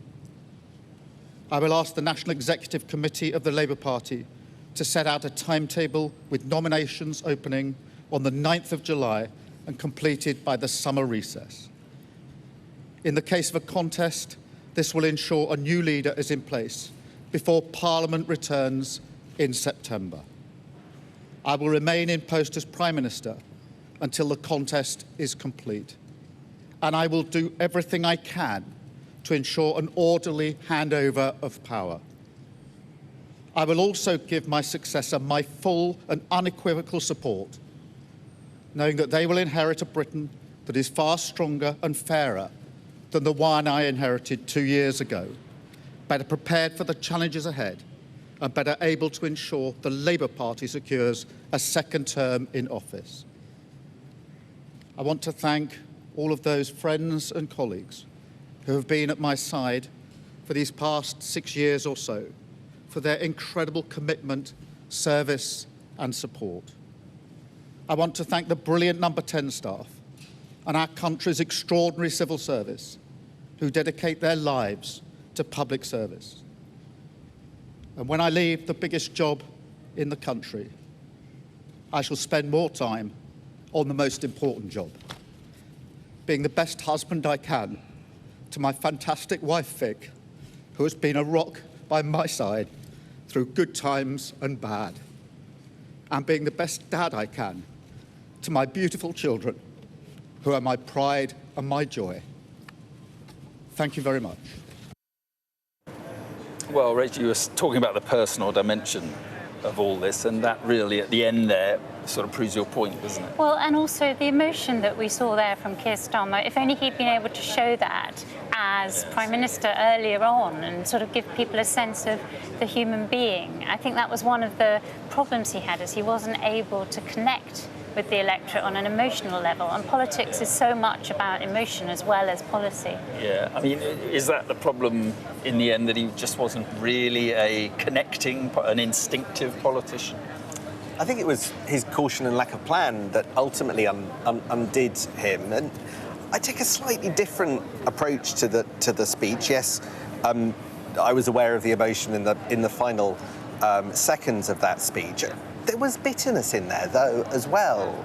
And in that middle section of the speech, what he was effectively saying was, I don't want to go. I'm being made to go by my party, just at a point where there are deliverables and I can show that I'm turning this round. This is somebody who has had to be dragged. He didn't choose to go. let's be absolutely clear. His party made it clear that there was no path to him being able to govern if he stayed in post. There was no choice to be made. And he demonstrated on the steps of Downing Street that he was unhappy with that. Now, he said he would be graceful about that and try and ensure a harmonious handover, which I think is the very minimum you would expect from a grown-up Prime Minister, but not necessarily worthy of an enormous tsunami of sympathy. As I said to you before, Mark, I just think the sympathy for me lies with all of those people who are suffering because bits of politics are broken and those fundamental policy issues that haven't been sorted out in 2 years by this government. Well, those issues are going to be put on ice while we go through another huge, great round of psychodrama. Right, yeah. Anne McElvoy has joined us now in our Millbank studio, other half of politics at Sam and Anne's. Welcome, thank you for being with us. And we were just talking about Keir Starmer and his speech. What did you make of it? Yeah, I did think that very long list of achievements, I think it was put together in quite a hurry. And I think that was his default setting was, don't forget what I did, don't you forget about me. I think the problem was, one, that it went on for quite a long time. And I think for some of us, I remember the dying days of East Germany, and then there would be lots of politicians who would be rolled out to tell you how great it had all been while it was collapsing. And I think there was an element of that. But there was also, I think, real sorrow and real melancholy at the back end of the speech, partly personal when he spoke about his wife and his children, and that these jobs are very draining for families. But it did, I think, just teeter into not really accepting that there had been a problem. He said, I've heard, it's a bit like, if you have a big problem in your workplace, and he said, well, I've heard what everybody else is saying about me, but I still think I'm pretty good. And I think that came across. Maybe it's forgivable in the shock and the difficulty of these immediate days. But if that went on as a default setting for Keir Starmer, now that we are clearly moving towards an Andy Burnham premiership, it could come across as a bit bitter. And I think that's something a lot of friends are telling me that they have said that he needs to avoid, once he's got over this particular feeling of turbulence, an emotion that he's clearly feeling. Rachel, you were just talking about your piece over the weekend and the conversations you were having. Just tell us a bit more about those, as much as you can, tell us about those conversations and the kind of mood that you were finding. I think it was a case of resignation, and people who were previously very loyal and supportive of the Prime Minister kind of realising that the game was up. And I think Starmer himself reached that conclusion over the weekend. But there was a sort of sense of sorrow about it. It wasn't, and he wasn't ringing around, I'm told, he wasn't ringing around cabinet ministers demanding their loyalty. It was a sense of, OK, we are where we are, let's try and make this as orderly as possible. I think Sam is right, though, there is an element of bitterness there. Yeah. That he feels he was starting to turn things around, and all the same underlying problems are there. Andy Burnham is going to have exactly the same issues about defence spending or welfare reform, all the difficult decisions. Yeah. But I think Andy Burnham may have a sort of optimism or positivity or be able to connect with the voters in a way that Starmer never could. Just get through on personality at the beginning. Yeah, it's difficult. Although that's not ultimately enough. No, of course. No, of course. He's got to change things. But you listen to the public on Keir Starmer, certainly during that. They said, well, look, he seems a nice guy, but we just don't, we don't know what he stands for. He doesn't really. So if Burnham comes along and is a nice guy and has something new to say, I guess Starmer that's his chance. He never really gave the impression he knew or could explain why he wanted to be Prime Minister. There wasn't a sort of governing project. And it's a bit early to know whether Burnham does, but I think he has a sense from Manchester of how he wants to do things differently. Yeah. And do you think it's inevitable now that it will be what they're calling this coronation rather than a meaningful contest? Well, it is looking a bit like a contest for the bronze or silver medal, isn't it, at best? The only reason you might do it is that you think that that would help people, you know, position themselves for a better job in a Burnham government. But does that seem like a very good reason when you think about it? And we've seen quite a lot of Brussels. I was talking to the EU side today at the postponement of the UK-EU summit. They don't really want this to drag on. So I think one way or the other, whatever you call it, it is a coronation. And I think reality will bite and there will be an appetite to get on with it. Yeah. Sam, you were talking about this element of bitterness in the speech. Do you think then that rules out Keir Starmer accepting any sort of job in a... why are you looking like that? No, I was just waiting for you to finish. Any sort of job in a Burnham government? I think you wouldn't want to do it if you were Keir Starmer. I mean, the idea that you would, you know, sit next to Andy Burnham as Foreign Secretary and hear all the issues of government discussed that you had been grappling with and struggling with for 2 years. I think that's too difficult. I think, you know, David Cameron came back as Foreign Secretary, but, you know, ultimately that was 4 years, you know, 5 years after he left the Premiership, and a bit of water under the bridge, some of the bitterness had gone away. But look, I don't want to sound sort of like a Cassandra, so let me just put the best case scenario for Andy Burnham, which is that we haven't had many prime ministers out of the 7 that we're talking about who've been that good at politics and that good at connections with people. And actually, when I spent a month going up and down from Manchester, he's got something really special. He's great at bonding with people. You know, I found 92-year-olds who thought the world of him on just wandering around a community centre. He can do something that most of the incumbents of this office have not been able to do for some time. And to do that at a time where it looks like reform is a bit on the ropes, you know, that's the outline of something that maybe just be able to work. If you can unite the party, defeat reform, and show a political sure-footedness, then, you know, he's starting a long way ahead of, you know, anybody else. And I mean, he did what Sam said. He had that kind of impression on people in the north, well, in the northwest, actually. Could he do it nationally, I suppose, is the question. One is whether what he's rolled out there in Manchester, picking up on a good legacy of rejuvenation, regeneration of that great city, is there enough there, as they say in American politics, that you can really bring to the national stage, when it's not just about taking more capital investment, which Manchester was able to suck in. It was underinvested, and he was able then to make the most of that and build out that legacy, and he did it pretty well. You're not going to have that situation. Not only are national finances, everybody knows that they are very strained indeed. I think he has a little bit more wriggle room, but very interesting who his choice of chancellor will be. Is it continuity, Rachel Reeves, or something else?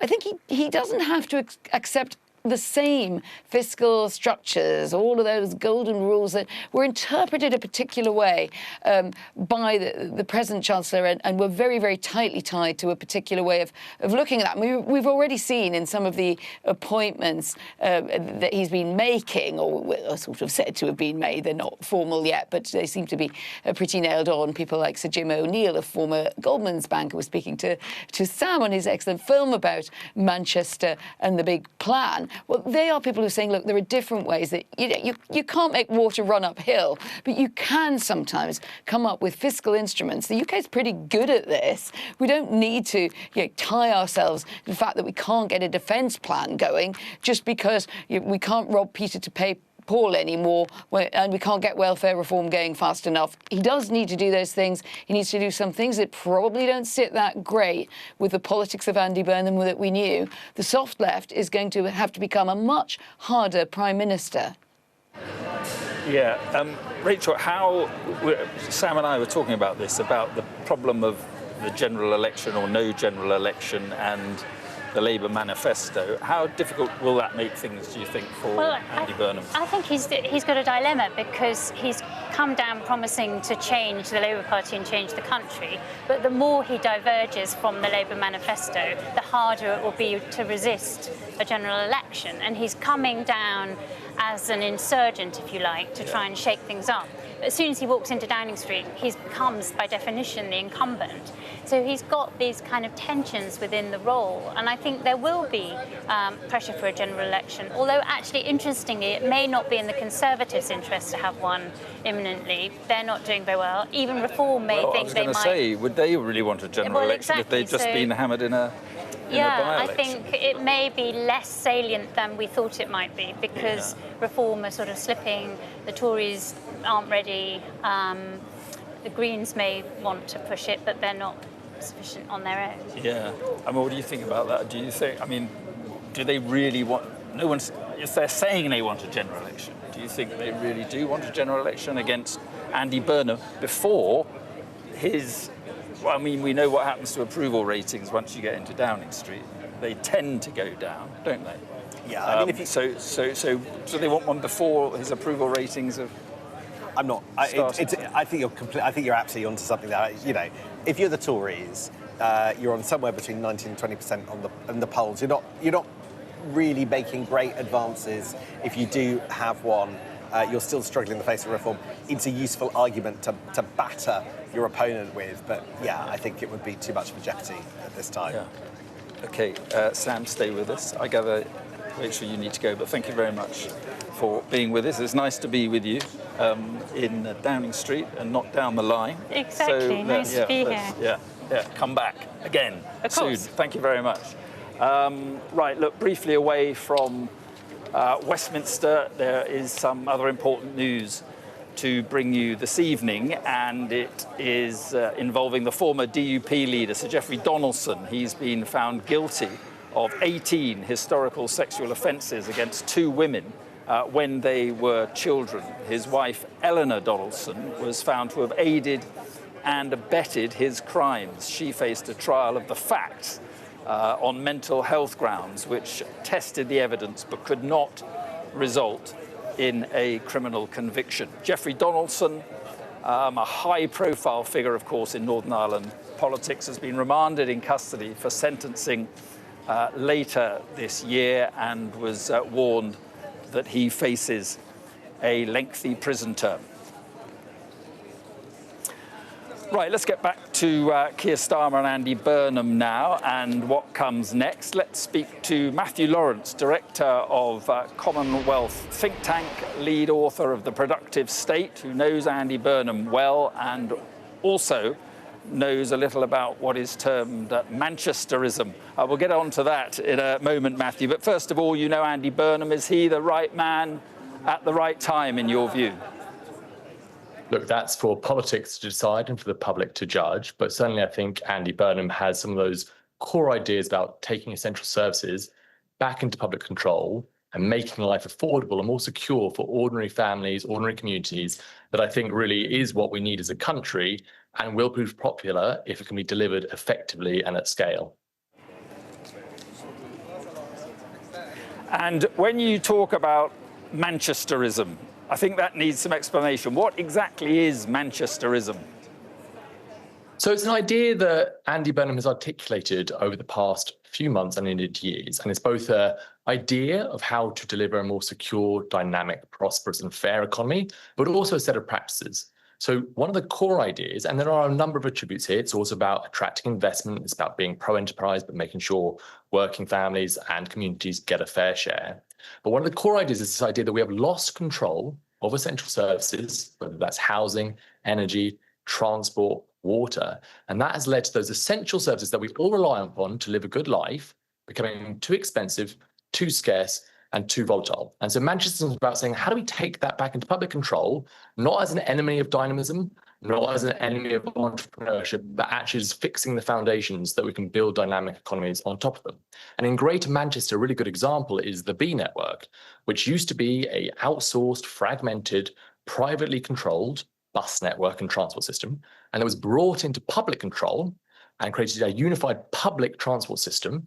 And what that has seen is fares have fallen by 15%, ridership has increased, and service quality has grown. And look, it's not a magic bullet, but it is part of the thing that we need to do as a country, because it's really unusual the extent to which Britain, compared to richer, more dynamic European and North American economies, has lost control of those foundational things that every sovereign economy needs. This is part of the thing we need to do to make life more affordable and to fix those foundations to build a more dynamic economy on top of them. Right, so let's use the buses then. It means cheaper fares. You say quality is improved, but I think what the public worries about more public ownership, nationalisation, if you want to use that word, is this whole issue of efficiency. And you may get it cheaper, but the system may not work as well. So what would you say about that?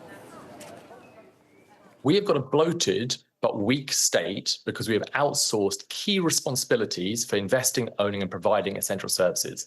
And that outsourcing and privatisation of essential services has not led to efficiency. Instead, in those key sectors, there's led to an economy where we extract rather than invest, where we fragment rather than coordinate, and we price for profit rather than provide for need. And that is not good for ordinary families, it's not good for businesses, and it's not good for the economy as a whole. And so I think this is not about being ideological, it's being practical. And so I think, when you sort of mentioned a bunch of different words, they all have slightly different meanings: public ownership, municipal ownership, nationalisation. And I think it really should not be a rigid application.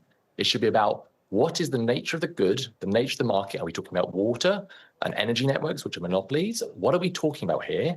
And how do we design them, not with kind of ideological blinkers on, but around what works to deliver the quality and the cost of investment needed to build the housing, the energy infrastructure, the transport infrastructure that is the backbone of any dynamic modern economy. And of course, we've got real strengths in the economy, but we need to fix those foundations if we want it to thrive.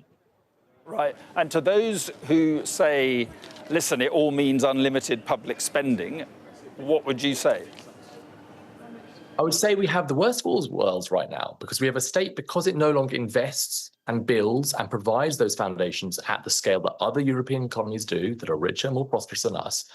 What happens is, because we're not investing enough in those fundamentals, we end up, through the welfare state, spending public money. Now, it's important we support families and people that are in real need. Of course it is.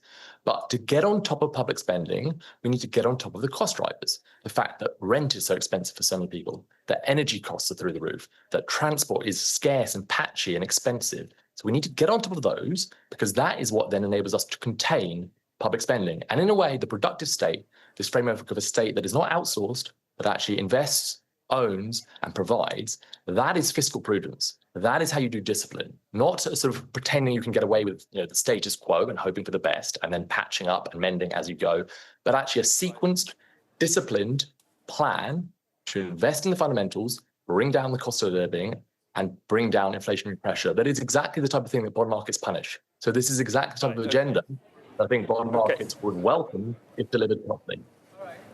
Okay, and just very briefly, because of course he said we've got to find a way where we're not in hock to the bond. What did he mean when he said that? Just briefly. So bond markets, and these are not villains, they are simply actors who price government debt based on a number of metrics. One of those key metrics is expected inflation. The reason why government debt in the UK is higher than other areas is because we have higher inflation pressures. And part of the reason we have higher inflation pressures is because things like housing, energy, and transport are more expensive than other places because we've not invested enough in those areas. So this is a plan to invest in those fundamentals. Matthew, we've got to leave it there. Splurging. Yeah, look, I'm sorry to interrupt you. We've got to leave it there, but thank you very much for coming on. Sam Coates is still with me. Anne McElvoy is in Millbank. And very quickly, I mean, what do you understand about this Manchesterism and can it work nationally? Well, I think what it's aiming to do is, if you take it as most ambitious, it would be very localising to the UK. One of the reasons that Manchesterism is seen to have worked in part is being able to put in place different structures, things that we were just talking about there, about housing stock, about building, if you like, choosing some areas of investment, but having a very local plan for it. There, even a big attempt to do it across Manchester, and I think it even involves Leeds to some extent as well, in healthcare, looking very much more closely at the needs of of what local communities have got and how to allocate resources, to use the jargon a bit more appropriately than it all being directed by ministries in London. I would say, you know, the outcomes are not always completely. This is not a miracle cure, you know. This is not kind of Mike Bloomberg's New York. There are lots of areas in which it's really sucked in quite a lot of money, and therefore if you've got a lot of money, some things are going to get better. You could say it's because you put buses and things under public control, but it's also because you were able to find some money from some sources. Is that going to be the case when you're looking at the position nationally? Yes, you can maybe get some more money out of doing things a different way with the household books, but you do need to invest a lot of it in defence. So I do think there's a sort of big question here, is the ambition of localism. When you break it down, there are lots of other parts of the countries. The north is not Manchester. I'm from the northeast. You can imagine how do we feel when we hear Manchester all the time. So, you know, there is that as well. It's a good point, and we'll speak to you again in the next hour. Sam Coates is still with me. 30 seconds left, Sam. So, well, another extraordinary day, but perhaps not the most unexpected one. No. Keir Starmer was snookered. He had to go this morning. It's presented as his choice, but he had no other option. But what's really remarkable about today is we pretty much know the direction of travel. It appears that in a matter of weeks, the next Prime Minister, the 7th Prime Minister in a decade of the United Kingdom, will be Andy Burnham. OK, much more at the top of the hour. Sam, thank you very much indeed. We'll see you at 6. The best thing about being a Sky News journalist... My darling. Beth Rigby, Sky News. ...is being a Sky News journalist. You said to people, I'm not coming back for more, but you have come back for more. Well, let's kick off and make a statement. What can our Prime Minister say to you to not impose tariffs? He's coming out! What more do you need? What's the best thing about being a Sky News presenter? Perfect. Let's bring you some breaking news. Being a Sky News presenter. I began by asking... Thank you so much. ...trusting us to tell her story. The battle for number 10. Sky News has been given exclusive access. Let me give you a sneak peek. It was the day those present would never forget. Why did you decide to open up and tell your story?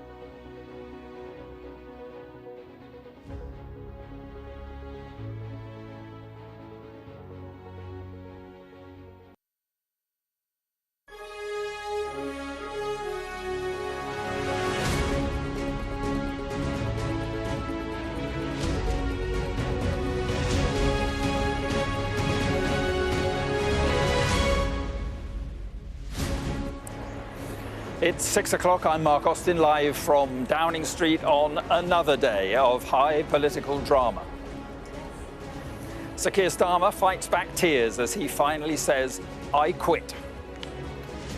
I shall spend more time on the most important job, being the best husband I can to my fantastic wife Vic, who has been a rock by my side through good times and bad.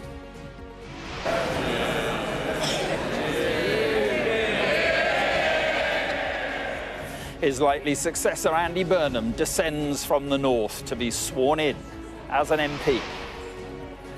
His bid to be crowned as Prime Minister is gathering pace and has already been backed by former Health Secretary Wes Streeting. And anyone else with their eye on Downing Street will need at least 80 MPs just to force a contest. Good evening then from Downing Street. He's going. It was perhaps the least surprising prime ministerial resignation in modern political history. We have been told for weeks that Sir Keir Starmer was on his way out, and now it is happening. The country is preparing for its 7th prime minister in 10 years. Yes, 7. The next to have a crack at it will almost certainly be Andy Burnham, who has already made it clear that he wants the job, and after his big by-election win is the clear favourite with many MPs. According to the timetable laid out today, he could be in Downing Street before the World Cup final on July the 19th. But first, tonight, here is the moment when Keir Starmer confirmed his departure. The question my party is asking now is whether I am best placed to lead us into the next general election. I have heard the answer of my parliamentary party to that question, and I accept that answer with good grace. Every decision I've taken has been about putting the country I love first. That is why I will resign as leader of the Labour Party. I have spoken to His Majesty the King this morning to inform him of my decision. I will ask the National Executive Committee of the Labour Party to set out a timetable with nominations opening on the 9th of July and completed by the summer recess. In the case of a contest, this will ensure a new leader is in place before Parliament returns in September. I will remain in post as Prime Minister until the contest is complete, and I will do everything I can to ensure an orderly handover of power. I will also give my successor my full and unequivocal support, knowing that they will inherit a Britain that is far stronger and fairer than the one I inherited 2 years ago, better prepared for the challenges ahead, and better able to ensure the Labour Party secures a second term in office. I want to thank all of those friends and colleagues who have been at my side for these past 6 years or so, for their incredible commitment, service and support. I want to thank the brilliant Number 10 staff and our country's extraordinary civil service who dedicate their lives to public service. And when I leave the biggest job in the country, I shall spend more time on the most important job, being the best husband I can to my fantastic wife Vic, who has been a rock by my side through good times and bad, and being the best dad I can to my beautiful children, who are my pride and my joy. Thank you very much. That was an emotional Keir Starmer speaking earlier here in Downing Street. But this afternoon, Andy Burnham is back at Westminster. His allies are growing in confidence that a surge in support for the former Manchester mayor means that a coronation-style transfer of power is more likely than some sort of contest. He has spent the last few days enlisting the support of MPs and ministers, including one of his key potential rivals, Wes Streeting. Deputy Political Editor Sam Coates is here with me, and I guess in the end it was a day that was inevitably going to come for Keir Starmer. On Friday, Keir Starmer's aides and closest colleagues were saying he's going to fight. But you're right, in the end, Keir Starmer was snookered. His own party didn't think that he could continue. His own cabinet didn't think that he could continue. And politics is about personal decision, but it's also about political forces that make things like that inevitable. So, yes, this morning, Keir Starmer did what he basically had to do and announced he was stepping down. And from this moment on, I think things moved pretty fast. As you saw, Andy Burnham coming down on the train to be sworn in. He is now the overwhelming favourite to be our next Prime Minister, the 7th, as you were saying, in a decade. That's because I think, as we often say, politics moves as a herd, and he looks pretty impregnable. Anybody who now stands in his way is risking their career. They're risking the lack of preferment from an incoming regime. Labour MPs are not going to be like that. You saw the picture of them all lining up behind Andy Burnham for that selfie. That's going to be the vibe for much of this week, and as we head into it. We're going to embark on a bit of a pause, however, because the formal next stage of the contest does not start until July the 9th. We've got about 3 weeks until nominations open, and that vacuum, I'm sure, will be one where every utterance of Andy Burnham is scrutinised to within an inch of his life, his plans, as far as we know them, details of his potential team are going to be raked through, and the focus will be on him. It could be quite painful, I think, but, you know, being Prime Minister is tough, so it's only a fraction of what he'll get if he actually makes it, as he looks like he will, through the back door of number 10. Yeah, but, I mean, it's not, as you hinted there, it's not going to be easy for Andy Burnham, is it? Because you know, once you get through the door of Downing Street, you start making decisions. That popularity does wane a bit. Yeah, Andy Burnham, you know, I've studied what he's been doing in Manchester. He sort of has a view and he has a sort of an innate political instinct, but I don't think he's got a very specific plan of what he's going to do, and he's got all of the constraints that faced Keir Starmer: financial, fiscal, parliamentary colleagues, problems with welfare, the relationship with the EU, you name it. He inherits every difficult thing in British politics. Maybe reform is a bit on the turn and he can capitalise on that. Maybe his demonstrable interpersonal skills, which are on another level to that of Keir Starmer, helps him out of a fix. But it's not going to be easy.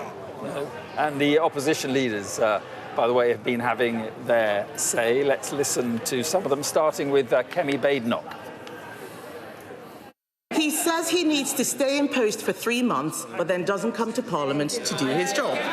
He wants to go on a farewell tour, while the new member for Makerfield is asking for a summer holiday to work out what he thinks. In the meantime, no one is in charge, and Britain is not being governed. I think people just want this government to deliver the change that they promised. There was real disappointment that Keir Starmer failed to do that, and actually this extra chaos at the top of the government reminds us of the Conservatives when there was chaos with, you know, Boris Johnson and Liz Truss and Rishi Sunak, and it didn't bring the change people wanted. So the challenge now to this Labour government: bring the change, and if you don't, then it must go to the people. Whoever becomes the Prime Minister will not have been voted for by the British public. And if the next Prime Minister is the new MP for Makerfield, Andy Burnham, he didn't even stand at the last election on any manifesto at all. And I really do think that my call for there to be a general election as soon as is possible, I think you'll find a lot of support for that. Predictable call from Nigel Farage there for a general election. Not going to happen, at least in the near term. No, I think that's right. You know, there's a tone of disbelief there, I thought, particularly from Ed Davey, that we're doing this again, and I think quite a lot of members of the public will share that. 7 in 10 years is a hell of a lot of Prime Ministers. It points to the idea, slightly unnerving idea, that there's a bigger problem here. Yes, Keir Starmer had his faults. Yes, there are problems he's got with his parliamentary party. But is it that hard to stay as a Prime Minister more than a couple of years in the United Kingdom? Can things fundamentally get fixed if 2 years is the tops of what amount of time that you have? And how can we fix all of that? Could Andy Burnham be the person to do that? Maybe not. It's interesting. Why the impatience, do you think? Why, I mean, is it the social media world sort of contributing to this kind of feeling of insecurity for a Prime Minister? What's going on? It's a bit of that. Look, tomorrow is the 10th anniversary of the Brexit referendum, which it gave licence to this idea that parties start to tear themselves apart legitimately. And really the tensions exploded in that referendum, never been able to be put back in a box. And I think that plus social media, the general rise of populism, this isn't a UK-only phenomenon. Look at America, look at France, Germany, where you've got the rise of parties that don't play by the kind of rules against which, you know, parties like the Labour Party have fought. It is harder these days, and I don't think that modern-day mainstream political politics has kept up with the pace of change. You know, but nobody goes into politics thinking it's going to be easy. Yeah. There just needs a faster, smarter approach to it, you know, and everything from social media to closed WhatsApp groups that parties can't see, that get their MPs in a lather. There's all sorts of problems here, but it doesn't seem to me that it's beyond the wit of man to come up with a leader that's successful, one with political skill, who's smart about the challenges that they face.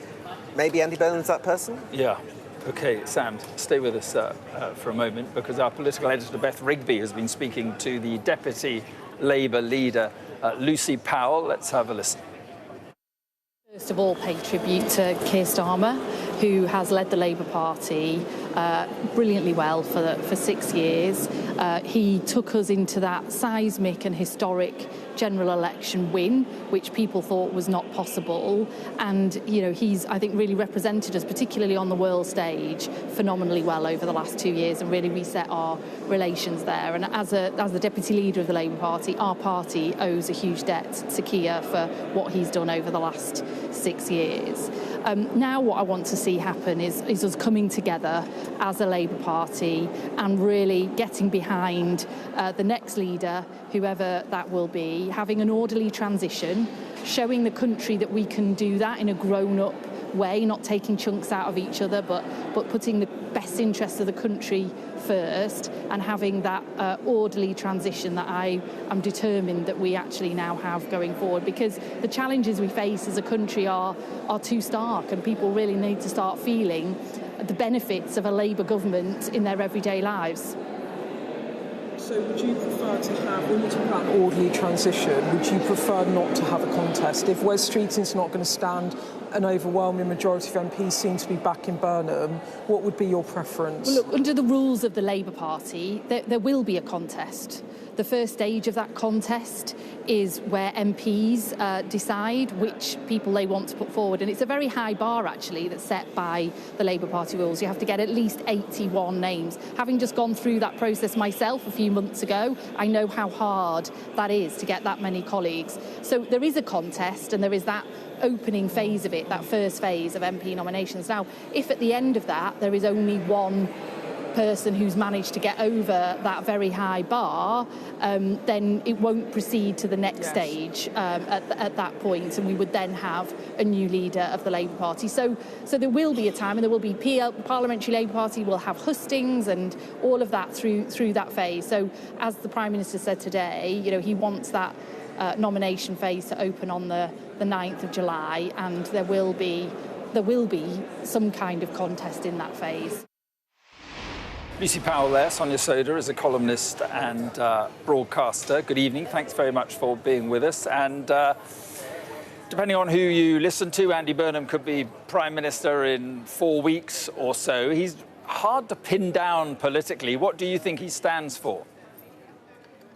That's a good question. I think if you look at some of the things that he's talked about and emphasised, including devolution, for example, a big push on more equal growth, regional growth across the UK, you know, there are some important clues about what he stands for. But I think there's no doubt that over the next 3 to 4 weeks, he's going to have to set out more detail. He's going to come under a lot more scrutiny from journalists. So I think we will be hearing more. But I think the other thing it's important to say is that Labour was elected on a manifesto back in 2024. Now, actually, that manifesto was quite broadly drawn, but there was one key thing at the heart of it, I think, above all else, which was a commitment to boost the growth rate of the country, a real recognition that unless the economy grows, it's very hard to fix other things. So I am sure that that's going to be right at the centre of Andy Burnham's agenda. I mean, there'll be different tone, there'll be different personality, clearly, but what do you think are the things that he needs to do to nail down, to try and persuade the country that things are going to be different? Well, personally, if I was him, I think the first thing I'd be thinking about is, you know, he will have a honeymoon period with the public if he does indeed become the next Prime Minister. He is the most popular Labour figure. How can he use that in the first few weeks and months to change the conversation with the public? And I think one of the key areas where Keir Starmer went wrong was to sort of fight an election campaign, saying to the public essentially, vote for us and things will start to feel a lot better under a Labour government.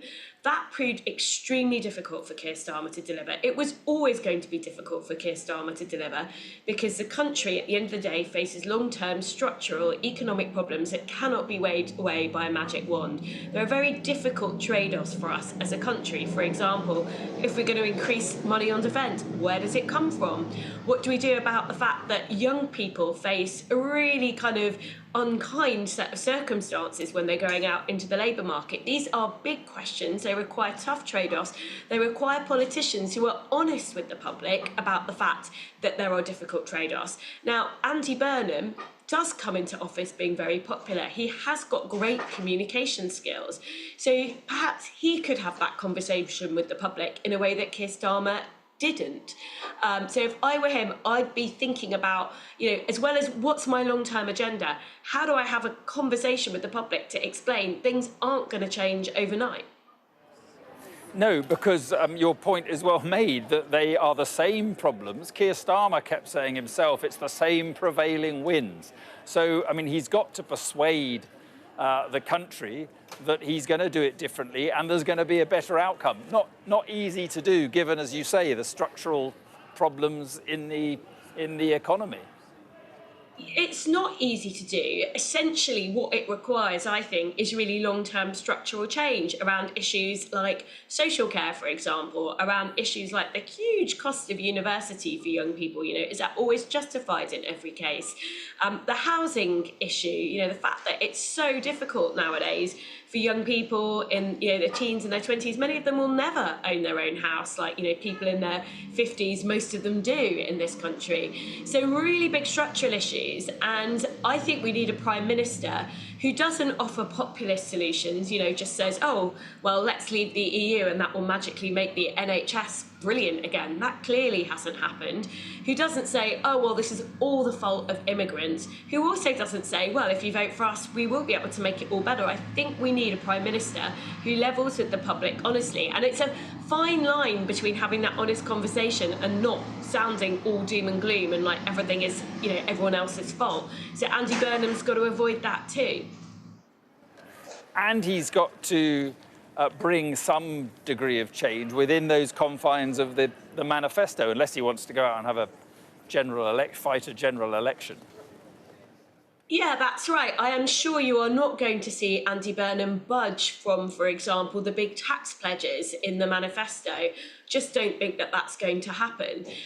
So, yes, I mean, what I would say is I think there is a scope to think really long term about these issues, things like social care, things about like how do we get more investment into the economy. And he can do that within the scope of the Labour manifesto, I think, but it's not going to be easy.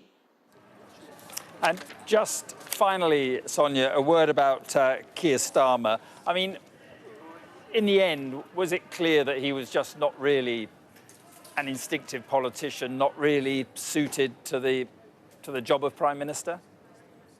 I think that's right. You know, it's always a really tough day to see somebody who, you know, clearly wanted that job for a very long time have to resign in these sorts of circumstances. So, you know, you don't want to kick a man when he's down.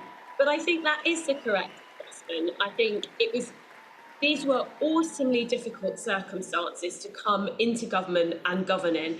Very, very different when you saw Tony Blair ride into number 10 in 1997. The economic circumstances were very different for the country back then. So it was always going to be very, very difficult. But I just think that Keir Starmer showed himself. He didn't really have the aptitude for the job of Prime Minister, in the sense that he's an incredibly poor communicator.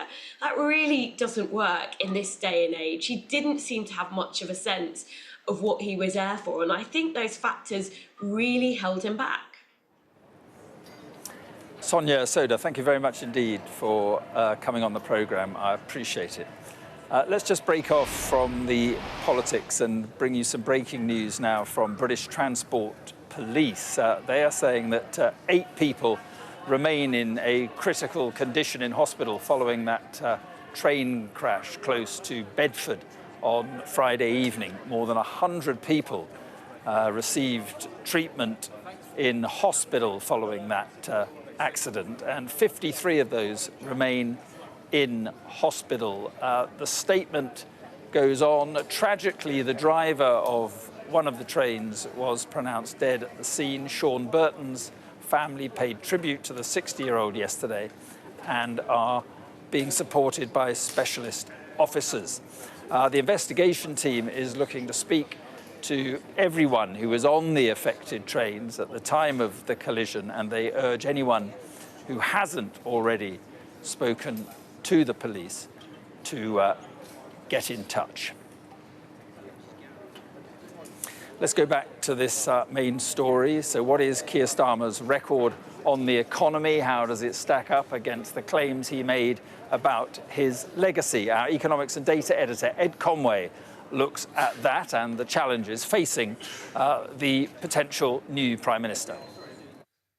Well, a very big day, of course, with enormous consequences for the economy and big questions about what happens next. Well, first of all, should we just look at the market reaction? And actually, in this case, there wasn't that much market reaction. I guess, this was priced in for a long time. There was no kind of fretting or panicking. This is showing you the UK's 10-year government bond yield. It's the thing that we've been focusing on for so long. It's the thing that yo-yoed around. Now you can see the Liz Truss moment. The thing I think to notice about this isn't so much the kind of day-to-day movements, because like I said, there wasn't that much movement. It looks like people have priced this in. But it's just looking at the UK in comparison with other countries around the G7. So these are other industrialised economies. And the key thing to note here is the red line, the UK, is basically much higher than everyone else. And I think this is going to be one of the issues that Andy Burnham faces. Like it or not, we are in hock to the bond markets because basically we are borrowing money from the bond markets, and investors out there can decide how much they want to charge the UK. So that's not going away as an issue. And of course, the UK, kind of high interest rates, and we pay all of those. Outside Downing Street, the Prime Minister, outgoing Prime Minister, talked about how the economy is going faster than our peers. And I thought it was worth just kind of working out, is that actually the case? Well, yes, if you look at GDP, and this is just the higher the bars are, the faster the economies are growing for the UK and its G7 rivals, or counterparts, one should say. This is the first quarter of this year. And yes, look, the UK is the fastest. But here's the issue. Look back just over 2025, faster than G7 for that period. Look back over 2025, so the last year for which we have the full data. No, we're middle of the pack. It's not bad, but, 1.4% growth rate, not that brilliant in historical standard. And if you look back just since Keir Starmer came into office, well, again, we're kind of high middle of the pack, higher than most of the rest of Europe, but lower, considerably lower than the US. And that's part of the issue there. You've got a lot of AI growth there and not so much growth in the UK. Another thing the Prime Minister talked about was waiting lists falling for the NHS. And here, this is kind of interesting here, OK? So the line here is basically showing the percentage of patients that are receiving treatment within the 18-week target. So you want that to be higher. That was, used to be the NHS standard, 92%. That's the target that was set by Keir Starmer and Wes Streeting. OK, that's when they came into office. And just look at what happened afterwards. It has gone up. So they did, just in the last few months, they did just meet that target. Although it's worth saying the line then went down and they're kind of slightly below the target at the moment. But nonetheless, it's success, but you're still a long way from there. And actually still a lot of people waiting for those operations and procedures. Small boats crossings, he said that they're falling. Is that really the case? Well, this shows you small boats crossings in recent years over the course of each year. So you can see how it mounts over the course of each year. 2025, 2022, the big years recently. Have a look at this year. it's true that it's definitely rising less quickly, considerably less quickly than other years. And so definitely on small boats, so far at least this year, touch wood, that is lower than the rest. And then I think the final thing to kind of note is, what is the legacy for Keir Starmer when it comes to the public finances? Because, you know, that is the main thing that the government can really affect, is how much is public spending going to be, for instance. And if you look at public spending, that's where Rishi Sunak wanted to take it just before he left office. That is where it has planned to go under Keir Starmer. So you've got higher public spending under this government, as perhaps you might expect with a Labour government. The tax burden, again, for Rishi Sunak, it was going to be going up and up. For Keir Starmer, it's going up more quickly, or at least ending higher than it would have been under Rishi Sunak. So you've got higher spending and higher taxes. But the thing that the Prime Minister wanted to focus on when he was outside Downing Street is investment being up. And I think this is significant here. You know, what have they done with that extra spending? This is net investment, how much the government is spending on hospitals, on facilities, on transport and the rest. That's where it was heading under Rishi Sunak. So it was going down. Under Keir Starmer, the plan was to make it go up. And that's a really sizable difference when it comes to public sector net investment. And that, I think, is one thing that maybe this Prime Minister will see as his legacy in the future years, higher investment for the public sector. But, you know, that being said, there are some major challenges facing the government and major challenges facing whoever is going to be the next Prime Minister. Ed Conway there, Sam Coates is still with me, and I mean, that's the point, isn't it? The economic problems, the problem about cost of living, the problem about growth are the same. Yeah, where's the wriggle room? Where's the scope for doing things differently if you're hemmed in by the manifesto, the fiscal rules? Your relationship with the EU is pretty much sort of on the tram lines that, you know, they even inherited from the Tories. I suspect that Andy Burnham will want to pick one or two eye-catching things. Look out for social care. It's something he mentioned in the campaign. It's costly, it's difficult, but it is something that's close to his heart. But he can't do many things and stay within the manifesto, and that's the bind. And so how he squares that circle, I think, is the biggest challenge. OK, Sam, thank you very much. Let's bring in Noah Hoffman, political correspondent at The Spectator. Good evening, thanks for being with us. And, well, Noah, do you think it's inevitable now that Andy Burnham is the next Prime Minister of this country? More or less inevitable. We have Al Khan's making some cryptic tweets on social media, setting out sort of his own political philosophy for where he would like to see the Labour Party to go. But of course, it is a bit of a fallacy, the suggestion that he could rack up 81 MPs as things stand. There's also some conversation about MPs rallying around Darren Jones as a possible contender against Andy Burnham. Again, it's really hard to see any MP really, other than Andy Burnham, attain the critical mass necessary in order to really fight what would be a competitive competition rather than one where the end is already known. Right, and will the Conservatives and Reform, for that matter, be worried about Andy Burnham? One would imagine so.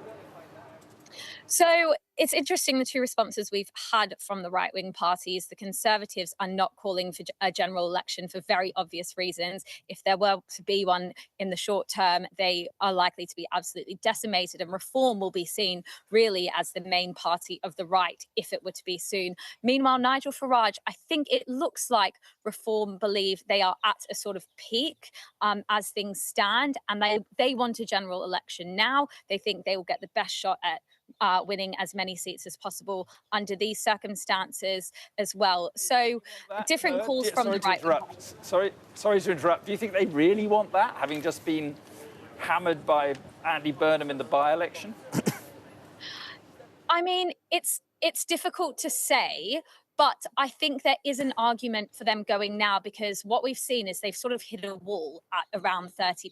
And the by-election against Andy Burnham actually brought out a lot of issues in the party. Clearly, they've got a problem maintaining the support of a lot of women, for instance. And that really came to the forefront with their candidate, who was obviously quite a failure in Makerfield. So I think they probably are sort of thinking that things are as good as it may get for them right now, but there'll be differing opinions within the party. And what do you think Kemi Badenoch, how do you think she will react to this in terms of how she deals with the Keir Starmer's successor? I think she'll have a lot of fun with Andy Burnham. He wants to take the Labour Party to a far more left-wing position economically. It does seem that he's kind of understood the consensus of the country, which is more on the conservative side when it comes to migration and crime. But he does see that there is a broad coalition for a more economic left-wing platform that covers reform voters as well. So the problem there is that if he does want to go ahead with the radical policies that so many of the PLP have been pushing for him to go ahead with, at every opportunity, Kemi Badenoch at the dispatch box is going to ask, who voted for this? Apart from the people in Makerfield, who voted for this platform? You don't have a mandate. And then, of course, there's always the receipts from Andy Burnham and his supporters calling for a general election during the tumultuous years of the Tory government when they kept chopping and changing. So there will be a big hypocrisy argument as well. And if Andy Burnham turns out to govern more from the centre, then does that create a problem for Kemi Badenoch?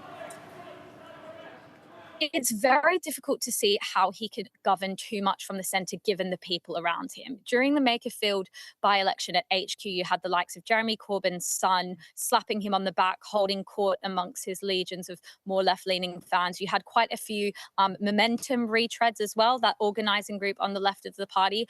I think he can just about get away with a centrist or centre-right position on immigration and crime. But on the economy, the people around him, his closest confidants, are not going to stand for anything that is too similar to Starmerism 2.0. He can go for that option. He can be Starmer with a personality and a good TikTok account. And I mean, a lot of people are crying out for better communication skills, but then it's not going to be enough for the public, and they'll just fall into the same problems with the cost of living crisis and all the other litany of issues that made Starmer so unpopular in the first place.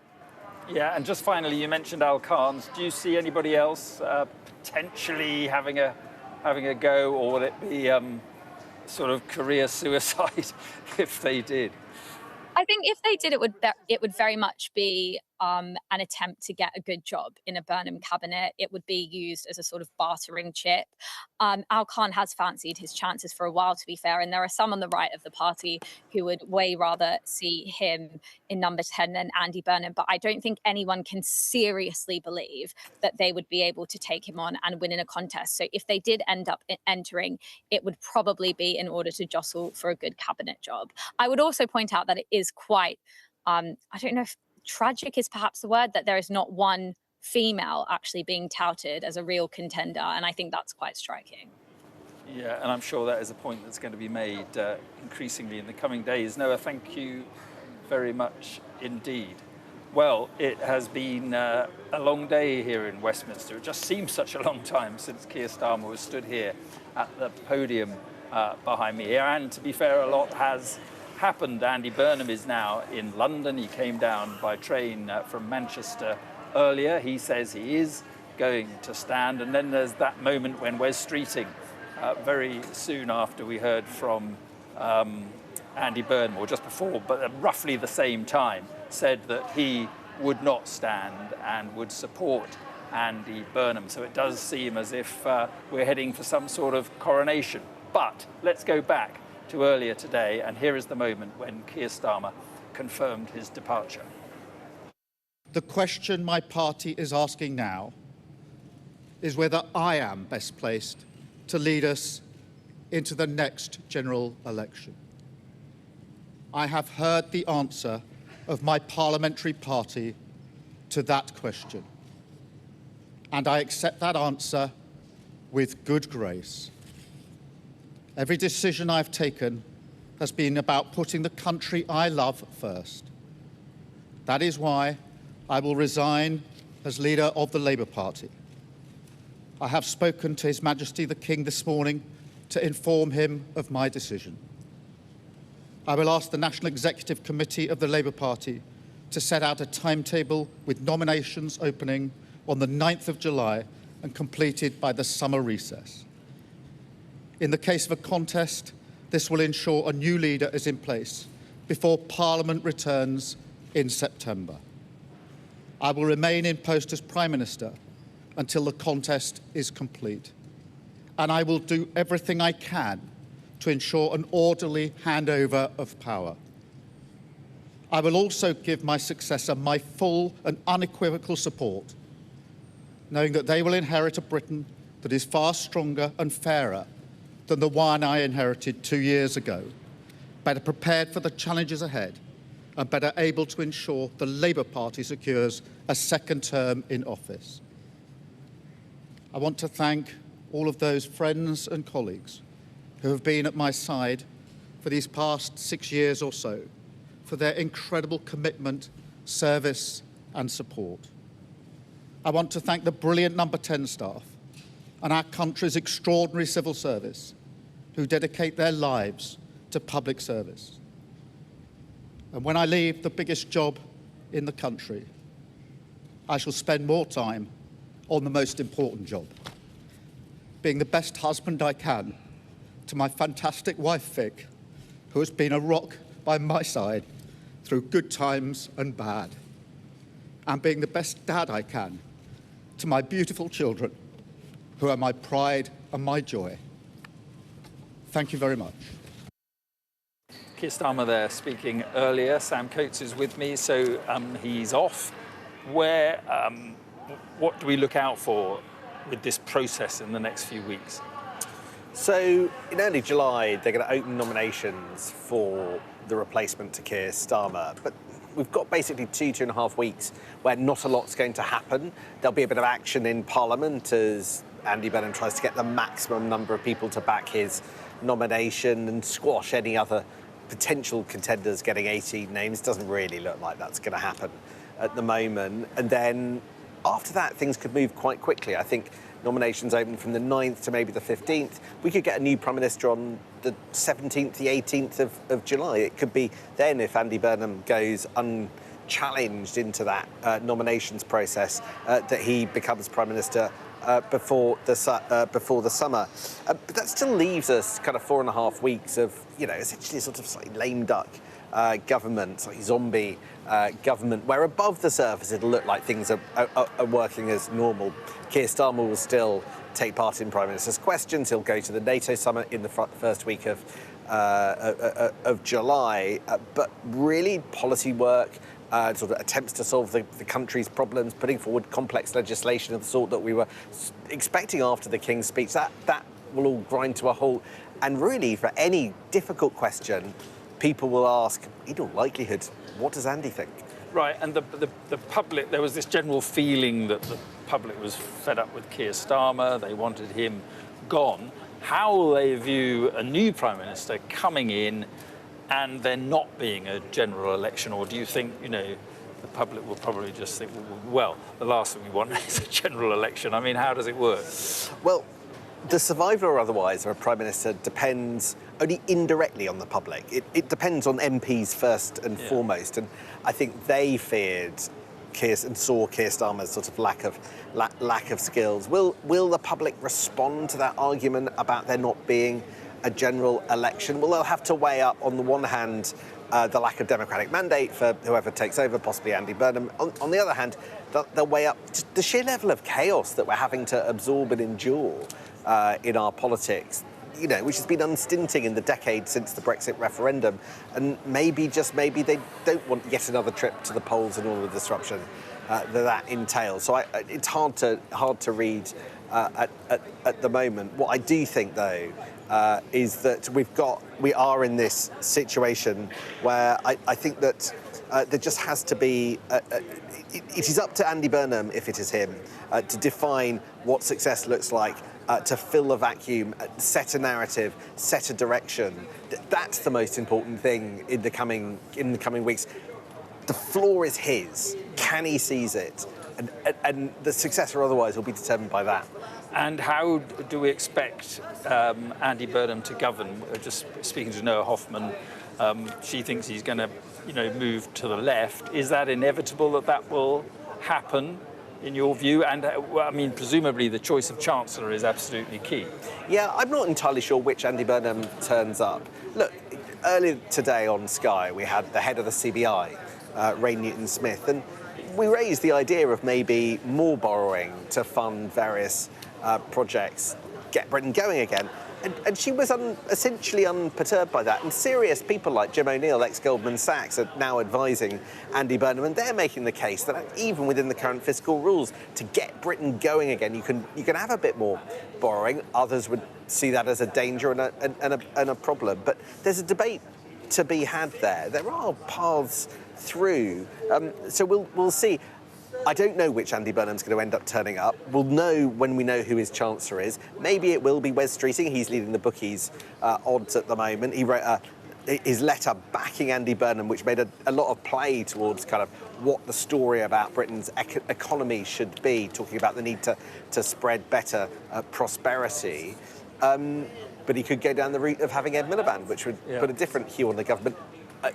Hands in the air, I just don't know yet, and I don't think they do either. No, and the point you were making about Keir Starmer, once you make an announcement like this, it's really very difficult, isn't it, to see what he can achieve, because what he'll want to do is try and just sort of, you know, like in an American president right at the end, just kind of secure some sort of legacy that you can live with. Yeah, I think photo calls with the US president. I think you'll have a sort of tour of the nations of the United Kingdom.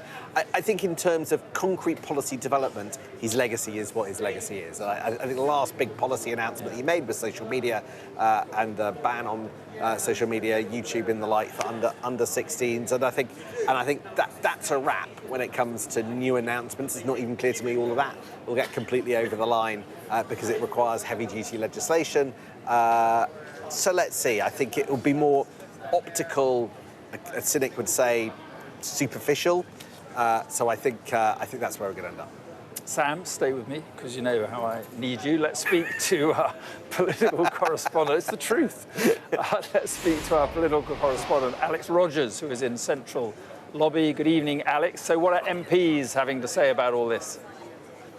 Well, there's just been a meeting of the Parliamentary Labour Party in the committee corridor. That's a formality on a Monday evening, but it just felt like a formality. Everyone really is talking about Andy Burnham and the move towards him. We saw him on the steps of Westminster Hall taking photos with MPs, taking selfies with MPs. He really felt like a bit of a celebrity here. Contrast that with Keir Starmer, the sombre figure that we saw outside Downing Street announcing his departure. Another big point of debate, Mark, is whether there should be a contest or a coronation. And I have to say, from the people I'm speaking to, it really does feel that even those who might not have been natural Andy Burnham allies want there to be a coronation. Even Wes Streeting supporters, the other potential leadership rival, they are coming behind Andy Burnham in big numbers, and they want to avoid a contest. Also tonight, a rumour swirling around Darren Jones, Keir Starmer's chief secretary, his right-hand man. There are suggestions that allies of Keir Starmer want him to run against Andy Burnham just to force a contest and a battle of ideas. But I've been speaking to a few fans of Darren Jones who are saying he shouldn't do this, and that a contest should be avoided at all costs, and that he is actually too associated with Peter Mandelson. He's too associated with the old guard, and that the best thing for the party right now is to coronate Andy Burnham and let him take over in this orderly, bloodless transition. That's what they are saying. OK, Alex, thank you very much. Let's take that very point to Anne McElvoy, executive editor of Politico, also co-host, of course, of the podcast Politics at Sam and Anne's. Good to talk to you again. And so on that point, do you see any likelihood of someone standing against Andy Burnham, even someone like Darren Jones, who it appears Keir Starmer is trying to push into the contest? Well, that would certainly be interesting. I mean, the reason it could happen, or at least I'm a little sceptical about the realities of this, but if you listened carefully to Keir Starmer today, and also was listening back to him after the Makerfield by-election, he hasn't really at the moment given any credit much to Andy Burnham for what we're seeing, and these scenes of jubilation and the slightly rock star effect that is currently attaching to Manchester Man as he arrives here in London, takes his seat again in Parliament. So, you know, if you've got someone like Darren Jones, who is ambitious, wants to sort of stay on the pitch and thinks he has some ideas of the Starmer era and some of his own that he wants to carry forward. He's seen himself as a bit of a rewirer of the British state, and Darren Jones, I think, would argue hasn't really had time to see that through. Well, you could say, why don't I just throw myself into the mix? If I just go along with a coronation, I take my chances, I might get another big job, I might be out with the old guard. So sometimes I think we've seen this in parties, that you just see people say, I might as well have a go, even if it's a contest for the wooden spoon. I think the momentum is so strongly behind Andy Burnham that the question is now coming down to the fact, would that then do more damage to Labour? Because it would be a contest, but a contest brings out divisions. The country maybe is getting a bit bored with this exciting soap opera that Sam and I love covering as political journalists. But I would guess that that is the tussle going on tonight as we speak. Yeah. Sam, what are your thoughts? Do you think Darren Jones will stand just because Keir Starmer wants him to? No, I'm aligned with Anne. I think there is pockets of the Labour Party tonight that are extremely angry with what they've seen. They're angry with the ousting of Keir Starmer. They're angry with the fact that Andy Burnham looks straight to sort of to stitch this up, and they're casting around for something to sort of throw rocks in his way. And I think along comes the notion of Darren Jones.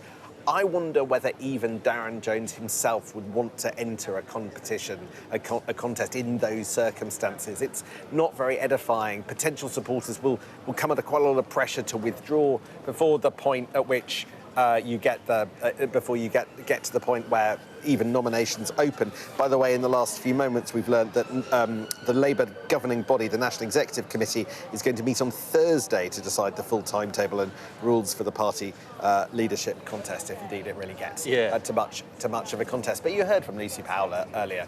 She thinks the coronation, the contest this Thursday, yes. That will, she thinks just the sheer process of getting nominations is enough of a contest for her without it having to go to the full membership. Everything is going in one way. Now, we can debate whether that's a good thing or a bad thing, but because of the herd nature of Westminster, where people want to be seen to back a winner, I'm not sure you're going to be able to find 80 people who could weigh in behind Darren Jones or anybody else. Yeah, and Anne, with that in mind, when do you think we will hear from Andy Burnham putting, the flesh on the bones of where he stands, what his position is going to be governing from Downing Street? Yeah, I think that's an interesting consideration, because today is all about the optics. We saw all that great coverage today of the arrival. Making the joke, it's sort of Lenin to the Finland station moment. It's all about the dynamism, the optics. But there is a bit of a danger, I think, of a gap. Now, Andy Burnham certainly doesn't need to come out and declare his entire manifesto for power. But there will be, I think, a quite uneasy gap if we don't then hear, I can't exactly say, when Andy Burnham and his team think the right time is to speak. But the party needs to hear a voice from this person that they've given such credit to. He does come off the back of a by-election win, so he can use that as a bit of an excuse to address the nation and address the party and reassure people who maybe are not natural Burnhamites and are suddenly waking up and thinking, oh my goodness, this is moving very fast. But, there's another reason I think he needs to say something quite soon. I think Sam's absolutely right. Who else is really going to get the numbers to come into this race? Maybe it seems like a good idea at the time. You flirt with it, get yourself onto keep on the screen of the next leader.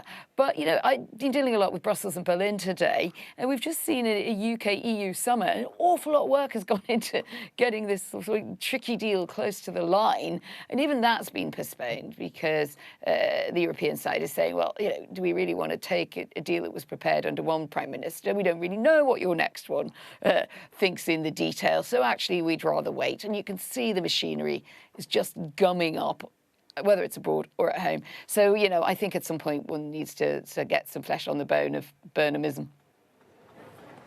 And thank you very much for being with us. Appreciate it. Thank you very much. Thank you. Let's speak now to Luke Trill, the UK director of the More in Common think tank. Luke, thanks for being with us. So how were the public feeling about Keir Starmer generally in the last few weeks? I think it's fair to say that the phrase is he'd lost the room. We spoke to lots of members of the public, particularly in Makerfield, and we found that whilst there were some people that supported Kenyon and rather a lot that supported Andy Burnham, they were almost united in this feeling that Keir Starmer couldn't continue as Prime Minister. Lots of them thought that he was a decent man, but that he just simply wasn't up to the job of being Prime Minister. And he ended last week with a net approval rating of -48. It was way underwater. And the truth is that approval rating fell quite soon in his premiership after decisions around winter fuel, the freebie scandal, that Rose Garden speech that wasn't well received, and the first budget, and it's never recovered from there. Right, what about the public and Andy Burnham? Well known in the Northwest, of course, but not so well known nationally.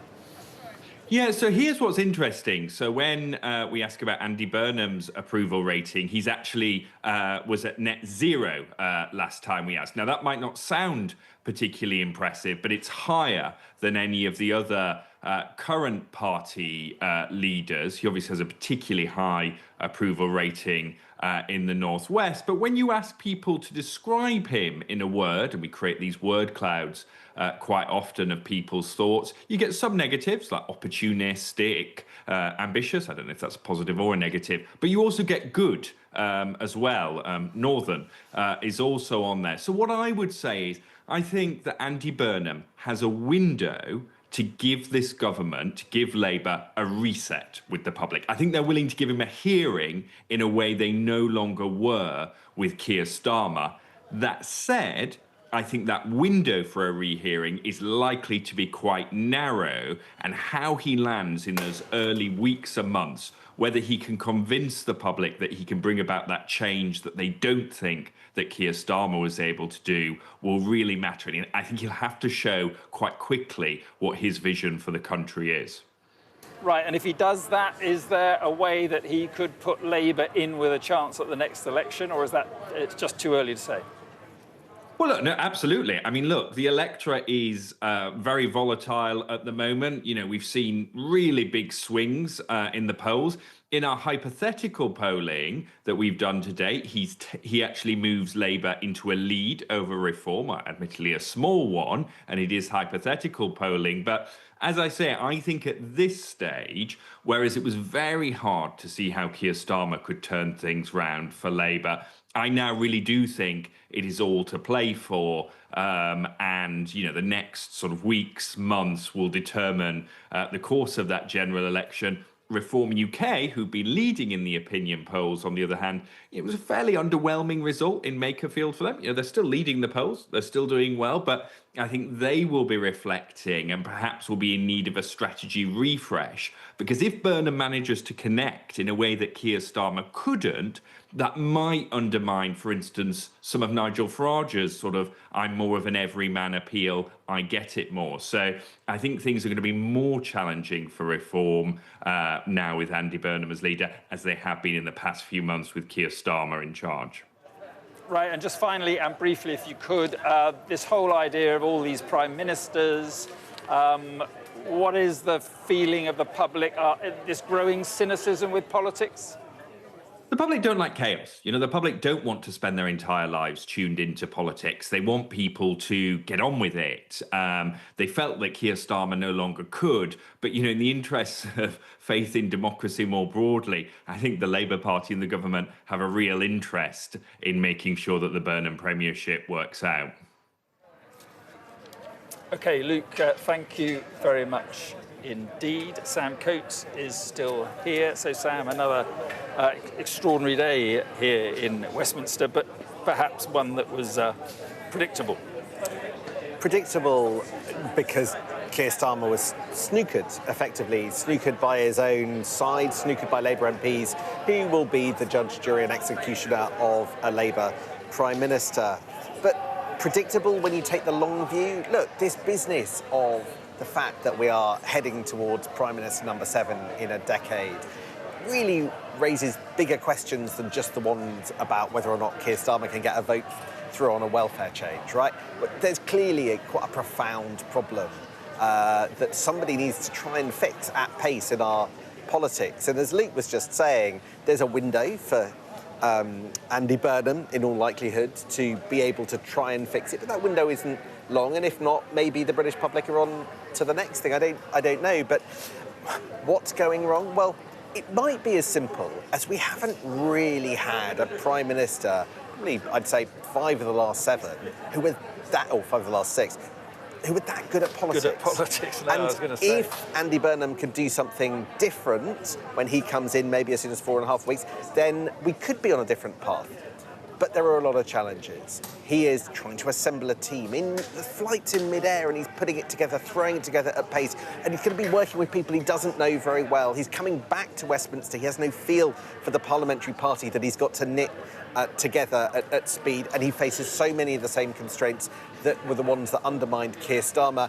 And if the charge against Keir Starmer was he didn't do a lot of thinking in the run-up to the transition into government ahead of that 2024 general election, well, comparatively, Andy Burnham will have had almost no time at all. Right, 30 seconds. So how long before Burnham is standing here at his podium on the way in, not on the way out? July the 17th, by my reckoning, about 4.5 weeks, the day after the end of parliamentary term. And why do I say that? Because I don't think there's going to be a contest. That means that he'll be nominated by the overwhelming majority of Labour MPs and then becomes Prime Minister just before the summer. And then the floor is his. What he does with that brief window, when there's the optimism and the ability to shape his future, will determine whether he's a success or not. OK, Sam, thank you very much indeed for being with me for the last 2 hours. There we are, that was the News Hour, live from Downing Street. Thanks very much for watching. Stay with us, because it is Cathy Newman next.